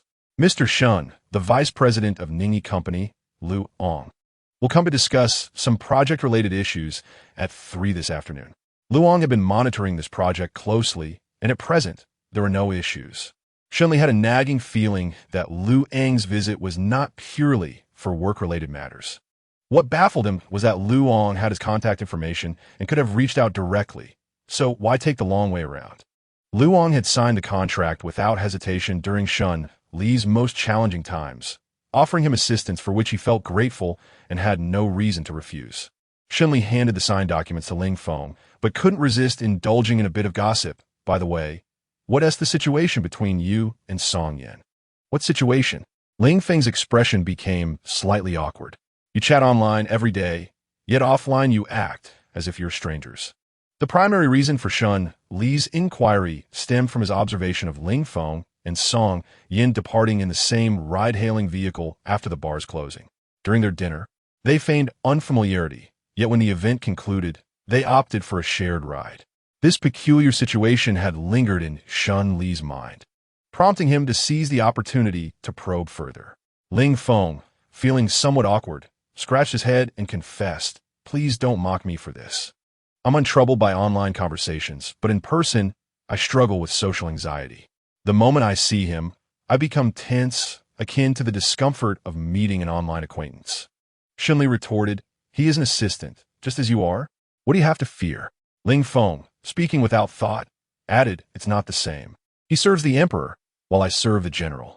Shun Li shot back, "Are you courting disaster? Why should Ji Zhuye be the emperor, while I am merely the general?" Ling Feng countered, "Taking the present into account, Jiangqing cannot compete with JH. Shen Li remarca, Ling Feng. It seems you wish to drive me to an early grave so that your esteemed Ji can take my place and elevate you to the pinnacle of success." Ling Feng quickly denied, No, Shenzhou, my loyalty to you is as bright as the sun and moon." Shun Li's sharp retort left Ling Feng momentarily speechless, his attempts to divert the conversation falling flat. Returning to the matter at hand, Shun Li questioned, "If you were so apprehensive, why did you share a ride with him?" Ling Feng recounted that evening's events. "Song Yan asked where I lived, and I told him. It happened to be on his route, so he invited me to join him." Shun Li scrutinized him, pondering if he might be an industrial spy colluding with others. Ji doesn't require spies. If he wishes for a company to perish, it shall not see the light of day, Ling Feng remarked with admiration. But sensing Shun Li's dangerous gaze, he added, "Moreover, I could never betray you. Shun Lao, duh." Shun Li, feeling nauseated, commanded, "Get out." "Very well." Ling Feng hastily complied. During lunch, Shun Li received a message from Song Yan. "What are your plans for today?" "Shenzhou?" To which Ling Feng replied, "Nothing much. I've been at the office handling matters. This afternoon, the vice president of Ningyi Company is coming for a meeting." After sending the message, he received no further replies, prompting him to silence his phone and resume work. At 3 in the afternoon, after bringing Lu Ong into the office, Ling Feng took his leave. Shun Li circled around his desk and courteously greeted him, inviting him to sit down. He led Lu Ong to the sofa in the lounge, where Lu Ong appeared somewhat uncomfortable, stating, "I feared you might not wish to see me, so I proceeded with the appointment process." "Not at all," Shun Li replied politely. "You may contact me directly for work matters. Should you find it inconvenient to meet in person, we can communicate online. Am I not allowed to reach out to you for anything beyond work?" Lu Ang's voice was hoarse, and his words felt excessively humble. Shun Li paused. "Of course you can. We are classmates." "Do you only see us as classmates?" Lu Ong pressed. Shun Li responded, "We're friends." "I do not wish to be your friend." Lu Ang's eyes were a shade of red, and I came to find you because it had been a long time since we last met. I yearned to see you. Beyond our collaborative ventures, I could not conceive of any other compelling reason to seek your company. Some individuals, even after years apart, can still evoke a flutter in the heart upon reunion. The obsession nestled deep within feels like a seed that has taken root and sprouted in the soul. Upon learning of his relationship with Ji Zhuye, my emotions became a tangled web of complexity. A suffocating sensation enveloped me. The relentless torment of my thoughts became unbearable. I pondered that perhaps avoiding him for a while would allow this feeling to dissipate naturally. Yet, time only amplified my discontent. Shunli furrowed his brow, a sense of helplessness washing over him. Luong, I believe I've made my feelings quite clear. We may be partners, classmates, or friends, but we shall never share the kind of relationship he yearns for. I do not comprehend, Luong replied, his emotions surging. Shunli, you should break up with Ji Zhuye. He is unsuitable for you. He is no longer the boy he once was. His current status is one you cannot even aspire to reach. The disparity between you two is insurmountable. You will not find happiness together. Shenli's brotiktanat, his demeanor displeased. And how do you know that Jiang Qing will never attain the heights of JH? For quite some time, he had been striving to keep pace with Ji Zhuye. After repaying the billion, he remained undeterred, intent on making Jiang Qing stronger and better, seeking to bridge the gap between them. Have you ever considered that one day Ji Zhuye might no longer want you? He stands so high, surrounded by countless temptations. What makes you think he would not waver, that he would not stray? The more Luong spoke, the more agitated he became, his demeanor a far cry from the sunny youth he once was. His words were increasingly unwelcome to Shunli. At that moment, Shunli's patience reached its limit. Luang's remarks felt like a veiled insult to Ji Zhuye, and he could no longer tolerate it. Enough. I believe in him, not for any other reason, but simply because he is Ji Zhuye. A figure stood at the office door, having overheard the conversation within. As he pushed open the door, Shunli turned, surprised and at a loss upon seeing Ji Zhuye's cold countenance, fearing a misunderstanding. Chapter 52, Brother Ji, Embrace. Luong noticed Ji Zhuye's complexion pale instantly. He was uncertain how much of his previous words Ji Zhuye had heard. Ji Zhuye was an entity he could not provoke, yet he could not suppress his inner desires. He yearned for Shunli. Shunli rose and approached Ji Zhuye, his expression flustered and uncertain. Once inside the office, Ji Zhuye's gaze remained fixated on him, following his every move until he stood directly before him, his expression stern as he looked down. Shunli had contemplated numerous explanations, hoping to convey that he would not be angered. Yet when faced with Ji Zhuye, he found himself at a loss for words. Ji Zhuye grasped his neck with one hand, pressing his lips against Shunli's. He lingered for 2 seconds before withdrawing. After breaking the kiss, Ji Zhuye cast a sharp glance at Luong, asserting his claim. Meanwhile, Shunli remained entranced by that possessive kiss, unable to regain his composure. Ji Zhuye exuded an intimidating presence, his voice cutting through the air as he inquired, "Mr. Lu, what gives you the right to demand he break up with me? Are you a partner, or merely an old classmate with whom he shares little connection?" Luong found himself speechless, unable to counter the assertion. Yizvonan coldly inquired, "What gives you the audacity to believe that he would be with you after parting ways with me?"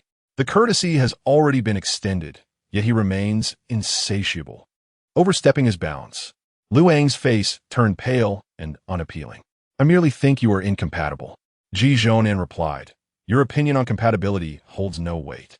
Shunli tentatively grasped Ji Zhonan's hand, his expression betraying a sense of unease, fear coursing through him. Fear of inciting Ji Zhonan's anger. Ji Zhonan glanced at him, his demeanor softening slightly. Witnessing Shun Li's anxious state, a flicker of compassion crossed his dark eyes as he enveloped Shun Li's hand within his own. "I'm not angry." Yet, an undercurrent of anxiety still plagued Shun Li, a trepidation that Ji Zhonan might abandon him. It was not that Ji Zhonan failed to provide him with a sense of security. Rather, it was his own lack of confidence, stemming from his past misdeeds towards Ji Zhonan. Luong observed their intertwined hands, feeling like a mere jester in this scenario. Shunli turned his gaze towards Luong. his expression complex. You should leave. I will draft a new contract. This time, you shall receive 70% of the profits. From now on, our relationship will be strictly professional, and all work-related matters should be directed to Ling Feng. The essence of collaboration lies in mutual benefit. And Shunli made a significant concession for the sake of gratitude, aiming to sever ties with Luong. Ultimately, Ning E Company was not his. The CEO would be more than eager to receive such a share of profits. Seeing Shun Li's frigid demeanor, Luong remained trapped in his own delusions, obstinately proclaiming, "What if I refuse?" Shun Li paused. "Then the project will cease, and our collaboration will come to an end." Luong was taken aback. Disbelief etched across his face. "Shun Li, have you lost your mind? Do you have any idea how much you will owe in breach of contract penalties?" "I am aware. The penalties might jeopardize Jiangqing's financial stability." Yet Shun Li sought peace of mind, knowing that Lu Ang's incessant disruptions would inevitably impact his relationship with Ji Zhounan. Lu Ang's gaze shifted to Ji Zhounan, a self-deprecating smile forming. "Well, now that you have him, you can afford any penalty." Shun Li wished to disengage from further conflict. "Please leave." Lu Ang harbored a sense of indignation, feeling enraged by his inability to obtain what he desired. "Shun Li, I helped you during your most difficult times. And this is how you repay me?" Shun Li perceived Lu Ang's mindset as warped. The bright youth he once knew at school was now a distant memory. "I am indeed grateful for your assistance back then, and I have made the utmost concessions in terms of profit, but that is where it ends." Unbeknownst to Lu Ang, he was engaging in moral coercion, believing that his sacrifices warranted a return he could not secure. "Then breach the contract. I expect the penalties to be transferred promptly." With that, Lu Ang departed, and the collaboration between Jiangqing and Ning Yi came to a close. Shun Li anxiously opened his arms towards Ji Zhounan. "Brother Ji, embrace me." Ji Zhounan, with a tender expression, gently enveloped him in his embrace, his voice tinged with helplessness. "I assure you, I'm truly not upset. It is a testament to your excellence that someone cares for you. I am not excellent, not in the slightest. I am a deceiver, a coward, and a scoundrel who once suggested breaking up." Deep down, Shun Li harbored insecurities despite his privileged upbringing. Before encountering Ji Zhounan, his self-doubt was less conspicuous. Yet, as Ji Zhounan's affection for him deepened, so too did his feelings of inadequacy. At that time, even though Ji Zhounan's family background was not as illustrious as his, he still felt a sense of inferiority. Ji Zhounan softly reassured him for quite some time, and gradually, the unease within Shun Li dissipated under his gentle coaxing. Ji Zhounan found it amusing, saying, "I am feeling jealous. Shouldn't it be you comforting me? Why must I be the one to soothe you? Isn't that only logical? I am afraid. I fear that if you see me with him, you might no longer want me." Shun Li candidly expressed his true feelings. The courage required for such honesty was something only Shun Li truly understood. He thought that as long as he was brave and did not play the coward in love, Ji Zhounan would not abandon him. "What nonsense is this? I have finally made you willing to stay by my side. How could I possibly want to lose you?" Ji Zhounan sighed silently, understanding that Shun Li lacked a sense of security and feared abandonment. "Shun Li," Ji Zhounan softly called his name. "If I were to forsake you, then in my next life, I would be your dog." Shun Li was slightly taken aback, not expecting Ji Zhounan to utter such words. With a muted voice, he responded, "No, it's fine if you abandon me. I will not blame you." Ji Zhounan owed him nothing. If he were to be abandoned, it would merely even the score. The one who left first was him, yet he behaved like a victim, perpetually seeking more affection and tenderness from Ji Zhounan. "Fool!" Shun Li belatedly realized the question. "What brings you here? Don't forget, I hold a 20% stake in Jiangqing. Am I not allowed to come?" Ji Zhounan teased him. Shun Li had no doubts about Ling Feng. Ji Zhounan presented him with a black card, stating, "This card contains 5 billion, which is my investment in Jiangqing." Shun Li had already repaid the 10 billion, meaning he now held shares in Jiangqing without having invested any capital. Shun Li returned the card to him, saying, "You provided me with 10 billion when Jiangqing was on the verge of collapse. Without you, there would be no current Jiangqing. A 20% stake is insignificant. Take this money back. I cannot accept it." Business is business. If you refuse to take it back, I will directly transfer the funds to the company's account. Ji Zhonan offered him no opportunity to decline. Shunli realized that, in essence, he had no choice but to accept the money today. Ji Zhonan leaned close to his ear, whispering softly, "If you must express your gratitude for the 10 billion, perhaps you could do it in another manner, say, in bed." He never believed Shunli owed him anything. That 10 billion was merely a transaction. Once it was repaid, it equated to him having received shares in Jiangqing for free. The investment was something he was obligated to make. Shunli had always felt indebted to him. Seeing Shunli so conflicted and reluctant to accept the card, Ji Zhonan directly transferred the money to the company's account. Chapter 53. Do not love brother. Brother is merely a legend. Shunli faced a penalty of 2 billion for breach of contract, along with project losses amounting to several tens of millions. He urgently needed to find a business partner, otherwise the losses would escalate. He sought numerous potential partners, yet no one was willing to collaborate with him. After much effort, this partnership fell into the hands of Tang Qinian's father, Tang Ran. Shunli seriously suspected that Tang Qinian was secretly assisting him and arranged to meet Tang Qinian during his free time. The meeting took place at a cafe adjacent to the Tang Corporation building. "Does my collaboration with Uncle Tang have anything to do with you?" "Tang Qinian, why do you think this matter has anything to do with me?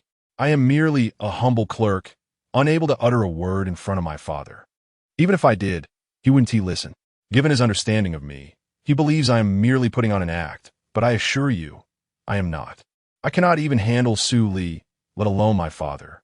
He continued, "If my father is willing to collaborate with you, it must mean there is merit in your project." Shunli remained skeptical, as Tang Qinian possessed a remarkable talent for theatrics at times. As they prepared to return to the office, Tang Qinian wore a conflicted expression, hesitating for a while before speaking up.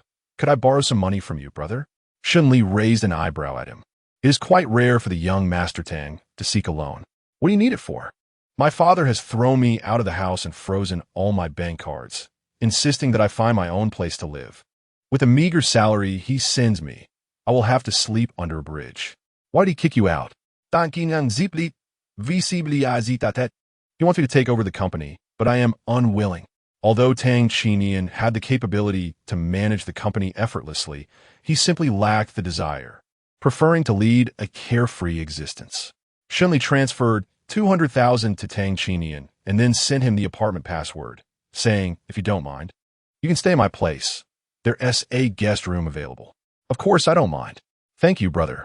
At that moment, Shunli believed this situation had nothing to do with Tang Qinian. After work, Shunli returned to the apartment with Ji Zhoye, and by the time they got back, Tang Qinian had already arrived and was tidying up. Tang Qinian was taken aback, thinking Shunli had brought Ji Zhoye to live with them. "Are we all going to live together?" Shunli reassured him, "Don't be alarmed. I'm just here to grab some essentials and we'll leave shortly." Tang Qinian sighed with relief, almost believing he would have to witness their affectionate displays daily. The bedding was stored in the cabinet, all new and clean, so he took it out to spread it on the bed. The guest room had never been occupied, hence the bed had never been made. Tang Qinian felt a twinge of emotion, sensing a maternal warmth from Shunli. Shunli could not help but scold him, "Get lost." Zizui, Opsving Tang Qinian, smirked and said, "Call him Dad." Tang Qinian's smile instantly vanished, his face devoid of expression. "How is it that I suddenly have an additional father?" "Yizvoye? Don't take it too far." Ji Zhoye replied. "Didn't you just say you felt maternal love?" Tang Qinian was struck with a wave of emotional turmoil. Su Li no longer wanted him. His father had cast him out, and now, due to his own loose tongue, he found himself with an unexpected paternal figure. When one is down on their luck, even water gets stuck in their teeth. What a miserable fate. Shunli packed his essentials into a suitcase, and before leaving, helped Tang Qinian spread the bedding. For a fleeting moment, he truly resembled a caring mother. Tang Qinian cast a grateful glance at him, thinking, "I adore you. You are my."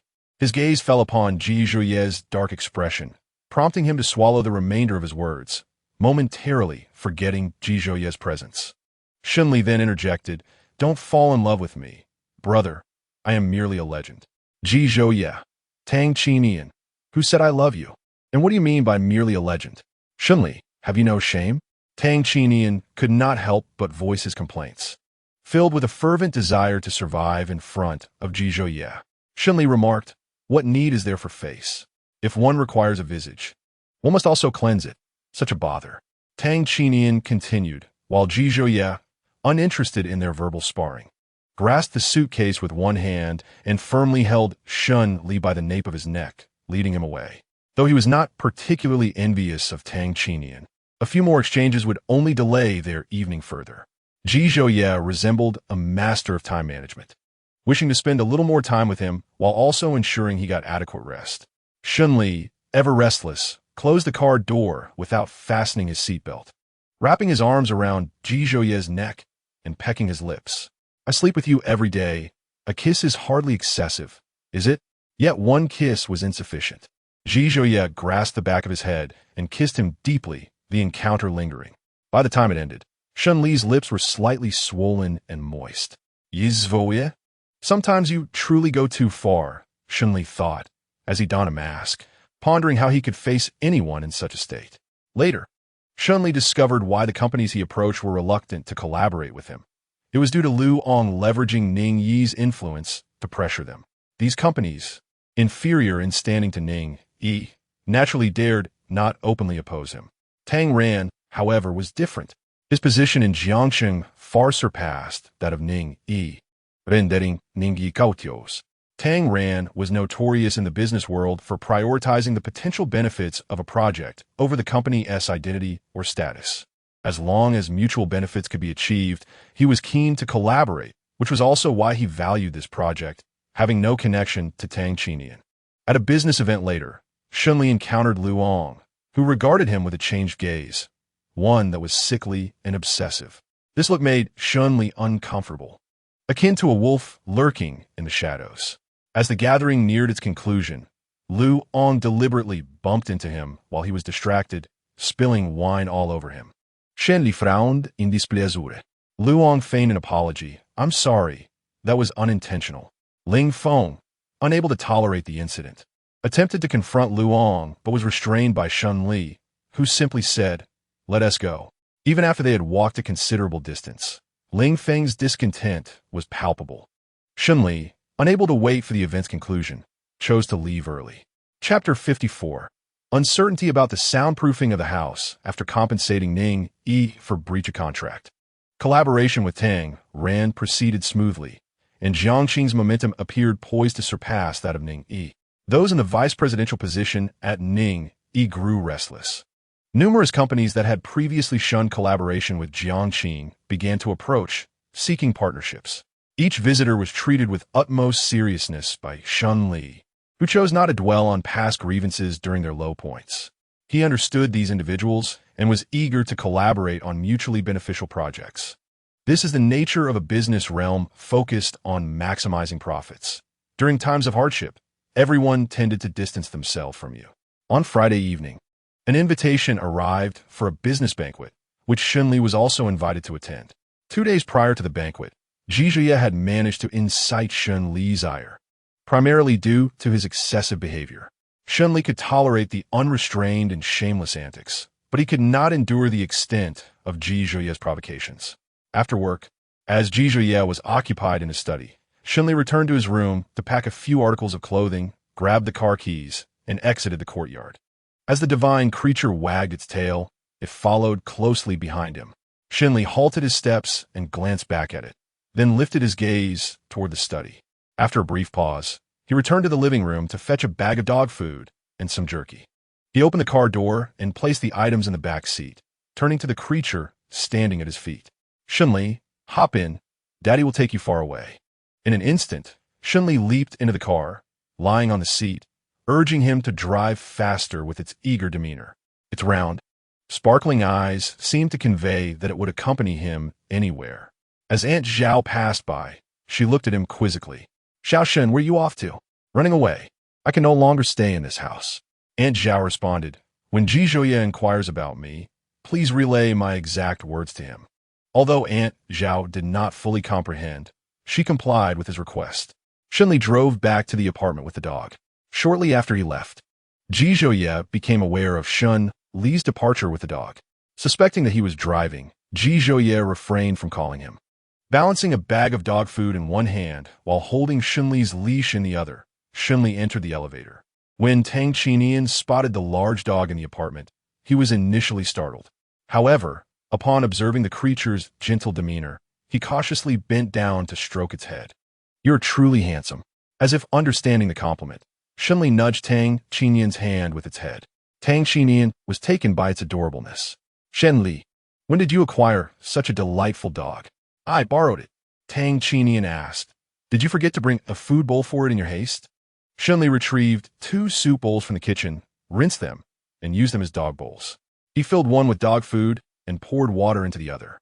Tang Qinian inquired, "Is this dog truly one you borrowed?" "Yes, I borrowed it from Ji Zhouye." "How did you return alone?" "Where is Ji Zhouye?"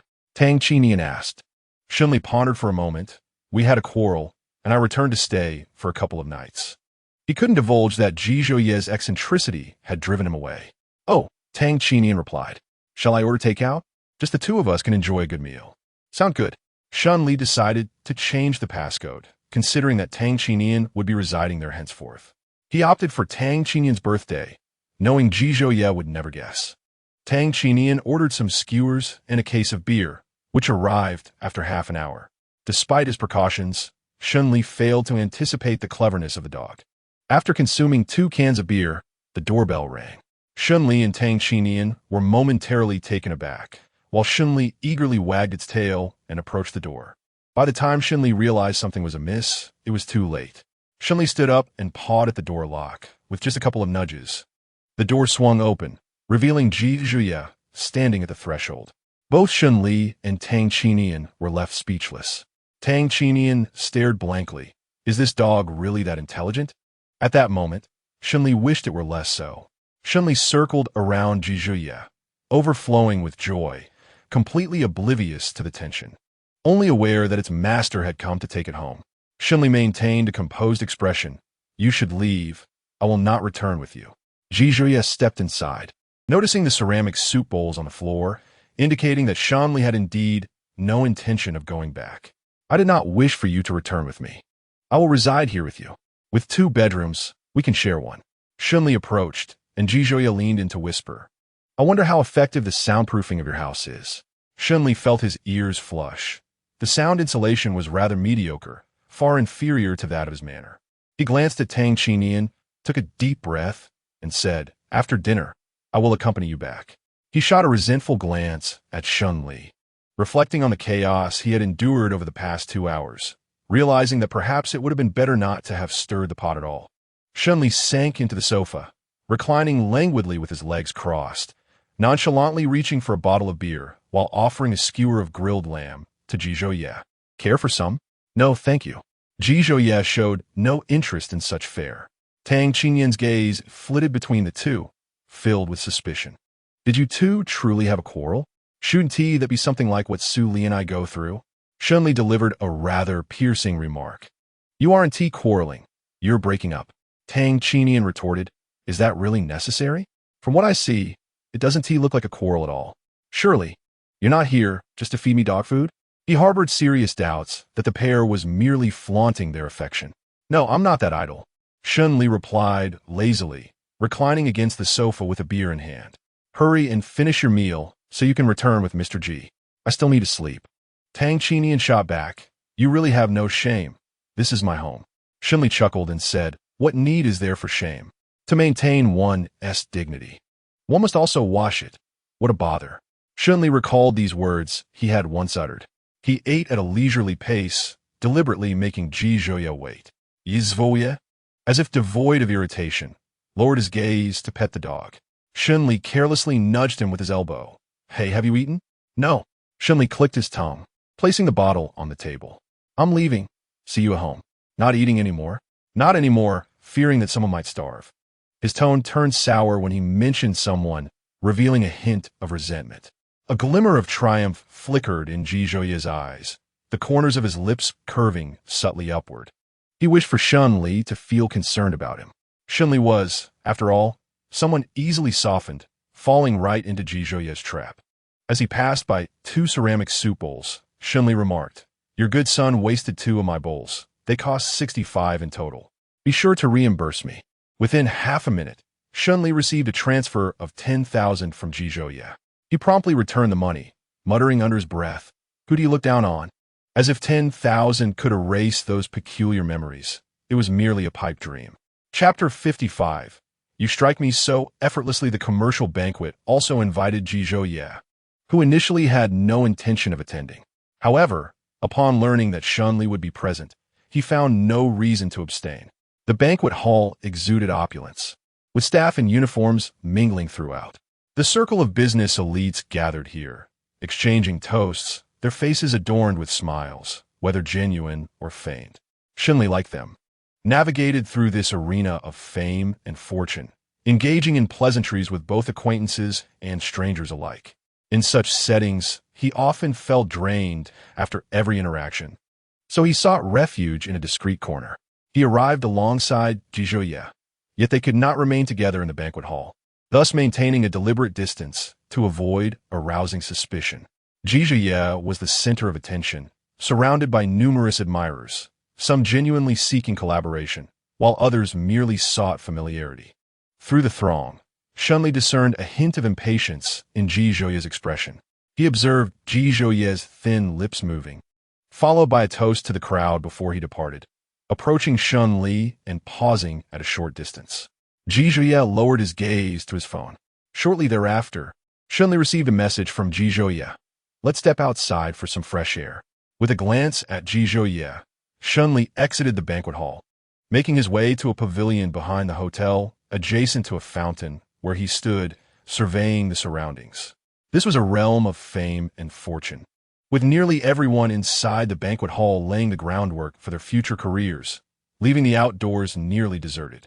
Jizhouye approached and entered the pavilion. After casting one last glance to confirm they were alone, Shunli stepped before Jizhouye, meeting his gaze. The impatience that had marred Jizhouye's demeanor in the banquet hall vanished entirely, replaced by a gentle smile in his eyes. "Are you tired?" "Not all." "Have you had too much to drink?" Jizhouye inquired once more. "That little bit of alcohol cannot possibly incapacitate me.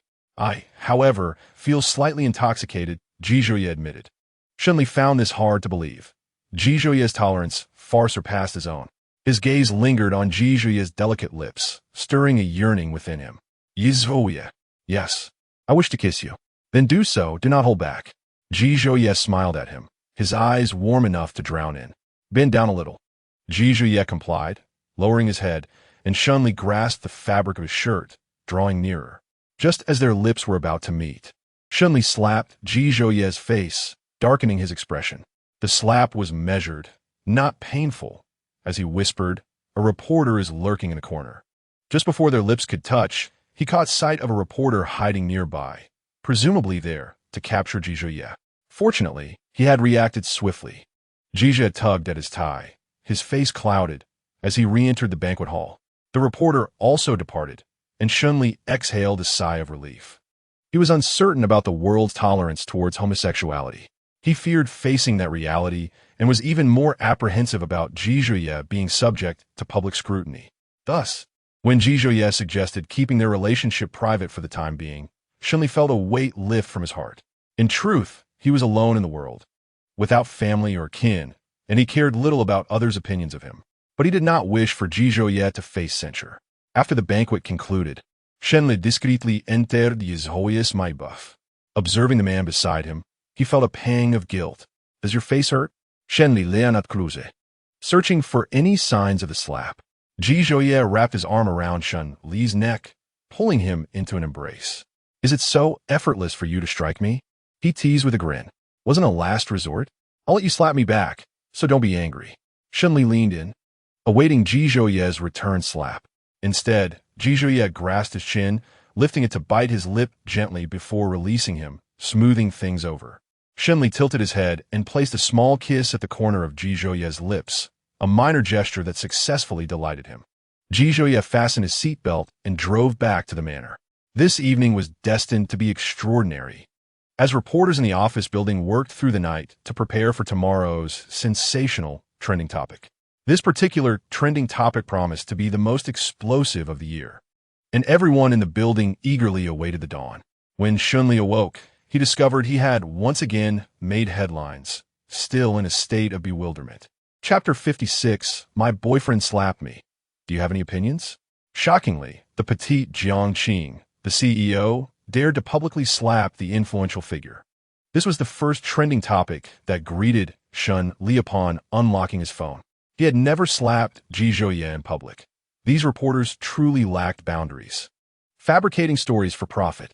Frustrated, he scrolled through the comments beneath the trending topic, which were largely entertainment-seeking spectators. Qing Feng, are they out of their minds? How dare they slap a big shot? Kudos, brother. Destitute aspirations. Will Jiang Qing Group survive until tomorrow?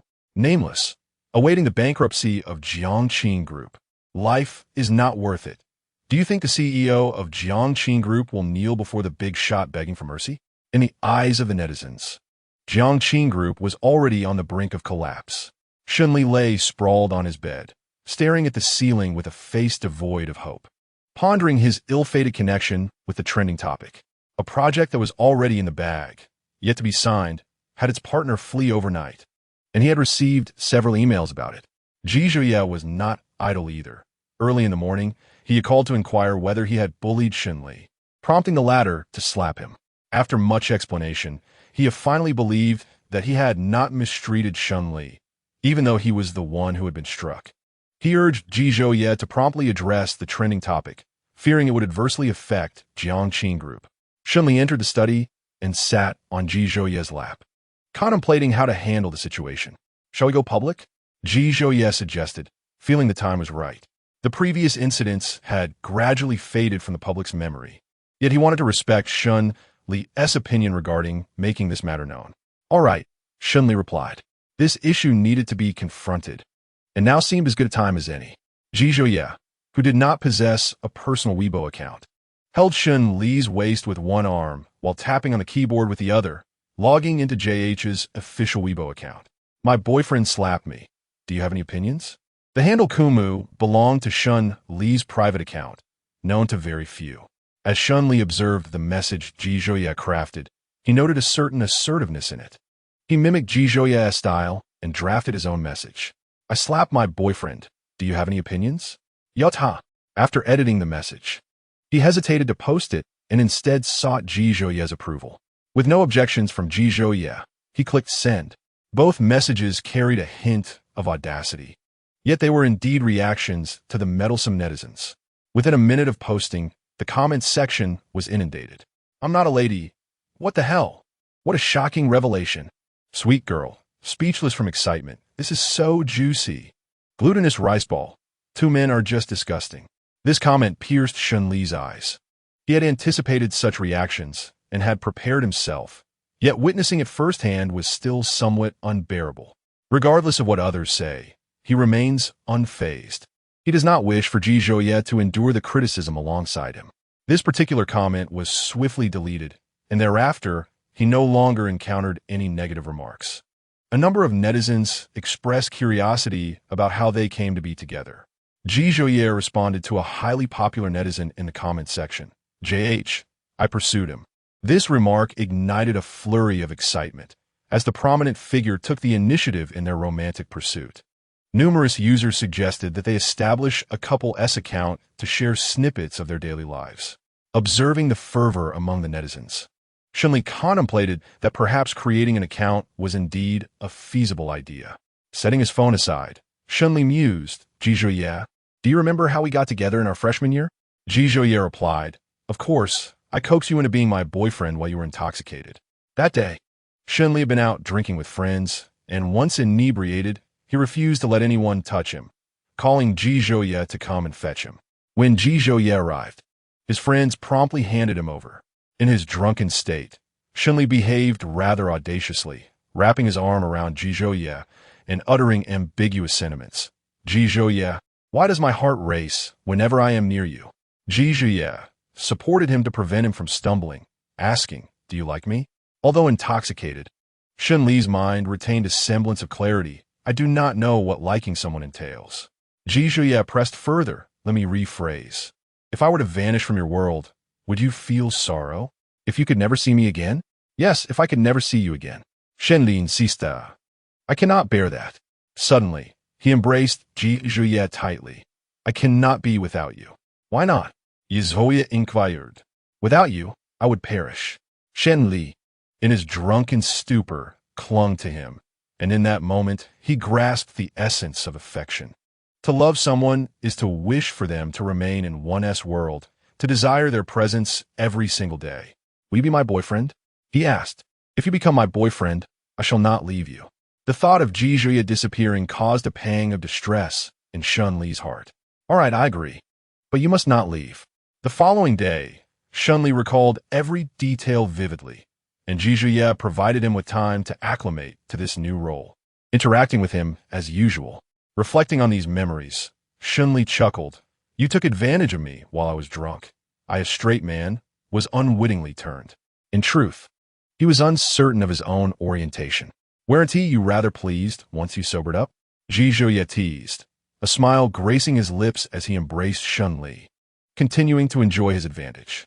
After becoming a couple, their first kiss occurred when Shun Li attempted to steal a kiss from Ji Zhuye, only to be caught, leading to Ji Zhuye pressing him onto the sofa for an extended and fervent kiss. Ji Zhuye resembled a cunning wolf, patiently awaiting his little rabbit to approach.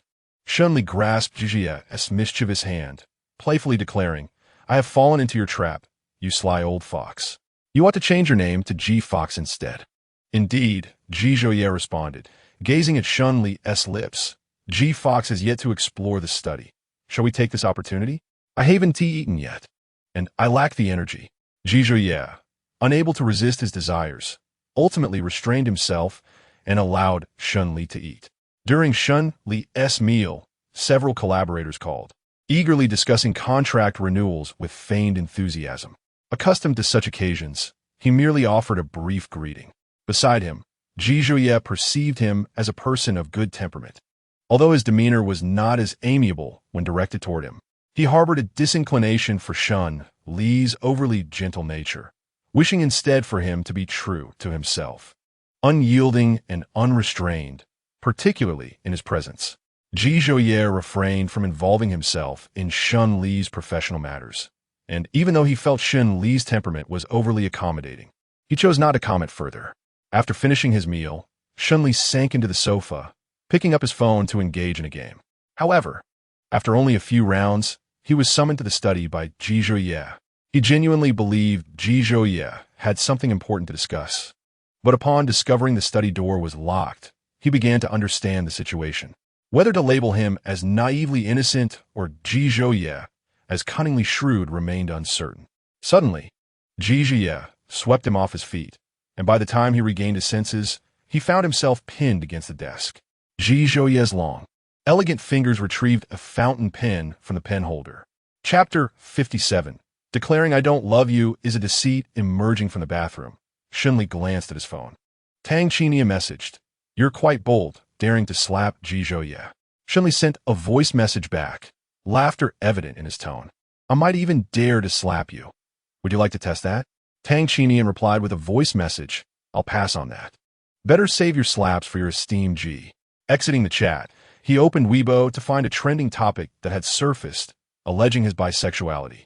This matter had sparked considerable controversy. Although Ji Zhuye had long since removed the trending topic, screenshots had already been preserved by numerous users.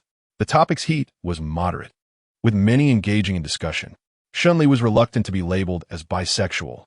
Over the years, he had only loved one person. The official JH Weibo account had a new update, which Shun Li clicked to view.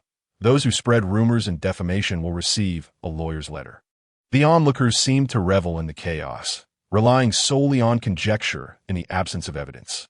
It was only when the principal party pursued legal action that they recognized the gravity of their actions, hastily deleting their malicious comments. However, it was too late. Song Yin had already gathered evidence and initiated a lawsuit. Disparaging remarks, once made, could not simply be erased. Every action leaves an indelible mark. Shun Li also posted an update. I refuse to accept defamation. From the moment I met Ji Zhuye at 18 until I was 23, I have loved only him. He is my first love, and there is no truth to the claim of being bisexual. Immediately after posting, comments began to flood in. One user, "I'm a suit enthusiast," remarked, "Ignore those trolls. They lash out online because of their unhappiness in real life." Another user, Liang, queried, "Brother, why did you and G finally decide to go public after being together for so long?" Shunli recognized this as a question from a devoted fan of their pairing and was at a loss for how to respond until someone else chimed in. JH responded to Liang, "He is going abroad for studies, and after several years apart, we are starting anew." Liang exclaimed, "Ah, this is a case of rekindling a broken relationship. I'm utterly captivated." Shunli's emotions were complex throughout this relationship. Ji Zhouye had always been the one delicately tending to his most vulnerable feelings. Ji Zhouye never pressed him about the reasons for his departure years ago. What Shunli chose not to share had always been addressed by Ji Zhouye on his behalf. Upon their reunion, Ji Zhounan, upon hearing a few harsh words, appeared as if a victim filled with grievance. When Shunli sought him out in the study, he fortuitously encountered Ji Zhounan emerging from within. Shunli approached, his gaze tinged with sorrow, and said, "I have something to discuss with you." Ji Zhounan replied, "Speak, I am listening." After a prolonged silence, Shunli lifted his eyes to meet Ji Zhounan's, confessing, "The reason for our breakup was my family's refusal to accept my relationship with a man. My grandmother threatened my father with her life if he did not send me abroad. He had no choice but to acquiesce, claiming that my lack of love for you was a mere deception. I truly did love you. I fought for us, but it was futile. Zhou Lifeng was adamant about sending me away, as I was an impediment to her affair with another man, a fact I only recently learned." Shun Li's eyes glistened with unshed tears. He had revealed part of the truth while concealing the rest, unable to lay everything bare. Ji Zhounan gently grasped the back of his head, pulling him into an embrace. "I no longer hold you accountable for the past. Will you stay by my side from now on? No matter what transpires, we shall share the burdens together. You can trust in me indefinitely." Shunli murmured, his voice thick with emotion, so muted that Ji Zhounan mistakenly assumed he was weeping. "Are you crying?" Ji Zhounan asked, filled with concern. "No." Shunli lifted his gaze. His eyes merely reddened. "I wouldn't cry. That would be shameful. Have you forgotten what you just said in the study?" Ji Zhounan's words were interrupted as Shunli covered his mouth, silencing him. His ears flushed crimson. A deeper smile danced across Ji Zhounan's brow. Due to the lawyer's letters and the clarifications provided, discussions regarding his bisexuality had nearly ceased. The account of Ku Mu experienced a staggering surge in followers, numbering in the millions, a phenomenon Shun Li could scarcely fathom, with many usernames echoing Li Yi. Even more outrageous were the usernames. Did Li Yi sleep well today? Is Li Li experiencing back pain? Has Li Li been spoiled to tears? Is Jita Gu impressive? Shun Li was nearly overwhelmed by the absurdity, contemplating whether he should report the fervent fanatics. Amidst the numerous legal notices, there existed one from Zhou Lifeng and Zhao Song, of which Shun Li was unaware, as Ji Zhounan had chosen not to disclose this information. The cruelty Zhou Lifeng had inflicted upon Shun Li was unforgivable. Previously, she had regarded Shun Li as a mere obstacle, discarding him overseas, yet now sought to exploit him as a financial resource. However, Shun Li was no longer that naive youth, easily manipulated. He had transformed, refusing to be easily subdued. Unable to obtain what she desired, Zhou Lifeng aimed to destroy him. Were it anyone else, Ji Zhounan would have ensured they faced the consequences of their actions. However, this was his mother, and he felt powerless. Zhao Song, on the other hand, was not so fortunate. Ji Zhounan targeted him directly, and from that day forth, Zhao Song's life was fraught with difficulties. Relying entirely on Zhou Lifeng's support, Zhao Song's expenses were substantial, and as Zhou Lifeng's business could no longer sustain their financial needs, she began selling off properties in her name. Little by little, Ji Zhounan reclaimed what rightfully belonged to Shun Li. In cases of infidelity during marriage, one should typically leave with nothing. Yet Shun Li's father had remained oblivious, allowing Zhou Lifeng to seize a considerable portion of their assets upon his death. One morning, while Shun Li still slumbered, Ji Zhounan placed a set of keys in his palm. The cool sensation stirred Shun Li from his dreams, and as he gradually opened his eyes, he beheld the familiar keys before him. The remnants of sleep vanished instantly, and he sat up in bed, momentarily believing he was still dreaming, rubbing his eyes until he was certain he was not mistaken. This is the key to his family's ancestral home. How could Ji Zhonai possess it? A thought sprang to mind. Did you purchase this house? Indeed, during the economic crisis, despite Shun Li's opposition, he sold the old residence, which was situated in a prime location that attracted numerous eager buyers. One individual offered a substantial sum, and thus the house was sold to the highest bidder. This highest bidder was associated with Ji Zhonai, who, unable to appear himself, sent someone in his stead.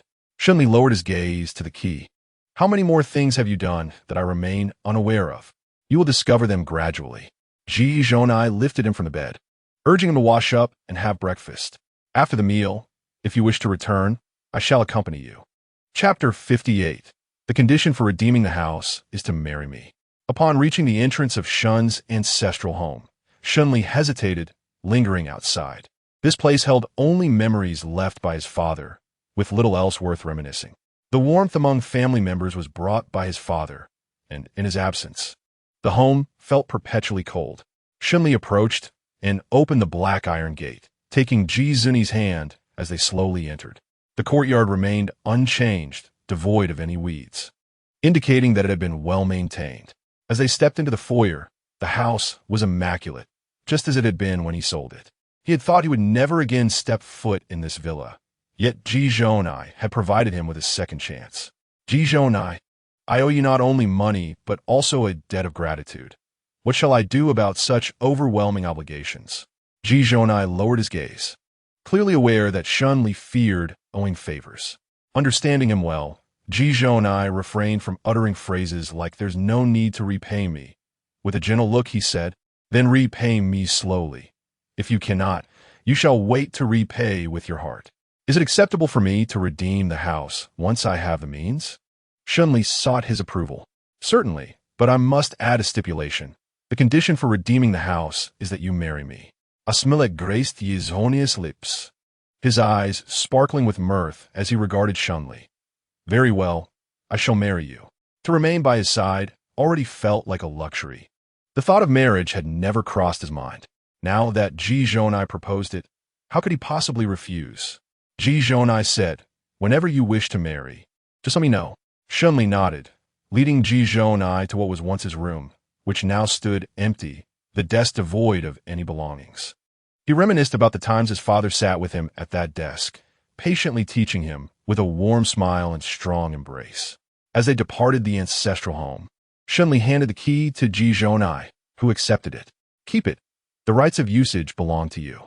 Suddenly, he pulled Ji Zhonai into his embrace. "However, if you do not marry me, I shall have this place razed to the ground." Shun Li replied, "That would be a bit excessive. If you won't marry me, what use is the house to me?" Ji Zuni's eyes narrowed dangerously. "Are you suggesting I prepare it as a gift for your wedding to someone else?" If that were the case, he would indeed be too pathetic, deserving of being cast aside. Shun Li chuckled awkwardly, insisting that such an outcome was unnecessary.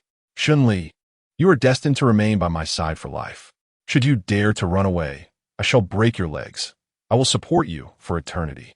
This time, he vowed never to let him go again. He walked away, and that was that. What troubled me was the thought of him struggling alone abroad, enduring torment, even contemplating self-harm. No matter what, I would not let him leave. "I shall remain by your side. You need not support me, for I am capable of earning my own keep and caring for you as well. I will not depart. This time, regardless of what transpires, even if it leads to death, I shall die by Ji Zhouye's side." Ji Zhouye gazed into his eyes for a moment before suddenly smiling. "Very well, then. I shall await your support." The initial atmosphere was shattered by Shun Li's remark. "Then I shall support you. Will you satisfy all my demands?" Even without uttering the subsequent words, Ji Zhouye understood their implication. He lowered his head and pressed his lips against Shun Li's, biting down with a hint of force. "You may certainly give a try." Due to the trending topic, he remained concerned, assuming Ji Zhouye must have bullied someone to receive that slap. During a brief respite, She called Ji Zhouye and Shunli back. He had heard from Ji Zhiyu that their breakup was rather unpleasant. She had some understanding of her son. Now that they had reconciled, she worried that her son might be seeking revenge. She believed that unless there was a third party involved or actions that defied moral principles, there was no need for retaliation. After all, which young couple hasn't had their share of disputes? She had also inquired of Ji Zhiyu about the reasons for their breakup, but he remained tight-lipped. Thus, she felt compelled to clarify the matter, lest her concerns linger. Ji Zhouye took the hand of the person beside him. Let's return to the old residence. Why the sudden urge to return to the old residence? Ji Zhouye replied. Regarding the trending topic, my mother suspects I am retaliating against you for bullying me, and she wants both of us to go back and clarify things. Shunli, somewhat perplexed, asked, but I was the one who hit you. Why would your mother think you bullied me? It's merely that Ji Zhiyu often speaks nonsense in front of my mother. Ji Zhouye glanced at him.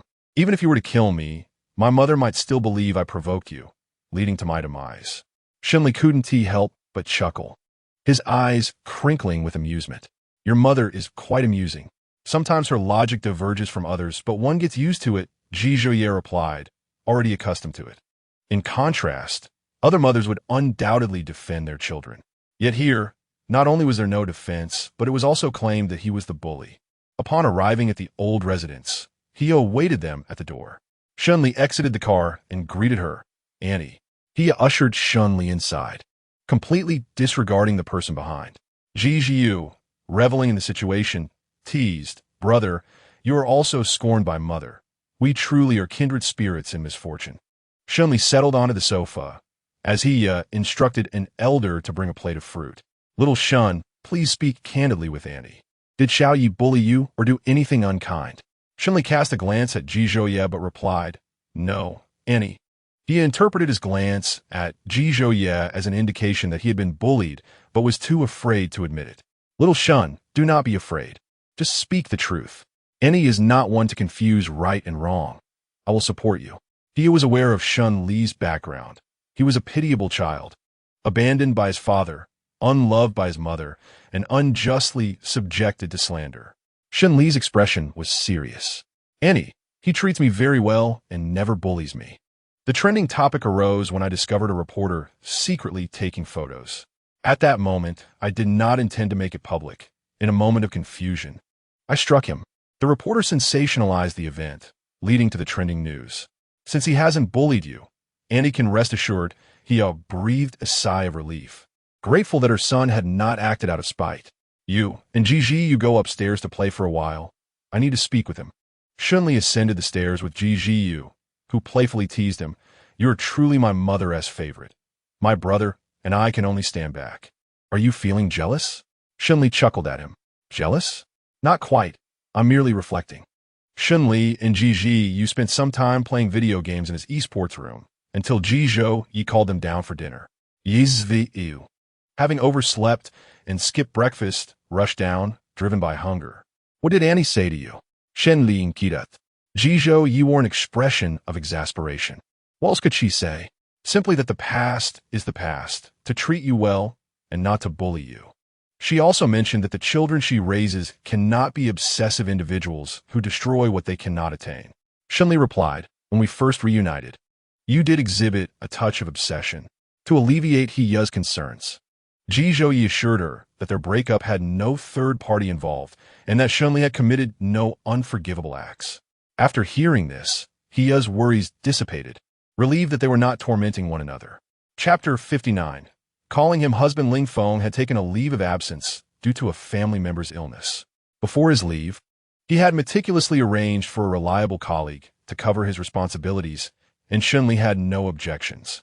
His family member required significant funds for a major surgery, and since he had not been working long, his financial resources were limited. He contemplated asking Shunli for a loan, but remembered how difficult the past year had been for Jiangqing. Ultimately, he refrained from making the request. While waiting for a flight at the airport, he received a substantial transfer sent by Shunli. Over the past year, Ling Feng had contributed greatly to the company. He was not merely an employee, but a comrade in arms for Shunli. Few individuals would choose to stay during the company's dire straits. Yet Ling Feng was one of them. During the company's most challenging times, Ling Feng had even suggested delaying his salary until Jiang Qing was back on her feet, willing to forego immediate payment without complaint. Ling Feng, fully aware of the company's situation, found it difficult to voice his needs after the recent penalties incurred. But Shunli could not turn a blind eye. As he gazed at the generous transfer sum, tears welled up at the airport. He hastily wiped his eyes and sent Shunli a voice message. I knew I hadn't chosen the wrong person. Thank you, General Shun. Listening to the voice message, Shunli could envision Ling Feng's expression and smiled wryly, silencing his phone. The woman who took over Ling Feng's position was named Tao Chun. He had ensured a smooth handover before his departure. For the first 2 days after Ling Feng left, everything proceeded normally for Tao Chun. However, by the 3rd day, Shunli noticed her increasingly frequent trips to the office, each time posing trivial questions that began to irritate him. Tao Chun has arrived once again, and this time, Shunli could no longer restrain himself. Ling Feng remarked on her exceptional work ethic and meticulousness, yet she incessantly posed trivial inquiries. Was this truly indicative of her professional competence? Tao Chen's countenance darkened slightly, and soon after, she began to weep, exclaiming, I am truly sorry, Mr. Shun. I have never encountered such tasks before and am unfamiliar with them. I sincerely apologize. Shunli, unable to bear the sight of a woman in tears, irritably gestured for her to leave. As the office door closed behind her, Tao Chun hastily wiped her tears, a faint smile curving her lips. Once this matter was resolved, she would secure a substantial sum and depart from this seemingly stagnant company. To earn money, one must take risks. After all, success is possible. The following day, Tao Chun donned a revealing low-cut outfit that accentuated her figure. When she straightened up, it seemed unremarkable, but as she delivered documents to Shunli, she deliberately leaned forward at his desk. Shunli remained engrossed in his work, his gaze fixed downward, prompting a feeling of embarrassment to wash over her as she retreated. Undeterred, she ventured downstairs to procure a cup of coffee. Upon returning to the office, she lingered at his desk, reluctant to leave. Mr. Shun, I would like to invite you to dinner tonight to express my gratitude for your guidance in my work. Do you have time? No, Shunli replied, casting a fleeting glance at her. If you complete your work efficiently and refrain from frequent visits to my office, that would be my greatest appreciation. It was not that Shunli lacked respect for her. Rather, her overtly purposeful actions repulsed him. Since she began her incessant inquiries about inconsequential matters, he contemplated replacing her. But due to staff shortages, he could not find a suitable replacement. After all, Ling Feng would return in a few days, and he thought he could endure until then. Shunli remained impervious to her advances, and Tao Chun, frustrated, exited the office with a frown. Despite her exquisite appearance and commendable figure, she failed to captivate this man. Just as she was about to leave, Shunli called her back. She mistakenly believed he had come to his senses. With a delicate smile, she turned, asking Mr. Shun, "What is it?" Shunli's voice was cold as he stated, "Proper attire is the most fundamental form of respect during work hours. If you do not adhere to this, you may proceed to the HR office to resign tomorrow." Tao Chen's face shifted through shades of color as she acknowledged his words. Yet, she remained resolute, seeking ways to draw closer to Shunli.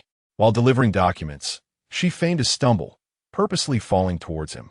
Shunli's chair slid back slightly, causing her to miss her target and end up kneeling on the floor.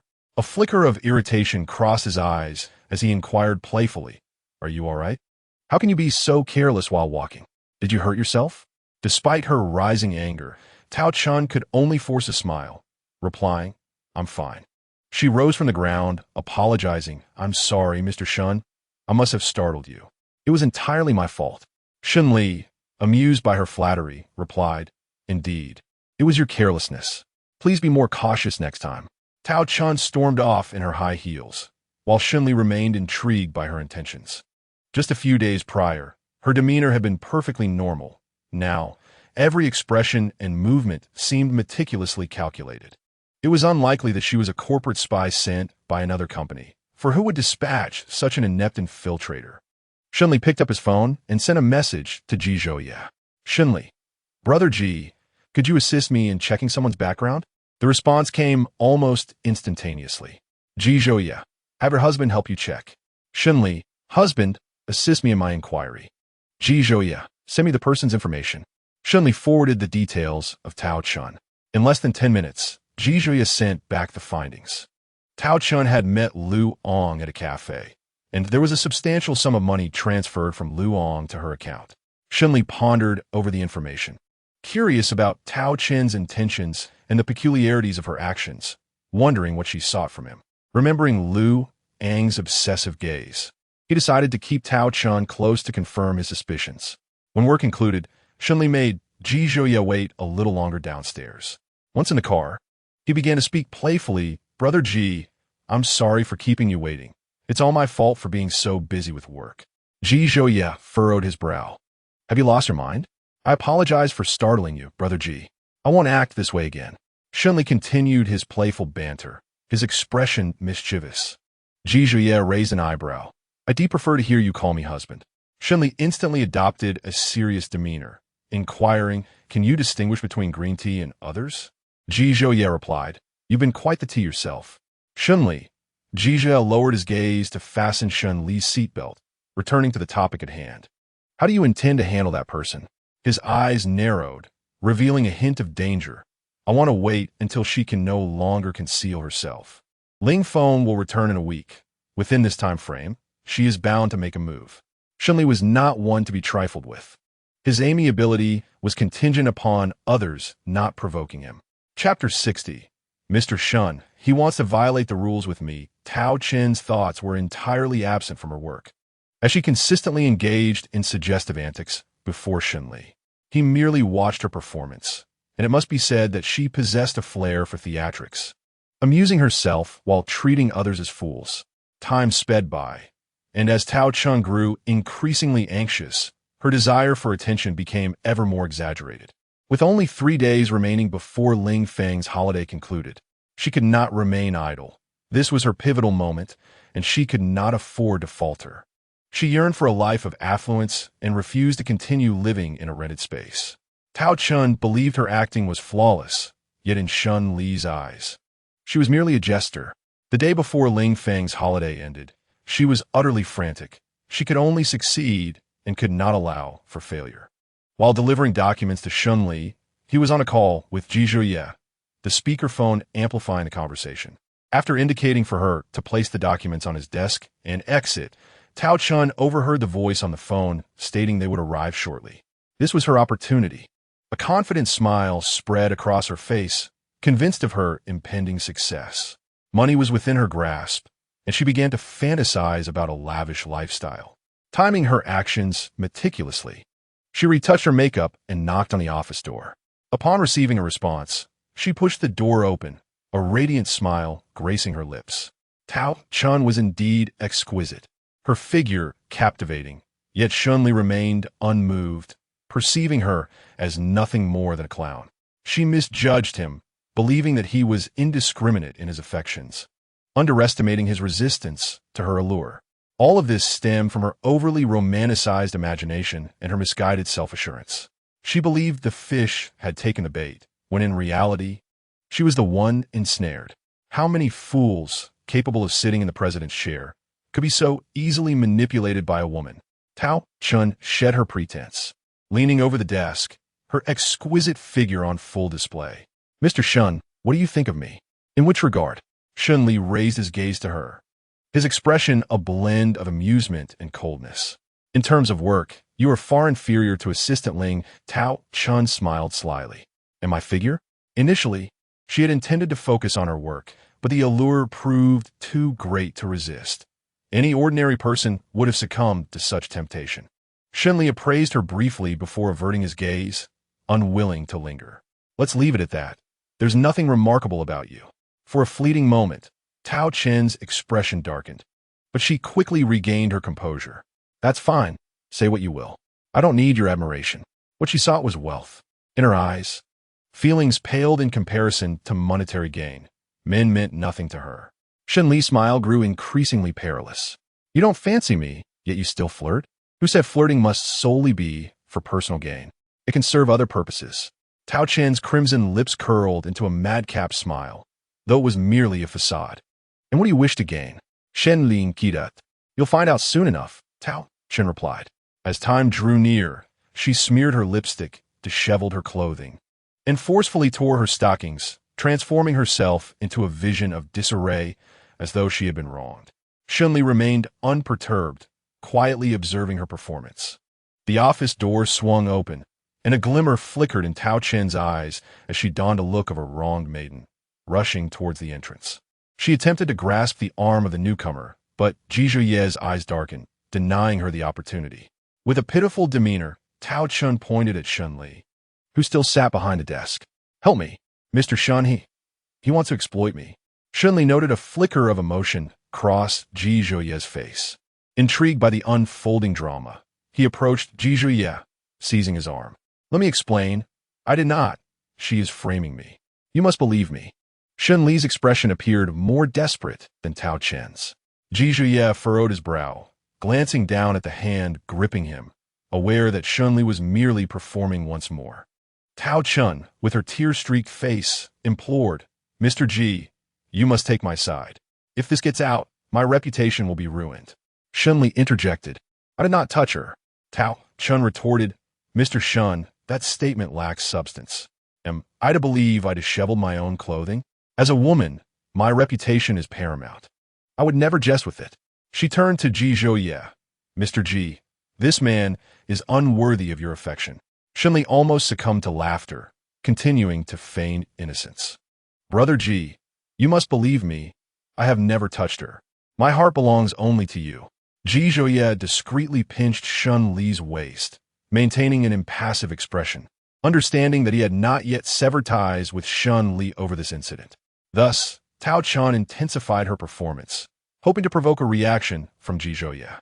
Her intention in doing so was to instigate a rift between Ji Zhonai and Shun Li, hoping to see Shun Li abandoned by the one he cherished most. Yet, she remained oblivious to the impending failure of her scheme, tirelessly putting on a performance. "I will call the police. Ji Zong, you must testify for me. I will assist you in contacting the authorities, and when they arrive, I shall bear witness on your behalf." As Ji Zhonai took out his phone to report the incident, Tao Chun's expression nearly faltered. She had never intended to involve the police. Her sole aim was to undermine their relationship. In this situation, she found herself at a disadvantage, and calling the police seemed inconsequential. Her demeanor softened slightly. "Thank you, Ji Zong." Shunli raised an eyebrow, wearing an expression of amusement. "When the police arrive, it will surely be a spectacle." With a facade of sorrow, Shunli lamented, "Ji Zhonai, do you not trust me? You would rather believe this woman than me. I am utterly disenchanted." The more he expressed this, the more elated Tao Chun felt, a glimmer of triumph flashing in her eyes. Ji Zhonai, growing weary of the charade, pulled Shunli into his embrace, stating, "Enough of the act. I have already contacted the police." Tao Chen's expression shifted, confusion clouding her mind. Despite the situation, why had these two not yet turned against each other? Not only had they not quarreled, but they were also embracing? Tao Chun was perplexed. Shunli, too, was disinclined to continue the performance, unable to maintain the pretense any longer. He was somewhat lacking in this regard. "Do not fret. Soon you shall comprehend the truth." Approaching the bookshelf behind the desk, Shunli retrieved a small surveillance camera that had been placed there for several days. Tossing the device into the air before catching it, he remarked, "Without this camera, my words would fall on deaf ears." It was then that Tao Chan realized she had fallen into a trap, her complexion draining of color as sweat beaded on her palms. At that moment, she understood the folly of her recent theatrical endeavors. She believed she would succeed, unaware that Shun Li had merely been waiting for her to ensnare herself. Now, she was truly doomed. Instinctively, she felt the urge to flee. "Shen Li Shukulat Sufli, are you frightened now? It is too late. No matter where you run, you will ultimately find yourself at the police station. Accept reality. Your efforts are in vain." Chapter 61. You cannot escape. Shun Li poured a glass of water for Ji Zhonai, placing it on the coffee table in the lounge. He set the surveillance camera on the surface and sat beside him. "Without this camera, would you trust me? As long as you say so, I shall believe you." Ji Zhonai had always held faith in him. He would trust him as long as he spoke. but his fear lay in the possibility of his silence, his unwillingness to elaborate. Overcome with terror, Tao Chun attempted to flee, forgetting one crucial detail. This was Shun Li's domain, and as long as he wished, she would not escape the confines of this office building. Before she could exit, the security guard intercepted her. Shun Li, who had initially been seated beside Ji Zhonai, now straddled his lap, facing him. "Thank you for believing in me unconditionally. I am a businessman. Do not thank me with mere words." Ji Zhonai grasped the back of his head, lightly biting his lip. Shun Li clutched his shirt, eyes closed, responding to his fervent kiss. He believed himself capable of restraint. Yet after their reunion, he found himself unable to suppress the desire to kiss Ji Zhonai. "Tonight, I shall surrender myself to you entirely. For this lifetime, I am yours. You cannot escape." Ji Zhonai kissed him again, this time with greater intensity, robbing him of breath. After a brief moment, Ji Zhonan released him, allowing him to steady his breath. Shun Li took a moment to collect himself before picking up the surveillance footage from the table and heading downstairs to observe the unfolding drama. As he descended, the police arrived just in time. Shun Li handed the footage and the individual over to the authorities, while Tao Chun, overwhelmed with fear, burst into tears. She had merely sought to earn a little extra, never anticipating that it would lead her to the police station. Securing the money had felt imperative, yet now, having landed in this predicament, her life seemed irrevocably tarnished. This stain on her record would shadow her eternally, a mark of disgrace. Was her greed truly the root of her downfall? With a promising future ahead, she could have led a decent life with diligent effort, even without the windfall. The realization came too late. It was now beyond redemption. If one cannot curb their inner desires and avarice, it may well lead to their undoing. Goodness, what a shocking turn of events. Shinzong, I am truly sorry. Upon returning to work after a leave of absence, Ling Feng learned of Tao Chen's situation, and he found it utterly disconcerting. Tao Chun had always been a diligent and humble young woman during her time at Jiangqing, which was precisely why he had appointed her as Shun Li's assistant. How could she have transformed so drastically in just a few days? Ling Feng not only felt pity for this young woman at the peak of her youth, but also harbored guilt towards Shun Li for the turmoil this had caused him. What if Shinzong had failed to notice the woman's peculiar behavior and had not installed surveillance in the office? That could lead to misunderstandings and jeopardize his relationship with Ji Dalao. If it resulted in a breakup, the consequences would be dire indeed. "Well, this predicament is not your fault," Shun Li inquired. "How did your family's surgery go?" "Everything went smoothly. I plan to bring them here once they recover." Ling Feng felt a swell of gratitude for Shun Li's financial assistance. "I promise I won't take such extended leaves again. I will work tirelessly for you." "Enough.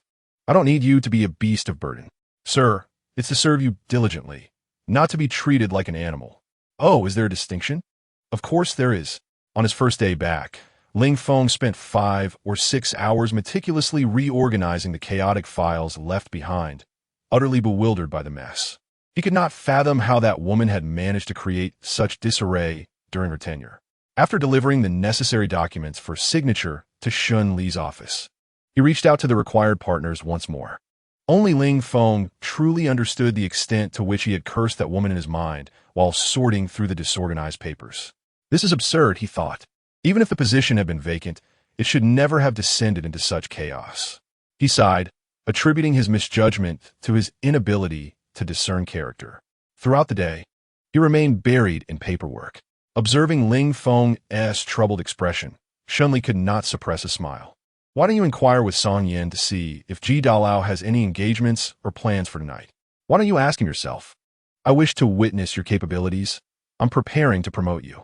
Ling Feng, having heard the word promotion, eagerly responded, "All right, I shall go do that."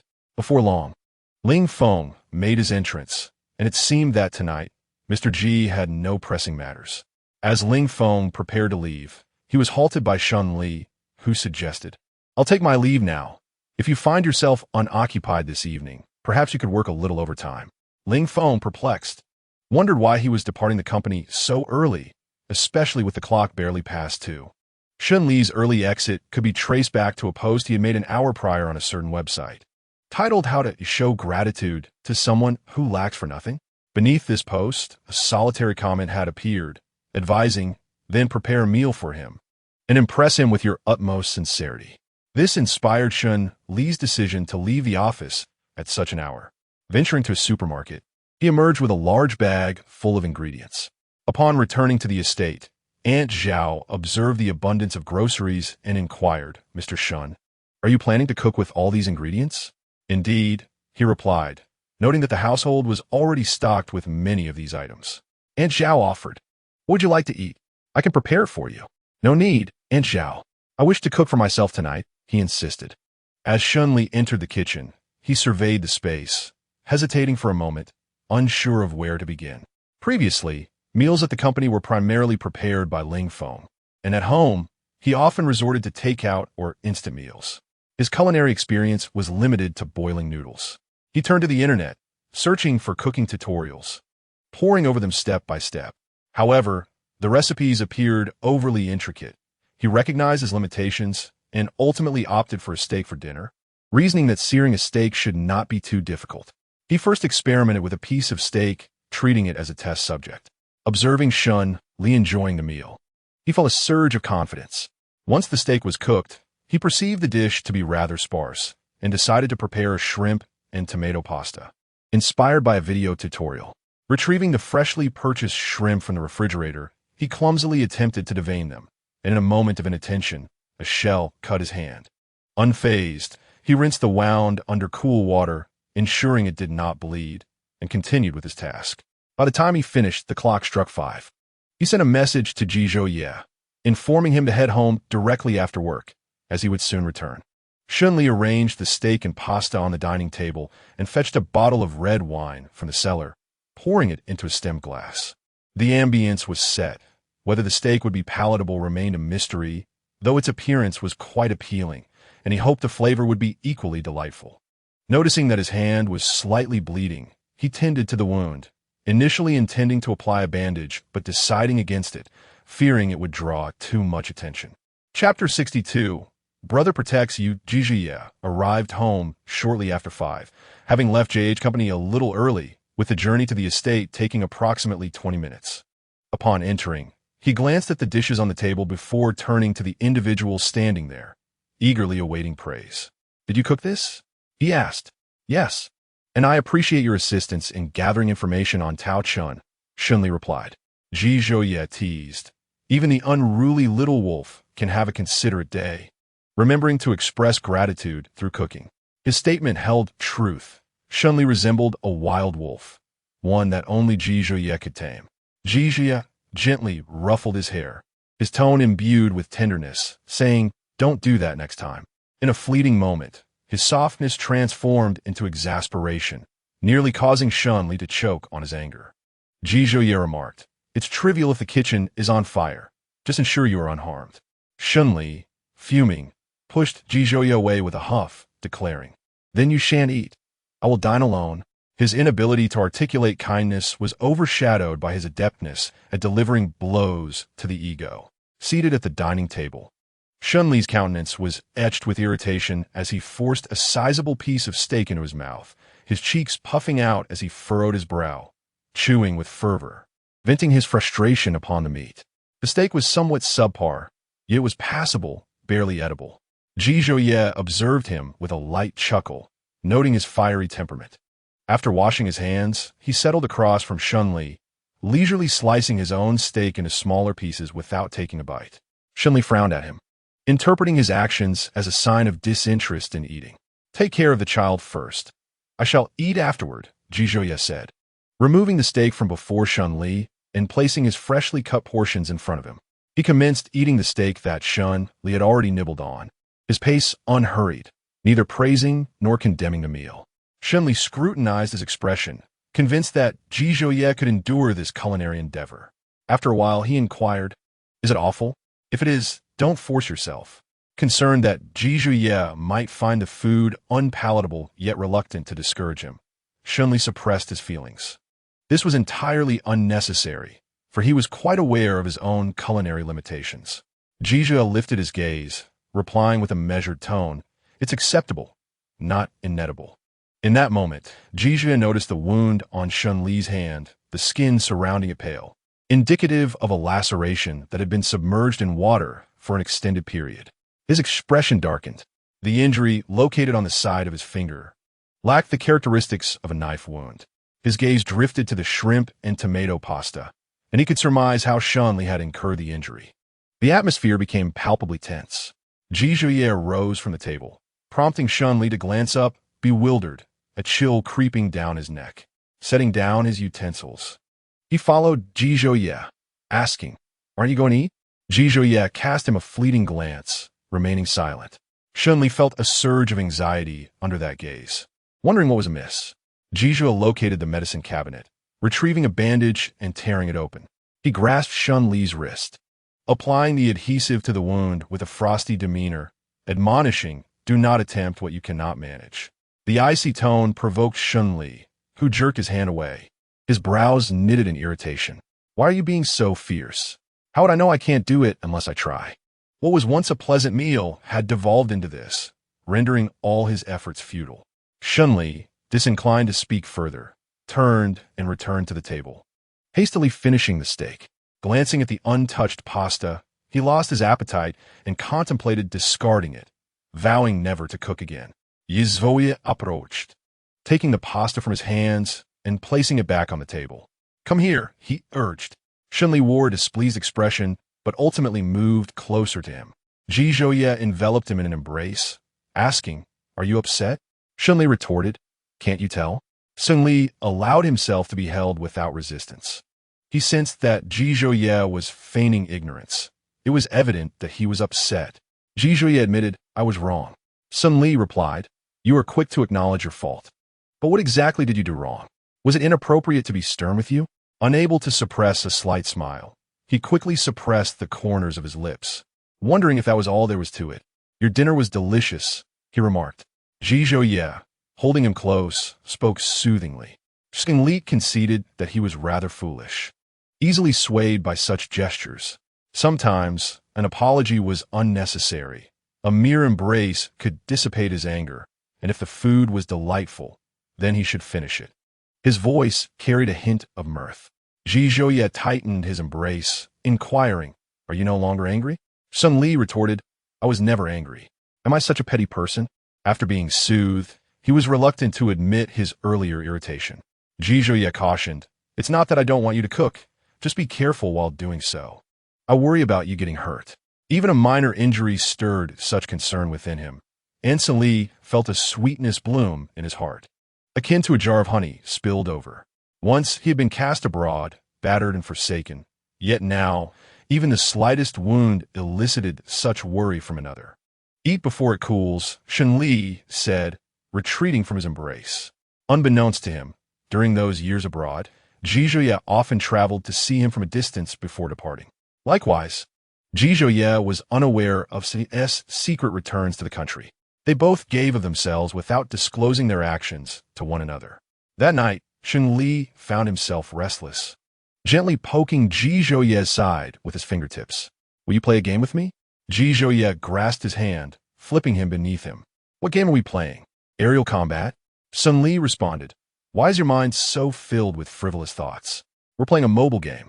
He opened the game to show Ji Zhuye. "This one."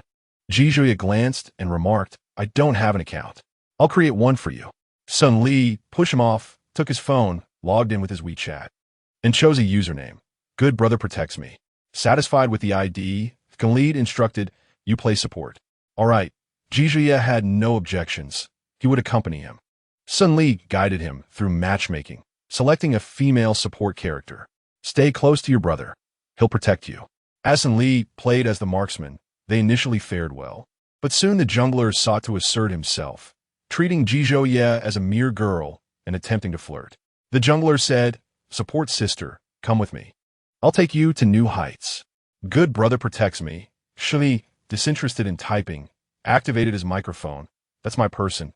Keep your distance." The jungler fell silent.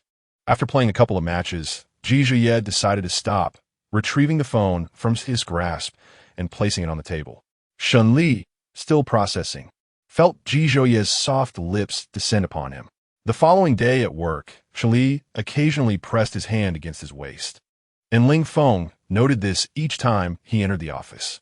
"Mr. Shun, is your waist bothering you? I've seen you do that several times." In a moment of uncertainty, Shunli found himself at a loss for words. He recalled that he had inadvertently strained his back while cooking the previous evening.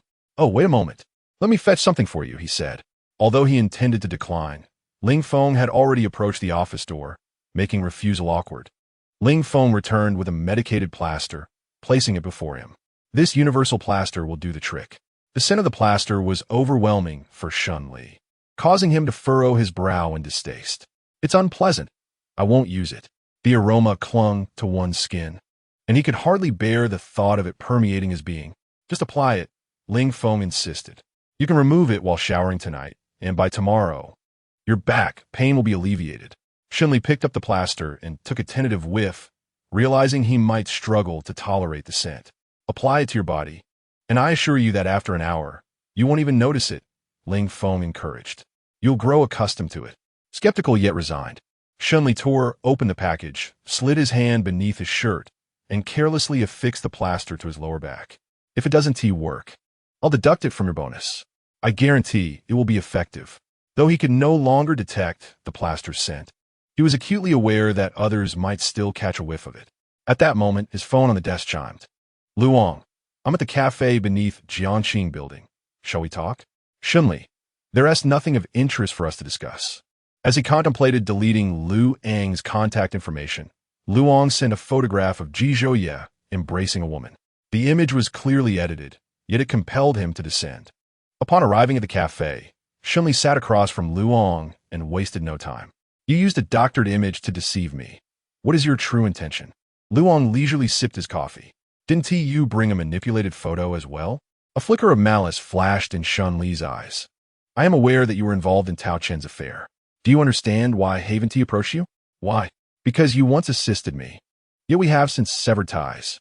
If I encounter such images again, I won't hesitate to engage with you, but dragging Ning Yi into this would be ill-advised." The menace in Shun Li's gaze intensified. Ning Yi maintained a stable position in Jiangcheng, devoid of significant upheaval and never meddling in the business sphere. "Is your superior aware of your activities? If they were to find out, do you believe your position would remain secure?" Luong paused for a brief moment before continuing to sip his coffee nonchalantly.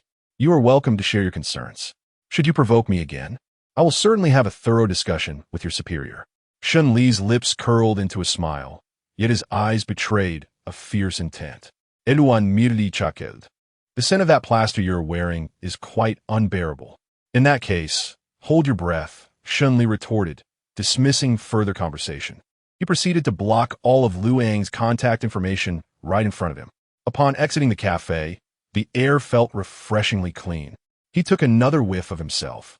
The scent lingered, though it seemed less offensive now. After work, he entered Ji Zhouye's car. Ji Zhouye scrutinized him for a few moments. "You've applied a plaster. Where does it hurt?" Shunli shot him a rather unfriendly glance. "Perhaps it's my face that aches." Did Ji Zhouye not have a clue as to where the pain lay? Ji Zhouye's eyes sparkled with mirth as he teased. "Blame me. I'll be more cautious next time." Shunli retorted, "I apply the plaster. You must feel quite proud, don't you?" "Perhaps just a tad," replied Ji Zhouye. As Shunli called his name, Ji Zhouye responded with a simple, "Hmm?" Shunli furrowed his brow, warning him, "Don't provoke me into striking you." Ji Zhouye ceased his teasing, realizing that pushing further could lead to an outburst, and he inquired, "What would you like to eat?" "I'll prepare dinner tonight as a form of compensation." Shun Li deliberately selected several intricate dishes. When Ji Zhouye finished cooking, he found Shun Li engrossed in a video game on the couch. Approaching him to call him for dinner, Ji Zhouye chose to sit beside him, wrapping his arms around him as he observed the game. Shun Li was playing as a jungler, with his support character glued to him, while their marksman was being overwhelmed, yet the support remained unfazed. Ji Zhouye's tone turned slightly sour, laced with jealousy. "Why is she constantly following you?" "Perhaps my skills are rather impressive," Shun Li replied, oblivious to the fact that the support SID suggested she was likely a girl. Gradually, Shun Li realized Ji Zhouye might be feeling envious. He typed a few words. instructing the support to protect their marksman. However, the support seemed oblivious and continued to trail him. The marksman, frustrated, vented his displeasure towards the support. Shunli shifted closer to Ji Zhouye. Is dinner ready? Yes, came the reply. Then I'll finish this game quickly. As the support continued to stick with him, they successfully destroyed the enemy's crystal. Once Shunli exited the game, he received a friend request from the support. In front of Ji Zhouye, he unhesitatingly declined it, and subsequently set his account to not accept friend requests. Tossing his phone onto the couch, he embraced Ji Zhouye, planting a kiss on his cheek. Were you feeling a bit upset just now? Ji Zhouye gently pulled Shun Li's hand away from his neck, remaining silent. Dinner is ready. Chapter 64. A love letter during dinner. Ji Zhouye served him some dishes, and while everything appeared normal, Shun Li sensed a palpable tension in the air. He glanced at the silent figure across from him. Despite having rejected the friend request in plain view, the memory of Ji Zhouye watching the support cling to him throughout the game left him feeling inexplicably guilty. It was merely a passerby. I had signaled the support to protect the marksman, but she didn't heed my words. It's just a game. It would be unwise to speak too harshly. Are you angry? He inquired. Ji Zhouye's expression remained stoic as he finished the dish in his bowl, then served him a piece of steamed pork rib. I am not angry. His tone was so flat, it was nearly devoid of emotion. Yet, even in his calm demeanor, Shun Li sensed his displeasure. Perhaps it wasn't outright anger, but there was an undeniable hint of jealousy. And if you're not angry, you must be jealous, Shun Li asserted. Ji Zhouye merely glanced at him, remaining silent. Shun Li took this as tacit agreement, serving him several shrimp, though his movements felt slightly clumsy. After peeling one with a forced smile, he placed it in Ji Zhouye's bowl. Brother, have some shrimp. Ji Zhouye raised his gaze, refusing. You eat it yourself. Undeterred by Ji Zhouye's protests, Shun Li insisted on placing the shrimp in his bowl, believing his brother deserved this gesture. Ji Zhouye's expression softened ever so slightly. Brother sounds unappealing. Choose another term. Shun Li was well aware of what he yearned to hear, but the desired term lingered on the tip of his tongue, too difficult to utter. Shun Li opened his mouth, but found himself unable to utter a word. Previously, he had sent a message in written form and once had been stirred by a moment of emotional turmoil. Now, confronted face to face, he truly could not bring himself to speak. Not wanting to let Ji Zhouye continue in this state, he struggled internally for a while before finally mustering the courage to call out to him. Husband. Ji Zhouye responded with a soft a barely perceptible smile gracing his eyes as he observed Shun Li's flushed ears, finding him somewhat endearing. Shun Li hung his head, feeling a bit bashful. Are you still angry? No, I'm not angry. In truth, he had never been angry. It was merely a discomfort that lingered in his heart. Seeing his hoyes cum diminor eased Shun Li's spirits. From now on, I will only let you protect me. When you're not around, I'll play solo in the mid lane, so I won't need a support. Shun Li felt a touch juvenile, embodying the innocent and naive behavior reminiscent of first love. It wasn't just Shun Li who harbored such thoughts. Ji Zhouye too was perplexed as to when his possessiveness had grown so strong. Even when he played a game without doing anything, a sense of discomfort would wash over him. Play wherever you like. At times, Ji Zhouye would irrationally fantasize about confining Shun Li at home, taking him everywhere he went. Rationality reminded him that such actions would only lead to unhappiness. His primary concern was to ensure Shun Li's joy, to aid in his gradual recovery, and to alleviate any tendencies towards self-harm. What if you get jealous? Shen Li inquired. If I feel jealous, I would like you to soothe me like you did today. Kiss me and let me sleep. Ji Zhouye possessed a strong sense of possessiveness and was prone to jealousy, yet he was also remarkably easy to appease, requiring little effort. A gentle coaxing sufficed. Unable to resist, Shun Li teased, "Your way of being comforted is rather peculiar." Yet he found it endearing. On Saturday, Shun Li was roused by the gentle nudging of a paw. He turned over and lightly patted the head of the dog, saying, "Stop bothering me while I sleep. No food today." The dog nudged him again, prompting him to slowly open his eyes. Noticing an envelope clutched in the dog's mouth, he pulled back the covers and sat up, asking, "Is this for me?" The dog nodded. Shun Li took the envelope, which was inscribed with the words love letter in elegant handwriting. His first reaction was one of disdain, but then he recalled something and opened the envelope, revealing a letter filled with words. He was reminded of a love letter he received in his freshman year. It was written by Ji Zhouye. A wave of disbelief washed over him. If it truly was Ji Zhouye's doing, why had he not said anything? He had previously told Ji Zhouye that a love letter should be lengthy to demonstrate sincerity. This letter, however, was not an invitation to be his boyfriend, but rather a proposal of marriage.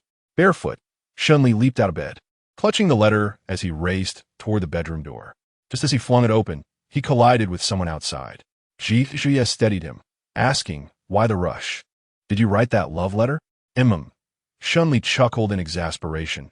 "You wrote me a love letter without revealing your identity? Who taught you to write love letters like this?" He wondered about the significance of this anonymous letter. After all, he was not a deity. How could he discern the author's identity without a name? Ji Zhouye lowered his gaze and replied, "I thought you weren't the type. You thought I wasn't, yet you still wrote me a love letter?" At this moment, Shunli genuinely felt that Ji Zhouye's thought process was rather peculiar. "I like you, and I wish for you to know," he mused, which led to the creation of this anonymous love letter. Shunli was aware that someone harbored affections for him, yet he had been oblivious to the identity of that person.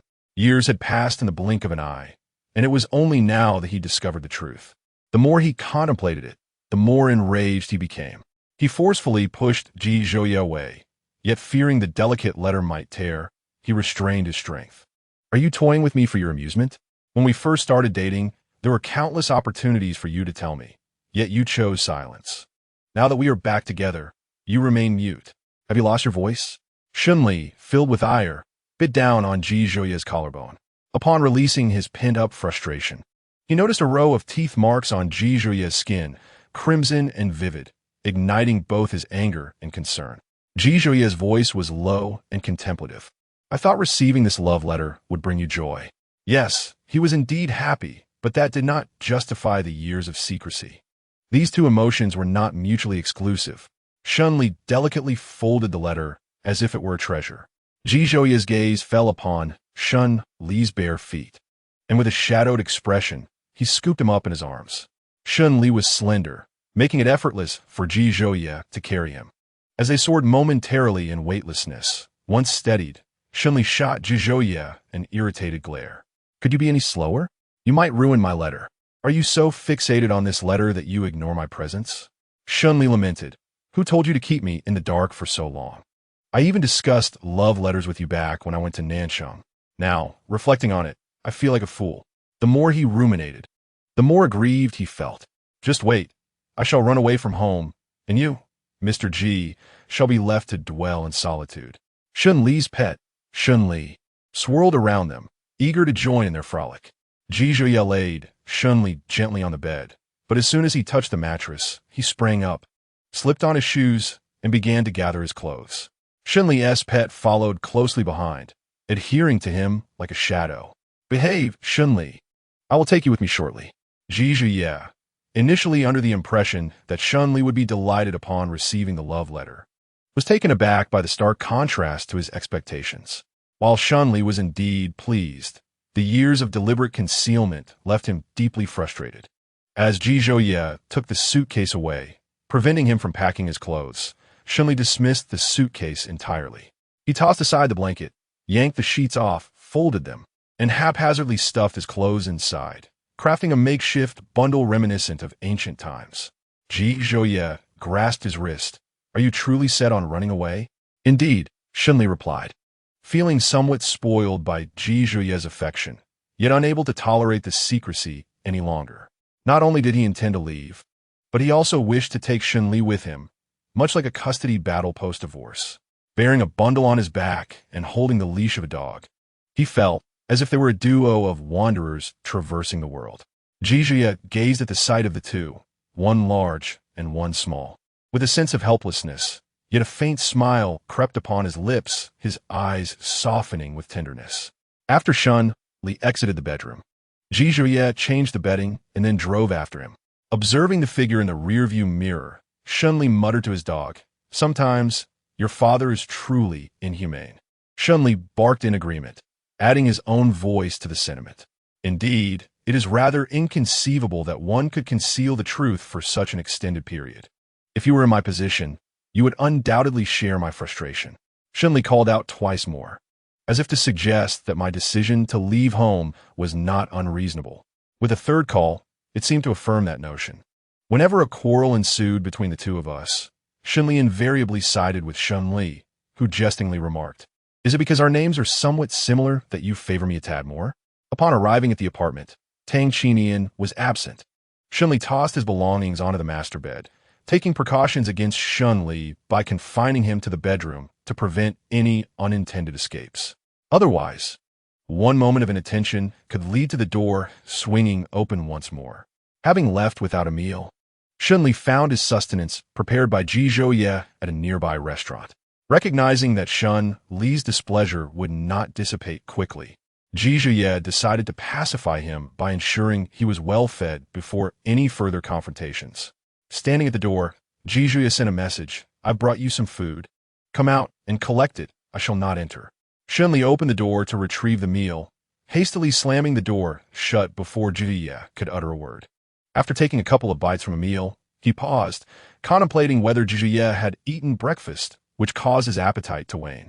He sent a message to Ji Zhouye, "If you're hungry, go eat outside."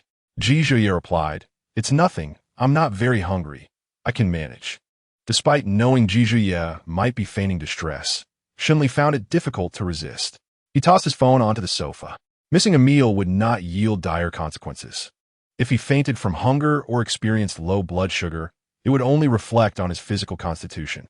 Reluctantly, he forced down a few more bites. Yet the thought of Ji Zhouye still gnawed at him, rendering him unable to eat further. Another message from Ji Zhouye arrived. "Do you have any candy at home? Could you bring me one?" Shunli, fully aware of Ji Zhouye's ploy for sympathy, ultimately yielded to temptation and opened the door. "Come in, but after you finish eating, make sure to leave." Shunli was yet to realize that inviting him in was the easy part. Getting him to leave would prove more challenging. Once inside, Ji Zhouye settled onto the sofa while Shunli released the dog from the bedroom. He pushed the meal towards Ji Zhouye, urging him to eat quickly and depart.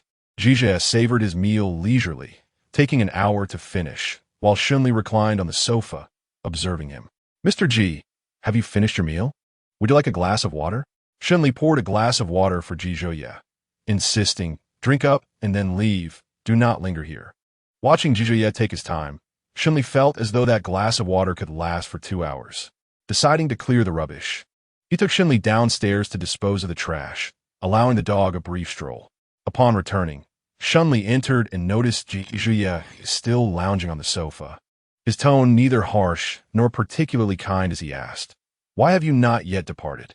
Ji Zhouye did not respond to this inquiry, instead questioning, "How did you enter just now? Was it through the password or fingerprint?" Without a moment's hesitation, Shunli replied, "Fingerprint, of course." "Is it still functional?" Ji Zhouye inquired. "Indeed, why do you ask?" Shunli responded. Ji Zhouye remained silent, studying him intently. By the time Shunli realized the implications of his words, it was too late. It seemed his subtle maneuvering was on the verge of being uncovered. "I meant to say that my fingerprint was registered later. Do you believe that?" It was quite ludicrous to think that someone as astute as Ji Zhouye would be so easily convinced. He inquired in a low voice, "Did you deliberately let me see that you used my birthday as your password?" Shunli, abandoning any pretense, replied, "Yes, I was probing, seeking an answer." "And have you found it?" "I have now." At that moment, he intentionally entered the password for Ji Zhouye to witness, wanting to convey that he still held a place for him in his heart. He, too, yearned to ascertain whether Ji Zhouye still harbored any sentiments for him or had completely erased him from his life. Ji Zhouye asked, "What is the current password?" "Tang Qingyan's birthday." "You cannot use his birthday. Change it back," Ji Zhouye insisted firmly. Shunli obediently reverted the password. Suddenly, Ji Zhouye embraced him from behind, saying, "I should not have concealed anything from you. You tested me as well. Can we start anew, without any anger?" He had no reason to remain upset. Thus, he acquiesced. "Let us consider it settled. I forgive you." Shunli, grappling with insecurity, found solace in the knowledge that the person beside him would not abandon him, regardless of his antics. This assurance led him to seek more attention from Ji Zhouye. Understanding Shun Li's deepest needs, Ji Zhouye indulged him. "Thank you for your forgiveness." As Shun Li turned around, Ji Zhouye pressed him against the wall, his lips claiming Shun Li's breath. Just as Shun Li's hands encircled Ji Zhouye's neck, the door swung open. Tang Qinian stood outside, dumbfounded. Had they intentionally chosen to flaunt their affection in front of him? Before even entering, he had been bombarded with an unwelcome display of romance. Shun Li was momentarily taken aback, burying his face in Ji Zhouye's chest. Ji Zhouye was the first to regain his composure, kicking the door shut and sealing Tang Qinian outside. Tang Qinian, ever self-aware, waited patiently at the door, not attempting to re-enter. Shun Li adjusted his breathing, opened the door, and inquired, "Where did you go?" "Chasing after my wife," Tang Qinian replied, as he entered and grabbed a bottle of water from the fridge, taking a couple of sips. "You two truly lack compassion. My wife has run off, and you continue to torment me." Shun Li retorted with a cutting remark, "Your wife didn't leave because of me. Wasn't it you who found her too obedient?" Tang Qinian muttered, lowering his gaze to toy with Shun Li. "You are still the best." Shun Li returned to the bedroom, shouldering his belongings, and walked into the living room, glancing at Shun Li. "Let's go home." Tang Qinian lifted his gaze. "What are you carrying?" "Luggage." "What is this, a dramatic departure?" Chapter 66. Anger. Once Shun Li was assured that Ji Zhouye would not abandon him, his minor irritations gradually multiplied. His condition had improved significantly since their initial meeting, and he had gained some weight due to Ji Zhouye's nurturing, appearing less emaciated than before. Ji Zhouye patiently soothed his inconsequential tempers, which Shun Li found easy to appease, often resolving them with just a few words. The security Ji Zhouye provided was something Shun Li had not experienced in years. If he neglected to eat on time, Ji Zhouye would become upset, and Shun Li would quickly relent and admit his fault. Having spent considerable time with Ji Zhouye, he learned which of Ji Zhouye's boundaries were not to be crossed. Ji Zhouye's expectations of him were simple. He must not skip meals and must avoid injury. Beyond that, Shun Li could act out as he pleased, but he was well aware not to tread on Ji Zhouye's sensitive areas, fully comprehending the consequences of crossing his limits. That evening, as Shun Li exited the club, Ling Feng trailed behind him, muttering indignantly, "That old fox is utterly cunning. I thought we were here to discuss work, but it turns out he wanted to connect with Boss Ji through you. How shameless." If it were merely a matter of facilitating an introduction, Ling Feng wouldn't have been so furious. The main issue was that after being rebuffed by Shun Li, that old man insinuated that Ji Zhouye would inevitably abandon him in the future to marry a woman. He even remarked that emotions are fleeting, and only interest can endure over time. Shun Li, upon hearing these words, smiled with a chilling demeanor, saying nothing as he turned away from the dinner gathering. Engaging in a fleeting exchange of words was inconsequential. His thoughts wandered elsewhere. Suddenly, a cry for help disrupted his contemplation, a voice he recognized all too well. He turned to see several men tugging at a girl, none other than Su Li. She was resisting vehemently, exclaiming, "Don't touch me. Let go." Her soft tone held no authority and only seemed to incite the men further. A fierce glint flickered in Shun Li's eyes as he approached the ruffians, already simmering with anger, showing no mercy to the men before him. Su Li, frightened, cowered against the wall. They stood no chance against Shun Li.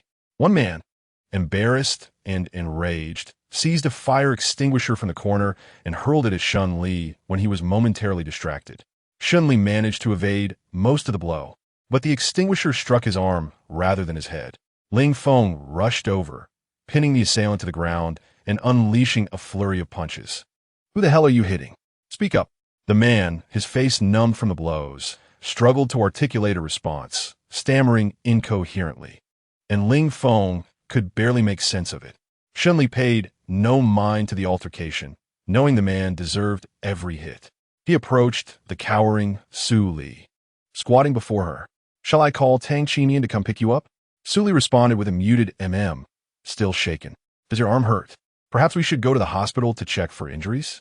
"Mefine," Shen Li replied, dialing Tang Qinian, simply requesting him to come for Su Li without divulging the details of the incident. After hanging up, Shun Li inquired, what happened just now? Su Li spoke in a whisper. I came to find a friend and ran into them. They were harassing me. Her voice was faint, clearly still rattled from the ordeal.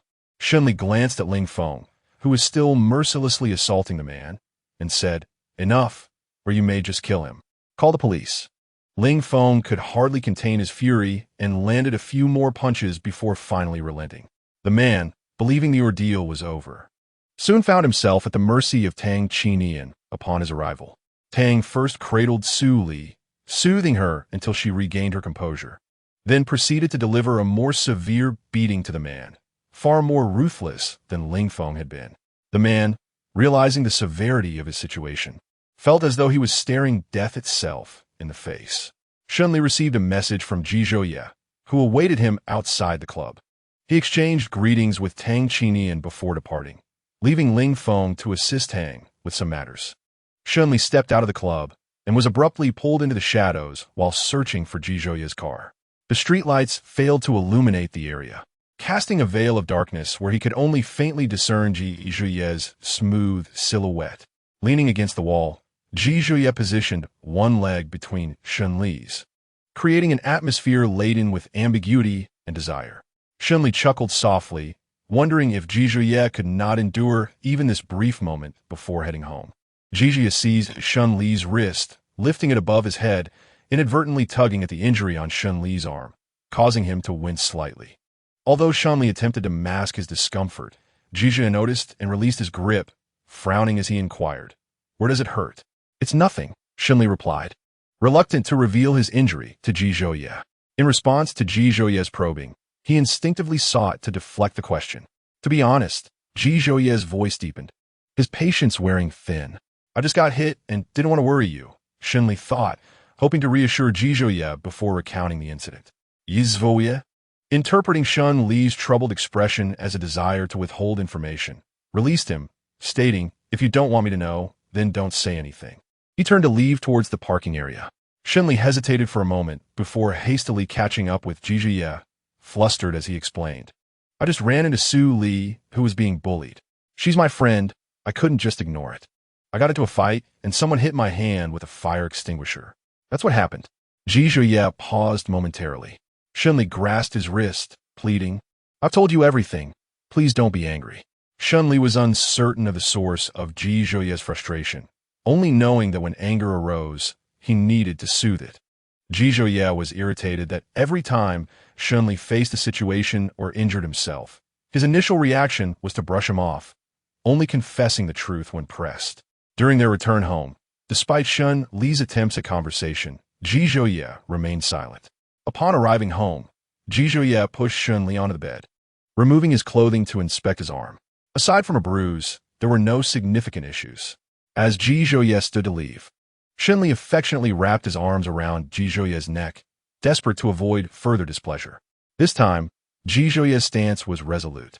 He offered no opportunity for Shun Li to persuade him otherwise. If you don't learn your lesson, the next time something happens, it will be just like today. I will be sleeping in the guest room tonight. You should rest early, Ji Zhouye stated before turning to depart. Shun Li, unwilling to let him go, grasped his hand, his eyes betraying a palpable sense of grievance. Aren't you going to sleep with me? Yizhoye pri Shun Li's fingers apart, advising him to reflect on where he had gone wrong. On this occasion, Ji Zhouye did not apply any ointment, nor did he inquire about Shun Li's pain. He was not swayed by a few sweet words. After exiting the bedroom, Ji Zhouye closed the door firmly. Seated on the bed, Shun Li felt the emptiness of the room. After a moment, he made his way to the bathroom to shower, changing into loose-fitting sleepwear. He approached the guest room door and turned the handle, but it would not budge, causing his heart to plummet. He had believed Ji Zhouye would not truly be angry with him. Chapter 67. You are too difficult to soothe, sitting cross-legged at the guest room door, facing it. He called out, Ji Zhouye, I am reflecting on my mistakes facing this door. Whenever you decide to forgive me, please open the door, all right? No response came from within. With a sense of despair, Shun Li leaned his head against the door, while Shun Li, upon hearing some commotion from upstairs, came to keep him company. At the entrance, he feigned misery, lamenting, Shun Li, your father no longer wants me. I can no longer care for you. His tone was tragically sorrowful. Yet the individual inside the bedroom remained unresponsive, leaving Shun-Li utterly dispirited. The last time they had separated, he had believed that Ji-Zhuye had grown weary of him. The reality of living apart again was truly disheartening. He did not wish to part ways. He longed to hold him close and sleep together. Shun-Li lay beside him, waiting for half an hour outside the door, which remained firmly shut. He called out, "Ji-Zhuye, I promise I shall never allow myself to be hurt again." Yet, who could truly guarantee that they would remain unscathed? Ji-Zhuye's displeasure was rooted in something else entirely. Shun-Li was blissfully unaware of his own faults. After waiting a while longer, Shun-Li, seeing Ji-Zhuye resolutely refusing to open the door, resorted to a ploy of self-pity. "My hand hurts. Could you help me apply some medicine? Once it's done, I will return to my room and not disturb you." His voice was laced with grievance, making it seem as if the individual inside had committed some wrongdoing. The door creaked open, and Shun-Li looked up at him with a pitiful expression. "Please apply the medicine for me." Ji-Zhuye, with a resigned demeanor, found himself unable to resist Shun-Li's antics. "You are indeed my ancestor. Go fetch the medicine box." "All right." Ji-Zhuye, fully aware that Shun-Li was feigning injury, could not help but fall into the trap. Shun-Li brought the medicine box, following Ji-Zhuye into the guest room. Ji-Zhuye, casting his gaze downward, gently applied the medicine, the coolness of it soothing against Shun-Li's skin. Once the medicine was applied, Ji-Zhuye closed the box and inquired, "Is it time to sleep now? Alone? What else?" Ji-Zhuye glanced towards Shun-Li at the door. "If you do not wish to be alone, you may have it accompany you to sleep." Shun-Li followed Ji-Zhuye's line of sight and, feeling exasperated, signaled for Shun-Li to leave. Understanding the cue, Shun-Li trotted away with his tail wagging. Shun-Li remarked, "Shun-Li does not wish to sleep with me. Coincidentally, I do not wish to sleep with it either." Ji-Zhuye grasped his wrist and led him to the door, preparing to close it. Perhaps this action triggered something within Shun-Li, for his eyes instantly glistened with unshed tears. "If you want to sleep with me, then forget it." He turned to leave, slamming the door to the master bedroom behind him, leaning against it and quietly counting down 3, 2, 1. He believed his recent performance was commendable, fully aware that Ji-Zhuye could not bear to see him like this. Upon reaching 1, the doorknob rattled, and a hint of triumph flickered across Shun-Li's lips. He stepped back, allowing Ji-Zhuye to enter. Once inside, Shun-Li feigned innocence, saying, "Didn't you say you wouldn't sleep with me?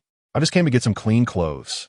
At that moment, Shun-Li realized he could not manipulate Ji-Zhuye unless Ji-Zhuye was willing to be swayed. Shun-Li closed the door, not wanting to appear too eager for Ji-Zhuye to stay. Approaching him, he wrapped his arms around Ji-Zhuye's waist. Resting his chin on his shoulder, "Ji-Zhuye, please do not be angry with me. I know I was wrong." Ji-Zhuye understood him well, recognizing that while he quickly admitted his faults, he failed to learn from them, often oblivious to what he had done wrong. And so, they stood together, allowing Shun-Li to embrace him, despite the fact that he should not have been hurt. Ji-Zhuye let out a soft sigh, realizing that any reflection he might engage in would yield the same results by morning. "You should not treat me with such indifference. I believe you need me. I am in dire need of you." Shun-Li tightened his embrace, reiterating, "I truly need you. I fear that if you discover I have injured myself, you might become upset, and I do not wish to provoke your ire. You are quite difficult to soothe." There is indeed a hint of anger, yet it is overshadowed by concern, Ji-Zhuye remarked. "Anger will never surpass concern. If it were not for my care for you, what grounds would there be for anger?" Shun-Li playfully leapt, wrapping his legs around Ji-Zhuye's lean, powerful waist. "I assure you, should similar circumstances arise in the future, I shall never treat you with such indifference again." The initial pain from the incident was fleeting. This minor injury poses no real discomfort for Shun-Li. "Yes, you. My hand is perfectly fine. I could run laps around the yard with divine strength without issue. If you doubt me, I shall demonstrate." Ji-Zhuye replied, "Be honest now. It is time for sleep." With that, Ji-Zhuye retreated to the bathroom, while Shun-Li rose to the balcony for a smoke, glancing at his phone. Tang Qinian messaged, "The situation has been resolved. Thanks, brother. Lily informed me that your hand was struck by a fire extinguisher. Are you all right?" Shun-Li replied, "I'm fine. I was just distracted by my phone." Ji Zhouye was upset, and I spent quite some time soothing him. Tang Qinian responded. Mr. Ji certainly has a temper. Shunli inquired. What about you and Su Li? Tang Qinian replied. We have reconciled. I plan to take her home to meet my parents soon. Shunli advised. Now that you're back together, treat her well. Don't let her slip away again. Tang Qinian assured. I won't let her go. After extinguishing his cigarette, Shunli lingered on the balcony, allowing the wind to disperse the lingering scent of smoke from his clothes. Ji Zhouye emerged from the bathroom, and he returned to their room. Tang Qinian's reconciliation with Su Li mirrored what you had predicted. It seems our Mr. Ji possesses a prophetic ability. It is not foresight. Rather, he believes that lovers should not part ways, nor will they. Ji Zhouye glanced at the time, realizing it was late, and hastily prepared for sleep. He remained, and Shunli obediently nestled into his arms. Half an hour later, Ji Zhouye listened as Shunli spoke, half in dreams. Shunli's voice was soft. Ji Zhouye, if you continue to be fierce and make me angry, I shall cease to love you. And whom would you love then? The divine strength. Shunli called out his name. Ji Zhouye? Yes. Is our love merely a fleeting affair? Certainly not. Shunli continued. If one day you decide to break up with me, could you perhaps leave the divine strength in my care? Or we could take turns caring for it weekly. If that is not feasible, perhaps you could allow me to see it once a week along with you. We shall not part ways. The divine strength belongs to you. And should you ever choose to leave home, you may take it with you. Ji Zhouye placed a gentle kiss upon his forehead.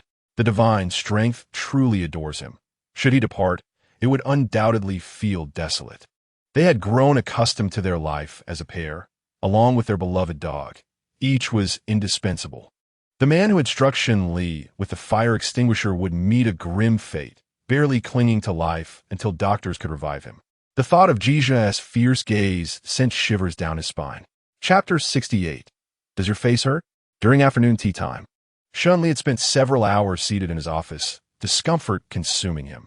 He decided to descend for a cup of coffee to stretch his legs, contemplating bringing an extra cup for Ling Feng, who was still busy in the office. As he approached the building with a cup of coffee in hand, a figure suddenly rushed forward and forcefully shoved him, delivering a stinging slap to his face with considerable force. Shun Li, engrossed in his phone and caught off guard, turned his face aside. You scoundrel! Shun Li, you're nothing but a scoundrel. The woman seethed, her eyes ablaze with intense hatred. Shun Li raised his gaze to meet hers, his dark eyes calm as still waters, devoid of any ripples. Has that slap brought you satisfaction? If not, bring a knife next time and end my miserable life. I willingly relinquish this wretched existence to you. The tranquility in his eyes was a manifestation of disappointment and despair, preferring non-existence over allowing her to be a mother to him. Zhou Lifeng's animosity towards him had reached its zenith. If killing weren't a crime, I would certainly end your life. Shun Li chuckled bitterly, reflecting on the words of his own mother. How many mothers in this world would utter such phrases to their own children?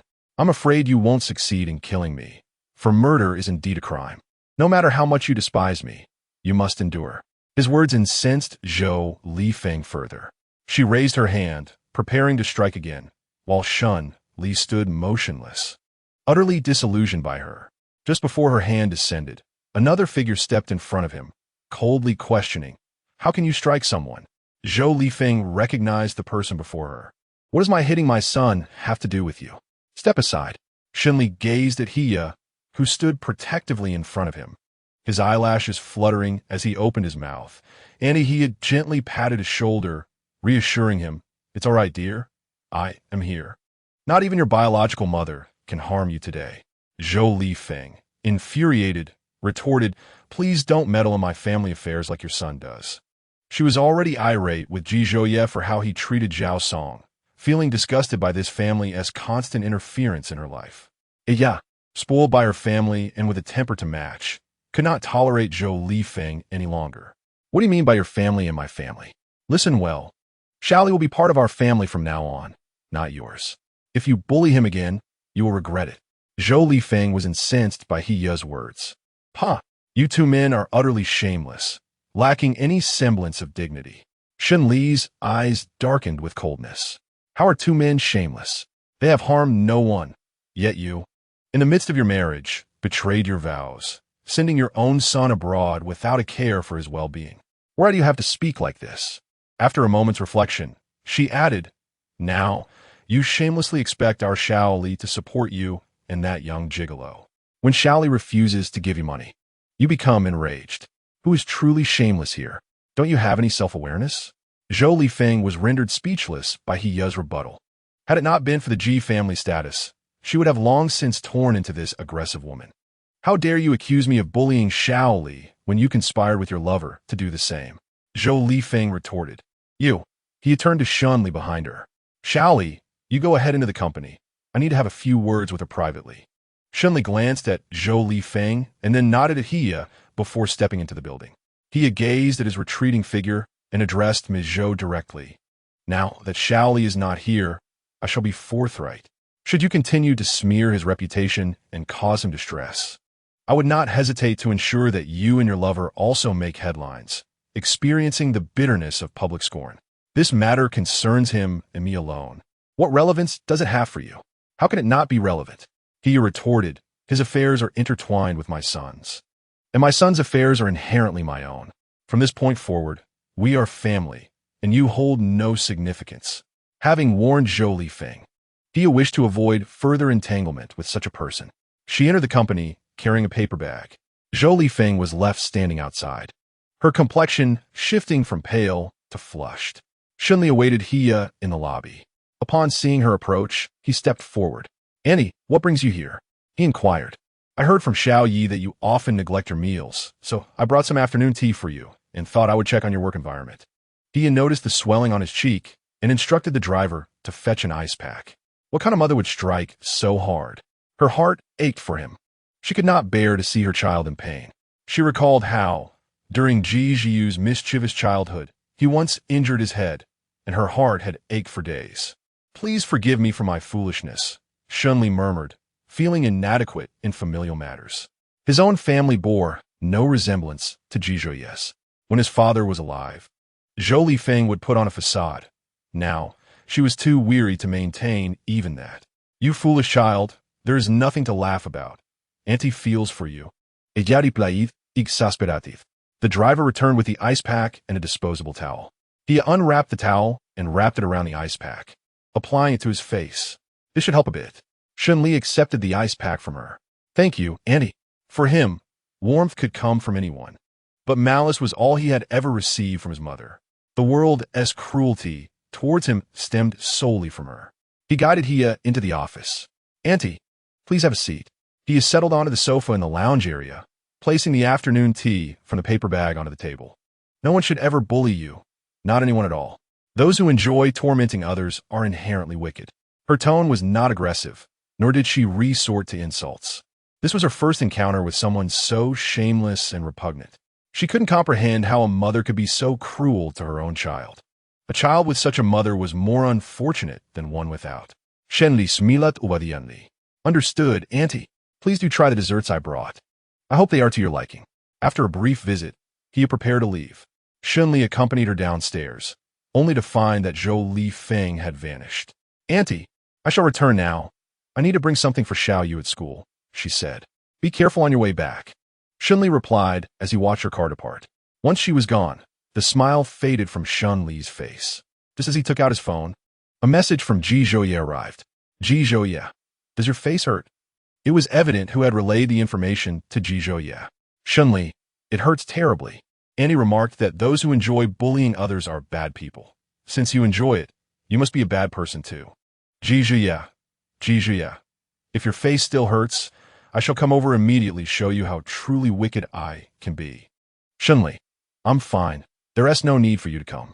Ji Zhiyue, on my way.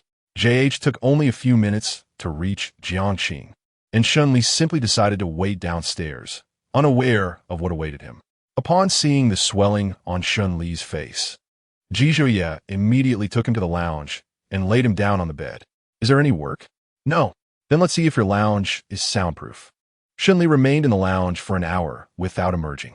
Ling Feng had a document that required his signature but couldn't find him. Ling Feng glanced at the closed door of the lounge and knocked twice. President Shun, are you inside? Ji Zhouye covered his mouth with one hand to muffle his voice. Yet he intentionally provoked him. Shunli frowned, pried Ji Zhouye's hand away, and struggled to suppress his discomfort, attempting to maintain a normal tone. What is the matter? Their essay document needing your signature. Is it urgent? Ji Zhouye teased him further, causing Shun Li's frown to deepen, though he refrained from speaking. Not very urgent. Ling Feng replied. Just leave it on my desk. I'll sign it after my nap, Shunli stated. Ling Feng responded with an O, feeling puzzled about when their president had taken to napping, as it had not been his habit before. Chapter 69. A beast in human clothing. Ling Feng returned to his office, eyeing the cup of coffee that Shunli had prepared for him, feeling even more bewildered. How could one possibly sleep after finishing coffee? At 4 in the afternoon, Shunli emerged from the lounge, supporting his waist, while Ji Zhouye stood beside him, unable to suppress a smile. Is it really that painful? Shunli was irritated by Ji Zhouye's nonchalant demeanor, retorting, not painful, just sore. Let me massage it, Ji Zhouye offered, placing a hand on his waist. Shunli dodged, snapping back. Get lost, old fox. Dressed. You're a beast in human clothing, undressed. You're just a beast. Shunli returned to his work, while Ji Zhouye waited on the sofa in the lounge for him to finish before leaving for the day.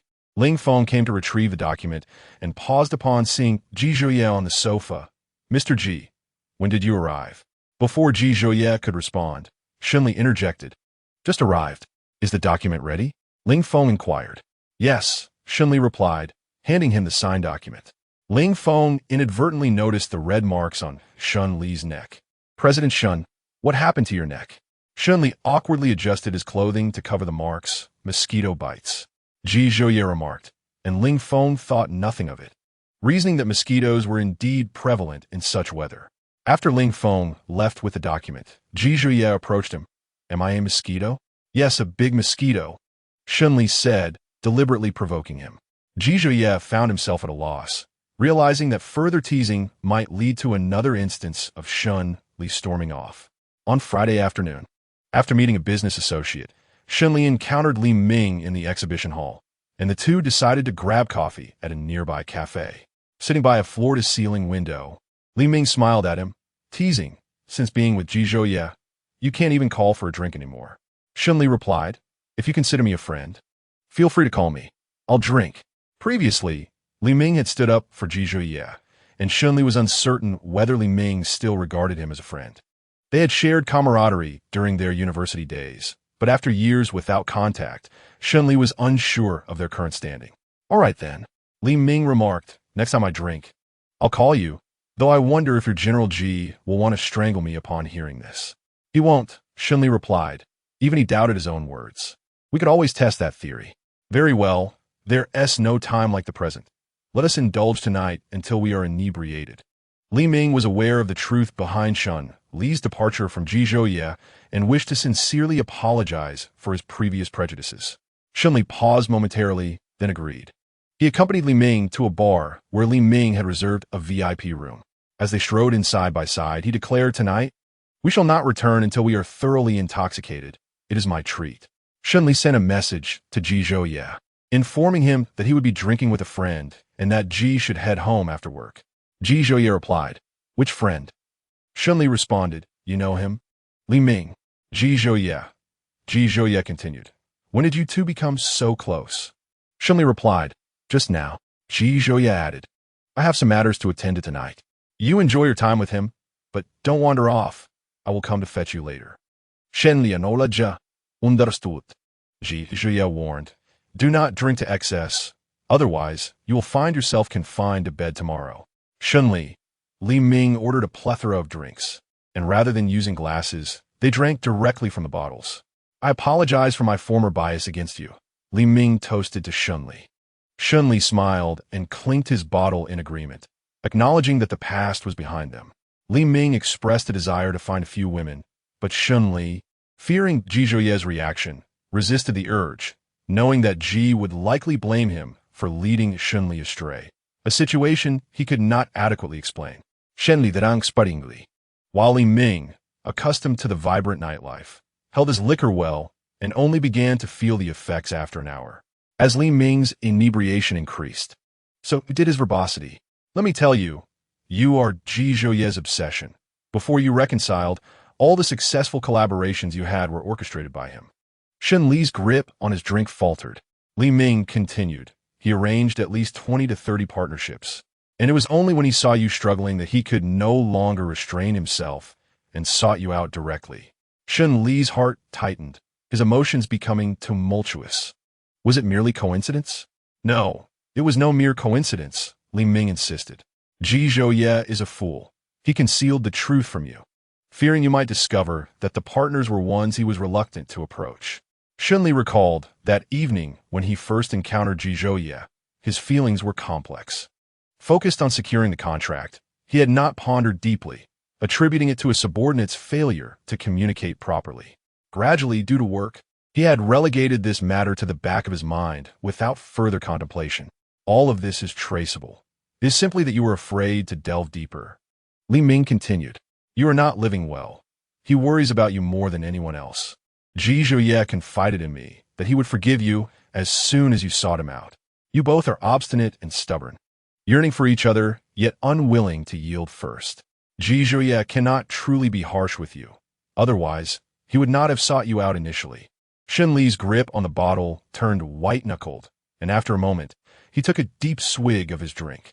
Li Ming raised his bottle in a toast. Do you now comprehend why Ji Zhouye went to such lengths to keep you by his side as a lover? The nature of your relationship is inconsequential. He merely wishes to have you near and ensure your well-being. Shen Li's eyes glistened with unshed tears as he downed half a bottle in one go, expressing his gratitude. Thank you for sharing this with me. Thank you, but I must confess that I do not comprehend why Ji Zhouye would act in such a manner. I find myself empathizing with him, and only now do I grasp your perspective. Li Ming succumbed to inebriation first, while Shen Li, after absorbing Li Ming's words, began to drown his sorrows in alcohol, his heart heavy with melancholy. Throughout the tumultuous relationship between him and Ji Zhouye, he has consistently been the more flawed one. After concluding his tasks, Ji Zhouye called him, and Shen Li provided him with a number of the private room, awaiting his arrival. By the time Ji Zhouye reached Shen Li, the latter was thoroughly intoxicated, and Li Ming lay on the couch in a similarly inebriated state. Ji Zhouye glanced at Song Yin, instructing him to escort the drunken Li Ming home. As they departed, Li Ming, still chuckling, bid farewell to Shen Li, saying, Chiori Gudbia, let us drink again sometime. Ji Zhouye shot him a cold glance, urging him to leave quickly. There would be no next time. Chapter 70. If you do not come to find me, I shall seek you out. Song Yin took the inebriated Li Ming away, while Shen Li slumped on the couch, his head hanging low, clutching a nearly empty bottle of alcohol, motionless as if he were asleep. Ji Zhouye approached and gently shook his shoulder, chiding him for disregarding the advice not to drink excessively. Shen Li raised his head, his eyes misty as if on the brink of tears, confessing, I didn't intend to drink, but I couldn't help myself. He nestled into Ji Zhouye's embrace. Without a second thought, Ji Zhouye comprehended that this predicament was undoubtedly linked to Li Ming, who must have uttered something to distress Shen Li. Yi Zhouye inquired. Shen Li clung tightly to his waist, resting his cheek against Ji Zhouye's abdomen, lamenting, I am truly wicked, treating you so poorly. Given my behavior, why do you still seek me out? You must be unwell, perhaps with a penchant for self-destruction. Ji Zhouye chuckled softly at his words, accepting the notion of Shen Li's supposed masochism. His gaze was tender and affectionate as he replied, If you do not come to find me, then I shall seek you out. Ji Zhouye, you are a fool. Shen Li choked, scolding him in a voice thick with emotion. Ji Zhouye did not dispute this. He too believed himself to be rather foolish. During that time, Li Ming had called him foolish, and so had Ning Jiyu. He would rather be a bit foolish than witness Shen Li suffer and be unhappy. He stood alone, managing a company in the midst of an economic crisis, devoid of love, indifferent to the humiliation he faced.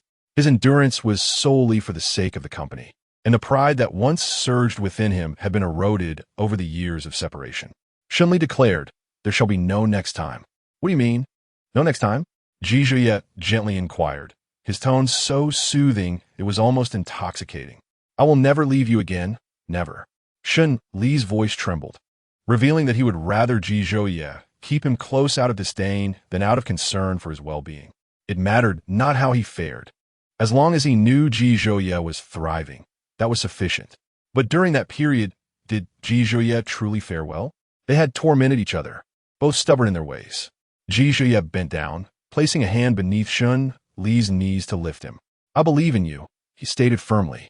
Cradling the inebriated figure in his arms, he added, "In the future, steer clear of Li Ming. He shall not take you drinking again." "He's quite amiable and even treated me to drinks," Shunli replied. Ji Zhouye dismissed this with a wave of his hand. "His words are as good as meaningless. It is like playing a lute to a cow. Even the cow might respond with a grunt. The person in my embrace not only disregards my words, but also praises that individual." Ji Zhouye remarked, "He is not a good influence. He corrupts rebellious children." Shunli wrapped his arms around Ji Zhouye's neck, playfully biting his shoulder. "He is good. He buys me drinks and confides in me many secrets I am unaware of. You must not speak ill of him." Ji Zhouye replied, "He has won you over with just a few words? I shall have a thorough conversation with him tomorrow." Only the shameless Li Ming would resort to using someone's affairs to manipulate them. He even managed to make his own people cry. Li Ming is indeed the root of the problem.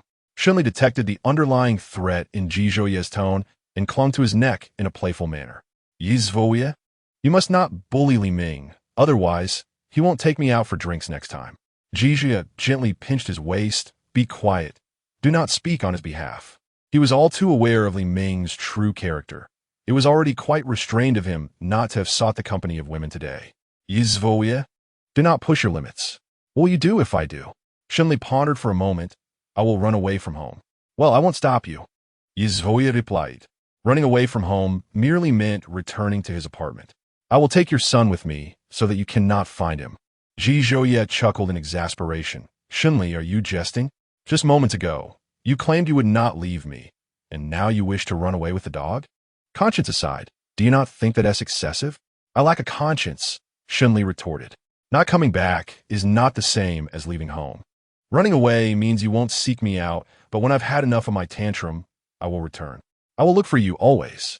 Ji Zhouye placed him in the passenger seat.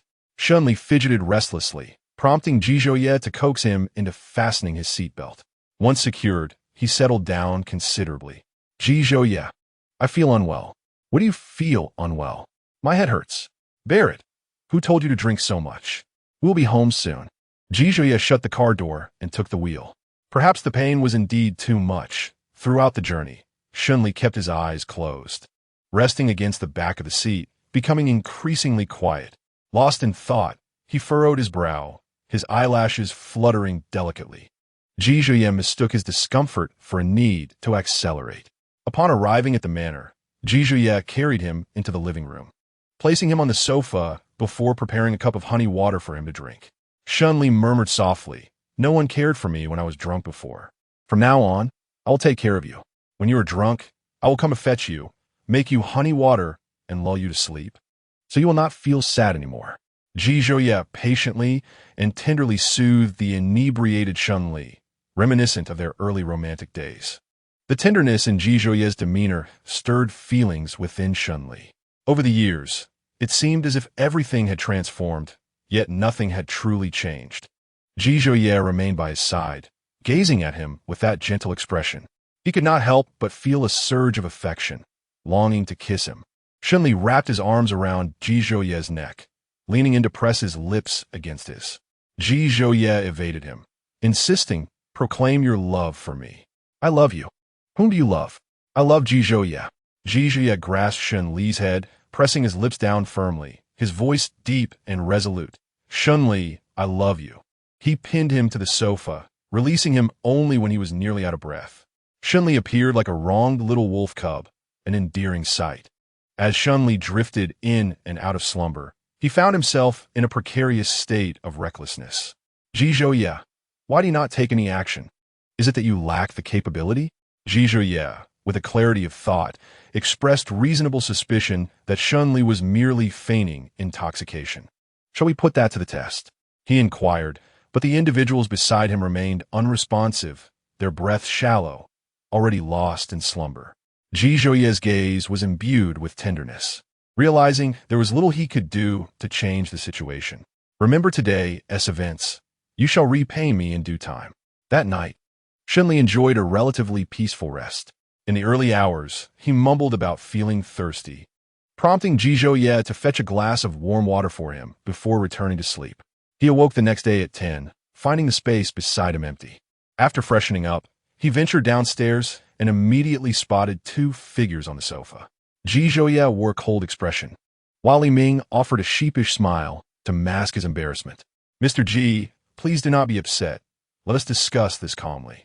Li Ming had been roused from slumber by Song Yan's persistent knocking and subsequently brought to this place by him, still donning his slippers without having changed. Jizhouye's most commendable trait was his provision of a driver for Li Ming's transportation. Chapter 71. Breakfast. Li Ming turned his head and upon seeing Shenli descend the stairs, exclaimed, "Shaoli, you are awake." Shenli glanced at Li Ming before shifting his gaze to Jizhouye. "You too." Jizhouye regarded him coolly. "Come here." Shenli, perplexed, sat beside Jizhouye, while Li Ming took a seat on a nearby single sofa. Jizhouye shot a frosty glance at Li Ming. "You brought my companion out for drinks, using my affairs to curry favor. Have you prepared a defense?" Li Ming pondered how he could possibly convince Jizhouye of his innocence before he could articulate a response. Shenli interjected, "It was I who wished to drink, and I asked him to accompany me." Li Ming cast a grateful glance toward Shenli. Jizhouye observed the exchange with keen interest. "Do you both take me for a fool?" Shenli replied gently, "It was merely a drink. Please do not be angry." Li Ming remained silent, realizing that any words from him would be futile. It was Shenli's task to placate Jizhouye, with a voice laced with coldness.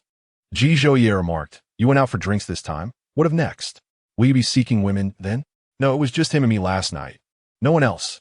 Jizhouye countered, "Do not defend him on my behalf. I know his character better than you do." Li Ming, acknowledging his understanding, replied, "As expected of a brother, you truly know him well. I had considered bringing someone, but thinking of Jizhouye, I refrained. My defense is not an excuse. I merely sought to draw closer to Shaoli, as he is your boyfriend and I am your brother. The discord between us ultimately troubles you." Jizhouye's expression darkened. "Am I to thank you for this?" Li Ming responded, "There is no need for gratitude. It is simply my duty." Jizhouye's demeanor soured further. "Do you possess any sense of shame?" Li Ming retorted, "Why should he be the one lacking shame?" Observing Jizhouye's displeasure, Shenli timidly said, "Jizhouye, I am hungry. Is there breakfast available? It can be heated in the microwave for consumption." Shenli rose and made his way to the kitchen, prompting Li Ming to stand as well. "Jizhouye, you dragged me here early in the morning. You must take responsibility for my breakfast, as I'm also quite famished." Jizhouye ignored him as Shenli prepared breakfast for Li Ming, and the two sat at the dining table to eat. Li Ming stole a glance at Jizhouye, asking if he was well last night, and whether Jizhouye had troubled him. No, Li Ming understood that Jizhouye was reluctant to trouble Shenli. Hence, he chose to complicate matters early in the morning. "How amusing! This is what a man in love is like," Jizhouye remarked. "If you two continue whispering, you might as well skip breakfast." Li Ming lowered his voice, stating that he once thought Jizhouye was unworthy of love. But now he realized that only Shenli could endure Jizhouye's temperament. "His temper is quite tolerable. Only you perceive his temper as mild." The phrase "beauty in the eyes of the beholder" was vividly illustrated in their relationship. Li Ming had a hot dog on his plate, ready to eat, when Shenli, the dog, leaped onto the table and snatched it away. Li Ming frowned in displeasure at the dog, exclaiming that he hadn't finished speaking, but Shenli had already devoured the hot dog. Li Ming turned towards Jizhouye on the sofa, who raised an eyebrow with a smirk, infuriating Li Ming. Shenli usually adhered to rules, and if it behaved out of character, it must be under Jizhouye's instructions. After finishing the hot dog, Shenli scampered over to Jizhouye, nuzzling against his leg. Jizhouye patted its head, praising it for being obedient and rewarding it with a treat. Li Ming protested. "This is too much." Shenli chuckled at the sight. Li Ming, feeling aggrieved, declared, "Jizhouye, we are no longer friends." Shenli, attempting to mediate, urged Li Ming not to be angry and offer an apology on Jizhouye's behalf. "They're ganging up on me. It's utterly unfair." After Li Ming left, Shunli sensed that Ji Zhouye would confront him about the previous night's events, so he made an effort to diminish his presence.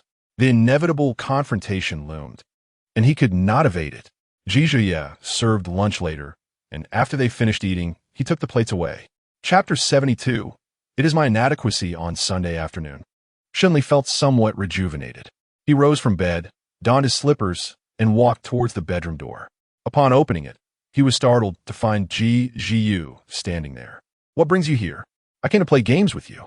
Ji Zhiyu checked the time on his phone, noting that it was still quite early. Ji Zhiyu had gone to the company after lunch, and when Ji Zhiyu arrived, Aunt Zhao informed him that Ji Zhiyu had hardly left the room for the past few days. As Ji Zhiyu approached the door to knock, it swung open unexpectedly. If Ji Zhiyu had been present, he would never have allowed Ji Zhiyu to disturb Shunli's rest.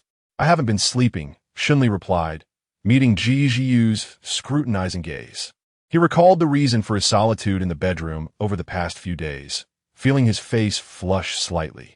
"I've just been exhausted from work lately." Perhaps due to Ji Zhiyu's youth, he didn't delve deeper into the matter, his mind consumed with thoughts of gaming. "Oh, are you still resting then? If not, let us head to the esports room. I'll grab a drink." As Shunli descended the stairs, the dog followed closely, circling around his feet, eagerly awaiting a morsel. Shunli fed the dog some treats and grabbed 2 bottles of water before making his way to the esports room. Today, Ji Zhiyu played with extraordinary intensity, and as they engaged in the game, Shunli inquired, "You seem quite anxious today. What is going on? Share with me, and I'll help you sort it out."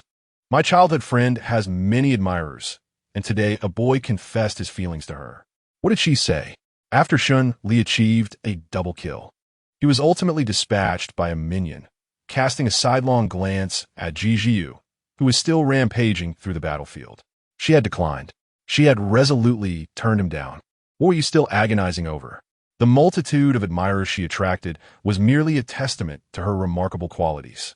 The individual you are fond of is undeniably exceptional. Ji Zhiyu invaded the enemy jungle and captured their jungler. Do you comprehend the sense of urgency? My brother is so outstanding that girls who are enamored with him are lined up from here to F country. Do you truly feel no sense of threat? Shunli was inherently a person lacking in security, so naturally he felt a sense of crisis. However, Ji Zhiyu's unwavering choice had alleviated many of his concerns. "I am not lacking in merit either," he thought. "The individuals pursuing me could circle the globe multiple times." Ji Zhiyu removed his hands from a keyboard and turned to Shunli, pointing at his own face. "Brother, do I appear to be a fool to you?" He remained indifferent to being killed while idling. Shunli chuckled. "If you stay idle any longer, you'll be reported." Only then did Ji Zhiyu place his hands back on the keyboard, reassured by the presence of his brother. He began to play the game with earnestness. While Shun Li's focus began to wane, Shun Li reminisced about their university days. Despite Ji Zhouye's aloof demeanor and lack of humor, he was still adored by many girls who sought his contact information, which he never provided. Each time, Shun Li witnessed a girl attempting to engage with Ji Zhouye. A pang of discomfort gripped his heart, a bittersweet sensation that he attributed to jealousy. Jealousy over the multitude of girls vying for Ji Zhouye's attention. Yet, he too had many admirers. He should not entertain such sentiments. At that time, Shun Li struggled to understand the source of his bitterness, but gradually, clarity emerged. The sense of urgency that Ji Zhiyu spoke of was familiar to Shun Li. He could empathize with Ji Zhiyu's feelings.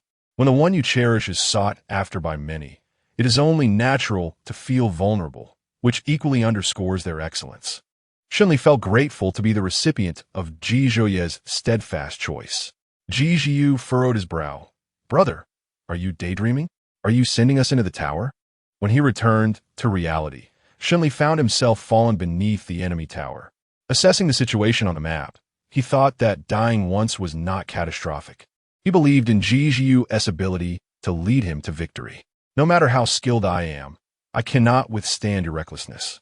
After Shun Li respawned, he coordinated with Ji Zhiyu, and within 2 minutes, they dismantled the enemy's crystal, culminating in a resounding victory. At 5 o'clock, Ji Zhouye arrived home. Aunt Zhao informed him that Ji Zhiyu was there. He bypassed the bedroom and headed straight to the esports room. Upon opening the door, He found the two engrossed in their game.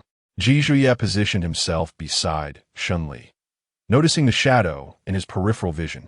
Shunli turned his gaze to see Ji Zhuye looking down at him. "Have you finished your tasks?" he inquired.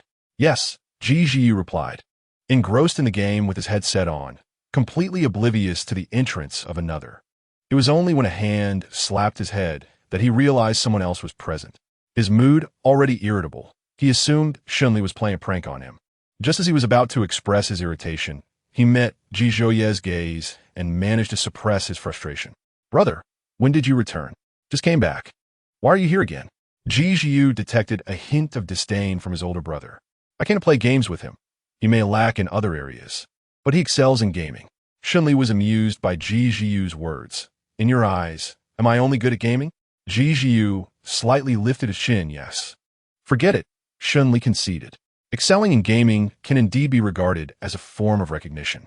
Fortunately, his gaming prowess allowed him to swiftly overcome the troublesome Ji Zhuye. Ji Zhuye urged Ji Zhuye to vacate the gaming chair and took his place alongside Shunli. Ji Zhuye, recalling that he was not proficient in games, felt a twinge of anxiety and implored, "Brother, please don't let me lose." Ji Zhuye remained silent until he secured the first double kill. His skill was on par with Ji Zhuye's, allowing Ji Zhuye's apprehension to gradually dissipate. How hidden his talents were. "Indeed, he is quite the enigma," Shunli remarked. As the game concluded and they exited the esports room, Ji Zhuye turned to Ji Zhuye, expressing curiosity about how he had managed to refrain from confronting Shunli. Aware that Shunli had already been candid with him, Ji Zhuye felt no need to conceal the truth. "During your business trip, I learned the reason behind his breakup with you. It wasn't he infidelity or a third party, leaving me with no justification to oppose him. His gaze darkened." "You knew all along?" Shunli furrowed his brow, silently hoping Ji Zhuye would refrain from divulging more. Noticing the shift in Ji Zhuye's demeanor, Ji Zhuye finally recognized the gravity of the situation and, feeling lost, turned to Shunli for guidance, questioning what should be done next with his eyes. Shunli, devoid of hope, shrugged. At this juncture, what could he do but await his fate? Ji Zhuye made a final desperate attempt, clarifying, "Actually, I didn't know much earlier. I just learned a tad sooner than him, really just a bit." However, for Ji Zhuye, even a slight advantage was intolerable. He was the one who had been broken up with, and Ji Zhuye was fully aware of the circumstances surrounding it, while he remained in the dark. Realizing the predicament, Ji Zhuye attempted to deflect responsibility. "Brother, I intended to inform you. It was your boyfriend who forbade me from speaking." Shunli felt a throbbing at his temples.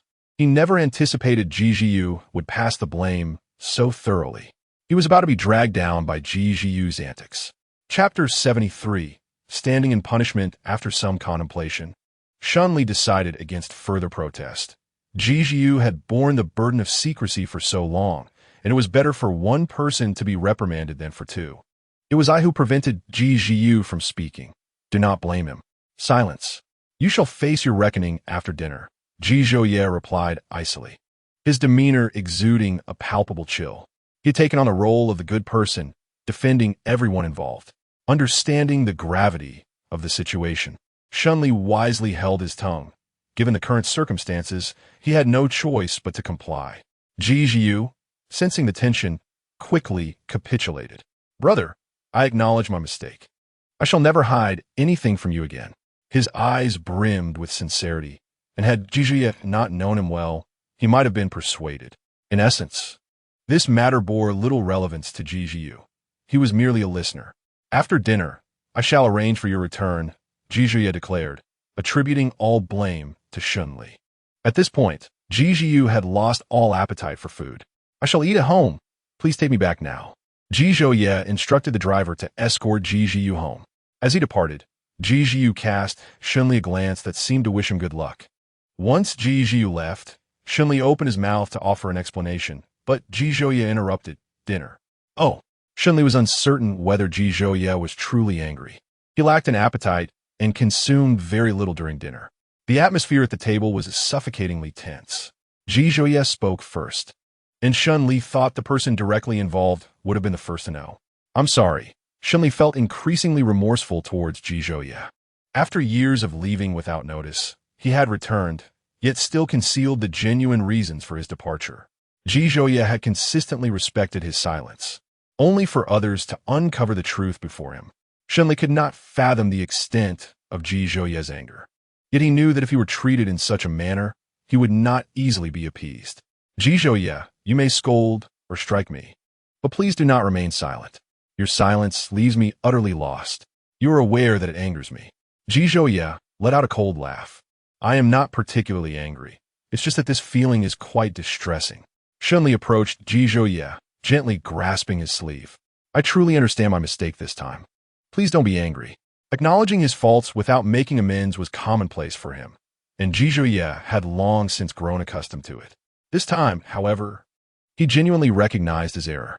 While he would often create a fuss over trivial matters, he took serious reflection on issues of principle. I will go to my room and reflect on my mistakes. Please don't be angry. Ji glanced at him, his eyes clouded, making it impossible to discern his emotions. Go stand outside. Shunli thought to himself that Ji was not a child and should not be punished as one. Despite this thought, he obediently complied and stepped outside, only to be called back after just a few steps. He assumed Ji had decided against punishing him, his eyes brightening with hope. Give me your phone, Ji commanded. Shunli slowly retrieved his phone from his pocket and handed it to Ji Ji placed the phone on the dining table. Now go. As Shunli exited, Shunli's friend Shunli followed him. Leaning against the wall, his friend imitated him, resting his feet against the wall and sticking out his tongue, seemingly saying, I can do it too. Praise me. A vein throbbed on Shunli's forehead. This was blatant mockery. Shunli, sit down. His friend lowered himself to the ground, resembling a child being punished by a teacher. It felt peculiar, and he found it hard to reflect on the situation. Who at 23 would still be treated this way? It was utterly humiliating. Aunt Zhao passed by and inquired, Mr. Shun, what are you doing standing here? Is there anything I can assist you with? Shunli glanced at the dog beside him and then looked up at the sky. I'm just letting the dog bask in the sun for a bit. Aunt Zhao, you carry on with your tasks. Aunt Zhao looked up at the sky. Where's the sun? It's already 6 o'clock. Even if it were shining, it would have set by now. Besides, it's an overcast day. Aunt Zhao walked away. Shunli leaned against the wall, gazing at the sky, finding the whole standing punishment increasingly absurd. He thought he would be allowed back inside after a brief period, but by 6:30, Ji still ignored him. By 7 o'clock, he continued to be unacknowledged. His legs began to ache from standing, and Shunli's friend likely found it dull and left. As dusk approached, Shunli remained outside, contemplating whether to return inside when Ji emerged from the house. Get inside. The fact that Ji allowed him to enter suggested that his anger had dissipated considerably. Seizing the moment, Shunli endeavored to soothe him further. He rushed towards Ji leaping into his embrace, tightly clutching his lean waist, refusing to let go despite Ji attempts to push him away. Don't push me away, or I'll cry for you, he warned. Ji replied, Go ahead, once you cry, this matter will be over. Shunli began to prepare himself, but as tears failed to materialize, he resorted to squeezing his eyes shut, ultimately conceding defeat. I can't cry. It was premature to speak too soon. Ji's warm breath lingered against his neck. Shunli cast a melancholic glance at Ji. From now on, you must not make me stand in punishment again. Let's see if you'll listen. Yizhoya teased. Shunli playfully jumped up, hanging on to him. If you make me stand again, I'll run away from home. Shunli pointed at Shunli. You're not going to manage your son. He mocks me. Ji observed the way Shunli was ridiculed, and he chuckled softly. You deserve it. Shunli later realized that standing in punishment was hardly a severe consequence. The following day, Shunli earnestly apologized to Ji, who refrained from holding against him, indicating that he was not blameless. After a meeting, Shunli received a message from Ji. Are you all right? Shunli replied, still alive. Yizhayu commented. Being alive seems to imply you've endured much. Is my brother terrifying when he is angry? Indeed, he had endured much, though the nature of that suffering differed from Ji's understanding. Shunli replied, Your brother's temper isn't that bad. Ji responded, I understand. There's no need to feign strength. I owe you an apology for shifting the blame, and I owe you a meal. After being punished by Ji Zhuye, Shunli's rebellious spirit was ignited, and he grew increasingly defiant. With Ji Zhuye attending a meeting in Haicheng, he mingled in a bar with another unruly individual. Ji Zhuye asked, "When will my brother return?" "Tomorrow morning," Shunli replied, glancing at his phone as Ji Zhuye had just messaged him, urging him to sleep early. He replied with a simple acknowledgement. Sleep was out of the question. The memory of being punished made Shunli chuckle. In his teenage years, he seldom rebelled, yet now, he felt a strong desire to resist and disobey. He mused that perhaps his rebellious phase had arrived a bit late. In truth, he had never received any guidance before. Even in rebellion, he had not garnered the attention he craved. Now, however, Ji Zhuye monitored his meals, sleep, and drinking habits, awakening a small, hidden desire to rebel. He found joy in pushing boundaries, as long as it was within reason. He looked towards Ji Zhuye, reassured by his presence. No one could escape reprimands, and thus, he felt no loneliness. A subtle smile graced his lips, prompting Ji Zhuye to shiver involuntarily at the unsettling sight. "Shunli, what mischief are you concocting now?" That expression instilled a sense of foreboding within him. Shunli languidly reclined on the couch. "What mischief could I possibly be plotting?" "It's you who invited me for drinks." Indeed, it was Ji Zhuye who had called him out for a drink, and if Ji Zhuye had discovered this, the blame would inevitably fall upon him. A clever scheme indeed. Ji Zhuye remarked. Li Ming said he would join us shortly. Another companion in revelry would mean more drinks, so he ordered more. Before long, Li Ming entered the room. Ji Zhuye stood up to pour wine, proclaiming today, "With Ji Bingshan and the King of Hell absent, the three of U.S. brothers shall not return until we are intoxicated." Hee, Li Ming chuckled dryly, his expression a tapestry of unspoken words. He was at a loss for words, casting Ji Zhuye a look that spoke of self-preservation. Shunli glanced at Li Ming, suggesting that if he sought a woman tonight, he need not consider Shunli or the young lad. Li Ming replied that he merely hoped the two ancestors would refrain from speaking of trivial matters, lest the consequences be dire. "Shall I find you a woman as well?" he inquired. Shunli, languidly sipping his drink, replied, "No need for that." Before he could finish, Shunli's drinking ceased abruptly. The voice that had just spoken was not Li Ming's, but belonged to his own partner. Ji Zhuye entered through the door, leaving Shunli and Ji Zhuye momentarily speechless. Ji Zhuye was even more flustered than Shunli, reflecting on his earlier words. Ji Bingshan, the King of Hell. This time he was truly doomed, and no one could save him. Gradually, Ji Zhuye edged closer to Shunli, whispering, "Did you not say my brother would return tomorrow?" Shunli assured him, "I have the chat records. I did not deceive you. What benefit would it serve me to lie?" Ji Zhuye pondered this. Recognizing Shunli had no reason to mislead him, and ultimately, there was no escape. Thus, only one possibility remained. His gaze shifted to Li Ming, the traitor who had betrayed him. Ji Zhuye gritted his teeth, having anticipated a traitor among them, yet never suspecting it would be Li Ming.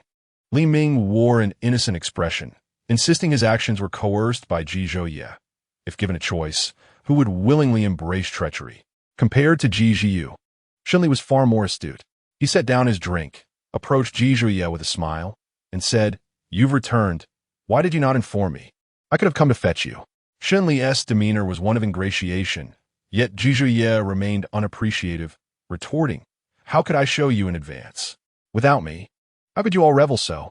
His icy gaze rested upon Ji Zhuye, asking, "Am I correct in my assumptions? Did you speak of Ji Bingshan and the King of Hell?" Shunli intended to shift the blame onto Ji Zhuye, but the latter preempted him.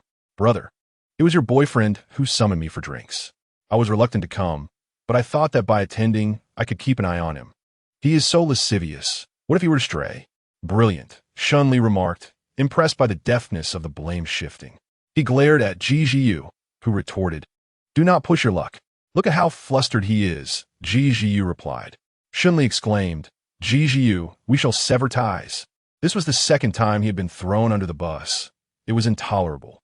Ji Zhuye, unfazed by the threat of severance, knew Shunli would inevitably enter his family's domain. A temporary rift would not alter their future as a family. Shunli clutched Ji Zhuye's sleeve, his expression pitiful. "Do you believe I am innocent?" he pleaded. However, the act of feigning innocence had lost its efficacy with Ji Zhouye. "I trust neither of you," he sighed. "It's not that I wish to prevent you from drinking, but rather that I want you to prioritize your health for the time being." Shunli had no intention of becoming inebriated that night. He felt a sense of emptiness in the vast house, making him reluctant to return home. Just then, Ji Zhiyu invited him for a drink, so he decided to come over for a while. Yet, he had to admit that he possessed a hint of rebelliousness. Despite all their calculations, neither he nor Ji Zhiyu had anticipated being outsmarted by Li Ming. Glancing at the time, Ji Zhiyu remarked that they still had 2 hours left to play before returning home by 10. Ji Zhiyu quipped, "Is the sun rising from the west?" Bai Guo shrugged it off, and now even Shunli held a grudge against him. This icy gentleman was certainly unpredictable. The trader who had brought Ji Zhouye here felt a sense of relief. Shunli sat close to Ji Zhouye, subtly shifting his body nearer, asking, "Are you worried about my health?" Ji Zhouye cast him a fleeting glance, saying, "Is this your first day knowing me? I'm perfectly fine. In fact, I've even gained a bit of weight since being with you. You've taken good care of me." Shunli clasped his hand tightly, intertwining their fingers, and leaned in to whisper softly in Ji Zhouye's ear, "I think of you every day you're not around." He continued, "Aren't you quite comfortable without anyone watching over you?" Shun Li's warm lips deliberately brushed against Ji Zhouye's ear as he confessed, "I enjoy being under your care. I genuinely love it." He craved affection and never found being cared for bothersome. Instead, it filled the void within him. Ji Zhouye felt his throat dry at Shun Li's teasing, questioning, "You enjoy being cared for yet still act rebellious?" Seizing the moment while Ji Zhiyu confronted Li Ming, Shun Li lightly licked Ji Zhouye's ear, saying, "My rebellious phase arrived late." Ji Zhouye, his voice husky, warned, "If you keep this up, you won't be able to get out of bed tomorrow." Once Ji Zhiyu finished reprimanding Li Ming, Shun Li withdrew, realizing such overtly intimate gestures were inappropriate and required some restraint. From Ji Zhiyu and Li Ming's perspective, it appeared that Shun Li was sharing secrets with Ji Zhouye. Ji Zhiyu teased, "What could you possibly be saying that we can't hear? Why the whispers?" Shun Li raised an eyebrow slightly, replying, "It's adult content. Little kids shouldn't eavesdrop." Ji Zhiyu retorted, "You truly have no shame, do you?" Immediately, Ji Zhouye shot him a cold glance, prompting Ji Zhiyu to fall silent. His brother was fiercely protective. In Chapter 75, Shun Li had a modest drink, and after an hour of play, boredom set in, prompting him and Ji Zhouye to leave, leaving Ji Zhiyu and Li Ming staring at each other in disbelief. Ji Zhiyu couldn't help but express his frustration. "This Shun is utterly love-struck. As long as my brother is around, all his attention is on him, completely disregarding us. How are we supposed to enjoy ourselves?" Li Ming suggested, "Should I invite a few women to join us?" "Yizhayu," replied Li Ming. "Can't you find a girl and have a proper relationship? The women you refer to are merely after your money. There's no genuine affection there. Those who frequent such glamorous places only smile at whoever is wealthy." Li Ming responded, "I prefer that they seek my wealth rather than me as a person. It simplifies things. Relationships can be quite troublesome." Ji Zhiyu countered, "If you want to find women, go ahead, I won't. My childhood friend would be furious if she found out." Li Ming clicked his tongue, noting, "Just like your brother, you're also a love-struck fool." Shen Li, holding Ji Zhouye's hand, exited the bar and asked, "Aren't you supposed to return tomorrow?" To which Ji Zhouye replied, "I finished my work and returned early." The distance between Haicheng and Jiangcheng is not far, with a travel time of less than 2 hours. Ji Zhouye completed 2 days' work in a single day, primarily due to his inability to disregard the unruly individual at home. In recent days, Shun Li has been particularly troublesome, compelling Ji Zhouye to return personally to manage him. Apart from Shun Li, no one else can impose discipline on this wayward person. Shun Li gently traced Ji Zhouye's palm with his fingertips, asking, "Mr. Ji, is it true that you can no longer leave me?" "Indeed," came Ji Zhouye's unexpectedly straightforward reply, eliciting a soft chuckle from Shun Li. Jiangqing's position in Jiangcheng has become increasingly secure. The last attempt by that old man to curry favor with Shun Li by clinging to Ji Zhouye was decisively crushed. The company has fallen significantly behind, and the once arrogant enterprise now faces a severe setback at the hands of Jiangqing. In the realm of business, Shunli never boasts, but rather acts discreetly. He intercepted several collaborations from that old man, leaving him with no choice but to come and apologize in person. Shunli simply inquired, "Is your affection merely fleeting?" To which the old man shook his head vehemently. No, no. Indeed, the business sphere prioritizes profit, yet he detests that notion. Profit and affection are not inherently at odds. One need not sacrifice one for the other. After the old man finished his apology and departed, Shunli felt a sense of vindication. Ling Feng observed that the current decisive Shun Li bore a striking resemblance to the formidable Ji Zhouye, and Jiangqing's rise appeared imminent. As Jiangqing's prominence grew, so too did the frequency of its coverage in financial news. Previously, Jiangqing was perceived as a company on the brink of collapse, with many posts lamenting its decline or predicting its impending bankruptcy. Now, however, the tone of posts has shifted dramatically. Many commend the young president of Jiangqing for pulling the company back from the precipice of ruin. With notoriety comes controversy. Some claim that Jiangqing's revival is attributable to Ji Zhouye's support. Shunli does not contest this assertion. Without Ji Zhouye's generous investment of 1 billion, he is uncertain whether Jiangqing could have endured to this point. They might have clung to survival, or perhaps they would have already declared bankruptcy. Jiangqing continues to improve day by day. Following the departure of several staff members, there arose a need to fill those vacancies. Shunli entrusted this task to Ling Feng, who initiated an external recruitment process. Although Ling Feng was reluctant to rehire former employees, he mentioned the matter to Shunli.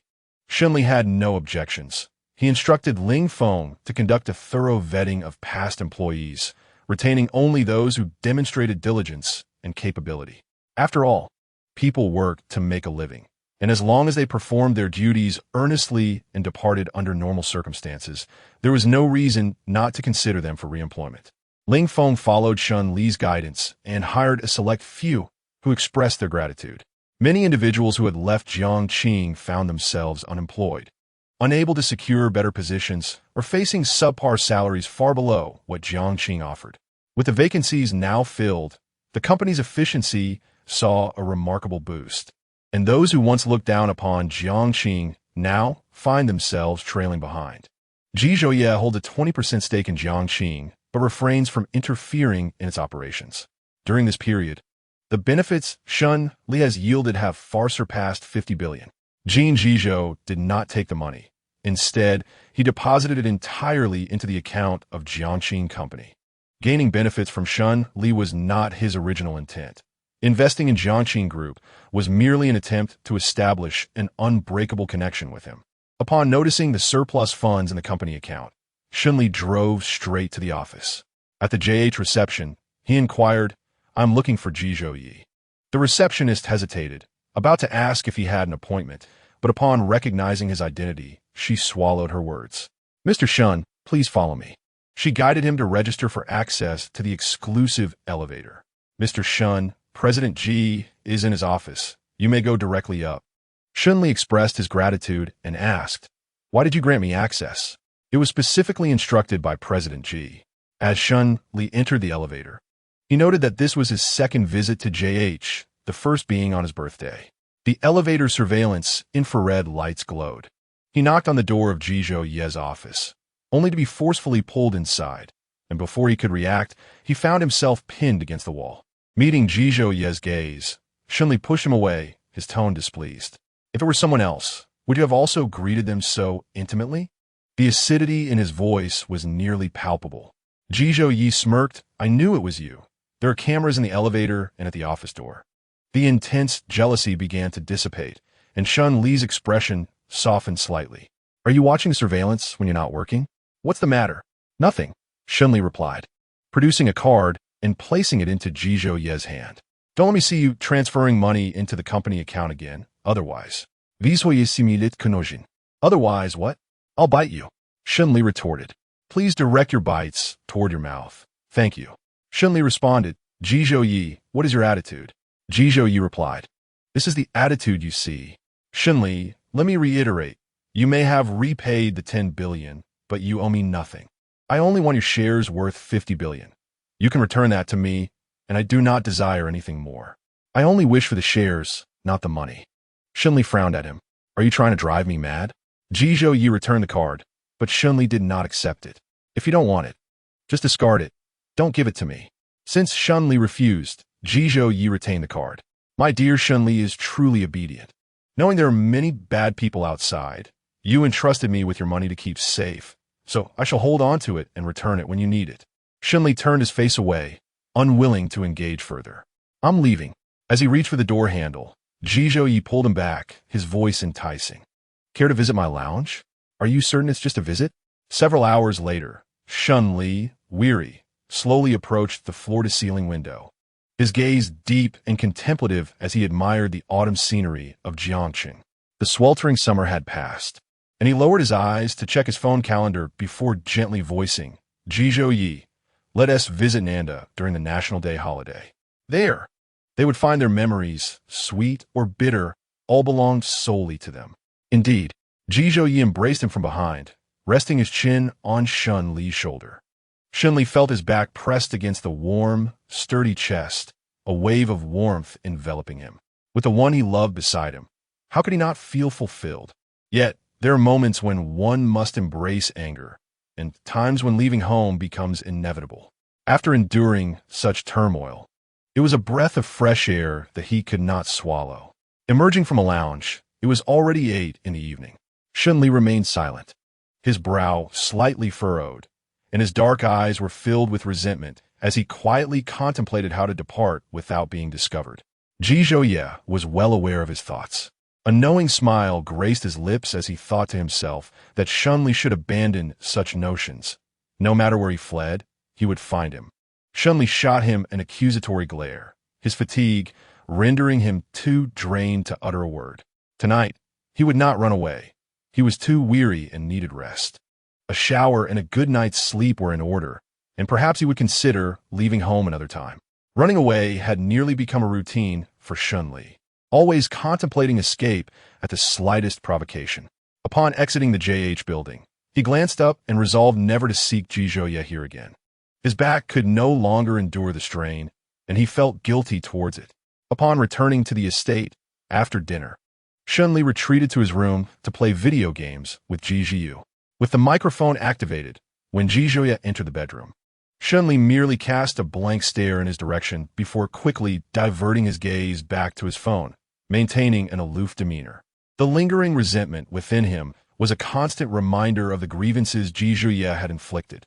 After the game concluded, Ji Zhouyi unceremoniously confiscated Shun Li's phone and commanded him to sleep.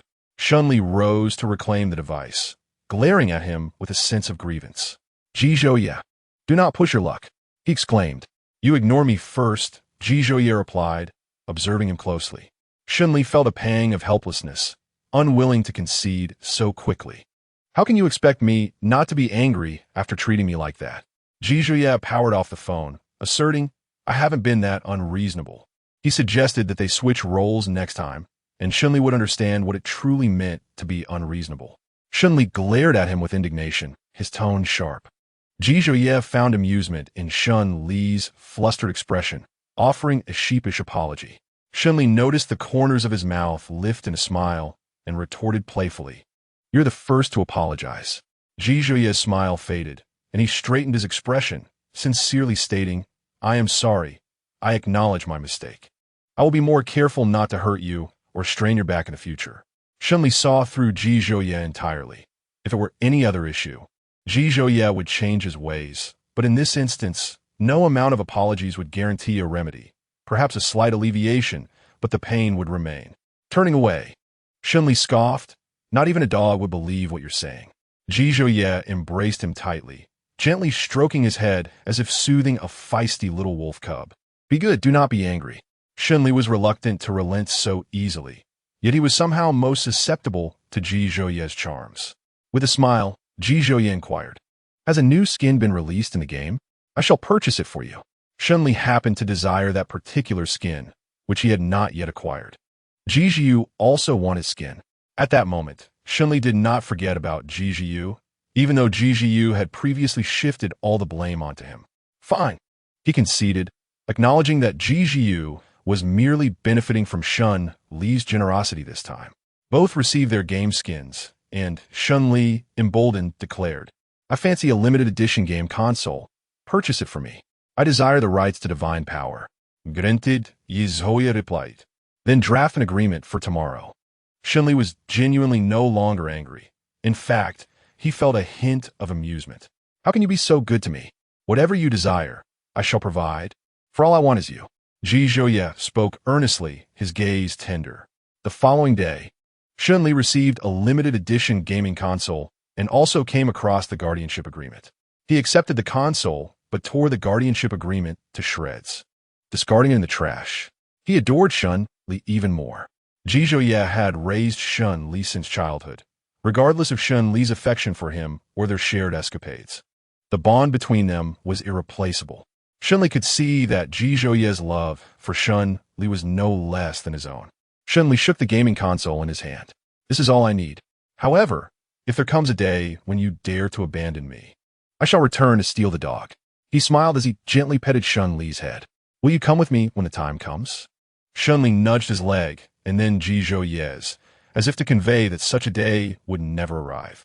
Ji Zhouye, sitting beside him, wrapped his arm around his waist and pulled him onto his lap. "If there ever comes a day when I forsake you, it would only mean one thing. I am no longer alive." "Don't speak such nonsense," Shun Li retorted, not one to indulge in superstitions. He found himself contemplating Ji Zhouye's ominous words. After a moment, he added, "Even in death, do not forsake me. I will accompany you into the afterlife. We shall be buried together and reunite in our next life." Ji Zhouye cast his gaze downward. "If I were to die, I would not need you anymore." Shun Li bit down fiercely on his collarbone. "Then if I die first, I shall not need you either." Neither wished for the other to accompany them into death. Ji Zhouye cupped his chin, lifting his face, his heated gaze lingering on Shun Li's delicate lips. "You cannot forsake me. By what right? You can abandon me." Shun Li's words were cut short as his lips were forcefully sealed, leaving him defenseless. Chapter 77. The deeper the affection, the stronger the obsession during the National Day holiday. Shun Li and Ji Zhouye returned to their alma mater, where memories lingered in every corner, both joyful and sorrowful. Eventually, Shun Li halted at the spot where they had parted ways, his brow furrowing, throat tightening as painful recollection surfaced. "Ji Zhouye, I truly loved you at that time. I did not wish to break up, but I felt powerless, a mere waste, unable to resist." He had to consider his family and whether Shu Lifeng would harm Ji Zhouye. Ji Zhouye grasped his shoulder, a hint of sadness in his eyes. "What is in the past is behind us. Let's not speak of it." "Very well, let us not." After going abroad with the passage of time, his love for Ji Zhouye only deepened. They say time helps one gradually forget certain people or events. For him, it was quite the opposite. The longer the time, the more profound the love, the stronger the obsession. Now, with Ji Zhouye by his side, his love remained unwavering while his obsession waned. The emotional knots tied at 18 began to unravel at 23, thanks to the one beside him. Their love had not soured with the passage of time. Ji Zhouye felt pained by Shun Li's experiences, regretting that he had not acted sooner to alleviate his struggles due to pride, allowing him to endure such hardship and humiliation. It was the so-called pride that had caused Shun Li to suffer greatly. He regretted the hurtful words he had once spoken to wound him. Whenever he reminisces, he becomes enveloped in regret for a considerable time, of which Shun Li remains oblivious. Ji Zhouye slowly begins to speak. "I wish to extend my apologies. During our recent reunion, I engaged in numerous actions that caused you pain, and for that, I am sincerely sorry." "Haven't you already apologized?" Shun Li retorts. "I wish to express my remorse once more." Ji Zhouye kisses his brow, suggesting that the unhappy matters should remain in the past. Very well. After spending a day in Nansheng, they returned to Jiangxing. Taking advantage of the extended holiday, they finally set aside work to rest properly. Unbeknownst to Shun Li, Ji Zhouye had been involved in matters concerning Zhao Song, who faced numerous obstacles in his job search. Meanwhile, Zhou Lifen's business began to decline unexpectedly.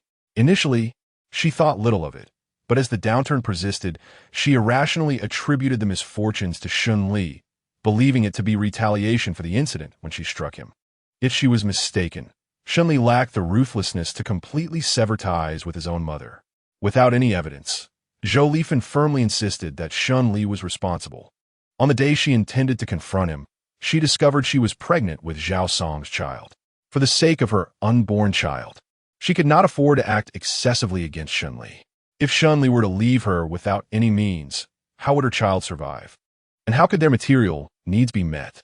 Zhou Lifan utilized the deceased Shen Jiqing to arrange a meeting with Shun Li. When he arrived at the cafe and found Zhou Lifan, he bluntly stated, "If you need something from me, just say it directly and refrain from mentioning my father. It disgusts me." For the first time, Zhou Lifan did not retaliate with harsh words in response to Shun Li's disrespect. "Shao Li, please sit." The term made Shun Li feel uneasy, and he took a seat across from her with displeasure. The same title sounded pleasant when uttered by his father, as well as when spoken by Ji Zhouye and his parents, but when it came from her, it was utterly distasteful. Shen Li, visibly impatient, urged her to be straightforward and not to beat around the bush. Zhou Lifan smiled gently, adopting a somewhat maternal demeanor, though it was not directed at him. "Your father often said to take good care of your mother. I have a request. Could you please return the management of the store to me? Times are tough." This marked the first occasion Zhou Lifan spoke to Shun Li with such tenderness. However, Shun Li remained ungrateful, retorting, "You are not my mother. Please refrain from addressing me in such a nauseating manner." Zhou Lifan seemed unfazed by his words. "I have some wonderful news for you. You're going to be a big brother." Shun Li furrowed his brow, his gaze drifting to Zhou Lifan's abdomen. "Is it that man's child?" "Yes." Shun Li, feeling irritated, pinched the bridge of his nose. "Do not make such familial claims here. My father has only one child, and I wish you and your family of 3 happiness. Please refrain from notifying me of such joyous news in the future. I do not wish to know." Zhou Lifan responded, "You are a big brother. How could we not inform you? Shao Li, please forgive your mother, and let us live happily as a family of 4. Your mother loves you." Coldness flickered in Shun Li's eyes as he posed a blunt question. "If I were to lose all my wealth, would you still seek my forgiveness?" "You would not." He preemptively answered for her. Zhou Lifan's expression stiffened momentarily. "Your mother genuinely seeks your forgiveness. Could you please refrain from obstructing my business and disrupting my livelihood?" Business disruption. Shun Li did not resort to underhanded tactics in his business dealings. Instead, his first thought was of Ji Zhouye. When business is poor, one must reflect on one's own shortcomings. It is not that the business is failing, but rather that it is nearly non-existent. It is almost inconceivable for a mall in such a prime location to lack customers entirely. The neighboring shop is bustling with patrons daily. Regardless of the circumstances, her business should not be so dismal. "Shao Li, please do not drive your mother to despair. Even if she has wronged you, the child she carries is innocent. The child has yet to be born, and once it arrives, the demands for money will be numerous." Shun Li stood up. "As long as you refrain from causing trouble, I will return the shop to you in the future. Please do not seek me out again." With that, he turned and departed. Shun Li lingered in his car, smoking for an extended period before finally driving away. After all, she is his biological mother. Despite his resentment and awareness of her facade, he found it impossible to deny her a semblance of hope. It is indeed ironic. She has borne a child with another man, her countenance filled with affection, yet directed not towards him, but towards the unborn child. In his youth, he strived diligently in his studies, yearning to exchange academic success for Zhou Lifan's maternal love. Despite his relentless efforts, he could not attain it, while this unborn child requires no exertion to win her favor. Perhaps it is precisely because he does not embody Zhou Lifan's ideal that he feels such disdain. Upon returning to the estate, Ji Zhouye inquired about his whereabouts. Shun Li answered honestly, withholding nothing. "Please cease to obstruct Zhou Lifan's business. She is pregnant." The scent of smoke clung to him, and Ji Zhouye, sensing his discontent, embraced him. "Are you unhappy?" "No," Shen Li replied. "It is merely ironic. Today, for the first time, I witnessed Zhou Lifan's maternal affection, but it was not directed at me." Ji Zhouye felt a pang of sympathy for him. He had done nothing wrong. He simply longed for his mother's love and attention, wishing for a harmonious family. Yet now, he found himself bereft of everything. His father had passed, and his mother harbored no love for him. In truth, Shunli's father had also spent little time with him during his childhood. At that time, Jiangxing was at a crucial juncture, and his father was perpetually busy with work and often traveling. However, his father's love was not overt. Each time he returned from a trip, he would bring gifts, each one carefully chosen to delight Shunli. He understood that his father sought to provide a better life for him and his mother, and he had never harbored resentment. Yet, while his father toiled for the family, his mother was preoccupied with another man, leaving him to feel that his father was undeserving of such betrayal. Had his father known of this, he might have felt that his years of effort had been in vain. That evening, Jizhuye took Shunli home for dinner. He was overjoyed to see them return, presenting Shunli with a platter of freshly cut fruit. This fruit was personally prepared by her, though she seldom undertook such culinary tasks, and her cutting skills were not particularly refined. Shaoli, eat your fruit. Do not mock Annie for her lack of skill. In times when the family could not afford help, it was Ji Hong who undertook these duties, preparing fruit and meals in advance, stored in the refrigerator and easily reheated. Whether in the past or present, he had always been cherished by Ji Hong. Shunli behaved exceptionally well in Heya's presence, his words sweet and endearing. How could it possibly look unappealing? Auntie's knife skills are commendable. Jizhuye chuckled at his playful banter, noting that he was not so obedient in his presence typically. Shunli's rebellion was merely directed at him. With just a few casual remarks, Shunli managed to erase the smile from Heya's face. In Chapter 78, he is your boyfriend, not your son.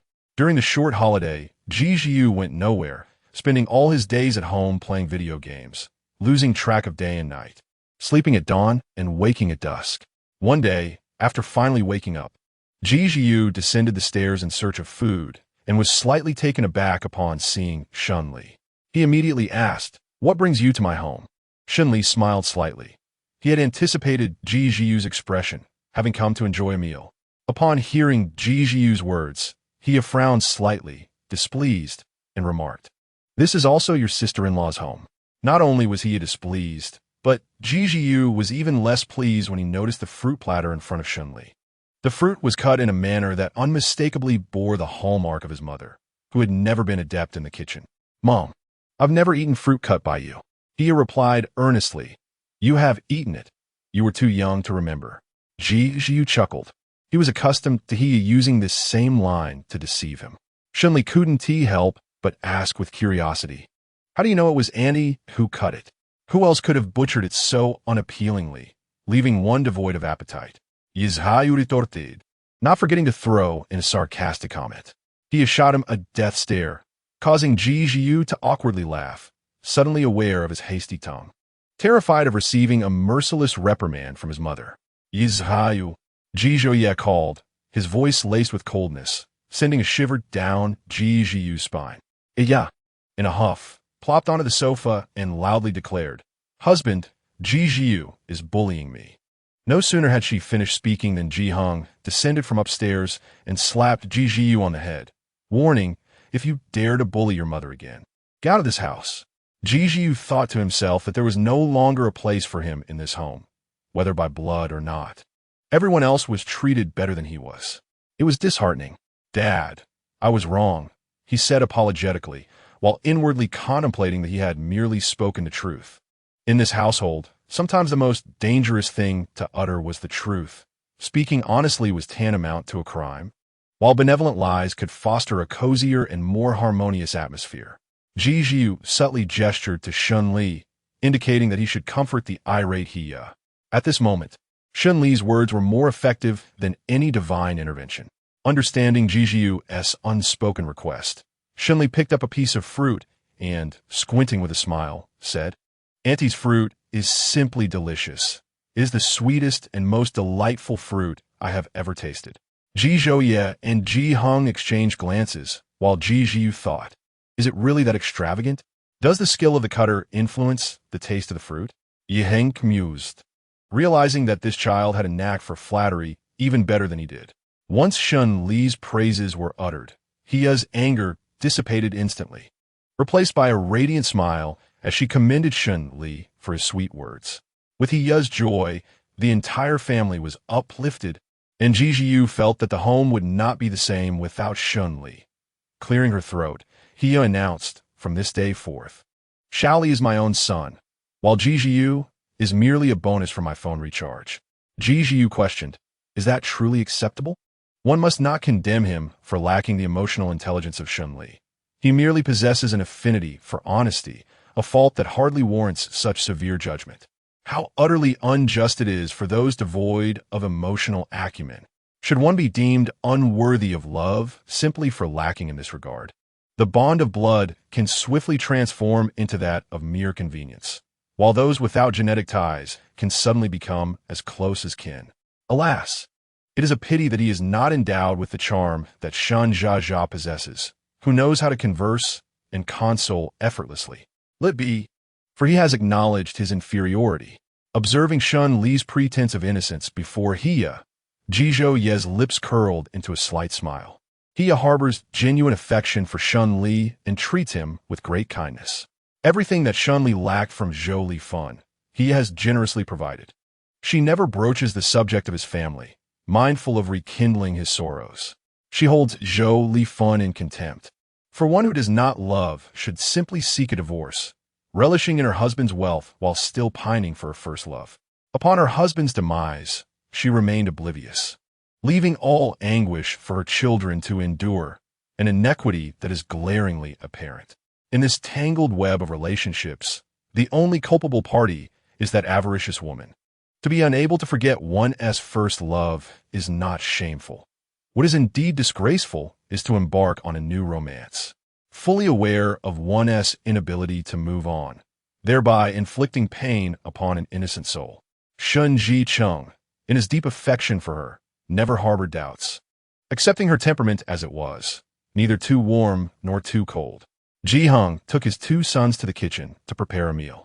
He engaged Shunli in conversation, inquiring if Xiao Yi had bullied him. Shunli pondered for a moment, his eyes lighting up with mischief. Auntie, if Jizhou Yi bullies me, will you stand up for me? Of course, she replied without hesitation. You just tell Annie to support you. Shun Li's expression betrayed a hint of conflict, as if he yearned to speak yet hesitated. He has speculated various scenarios in her mind and cautiously asked, Did Jizhou Yi hit you? No, Shun Li replied, feigning a pitiful demeanor, his voice barely above a whisper. He just confiscates my phone and won't he let me play. That's easily resolvable. Come with Annie upstairs. He led him to the guest room, revealing a hidden drawer within the wardrobe, filled with unopened boxes of new phones. She selected one, tore off the packaging, and handed it to Shun Li. Confiscating phones must be a habit in the Ji household. Your uncle doesn't allow me to play with my phone at night either. But if one phone is taken, I still have another. Shun Li exclaimed, Andy, you're amazing. He beamed with pride, indeed. If your uncle takes my phone, I have a backup. When he falls asleep, I'll sneak under the covers to play. She retrieved several additional phones for Shun Li, noting that the boxes were too conspicuous to hide. Ultimately, he chose to keep just one, returning the rest to her. Annie, one is sufficient. Not enough, he insisted. What if you get caught? Having extra phones is always prudent. In the end, Shun Li accepted 2 phones, tucking them into his pockets. During dinner, he mentioned Jizhou Yi once more. You mustn't keep confiscating Xiao Li's phone. He is your boyfriend, not your son. Why do you feel the need to control so much? Yihen remarked. It seems you are subtly criticizing him. Jizhou Yi glanced at Shun Li. Shun Li, unable to meet his gaze, focused on his meal, and Jizhou Yi, discerning the situation, chose to remain silent.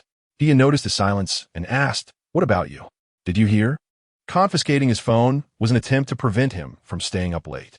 He remarked, Whether one stays up late or not is a different matter. I merely remind you not to be excessively overbearing. He is an adult and knows how to weigh his decisions. There is no need for your interference. Jizhou Ye clenched his teeth and replied, All right, I will have a proper conversation with him tonight. The emphasis on the word conversation was unmistakable. He had cast a mournful glance at the man beside her. Your good son takes after you. Ji Hung could only smile, unable to muster a retort. Chapter 79. Today at the old residence, I won't disturb you after dinner. He engaged in conversation with Shun Li for a while longer. By the time she was ready to leave, Night had already fallen. Xiaoli, why don't you and Xiaoyi stay here tonight? Ji Zhuye had no objections, primarily waiting to see Shun Li's reaction, concerned that he might feel uncomfortable in an unfamiliar place. What do you think? Shun Li hesitated, unable to resist He's enthusiasm, and shyly glanced at Ji Zhuye. Then I suppose I'll stay for the night? Ji Zhuye responded with a soft acknowledgement. He could not bear to refuse He's kindness. Auntie, please prepare a room, He instructed the housekeeper, genuinely pleased that Shun Li could stay. Ji Zhuye had a room, but he asked the housekeeper to prepare a guest room, as she was unaware of the extent of her son's relationship with Shun Li. Allowing them to share a room would be too presumptuous and disrespectful. Ji Zhuye maintained a stoic expression and said, there is no need to prepare one for him. Hia's eyes lit up with curiosity as she realized Shun Li was still present. Not wanting to create an awkward situation, she composed herself and clarified. The guest room is for you. Xiaoli will stay in your room. Ji Zhuye replied, we rarely have guests at home, and the guest room is rather modest. Hia was concerned that they might seem neglectful to Shun Li on his first visit.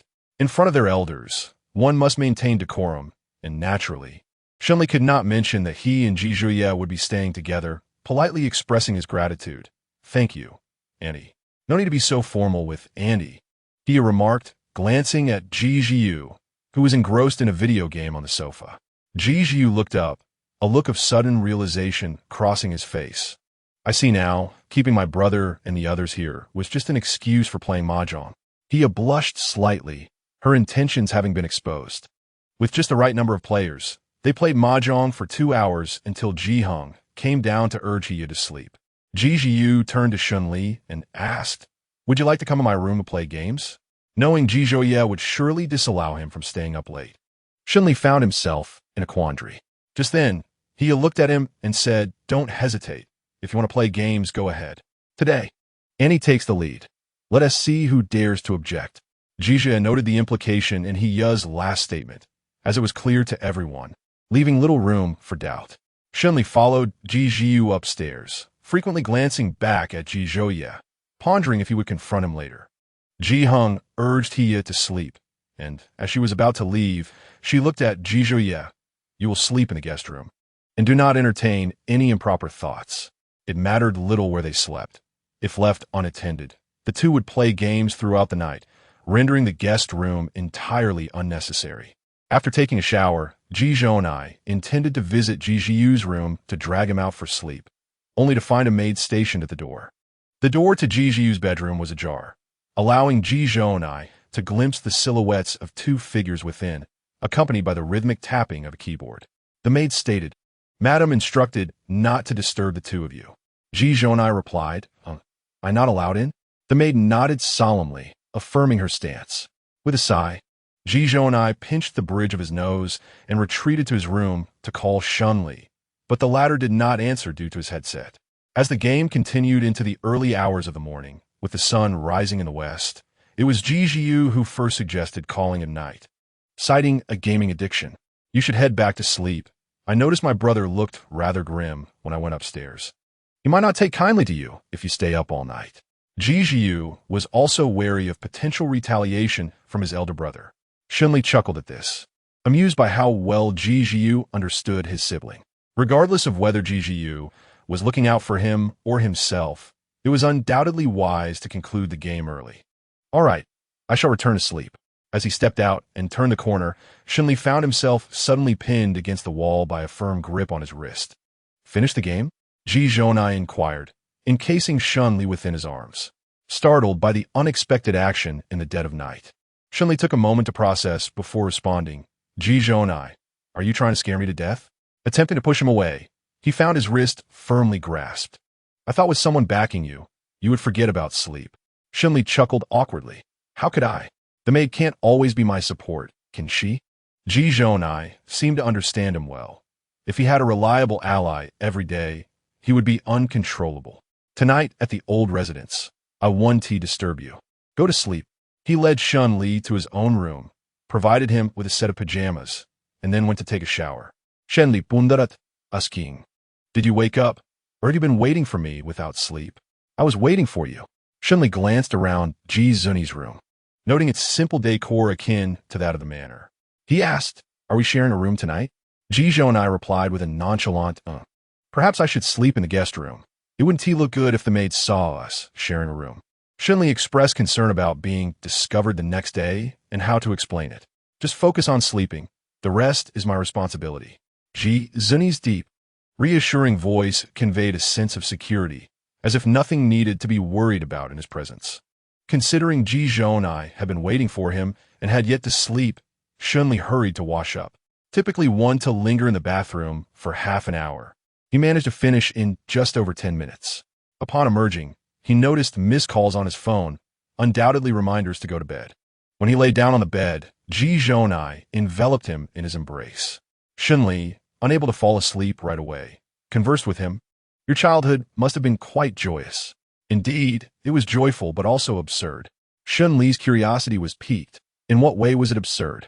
Attending school for a year was merely one of the many bizarre incidents, but it stands out as the most ridiculous. Jizhou and I recounted.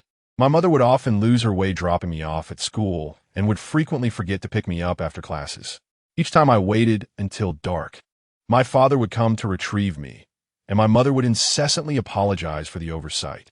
If it were Zhou Lifan, Shunli would undoubtedly think that she did not care for him, which is why she would forget. However, Jizhou's mother is different." Shunli's eyes curved with a smile. "And then, after the second grade semester concluded, upon returning from vacation, my mother sent me back to the second grade. It was only after the teacher's reminder that I was transferred to the third grade. If you truly attended an additional year of second grade, wouldn't that place you a grade lower than me?" Shunli found it amusing. Who could have imagined that someone who appeared so serious to outsiders harbored such a plethora of intriguing, untold stories? Shunli's eyes sparkled with fragmented light as Jizhou gazed into them and gently remarked, "When we first reunited, my mother introduced me to a male suitor." Shunli was aware of this, yet a hint of jealousy stirred within him. If only they had reunited sooner, he would not have had to meet with other men. Chapter 80. I like you. Regardless of your behavior, he was already taken aback by the fact that her child was comfortable being with a man. But she never anticipated introducing Jizhou to a male suitor. Beyond the incredulity, Shunli felt a twinge of jealousy. "Did you enjoy your time together? Was it more enjoyable than being with me? Is he better behaved than I am?" The jealousy prompted a barrage of questions, erasing the smile from his face, leaving only the sourness of envy. Jizhou chuckled, ruffling Shunli's hair. "Why the overwhelming jealousy? You haven't answered my question." Jizhou lightly kissed the corner of his lips, his voice tender. He might be more well-behaved, perhaps even easier to deal with. But none of that is a prerequisite for liking someone. I like you, regardless of whether you're well-behaved or not. Goodness. Shunli was moved by this old fox's words. He gazed deeply into Jizhou's eyes, which were filled with affection and tenderness, reminiscent of a spring breeze or tranquil waters, as if one could drown in that profound love. Shunli found it hard to withstand such an emotional scene. Feeling touched, he still managed to utter something nonsensical. "If one day I blew up your estate, would you still like me?" "Just a mere estate," Jizhou replied nonchalantly. "If it can elicit a smile from you, then it has served its purpose." Shunli retorted, "Just a mere estate? My current residence is merely an apartment, not even comparable to a residential community." Yet in Jizhou's eyes, it was just a trivial estate. Shunli felt a pang of envy. Once he amassed wealth, he would buy a grand estate, larger than Jizhou's. "If I were to blow up the estate, would you move into an apartment with me?" "Sure. If you don't wish to live in an apartment, there's another estate in Lingshan. We could reside there. The commute would be a bit longer, but it would be manageable." Shunli mused. "There's another estate in Lingshan?" Lingshan, like the estate Jizhou currently inhabited, was one of the most expensive areas in Jiangxing, symbolizing wealth and power. Both were indispensable. Poverty limited my imagination. Jiangxing stood firm. During this time, the profits brought by Jiangxing were sufficient for Shunli to purchase a property in a luxurious area. Yet he had no need for a house. In the past, it mattered little to him where he resided. Whether it was good or bad, it was all the same. On the other hand, Jiangxing had experienced a downturn. During times when financial security eluded him, an apartment sufficed. Jizhou remarked, I shall give you the manor in Ling Mountain. Shen Lequi chuckled. Ji Zhouye, I seriously suspect you are mocking me. No, this is not mockery. I genuinely wish to bestow it upon you. In truth, Ji Zhouye had contemplated this notion long ago, aware that Jiangxing would undoubtedly decline, and thus he refrained from mentioning it, thinking that once they were married, such material possessions would naturally belong to him. It was merely a matter of time. Shen Lequi smiled. When I earn a great fortune, I shall support you. Very well. Jiangxing's status in Jiang City became increasingly stable, for aside from JH, it was difficult for any other conglomerate to plunge him into economic turmoil. Shen Lequi warned, in future quarrels, you cannot use Jiangxing to threaten me. As long as we do not part ways, that will not happen. Not even in the case of a breakup. Shen Lequi's gaze was filled with melancholy. Your words hold no weight now. When Jiangxing can overshadow JH, only then will your words matter. Ji Zhouye would not grant him the opportunity to utter such a finality. In this lifetime, he could only remain by his side. Can we not engage in a proper conversation? Shen Lequi turned his back, refusing to continue, opting instead for slumber. Ji Zhouye wrapped his arms around Shen Lequi's waist, his chin brushing against his shoulder, warm breaths cascading over his neck. Do not speak of parting. I shall heed your every word. Given such a declaration, it would be foolish not to seize the moment to propose a couple of conditions. You claim you will listen to me? Indeed. You must not restrict my phone use or gaming. Ji Zhouye replied, that is not permissible. Shen Lequi protested, did we not agree that you would listen to me? Why do your words lack consistency? Jia playfully nibbled on his ear, for matters beneficial to health. I shall heed you. As for those detrimental, you shall heed me. Goodness, Shen Lequi gritted his teeth. You deceiver. You claim to listen to me, yet here we are. Ji Zhouye's hand, resting on his waist, was rather unrestrained. It was indeed a challenge to maintain health, and he could not resist a little teasing. Shen Lequi queried, what kind of person are you? Under the guise of concern for his health, it was all for his own amusement. Shen Lequi grasped Ji Zhouye's restless hand, stating, I am fatigued. Then sleep. Ji Zhouye replied, ceasing his antics. That day at the old residence, he had no intention of pursuing anything further. Shen Lequi nestled closer into Ji Zhouye's embrace. The following morning, upon awakening, Shen Lequi found himself alone. He picked up his phone and discovered a message from Ji Zhouye. I am in the guest room. Ji Zhouye had left their bedroom for the guest room half an hour before Shen Lequi had stirred from slumber. He had been instructed by Hiya to occupy the guest room, a precaution to avoid any unnecessary confrontation. Otherwise, he would surely endure a lengthy lecture. This facade would save him considerable trouble, allowing Shen Lequi to face his elders without excessive awkwardness. During breakfast, Hiya inquired, did you sleep well last night? Shaoli? Was it uncomfortable to change beds? I slept quite well. It was not unfamiliar at all. That is good to hear. When Hiya called Shen Lequi to eat, she witnessed Ji Zhouye descending the stairs and thought little of it, assuming he had indeed spent the night in the guest room. Yizhayu, having played games throughout the night, retired to his room for sleep immediately after breakfast. Shen Lequi and Ji Zhouye then returned to the manor. Upon returning to the manor, while Ji Zhouye was amusing the dog, Shen Li discreetly retreated to his bedroom to conceal the phone that Hiya had given him. One mobile device was cleverly tucked into the pillowcase, while another found its resting place within the pocket of a seldom-worn suit in the corner of the wardrobe. Suddenly, Ji Zhouye opened the door, startling Shen Li, who hastily composed himself. What are you doing? Yizhouye inquired.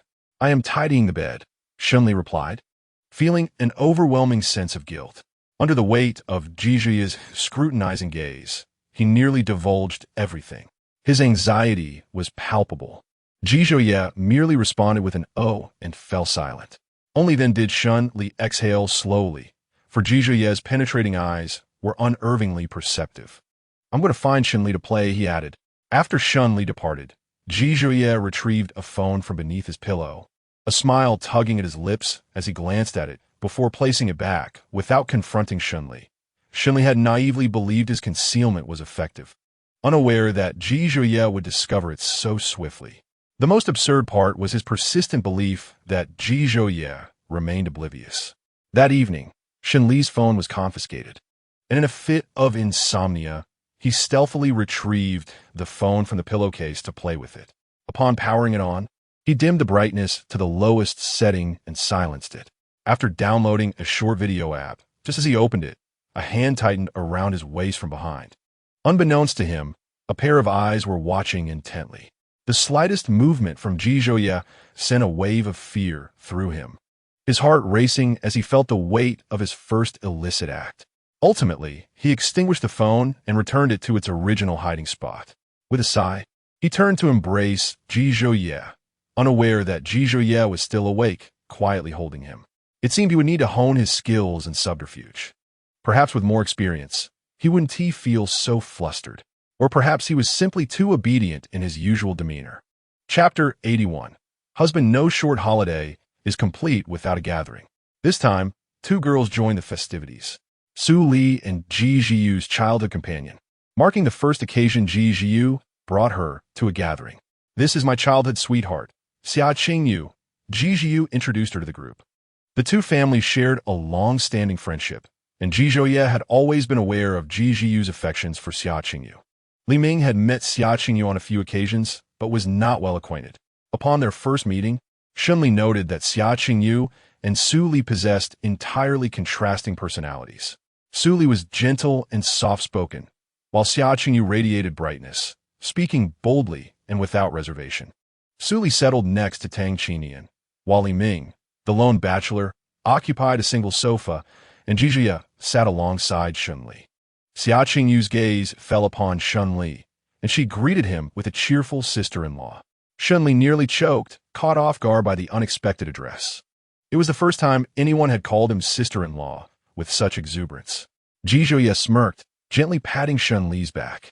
Isn't she sweeter than Ji Zhiyu? Xia Qingyu chimed in. Do you dislike being called sister-in-law? Shunli did not dislike it. He simply found it unfamiliar. Yizhoya interjected on Shenli's behalf. He quite likes it. Feel free to continue. All right, Xia Qingyu responded. Ji Zhiyu then remarked. Did he give you a fee for changing how you address him? You may call him that. I'm delighted to call him that. After all, isn't my brother's boyfriend considered a sister-in-law? Xia Qingyu often heard Ji Zhiyu vent about Shunli, and thus was privy to various details. Initially, Ji Zhiyu's complaints were filled with disdain, but somewhere along the line, they had gradually transformed. My elder brother's boyfriend is my sister-in-law. Am I right? The name second brother was deliberately elongated by Xia Qingyu's voice. Ji Zhiyu frowned and retorted. Do not call me second brother. Who is your second brother? My father instructed me to address you this way. Xia Qingyu, being the only daughter in her family, was more than happy to follow her elder's wishes in calling Ji Zhounan this way, especially since Ji Zhounan was indeed much older than her. However, she was reluctant to call Ji Zhiyu, who was merely a few months her senior. She would either refrain from addressing him or do so in a sarcastic manner, never calling him normally.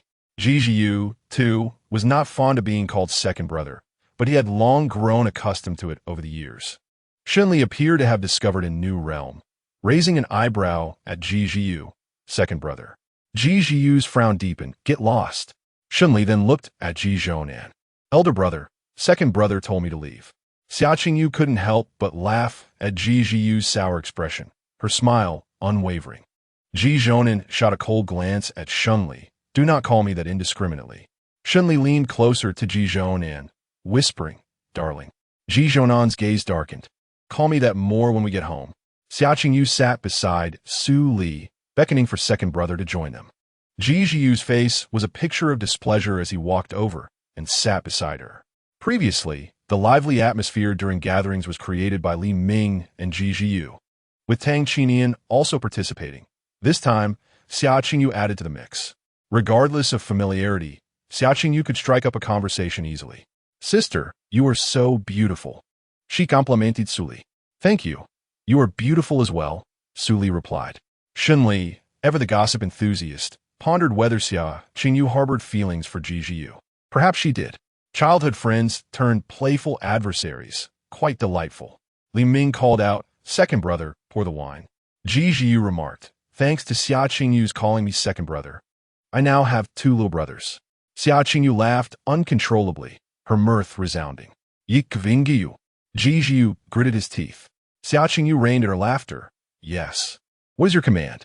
Ji Jiu threatened. If you call me that again, I shall never assist you in leveling up. I will keep silent. I shan't call you that. The title of second brother could be addressed by anyone. Ji Jiu simply wished to avoid it. Shenli clicked his tongue, noting how adept the two brothers were at managing others. Li Ming, observing that everyone else was coupled up while he remained single, remarked, since you all have partners, is it too much for me to find a few women to keep me company? Upon meeting Ji Zhonan's gaze, Li Ming chuckled awkwardly and ceased his commentary. I am single, Xiao Qingyu interjected. You soon shall not be, Ji Jiu retorted. Once again, I am being fed dog food, Li Ming lamented.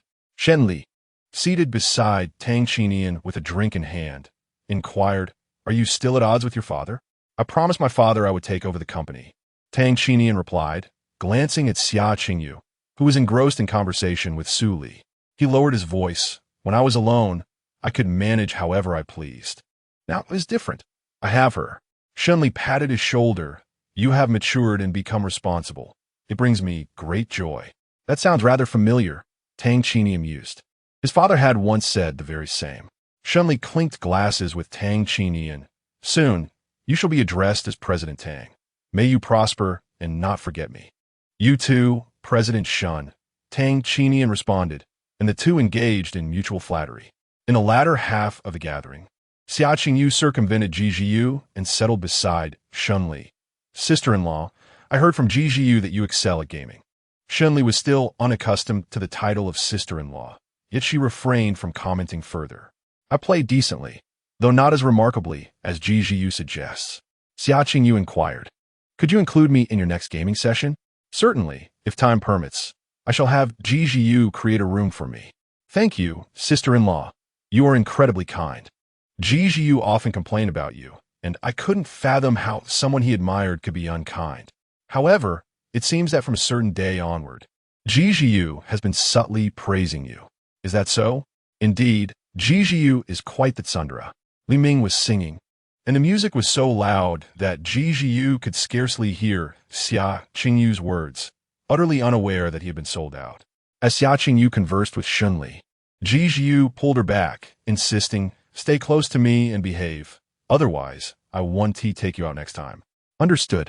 With that, Xiao Qingyu complied and sat obediently beside Ji Jiu. Regardless of the song, Li Ming's performance resonated with the melancholy of a single man's heart, amusing Shun Li greatly. Ji Jiu stepped outside to take a call, while Li Ming insisted on rolling dice with Shun Li to determine who would drink, with the loser having to imbibe. Shun Li, seeing Li Ming's plight, decided to indulge him.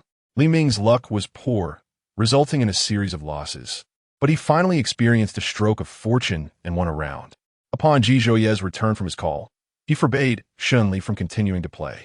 Even the drink Shun Li lost had to be consumed by Ji Zhouye, mercilessly tormenting the single man. Li Ming sought out Tang Qinian for a game. My girlfriend doesn't permit me to drink too much, Tang Qinian chuckled. Ultimately, it was Xiao Qingyu who remained to play with him. Yizhayu, aware of Xiao Qingyu's alcohol tolerance, refrained from overindulging, planning to hail a cab to escort the inebriated individual home later. As the gathering concluded, many departed together, leaving only Li Ming to board a taxi alone. He resolved never to join this group again, feeling bullied as a single man.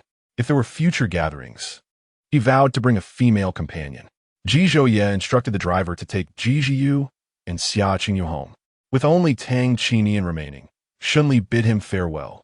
When Su Li approached and gently asked, have you seen a doctor for your hand? Su Li's mention caused Shen Li to nearly forget. The minor injury had healed long ago and no longer pained him. Su Li expressed her gratitude. Thank you for that day. Tang Qinian stepped forward, placing a hand on Su Li's shoulder, and with a playful smile toward Shun Li, remarked, my girlfriend dislikes such occasions. She came along merely to check on your hand and to convey her thanks in person. Shun Li replied with a smile, I assure you, I'm perfectly fine. No need for formality. Take a cue from your boyfriend, who is quite informal with me. Su Li acknowledged with a soft hum. After exchanging pleasantries, Tang Qinian escorted Su Li away. Shun Li turned to Ji Zhouye, addressing him as Brother Ji.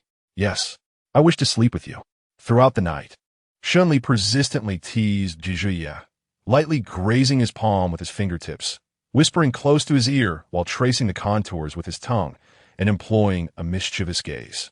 This left Jijuye in a state of longing, yet the presence of others restrained him from reciprocating fully, allowing Shunli to indulge in his playful antics. If, at the time of their reunion, Shunli was akin to an innocent puppy, blushing at the slightest provocation, he has since been transformed into a seasoned flirt, skillfully wielding words as deftly as Jijuye. Yet, when it comes to matters of the heart, he pales in comparison to Jijuye's prowess. Shunli had scarcely enjoyed a few hours of slumber when he was roused by a commotion. "Grandson, your grandfather has come to see you." Shunli, still groggy, instinctively thought someone was taking advantage of him and turned to glance at the person beside him. Jijuye was already rising to dress. "It's my grandfather. Would you like to wash up before meeting him? If not, that is perfectly fine." He had previously heard Jijuye mention that his grandfather and grandmother traveled extensively abroad, residing in various cities for a time before returning home whenever they fell homesick. "Of course, I'll meet him. It is only natural to greet one's elders." Yet, a twinge of anxiety gripped Shunli. He feared that Jijuye's grandfather would not accept their relationship, much like his grandmother. "Will he accept me?" "He will. Grandpa Ji and Grandma are traveling in foreign lands where certain cities are quite liberal. They won't find it difficult to accept." Jijuye stepped out, closing the door behind him. "Someone's hidden inside, and it's all snug in here," Grandpa Ji remarked. "My boyfriend has just woken up. Let him tidy himself before meeting you," Jijuye replied. "Oh." Grandpa Ji did not exhibit any overt reaction to the term boyfriend, though he was curious about what his grandson's partner looked like. "Where's Grandma?" "At the old house, keeping your mother company." As Jijuye proceeded to the guest room for his morning routine, Grandpa Ji followed closely, asking, "When you're with that young man, will you visit his home? Or will he come to yours?" Grandpa Ji's inquiry was already quite tactful. Jijuye took his time, responding, "I have no home left. He will come back with me. Then I shall have another grandson." The thought of gaining another grandson brought a broad smile to Grandpa Ji's face. "Yes," Jijuye continued, "when he comes out, please don't frighten him." Grandpa Ji chuckled, "You rascal, already protective. Don't worry, I know how to handle it." Once Jijuye left the bedroom, Shunli rose to wash up, determined not to keep his elders waiting for too long. He swiftly tidied the disheveled room, tying up the trash bag containing remnants from the previous night. Once everything was in order, Shunli hesitated at the bedroom door, feeling uncertain and fearful of facing what lay beyond. Yet, love is a shared journey. He could not allow Jijuye to confront this alone. Resolute, Shunli opened the bedroom door and stepped out. They would face this together, endure any reprimands side by side. Shunli had already prepared himself for the worst. After all, could anything be worse than being cast out of the country? Descending the stairs, he found a figure seated on the sofa, who turned to look at him. Shunli approached, standing before Grandpa Ji, filled with respect and trepidation. "Good day, Grandpa. My name is Shunli, and I am Jijuye." He hesitated for a moment. "Boyfriend." Grandpa Ji rose, nodding in satisfaction. "No wonder you have captured my grandson's eye. You are quite impressive." Shunli was taken aback by the unexpected praise. Grandpa Ji gestured for him to sit, noting his nervousness. "Do not be anxious. I am not a fearsome creature." Shunli managed a small smile. "Grandpa, you do not oppose our relationship? Why would I oppose it?" Old Master Ji remarked. "You are independent individuals with your own preferences and thoughts. As long as you are prepared to face the secular world, we, as elders, shall not oppose you. We respect your opinions and extend our blessings." Shunli felt a whirlwind of emotions, expressing his gratitude for his grandfather's understanding. He was genuinely appreciative of the Ji family, who made the uncertain path ahead less daunting for him. He cared little for the opinions of outsiders, focusing instead on whether Jijuye's family could accept him. "Later, I will take you back to the old residence to meet your grandmother. She will surely take a special liking to you," said Old Master Ji. Shunli's tense nerves relaxed. "Yes, grandfather, you're truly kind. Your grandmother is even kinder. If grandfather is so good, then grandmother must be wonderful too." Once his anxiety dissipated, Shunli's words became particularly sweet, charming Old Master Ji even more than Jijuye could. Yizhoya observed Shenli's skillful flattery, unable to suppress a smile. Grandfather, have you had breakfast? Shenli inquired. I haven't eaten yet. As I hurried to see my eldest grandson, replied old Master Ji. As his mobility was somewhat limited, Shenli assisted him to the dining table. Grandfather, please eat first. Don't go hungry. What a filial child, old Master Ji remarked. This time, he decided not to travel, but to stay at home, not wanting to cause worry for the younger generation. When Shenli met Ji Zhouye's grandmother, she was indeed as kind and affectionate as his grandfather had indicated. Ji Zhouye's family never regarded them with peculiar glances and wholeheartedly supported their relationship. As long as they found happiness together, Shenli's previous anxieties seemed somewhat unnecessary, as the fears he had harbored never materialized. Old Master Ji and his grandmother resided in a serene mountain area on the outskirts, a tranquil place well suited for the elderly. Ji Zhouye often found it challenging to locate Shenli and the dog. On this particular day, he discovered Old Master Ji's residence, where 3 lounge chairs were set up in the yard, with 3 individuals reclining and the dog resting by Old Master Ji's feet. This peaceful scene of life and harmony was too lovely to disturb. The dog dashed toward Ji Zhouye, who then spotted Shenli and asked, "What brings you here? With both you and the dog missing, and you not answering calls or messages, how could I not search for you?" Ji Zhouye approached him. "I came to keep grandfather company," Shenli explained. "My phone is charging in the living room. I didn't mention I was with grandfather to see if you could find me." Ji Zhouye replied, "Grandmother's smile is warm and benevolent. It's delightful in the way of young people's little affections." In chapter 83, "Could you refrain from treating me like a delicate flower?" Old Master Ji glanced at his wristwatch. "Xiao Yi, it's almost dinner time. Would you be so kind as to prepare a meal for us?" Ji Zhouye smiled. "Of course. I will cook for you both. You and your eldest grandson can chat in the meantime." Shenli beamed at Old Master Ji. "Grandfather, I must tell you that Ji Zhouye is an excellent cook." As Ji Zhouye entered the living room, he could see the people in the yard through the floor-to-ceiling windows. Old Master Ji, having tasted Ji Zhouye's cooking, noted that he didn't often dine at home, so his experiences were limited. "My eldest grandson, like his father, can do anything. He has his own way of managing the company." It was evident that having such a versatile grandson filled Old Master Ji with pride. "He is indeed remarkable." Shenli affirmat. "Grandfather and grandmother, I will assist him." As Shenli walked into the living room, he could hear the praises from behind him. "Both are such good children."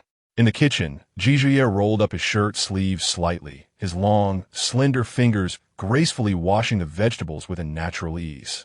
If one had not witnessed his culinary skills firsthand, it would be hard to imagine that someone with such an ethereal presence could create delectable dishes. Shenli entered and stood beside him, saying, "Ji Zhouye, I can sense that my grandparents hold great affection for me. The fears I harbored have not come to pass." Ji Zhouye glanced at him, replying simply, Shenli continued, "I want to express how fortunate I feel to have you by my side. You instill in me the courage to confront everything, even as I grapple with the desire to escape, knowing I cannot leave you to face it alone. You may evade it. Try relying on me," Ji Zhouye offered. "Given how wonderful my grandparents are, I refuse to flee." The sight of them reminded Shenli of his own grandparents. His grandfather had passed away early, but had treated him well. His grandmother, sharing some traits with Zhou Lifeng, seemed apathetic after his grandfather's demise, her demeanor towards him lukewarm, yet not unkind. He could comprehend her attitude, apart from Zhou Lifeng's. After washing his hands, Shenli seized a chef's knife and placed the cleaned beef onto the cutting board, uncertain about how to proceed. Should he slice it or cube it? Ji Zhouye gently took the knife from him, advising, "Be careful not to hurt yourself. Allow me." "But I'm a man. Could you refrain from treating me like a delicate flower?" Shenli protesta. He had fought off a group of men single-handedly, so why should he be hindered by a mere knife? Ji Zhouye studied him for a moment, then chuckled helplessly, returning the knife. "Slice the beef thinly and stir-fry it with celery." "Oh," Shenli responded, picking up the knife once more. "How thin should I cut it?" He recalled the celery beef he had tasted previously and aimed to replicate that standard. As he began, he soon realized that cutting meat was indeed a skillful endeavor. After considerable time, He had yet to finish slicing the beef, and Zhizhuye, having washed all the necessary vegetables and set the soup boiling, observed him with amusement. If your cutting speed continues like this, we may not dine until the early hours, Zhizhuye teased. Shunli acknowledged his slow pace and stepped aside for Zhizhuye to take over. In less than 2 minutes, Zhizhuye had completed the chopping of all the vegetables. Shunli stood nearby, watching him cook, occasionally offering compliments. Zhizhuye instructed, "There's chicken breast in the refrigerator. Bring 2 pieces to boil." "How should we prepare the chicken breast?" Shenli inquired. "Boil it in plain water for the dog," Zhizhuye replied. Zhizhuye, that's where you err. Why resort to insults? Shenli raturta playfully. Zhizhuye chuckled, boiling chicken breast for Shunli. Shunli responded with a simple "oh." He had brought Shunli without any dog food or treats, realizing he needed to prepare dinner. Zhizhuye added, "Boil an egg, half a carrot, and 5 shrimp."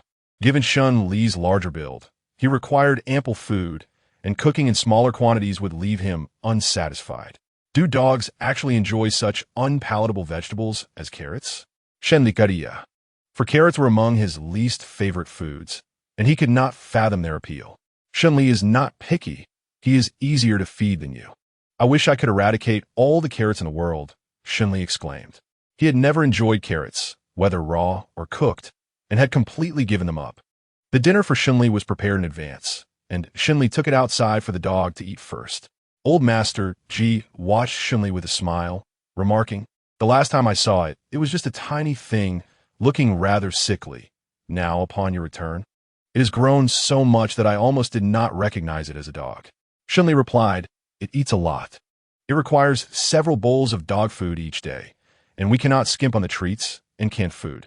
Since Shunli met the elders of Zhizhuye's family, they learned that Zhizhuye's boyfriend is named Shunli, and he has a dog named Shunli. Old Master Ji insisted that Zhizhuye rename Shunli, claiming that having a name similar to a person's is undesirable.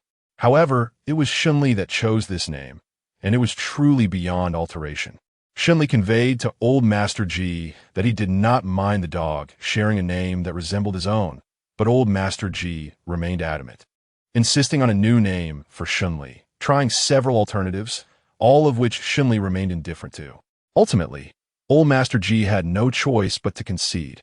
The last time Shunli attempted to rename Shunli, it also ended in failure, as the dog held a deep affection for its name. On the first day back at work after a brief holiday, Shunli encountered the inebriated Lu Ong outside the company, still clutching a bottle of liquor. Previously, Shunli regarded Lu Ong as a commendable partner. However, upon seeing him now, he felt nothing but disdain. He was uncertain as to why Lu Ong was seeking him while intoxicated. Shunli glanced back at the car behind him. Zhizhuye had driven him to work and had yet to leave. As the window descended, Zhizhuye turned his gaze in their direction. Shunli offered him a smile, choosing to disregard Lu Ong and walked past him into the lobby. Ignored, Lu Ong felt a surge of irritation and smashed the bottle at Shunli's feet, questioning, "What gives you the right to treat me this way?" The glass shattered, and the liquid splattered onto Shunli's shoes and trousers, narrowly missing him. Zhizhuye, having exited the car, pulled Shunli close, addressing the approaching security personnel with a stern tone. "Remove him." Lu Ong, heavily intoxicated, was escorted away by security, shouting hoarsely as he went, "Shunli, what gives you the right to treat me like this? I helped you. You owe me, and you can never repay that debt." Zhizhuye stepped forward, coldly interrogating, "What does he owe you? Has he failed to compensate you for breach of contract? Or are you claiming he owes you for not being with you?" Lu Ong found himself at a loss for words. Yet he stubbornly believed that Shunli was indebted to him. His reasoning rested on the notion that because Zhizhuye was wealthy, Shunli chose him over Lu Ong, preferring to pay the penalty rather than associate with him. Why should he be treated in such a manner? Chapter 84. From now on, do as you please. After Lu Ong was taken away by security, Zhizhuye embraced Shunli, gently patting his back. "Were you frightened?" Shunli chuckled in irritation, pushing Zhizhuye away. "Don't treat me like a child. I'm a grown man. What do I have to fear? In this world, the only person who could instill fear and command his obedience was Zhizhuye." "Shali handel eluang?" Zhizhuye softly inquired of Shunli. "Yes," Shunli replied. wishing to avoid any entanglement with Luong. It would be better for Ji Zhouye to intervene. After all, Luong would inevitably regard Ji Zhouye with a measure of apprehension. The cleaning lady swept away the shattered remnants of the bottle. Ji Zhouye, come in. Have lunch on time. If I find out you haven't, I'll spank you when you get home. Shunli, do you really think I'm a child? You can't spank me. Shunli frowned, his expression filled with resentment. If you don't listen, I'll punish you. Shunli, with a look of defiance, retorted, have you forgotten what Ani said? I am your boyfriend, not your son. You can't treat me that way. Ji Zhouye smirked, leaning closer. I can manage my boyfriend as I see fit. What's wrong with that? You're absolutely right. Shunli, realizing he couldn't win the argument, conceded. Initially remembering Ji Zhouye's words, he soon cast them aside as work consumed him. Lunch was prepared by Ling Feng and placed on the table in the break room. Before leaving the office, Ling Feng reminded Shunli to eat while it was hot. Shunli, without lifting his head, acknowledged, I know. About an hour and a half later, Ling Feng thought Shunli must have finished eating. So he entered to tidy up the table, only to find the lunch untouched, growing cold. Ling Feng sighed, calling out, Shunzong, you can't skip meals, no matter how busy you are. The first day back from short break is always the busiest, a fact Ji Zhouye was keenly aware of. Eat when I'm done. Immediately, Shunli replied absently, focused solely on his work.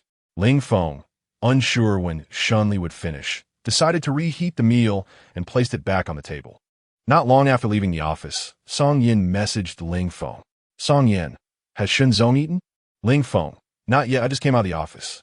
As Shun Li's mind relaxed after finishing his tasks, he recalled Ji Zhouye's words. Glancing at the time, he saw it was already 2 o'clock. He sat in the break room, contemplating the untouched meal on the table. In his own territory, Ji Zhouye would have no way of knowing whether he ate or not. What was he afraid of? Surely, Ji Zhouye couldn't have installed surveillance in his office without his notice. Shunli dismissed the thought, feeling relieved, and picked up his chopsticks to eat. After hours of work, he found himself quite hungry. Little did he anticipate that Ling Feng would unwittingly betray him. Ling Feng considered such trivial matters inconsequential, believing they wouldn't affect the company. While it indeed did not impact the company, it profoundly affected his superior, a fact Ling Feng was oblivious to. When Ji Zhouye arrived, Shunli had just finished eating. Upon seeing him, Shunli felt a pang of guilt. What brings you here? To punish you. Shunli gestured toward the unfinished food on the table. I've already eaten. Ling Feng was busy and hasn't cleaned up yet. You did eat, but did you do so on time? Ji Zhouye approached, restraining Shun Li's hands behind his back and pinning him to the sofa. With his face pressed against the cushion, Shunli found Ji Zhouye's grip unyielding. The position was disadvantageous. He couldn't escape. Ji Zhouye, let me go. Ji Zhouye had no intention of releasing him. If he let him go today, such behavior would likely repeat in the future. Shunli needed to be reminded of the consequences. Having forgotten Ji Zhouye's instructions in merely a few hours, he deserved to be disciplined. The lesson concluded, and Shunli felt both pain and numbness as he broke free from Ji Zhouye's grasp. Are you out of your mind? Do you really think I'm your son? Ji Zhouye frowned slightly, retorting, if you were truly my son, I would hang you up and beat you until every bad habit was corrected. You neglect your health, and yet still act up. His tone was frigid, revealing that Ji Zhouye was genuinely enraged this time. Are you unaware of how busy the first day of the long holiday can be? Shunli, too, had his temper, feeling irked after being struck. Is being busy your excuse for not eating on time? Who was it that couldn't sleep due to stomach pain the other night? Ji Zhouye's voice grew colder. He was resolute in not allowing Shunli to misbehave any longer. Perhaps it was a bit too much drinking during the holiday. Shunli had suffered from severe stomach pains that kept him awake, the agony so intense that the sheets were soaked with sweat. Ji Zhouye, deeply concerned, had called the family doctor in the middle of the night, and only after taking medication did the pain lessen. That was Shunli. Once the pain subsided, he would forget the suffering he endured. Ji Zhouye remembered all of it. While Shunli disregarded his own health, Ji Zhouye cared deeply. Even if I was the one with stomach pain the other night, that doesn't give you the right to hit me. Shunli acknowledged his fault, his voice subdued. It was humiliating for a man to be treated like a child. I was meddling in your affairs. From now on, do as you please. Ji Zhouye turned to leave the office, but Shunli, who had followed closely, quickly shut the door. He recognized Ji Zhouye was genuinely upset. Today, there were far too many documents requiring his signature. Ji Zhouye coldly replied, "Do you have any further business? If not, I'm leaving." Although he was indeed occupied, he could still find time to visit Shunli. Yet he could not spare even half an hour for a meal. It was evident that Shunli neglected his own well-being but still wore a pitiful expression. This time, Ji Zhouye refused to compromise. There were numerous matters to attend to at the company, and he departed. As Ji Zhouye opened the door and left, Shunli, fearing to hinder his work, refrained from stopping him, planning to appease him later that evening. When Ling Feng entered to tidy up, Shunli was already at work. Noticing Ling Feng's arrival, he casually inquired, "Did you chat with Song Yan today?" "Yes," Ling Feng replied. "He asked if you had eaten." Shun Li's expression darkened. "And you told Song Yan that I hadn't eaten?" Ling Feng replied. "How did you know?" Shun Li pointed toward the office door. "Get out." Ling Feng, perplexed by Shun Li's sudden outburst, complied without question and exited the office, closing the door behind him. Shun Li could not fathom how someone so oblivious could exist in his vicinity. Ironically, this oblivious individual possessed exceptional work skills. How could such a strange person, capable yet oblivious, simply leave at his command without a word? In truth, Ji Zhouye's strikes were not severe, and soon after, the pain subsided. By 4:30, Ji Zhouye sent him a message, stating he had matters to attend to and would not be picking him up, instructing Shun Li to return on his own. Shun Li had no time to ponder further. He needed to swiftly address the documents, realizing he might have to work overtime until 8 if he did not hurry. He replied with a simple acknowledgement to Ji Zhouye and continued with his work. Chapter 85. Do you really think I have no temper? Shun Li completed his tasks by 6 o'clock and asked Ling Feng to take him home, arriving at the manor just before 6:30.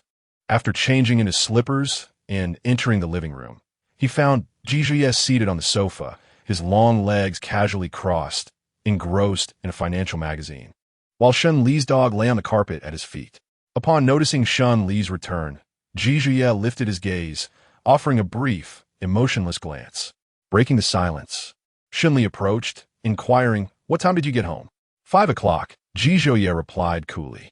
Shun Li understood that Ji Zhouye was upset and had chosen not to pick him up, but he refrained from elaborating, knowing he had been preoccupied with work, resulting in his late return. "That's your affair. No need to report to me," Ji Zhouye retorted stubbornly, clearly waiting for Shun Li to finish work, yet unwilling to admit it. "I wanted to talk to you," Shun Li admitted, feeling a twinge of discomfort. He had never anticipated that a simple dinner could provoke Ji Zhouye's ire. It was not intentional. He often lost track of time when busy. Remembering Ji Zhouye's words, he hastily went to eat. Ji Zhouye's frigid demeanor was somewhat unbearable, prompting Shun Li to declare, "I'll head to my room." Just as he turned away, Ji Zhouye called after him, "Wash your hands before dinner." Shun Li paused, turning back to ask, "Have you eaten?" "No. I was waiting for you," Ji Zhouye replied. Realizing Ji Zhouye was indeed waiting for him to dine, Shun Li felt his spirits lift, and without a second thought, he leaped into Ji Zhouye's embrace. In the ensuing commotion, the magazine Ji Zhouye held slipped from his grasp and fell to the carpet. "I've upset you by not dining on time, and you've struck me. I suppose we are even now," Shun Li quipped. "While you may be adept at playing the rogue, you ought to focus on eating properly instead of resorting to such antics."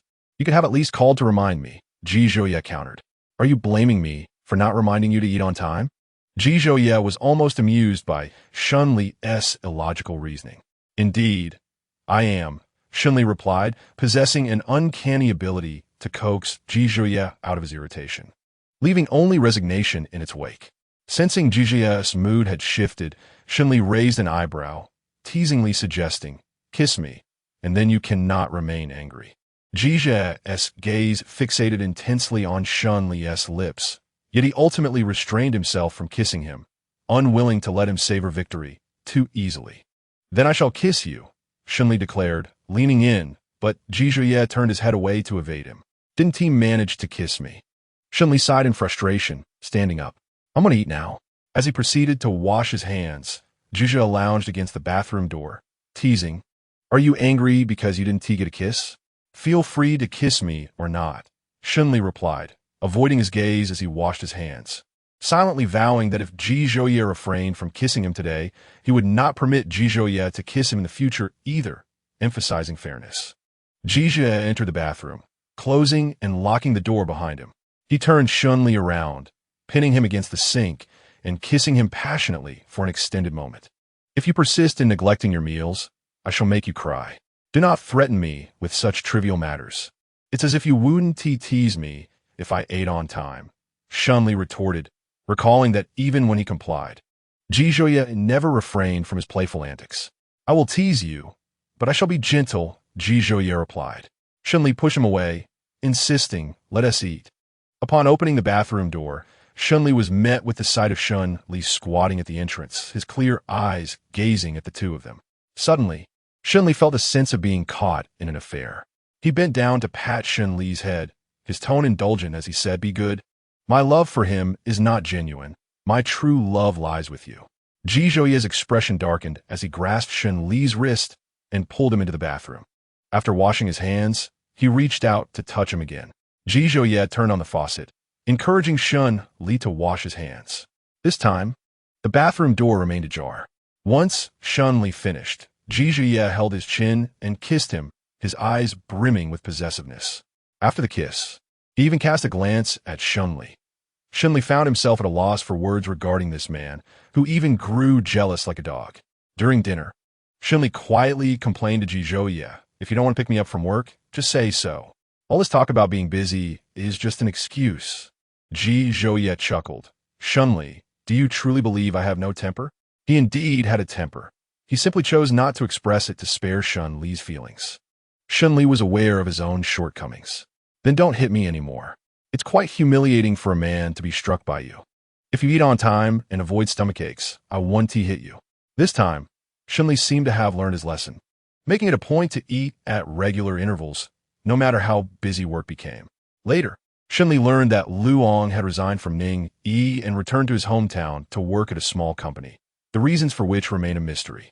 After Zhou Lifan became pregnant, she settled down and ceased her mischief. Just as Shunli prepared to return the stores to her, Zhou Lifan lost the child. In a moment of frustration, Zhao Song inadvertently pushed her, and after the fall, the child was gone. At the hospital, the doctor informed them that the baby had not been healthy to begin with. During Zhou Lifan's hospitalization, Shunli visited her once. Her mental state was bleak, as losing the child felt akin to losing half of her life. She placed the blame for all her misfortunes squarely on Shunli. "If it weren't for you taking over my store, I would have the means to purchase expensive supplements, and my child would still be alive. You wretched person, you are the root cause of my suffering."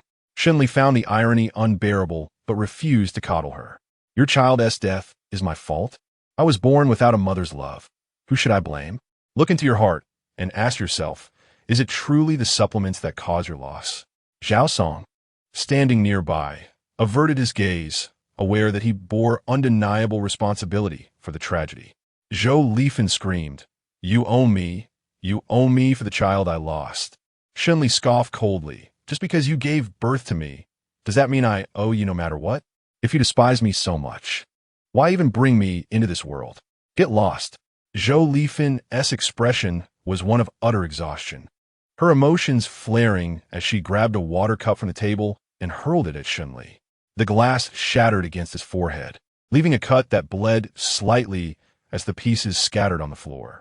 Before exiting the ward, Shunli cast a cold glance at Zhao Song, making him shiver inwardly. At times, Shunli truly wished he could be as heartless as Zhou Lifan, unconcerned, cold-blooded, and emotionless, but he found himself unable to do so. In terms of ruthlessness, he was far inferior to Zhou Lifan. Back in the car, Shunli, feeling restless, smoked several cigarettes to soothe his bitter mood. He looked up and saw the injury on his forehead reflected in the rearview mirror. Aside from a faint bruise, it was slightly oozing blood. The injury was not overly prominent, as his bangs concealed it well enough to go unnoticed at a casual glance. He was genuinely afraid that Ji Zhouye would see him like this. During their time together, he had often found himself injured, causing Ji Zhouye distress. Not wanting to upset him further, he ventured to the pharmacy to purchase iodine for a rudimentary treatment of his wounds. concealing his face with his tousled hair before driving home.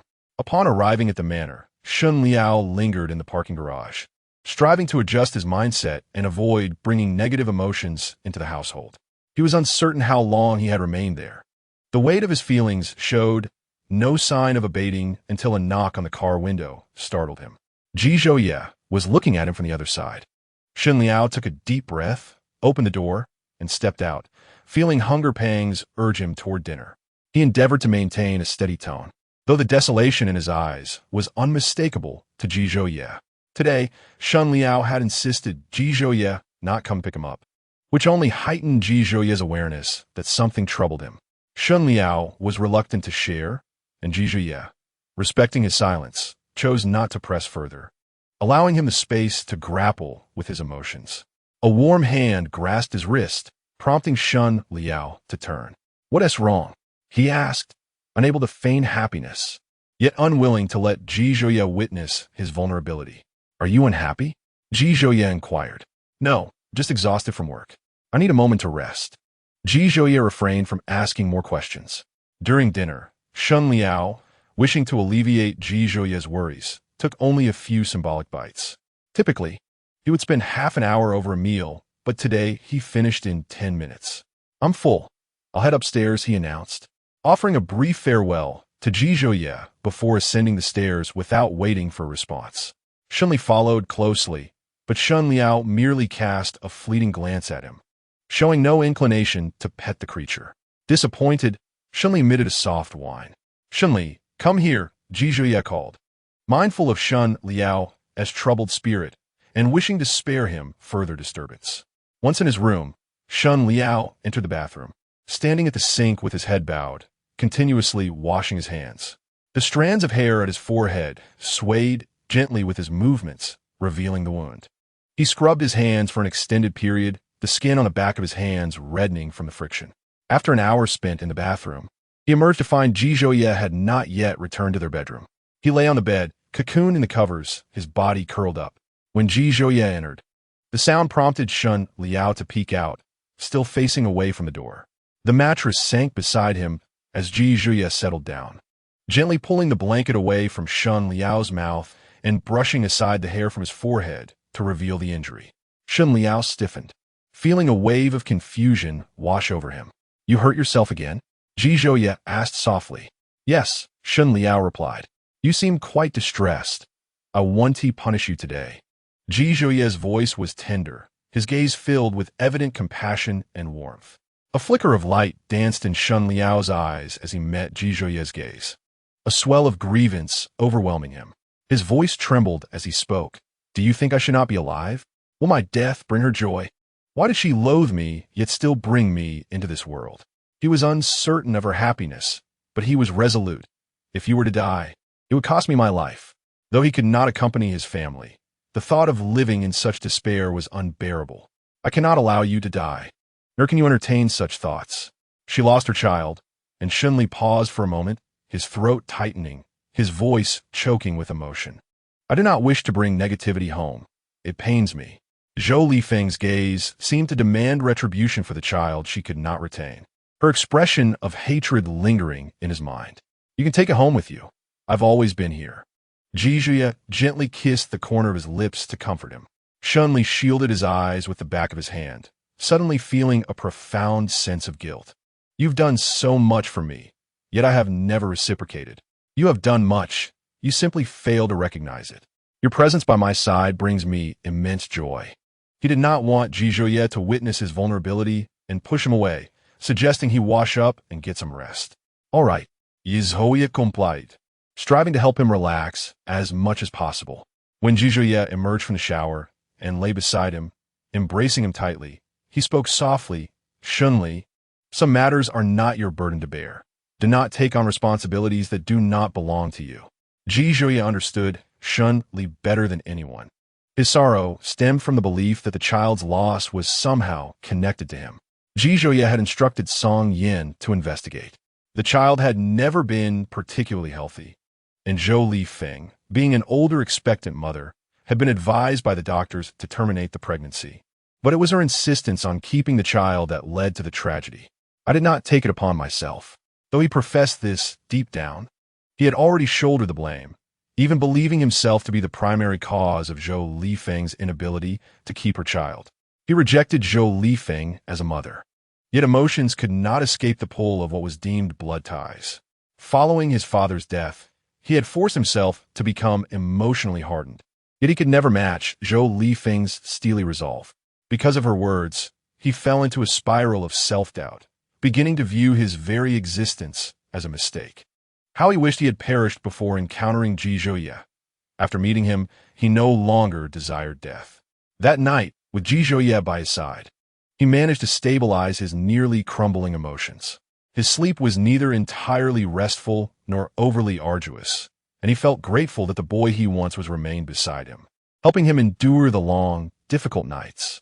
As sunlight streamed through the gaps in the curtains, a new day dawned, and it was time to tuck away negative emotions.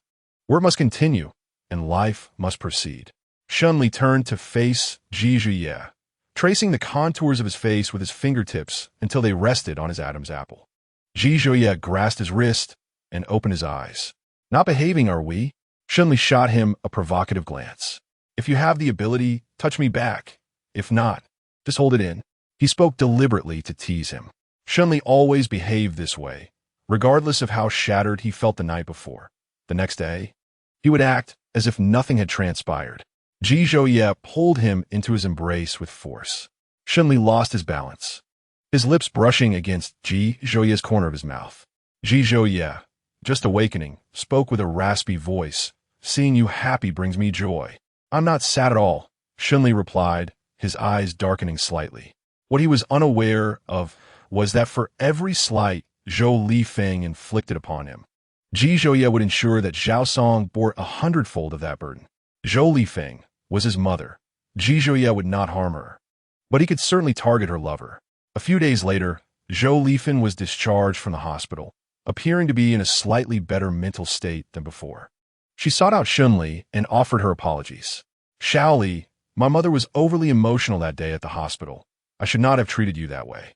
Shunli understood the purpose of her visit and returned to her the several shops he had previously closed. I will return the shops to you. However, I implore you to show mercy and refrain from seeking me out again. Zhou Lifeng acquiesced.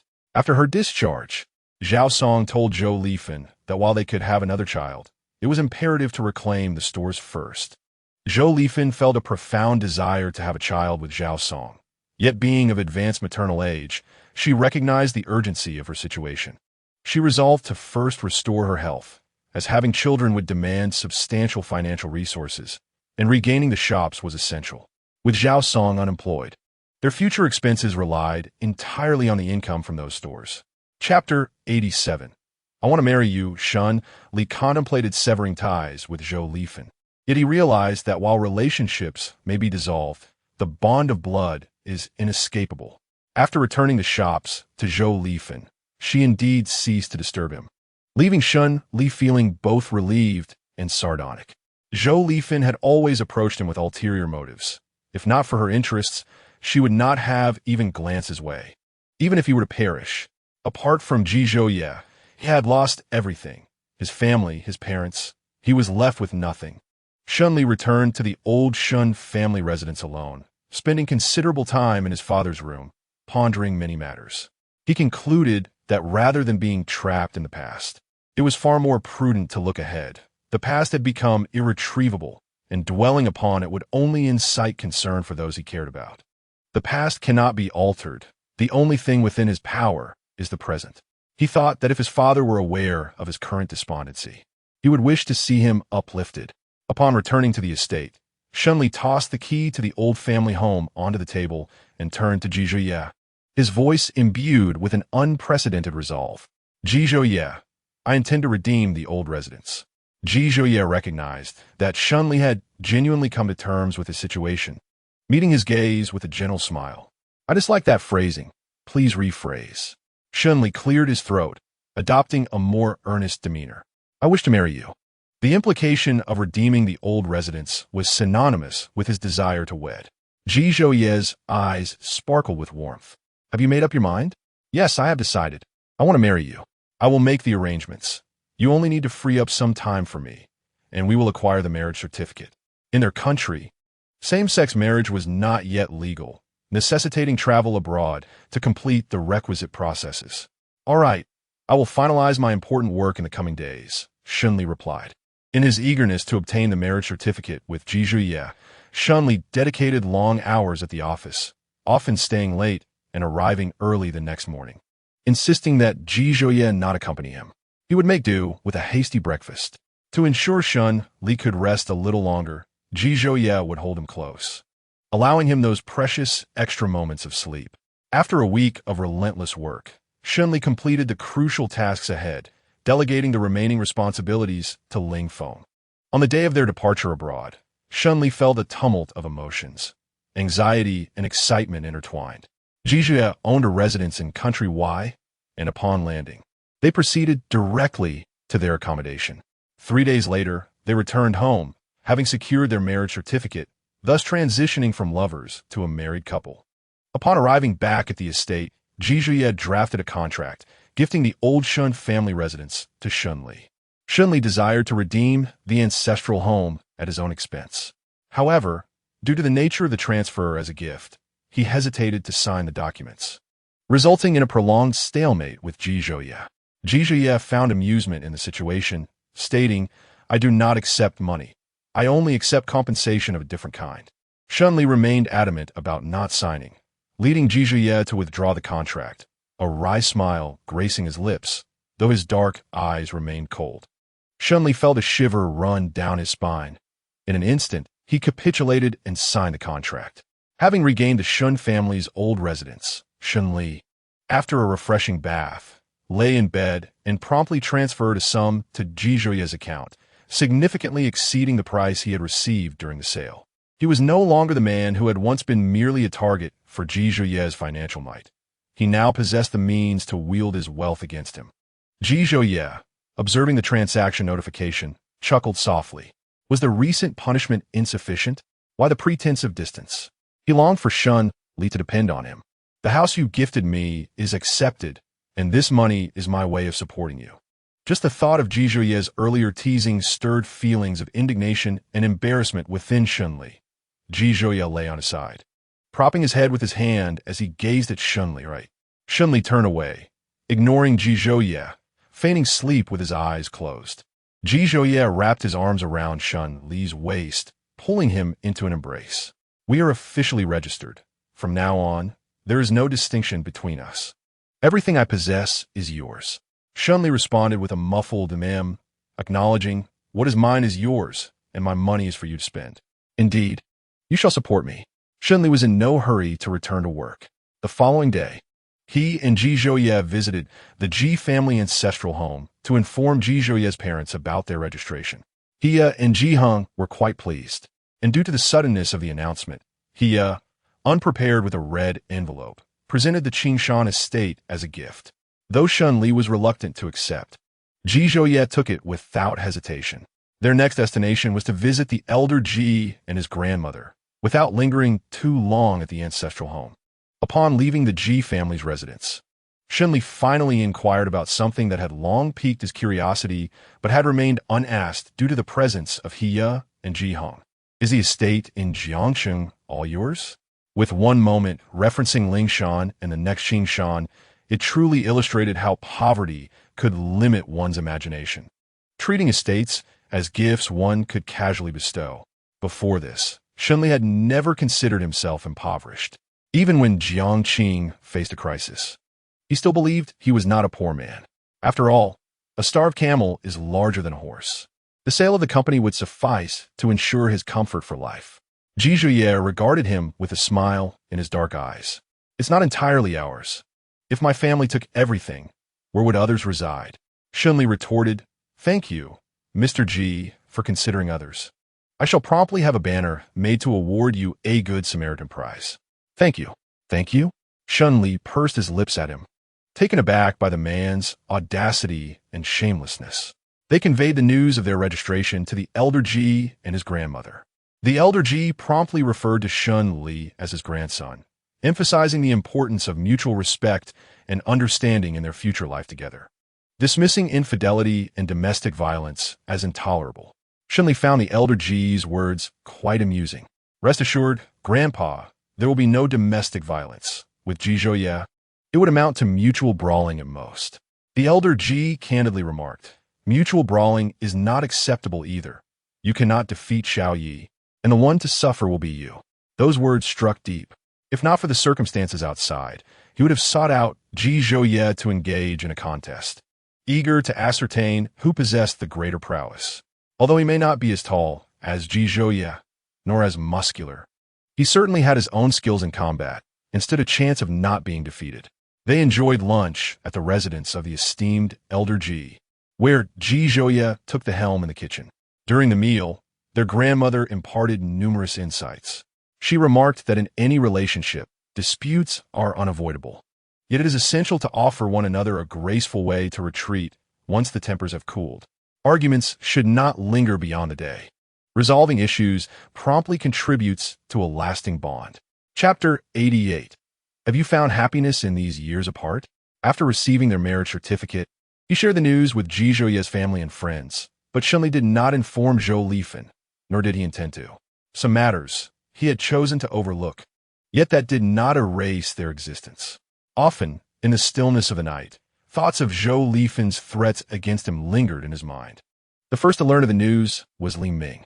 When Shenli visited JH to find Ji Zhouye, he encountered Li Ming, exiting through the exclusive passage. He crossed paths with Li Ming, who was approaching from the public corridor.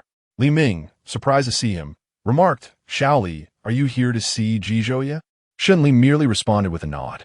Li Ming, with a teasing smile, said, "No wonder you are cherished by Ji Zhouye. I, on the other hand, am relegated to the employee corridor." Shenli offered a faint smile. A few months prior, he could not have fathomed standing at JH, side by side with Ji Zhouye. It felt as though fate had played a whimsical trick on him. Upon reflection, his life indeed resembled a farcical tale, overly dramatic in nature. Accompanying Li Ming to the office, they stood before the desk, where Li Ming initiated the conversation. "Still busy?" Ji Zhouye, without lifting his gaze, acknowledged with a brief sound. Unaware of Shenli's presence, he only glanced up when the knock on the door announced someone entering. Upon recognizing Li Ming, Ji Zhouye returned his focus to his work. Ignoring the greeting from Li Ming nudged Shenli with his elbow, urging him to speak. Uncertain of what to say, Shenli simply called out, "Ji Zhouye." Ji Zhouye paused, his grip on the pen faltering as he lifted his gaze, a subtle smile gracing his dark eyes. "Why didn't you inform me of your arrival?"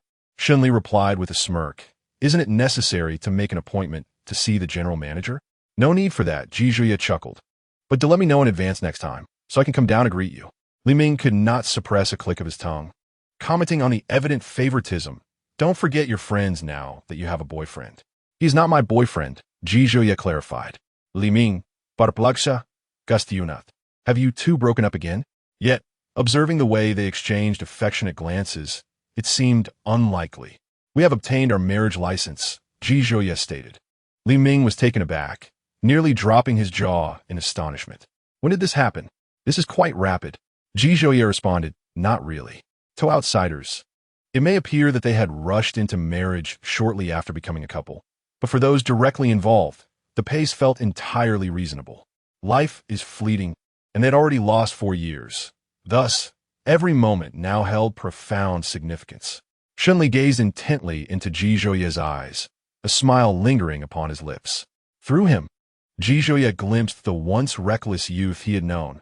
That boy seemed to have returned. Meanwhile, Li Ming was in a state of disarray, questioning whether their speed in obtaining a marriage certificate was truly adequate. Had it only been a brief reunion before they decided to take such a significant step?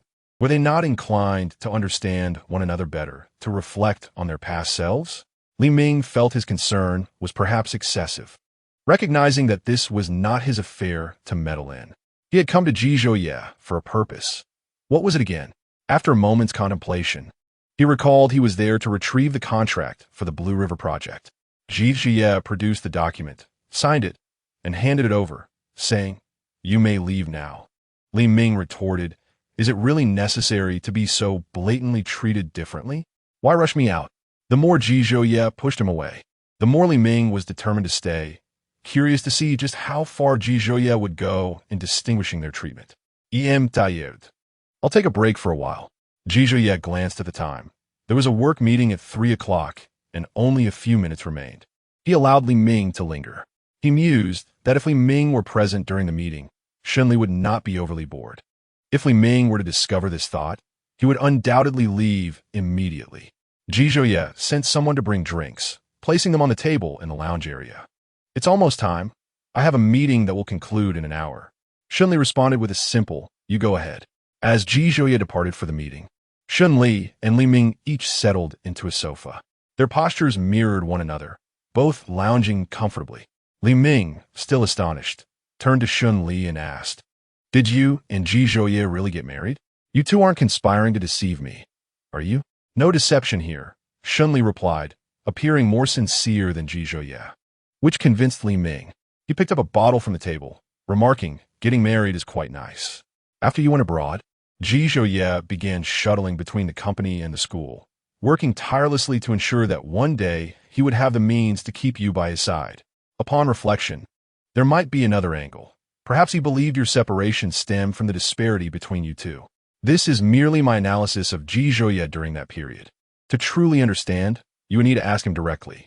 In the business world, many were aware that Ji Zhouye had begun assisting his father in managing the company before even graduating from university, exhibiting an exceptional prowess that was almost lamentable. Within 3 short years, JH had risen to prominence, standing at the pinnacle of the commercial sphere. Yet, no one knew the depths of Ji Zhouye's obsession and personal motivations. Not even his father, Ji Hong. Shunli lowered his gaze, leaving Li Ming unaware of his thoughts. Shunli remained oblivious to the reasons behind Ji Zhouye's early takeover of the company. He had not anticipated the profound impact their breakup would have on Ji Zhouye. His heart ached, a mixture of guilt and empathy. The dual demands of school and work must have been exhausting for Ji Zhouye. The mere thought of him not resting well caused Shun Li's heart to ache to the point of breathlessness. Ji Zhouye had never broached these topics with him, always believing himself to be the one wronged, never considering how Ji Zhouye had fared over the years. After the meeting, when Ji Zhouye returned, Li Ming had already departed, leaving Shun Li alone in the office. As Ji Zhouye entered, Shun Li approached him, resting his head on Ji Zhouye's shoulder, resembling a curious ostrich. "Yi Zhouye, were you happy during the years we were apart?" Ji Zhouye need not ponder. It is certain that Li Ming has spoken to him about trivial matters, leaving him neither discontented nor sorrowful. "Shun Li, am I particularly despicable?" "No. Why do you never share anything with me?" Shun Li's voice sounded feeble and devoid of energy. "Share what? Inform me why you are running between the school and the company. Does it concern me? Answer me, and I shall reveal a secret to you, a secret I have kept hidden for a long time." Ji Zhouye gazed contemplatively at a distant point. At that moment, I wished to elevate myself, to bridge the gap between us, fantasizing that you would return to my side. Should you not return, I would possess the means to bind you to me. Li Ming's suspicions were not unfounded. Shun Li's heart ached at the thought of seeking him upon returning to the country, his breath uneven. "My father told me that if we could be together after my graduation, he would bless us. Yet life often unfolds in unexpected ways. Before I could seek him out, my father met with a tragic accident. Zhou Lifeng not only failed to assist but complicated matters further, misappropriating Jiangqing's assets, leaving behind a mess for me to resolve. In such a state of disarray, how could I possibly approach him? After the crisis with Jiangqing, Shunli had no time to dwell on such matters and gradually let them fade from memory. Chapter 89. The absence of formalities. Ji Zhouye wrapped his arms around Shun Li's waist, holding him closely. "We are together now. When shall you introduce me to your uncle?" "Whenever you wish," Shun Li replied. "The sooner, the better." "Then let it be tomorrow," Shun Li suggested. Yet the person in his embrace remained discontented. Ji Zhouye gently inquired, "Is this the secret you have kept for so long?" "No." Shun Li stood tall, meeting his gaze. "During my time abroad, I secretly returned to see you. I wanted to know if you were well." Ji Zhouye did not display shock at this revelation. Instead, he asked calmly, "Did you see me?" "I did, though you wore the same stoic expression as before, and I could not discern your happiness." He had seen the one he longed for.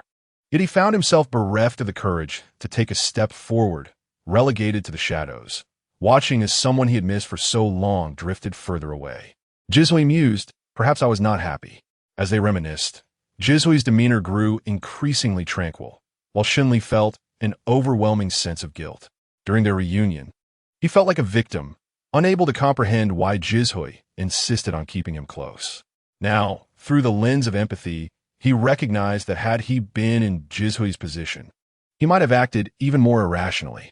He believed himself unworthy, particularly unworthy of Jizhui's kindness. He was undeserving. Xunli held Jizhui tightly, declaring, I will treat you well. I believe you, Jizhui replied. Yet, he was still occupied with work, likely to extend his hours this evening. Having been abroad for a few days, some tasks had been left unattended, and he needed to catch up. I shall assist you. Xunli found a chair beside Jizhui, meticulously reviewing each document on the table, marking any discrepancies for Jizhui to address. Jizhui signed off on the unproblematic documents. As Xunli immersed himself in work, Jizhui couldn't help but smile. You neglect your own company to help me review documents for flaws? Indeed, there have been no pressing matters at Jiangqing recently, so I find myself rather free. As night fell, the lights in the JH building remained illuminated, casting a glow over the disarray of documents strewn across the desk. This was the most chaotic state that Jizhui's workspace had ever witnessed. Yet, Xunli could effortlessly locate the materials he required amidst the clutter. Jizhui occasionally gazed at him, a gentle smile gracing his lips, his eyes radiating warmth that could drown a soul. After a busy 2 hours of overtime, Xunli remained industrious, addressing document discrepancies, organizing electronic files, and managing printouts. Jizhui shut down his computer and remarked with a smile, Your work ethic is so impressive that it makes me feel rather redundant. I shall support you. From now on, I will be at Jiangqing in the mornings and come to JH in the afternoons to assist with the company. In the face of Jizhui's praise, Xunli showed no modesty. His capabilities were on par with Jizhui's, but the crisis at Jiangqing had ensnared him. Once Jiangqing recovered, his talents would surely be acknowledged. I can't bear the thought of overworking you, Jizhui mused, his gaze fixated on Xunli's lips, a mischievous thought flickering in his mind. He contemplated doing something provocative on the desk, but recalling that Xunli had yet to dine, he abandoned the idea. Let's go out for dinner. Are we not dining at home? Jizhui replied, I have made a reservation. Xunli acknowledged with a soft "oh," taking Jizhui's hand. I noticed your gaze earlier. It was rather indecent. Jizhui did not deny it, stating, in your presence, I have no need for decorum. He cornered Xunli in the elevator, playfully nibbling at his ear, his voice laced with seduction. Xunli, I wish to have you. Xunli pushed him away, insisting, not in the elevator. We can wait until we are home. Jizhui, amused, asked, What makes you think I would want to engage in such activities in an elevator? Xunli retorted, I do not wish to. Why would you presume I would want to do something like that in here? Jizhui's lips curled into a playful smirk as he leaned closer. Xunli felt his ears flush with warmth, exclaiming, You are such a pervert. Is it wrong for me to think that? Not at all. Jizhui's smile deepened, his gaze igniting an unease within Xunli, who found the elevator particularly slow that day. As the doors finally opened, Xunli exhaled in relief. The following morning, Xunli took Jizhui to the cemetery to visit his father. He knelt before the gravestone, gently wiping the dust from the photo, saying, Father, I have brought the person I cherish to meet you. You once promised that upon my graduation and return, if we were to be together, you would bless us. Now, we are married. Jizhui, gazing at the photograph on the gravestone, softly spoke, Uncle, I am Jizhui. Please rest assured, I will take good care of Xunli in the days to come, ensuring he never experiences hardship as he did before. As they departed the cemetery, a light rain began to fall, heralding the arrival of late autumn and a chill in the air. Xunli, clad in thin attire, felt the cold more acutely, prompting Jizhui to remove his suit jacket and drape it over Xunli's shoulders. You should bundle up. It's getting colder, he chided gently, recalling how he had advised Xunli to wear an extra layer due to the possibility of rain, only to have Xunli dismiss his concerns, claiming he felt warm. At your age, you should be more considerate, Jizhui remarked, his tone playful yet earnest. Even after being covered by the jacket, Shun Li stubbornly insisted. I won't wear it. I'm a grown man, quite robust. I truly feel no chill. The coldness is indeed palpable, yet he cannot utter a word. Otherwise, it would result in a resounding slap to the face. Ji Zhouye's expression darkens as he dresses. Warning, do not compel me to repeat myself. You are aware of the consequences. Very well, I shall not be cold. It is your insistence that I don this attire, so I shall wear it for now. To avoid embarrassment, Shun Li continues to feign indifference. However, his subtle intentions are hardly concealed from Ji Zhouye. Shun Li receives a message from Ji Zhiyu. Where are you? He responds, preparing to return to the manor. After sending this message, there is an unsettling silence from the other end, leaving Shun Li feeling perplexed. Upon returning to the manor, Ji Zhiyu rushes from the living room to confront Shun Li, stammering before finally managing to articulate. Why you really married my brother? We are truly to be family now. Shun Li simply acknowledges with a sound. Yizhayu. Having heard from Hiya that his brother and Shun Li had registered their marriage, disbelieved it and ran over from school to confirm. Given the current circumstances, denial is no longer an option. This is it. It is truly over. Ji Zhiyu bangs his head against the wall, muttering under his breath this time, my sister-in-law will surely call out.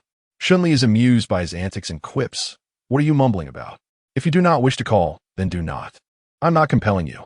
Ji Zhiyu finds himself at a loss for words, perplexed by the fact that he genuinely cannot bring himself to utter the term sister-in-law. Chapter 90. Sister-in-law Ji Zhouye's cold gaze falls upon Ji Zhiyu, reprimanding him. Why are you here instead of being at school? Ji Zhiyu ceases his head-banging, his expression one of indescribable frustration. Why didn't you inform me of such a significant event as your marriage? Ji Zhouye retorts, we are not the ones marrying you. Shun Li lowers his gaze, smiling. How sharp-tongued he is. Ji Zhiyu is momentarily rendered speechless, exclaiming, you two are truly excessive.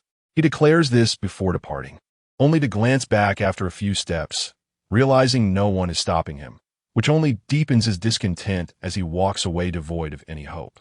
Do you two brothers not know how to speak properly? Shun Li arches an eyebrow at Ji Zhouye, amusement lacing his tone. Ji Zhouye grabs him by the collar, ushering him inside. Find something thicker to wear. Do not make me repeat myself. Shun Li slips on the slippers at his feet and heads upstairs. In the comfort of home or in private, it is wise to refrain from contradicting Ji Zhouye. To do so could ultimately lead to one's own detriment. He descends after changing into a thicker white hoodie, embodying a youthful spirit in his white top and gray pants, drawing Ji Zhouye's gaze repeatedly. It has been a long time since Shun Li donned such attire. Previously, his clothing at home was predominantly black, creating an aura of gloom, tinged with an imperceptible edge. Ji Zhouye's lips curve into a subtle smile as their eyes meet. The carefree youth has returned. Yet, Shun Li is not one to embrace romance. His first words shatter the ambience. What? Have you been captivated by this young master? Ji Zhouye playfully responds with an affirmative sound. Do not become infatuated with me. I'm merely a legend. As he speaks, Shun Li brushes his hair aside. Ji Zhouye chuckles at his antics. Shun Li's pet. Shun Li bounces around him, playfully pawing at him. Shun Li glances down, asking, do you also find me quite handsome? The creature responds with a call, affirming its agreement. In the leisure hours of a family comprising two individuals and a dog, Ji Zhouye's gaze tenderly lingered upon the lively antics of both people and canine alike. Since learning of Shun Li and Ji Zhouye's marriage certificate, Ji Zhiyu had avoided Shun Li, refraining from uttering a single word whenever they crossed paths. One Sunday, at the old residence of the Ji family, as Shun Li and Ji Zhouye returned for a meal, Ji Zhiyu saw Shun Li and retreated to his room, only emerging for dinner and promptly returning thereafter. Shun Li surmised that Ji Zhiyu was struggling to come to terms with the transformation of their relationship. Later, Shun Li had arranged to play billiards with a friend from the business circle and encountered Ji Zhiyu. Upon seeing him, Ji Zhiyu turned to leave, but Shun Li, seemingly anticipating this move, grasped the fabric of his shirt and pulled him back, inquiring, why are you running away? Ji Zhiyu retorted defiantly, I am not running away. I have matters to attend to. He was reluctant to admit that he was indeed evading Shun Li. This time, Shunli had no intention of letting him off the hook, insisting, "Call out to me, and I shall let you go." Ji Jiu knew exactly what he meant, and, after a moment of contemplation, considering the kindness Shun-Li had shown him of late, he found no valid reason to withhold the address. With some hesitation, Ji Jiu managed to utter sister-in-law. Shun-Li couldn't suppress a chuckle, deciding not to tease him any further, and allowed him to leave with a reminder. "Next time we meet, do not shy away. I do not bite." The moment Ji Jiu released the term sister-in-law, a wave of relief washed over him. It turned out to be less daunting than he had anticipated. It seemed that his earlier declarations to Shun-Li, proclaiming the impossibility of addressing him as such, had been rendered moot. Would Shun Zatsa mock him for this? Who was the man standing beside Shun Zatsa just moments ago? Ji Jiu felt compelled to stay, not for any other reason than to observe what Shun Zatsa was up to behind his brother's back. He stealthily veered back, seeking a shadowed nook near Shun-Li to eavesdrop. The man accompanying Shun-Li was Shi Su, the heir of the Shi family in Jiangsheng, who had recently returned to Jiangsheng to take over Jinshi Company after honing his skills at a subsidiary in Beijing. Shun-Li had met Shi Su at the Jinshi Company press conference. Due to their professional interactions, they had grown somewhat familiar. Dressed in a sleek black suit, Shi Su languidly leaned against the billiards table, casually rolling the balls. "Is he Ji Zhouye's younger brother?" he inquired. Shun-Li acknowledged with a simple remarking that he was just a kid. Shi Su's voice bore a weighty tone as he asked, "Is he close to Li Ming?" Shun-Li, caught off guard by the abrupt question, eventually responded, "Ji Jiu has always had a good relationship with Li Ming." Observing Shi Su's expressions closely, Shun-Li discerned a spark of interest, an interest directed toward someone. Cutting through the subtlety, he posed a direct question. "Are you interested in Ji Jiu?" Shi Su clarified. "Not Ji Jiu, it is Li Ming." Shun-Li pressed on. "Do you have an interest in Li Ming?" "A bit," Shi Su admitted, his eyes glinting with intrigue. "At a recent banquet, he charmed away my date." Shun-Li remarked, "That sounds like something Li Ming would do." However, Shi Su was not particularly concerned about the date, as she had been a last-minute arrangement. His real interest lay in the audacity of the individual who had stolen her away right under his nose. Ji Jiu, hidden in the shadows, was astonished and promptly relayed this information to Li Ming. A call from Li Ming came in, startling Ji Jiu, whose phone was not on silent. He quickly pressed the answer button, inadvertently activating the speakerphone in his fluster. As the ringtone echoed, Shun-Li noticed Ji Jiu hiding in the corner. By this time, Shun-Li had approached him, and Li Ming's irate voice rang through the phone. "Ji Jiu, clarify your words. Whose lady companion did I steal?" Li Ming. "Have no interest in those already taken. You know this well." Ji Jiu, caught by Shun-Li, was left dumbfounded, unable to respond to Li Ming's inquiry. "Ji Jiu, speak up." Shun-Li snatched the phone from Ji Jiu's hand and, with a smile, said, "It's not a girlfriend, but a lady companion. You've taken someone else's companion." "Shun-Li?" There was a brief pause on the other end. "Shun-Li, clarify your words. Whose lady companion did I take?" Shun-Li glanced at Shi Su, seeking confirmation through his gaze. Shi Su gestured for him to proceed. "Si Su." Li Ming was about to speak, but interrupted, "I don't know her." The speakerphone blared with those words, reaching Shi Su's ears. Shi Su snorted disdainfully. "You don't know her, yet have taken his lady companion? If you don't know, look it up online. The keyword is Zhang Shi as president." After that, Shun-Li hung up and returned the phone to Ji Jiu. "You little rascal. What were you eavesdropping on?" Ji Jiu replied, "I'm monitoring you for my brother." Shun-Li responded, "Your brother knows I'm here and is on his way." Fearing a reprimand from Ji Zhouye, Ji Jiu turned to leave. "Sister-in-law, please don't tell my brother you saw me." "All right." With such an address, there was no reason to report him. Shun-Li recalled Li Ming's claim of not knowing Shi Su. It was evident that he had not been diligent in his work lately, neglecting business developments.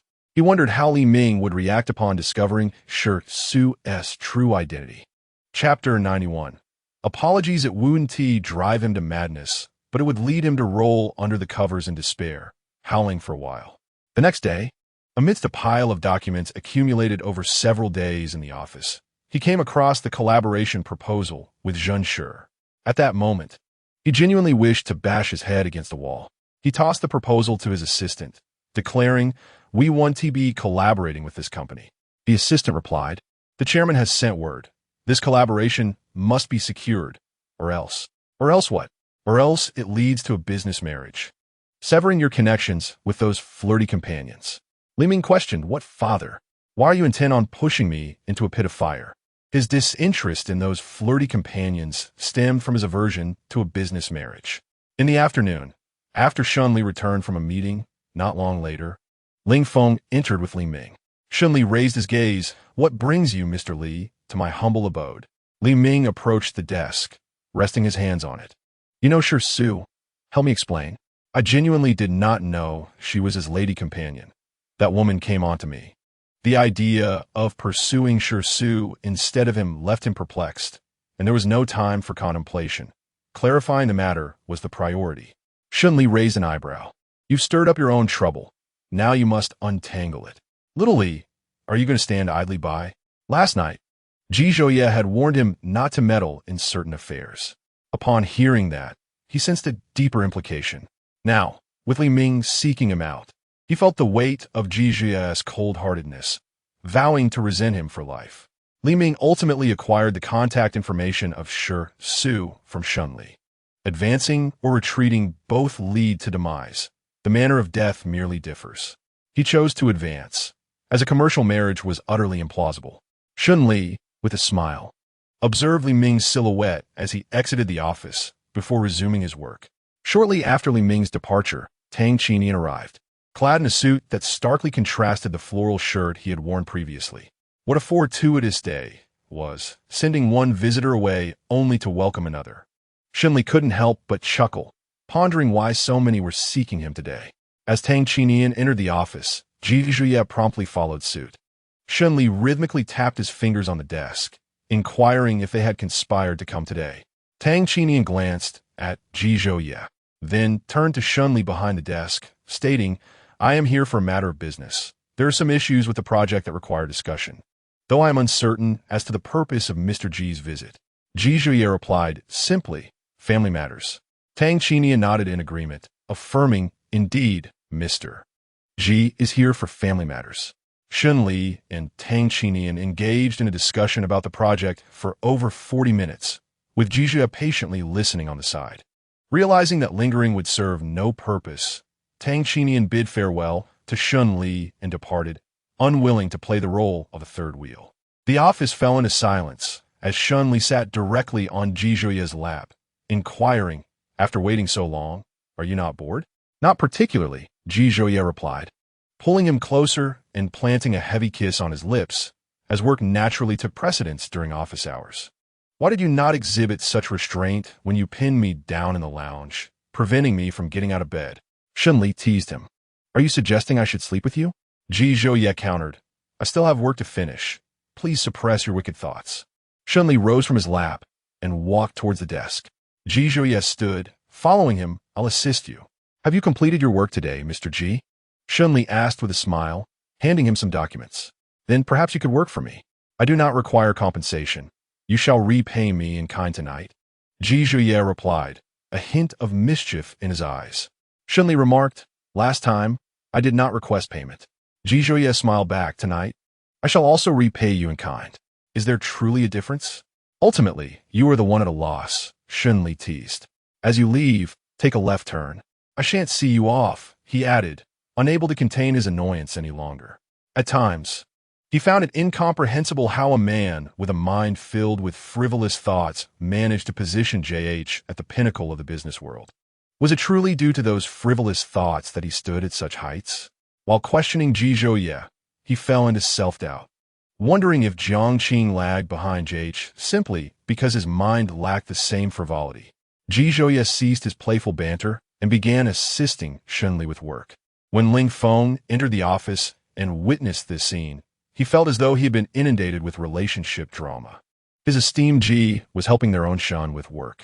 What an enviable relationship, one that could make anyone envious, especially a perpetual singleton like him. After Ling Feng finished reporting on his work, Shun Li produced a bottle of milk from somewhere. Observing the bottle, Ling Feng mused whether this was an implication for him to concoct a milk-based dog food. Was this not a tad excessive? He exited the office, clutching the milk. In the evening, Ji Zhouye had an impromptu online meeting. Engrossed in his work in the study, Shun Li, having just finished his shower, went to find him. Upon seeing Ji Zhouye engaged in a meeting, he chose to remain silent and settled on the sofa to observe him at work. Ji Zhouye did not turn on his camera, yet he glanced over at Shun Li, who signaled for him to continue. Lacking his phone in the study, Shun Li felt a tinge of boredom and picked up a book from the nearby shelf, lying back on the sofa and casually flipping through its pages. After just a couple of turns, something fell onto his chest. Assuming it to be a bookmark, he picked it up to return to the book, only to freeze in surprise. It was a photograph. The subject of the image was none other than himself. As Ji Zhouye completed his online meeting and closed his laptop, he noticed the photograph in Shun Li's hand and approached to take it, only to have Shun Li evade him. Shun Li studied the photograph, recognizing the location as the villa community where he had lived during his time abroad. It was a place he had called home for 4 years. Even though the photograph was not comprehensive, he could identify it instantly. "You came to see me?" Ji Zhouye did not deny it, simply affirming that he had. A pang of bitterness surged within Shun Li, his eyes welling with a subtle sadness as he gazed at the photograph. Suddenly, he burst into laughter, repeatedly murmuring, "You came to see me, you came to see me." Ji Zhouye gently took the photograph from Shun Li's grasp. Shun Li raised his gaze, his eyes reddened. "I saw you during that time, when I was on medication. I thought it was just a hallucination brought on by my mental distress, longing for you. It was truly you." Ji Zhouye knelt before him, grasping his hand. It was me. Had he known of Shun Li's illness back then, he would have stayed abroad to accompany him through those trying days. Shun Li often felt guilt over their breakup, and Ji Zhouye too carried his own regrets for not being by Shun Li's side when he was unwell, leaving him to endure pain and anguish alone. The depths of Ji Zhouye's eyes reflected profound sorrow and intense remorse. "I'm sorry. Why apologize?" Shun Li's voice trembled lightly. Chapter 92. Young Shun Li. Ji Zhouye enveloped him in a tight embrace, as if trying to fuse their very beings together, his voice quivering softly. "I'm sorry I couldn't be there when you needed me the most." "You're not at fault," Shun Li reassured him. The decision to break up had been his own mistake. Now the roles had reversed, with Shun Li offering apologies. A flicker of compassion crossed Shun Li's eyes. "Ji Zhouye, I do not want you to apologize." Shun Li reciprocated the embrace. Neither bore fault. Ji Zhouye had been unaware of Shun Li's illness. Shun Li's decision to end their relationship had merely been his misguided attempt to protect the one he loved deeply. Ji Zhouye lifted Shun Li's chin, leaning down to place a gentle kiss on the corner of his lips, delicate and tender. Shun Li closed his eyes in response. Ji Zhouye had indeed visited him abroad, suggesting that he had not truly been alone these past years. While he once found his time overseas arduous, now, upon reflection, the thought of Ji Zhouye silently watching over him from some hidden corner made the pain feel less acute. He had endured those difficult days, and now that Ji Zhouye was by his side, the future seemed bright. The oppressive darkness that had once engulfed him was now behind him, giving way to the dawn. And Ji Zhouye was his dawn. With him, even in the darkest of nights, there was no fear. In the morning, Ji Zhouye was busy at the company, and in the afternoon, he went to Jiangxing to find Shun Li, preparing to take him for a psychological checkup. Shun Li was utterly unwilling, but ultimately could not withstand Ji Zhouye's forceful demeanor. "I said I'm fine. I'm not going," he protested. "Not going?" Ji Zhouye cast a calm glance at him and directly dragged him out of the office. Shun Li, under his rough handling, resembled a small chick being carried despite his height of 183 meters, appearing fragile and helpless at that moment. It was rather undignified for a president to be seen in such a manner by the employees below, regardless of his status. As they exited the office, Shun Li finally succumbed to Ji Zhouye's insistence, struggling to stand upright. "I can walk by myself," he said with a furrowed brow. "Ji Zhouye, can't you just focus on your work? I'm perfectly fine, really happy every day. Can't you see that?" His words were not merely out of irritation. He had genuinely been content lately, eating well and sleeping soundly. With Ji Zhouye by his side, The clouds of gloom had dissipated. Yet, Ji was unyielding. He insisted that Shunli attend the psychological consultation that day. Shunli hastily concocted an excuse. I haven't finished my work yet. You will accompany me to the consultation. And when we return, you can rest while I handle your work, Ji stated firmly, offering no room for negotiation. Thus, Shunli reluctantly followed Ji. 2 hours later, as they walked side by side toward the parking lot, Shunli remarked, I told you I'm fine. Why didn't you believe me? Do you believe me now? Yes, my little friend Shunli. Please continue to maintain that cheerful disposition, Ji replied with a smile, affectionately ruffling his hair. His eyes filled with tenderness. Shunli, displeased, brushed his hand away, retorting, You are the little one here. Being referred to as a little friend irked him, and, coupled with the enforced visit to the psychologist, he felt a surge of resentment. However, upon realizing Jijuya's intentions were for his benefit, the irritation soon faded. Shunli needed to travel to Beicheng for a week-long business trip. After work, he returned to the manor, bidding farewell to Shunli, his voice tinged with reluctance. Shunli, remember to think of your dad while I'm away, all right? Shunli complied with a soft bark, stealing a glance at Ji. He whispered to Shunli, Keep an eye on your dad for me. Don't let him misbehave. If he brings home strangers, chase them away from me. Shunli barked again in agreement. Shunli shook the dog's paw, affirming, It's a deal. Ji, noticing their secretive exchange, inquired, What are you two conspiring about? Is there something I shouldn't hear?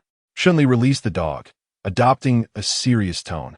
I was teaching it how to protect our home. Ji chuckled at his childish behavior. Has it learned yet? I believe it can learn.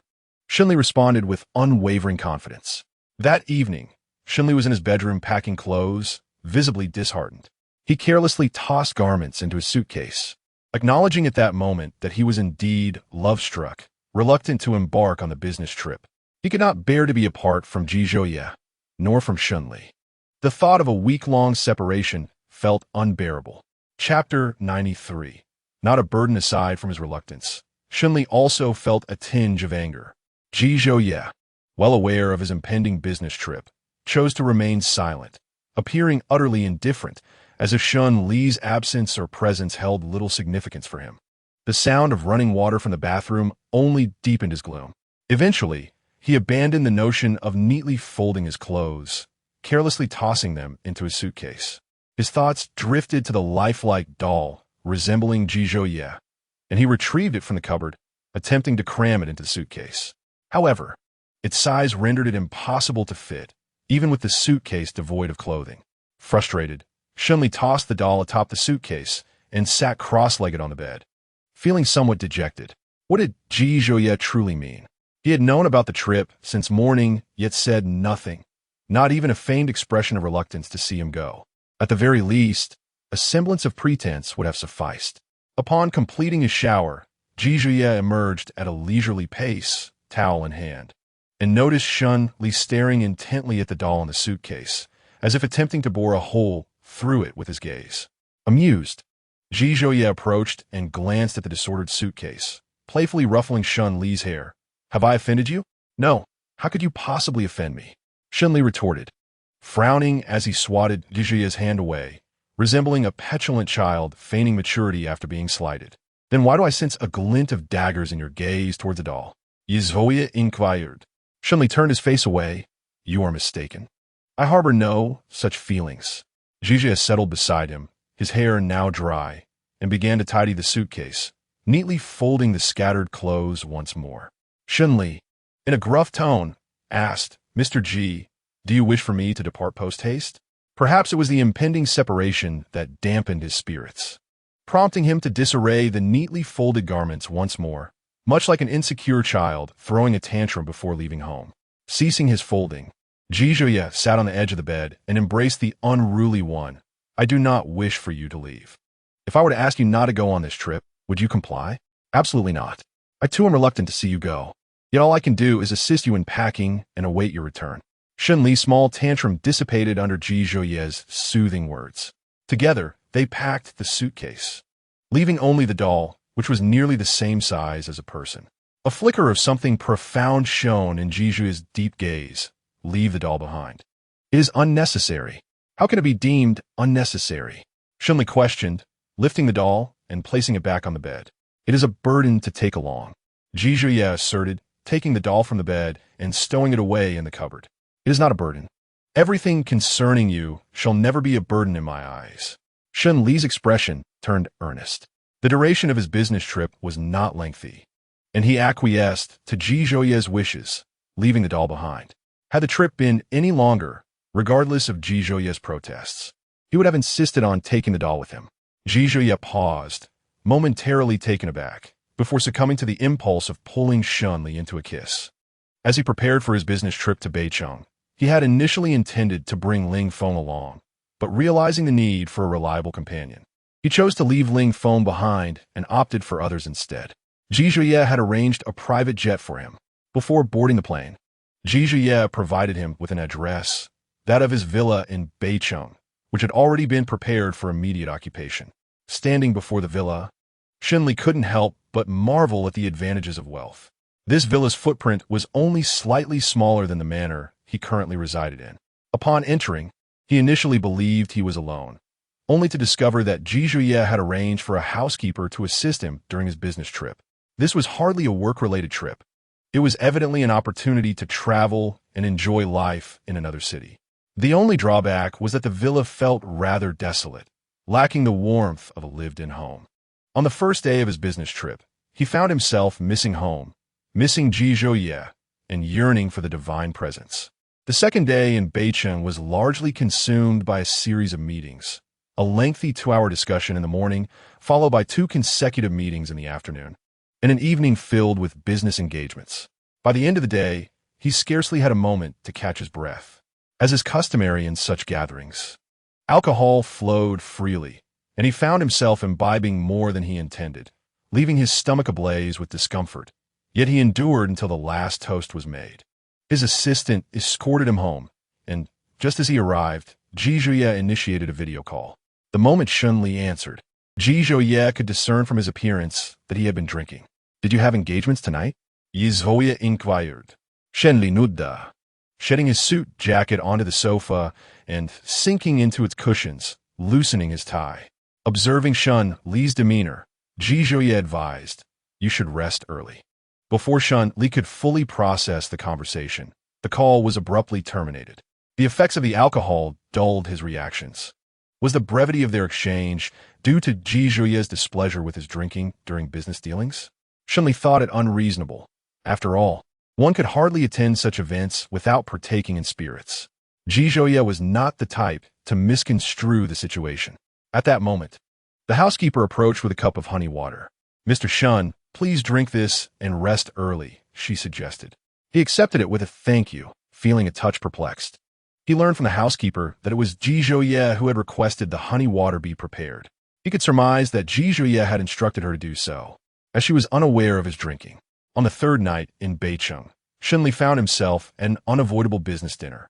Typically, he would be the inconspicuous figure tucked away in a corner, often overlooked, and such gatherings seldom included him.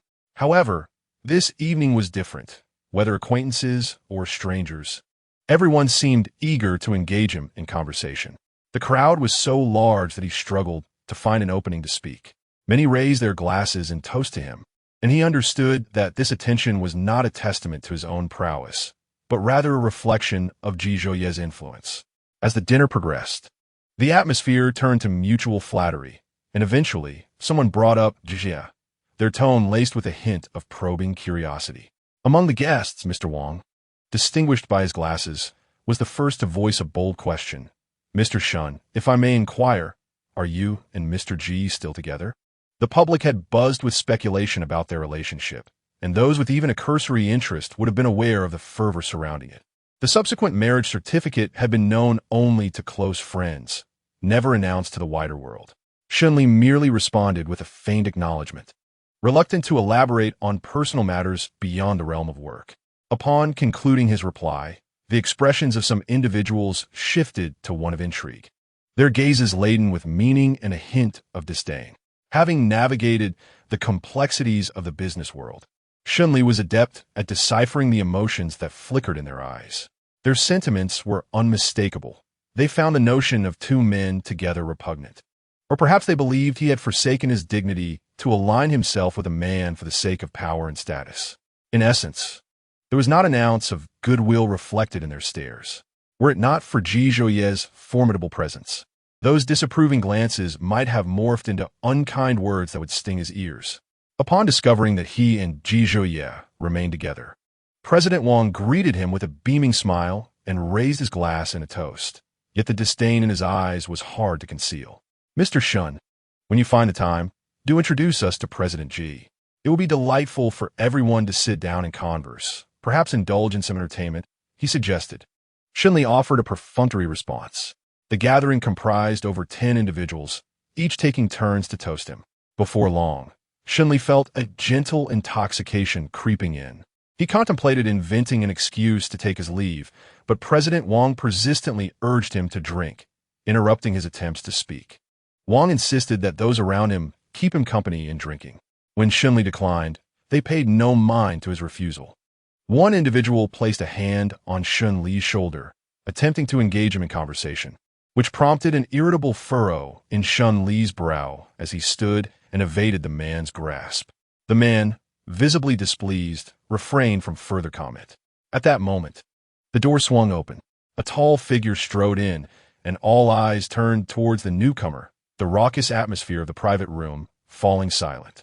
Shun Li stared in astonishment as the person approached him. A warm hand grasped his wrist, and he regained his senses, asking, "What brings you here?" Ji gently tousled his hair without replying, his gaze coolly directed at President Wang, who spoke first. "President Ji graces us with his presence. I shall have the staff arrange a new table for you to join us." "There's no need," Ji Zhouye replied, his voice laced with a chill. "Please enjoy yourselves. I will take my leave with my companion." Naturally, no one dared to object, exchanging furtive glances as a sense of foreboding surged within them. Ji Zhou led Shun Li out of the private room and opened the door to the stairwell. He wrapped an arm around Shun Li's waist, drawing him inside. Once the stairwell door closed, Shun Li found himself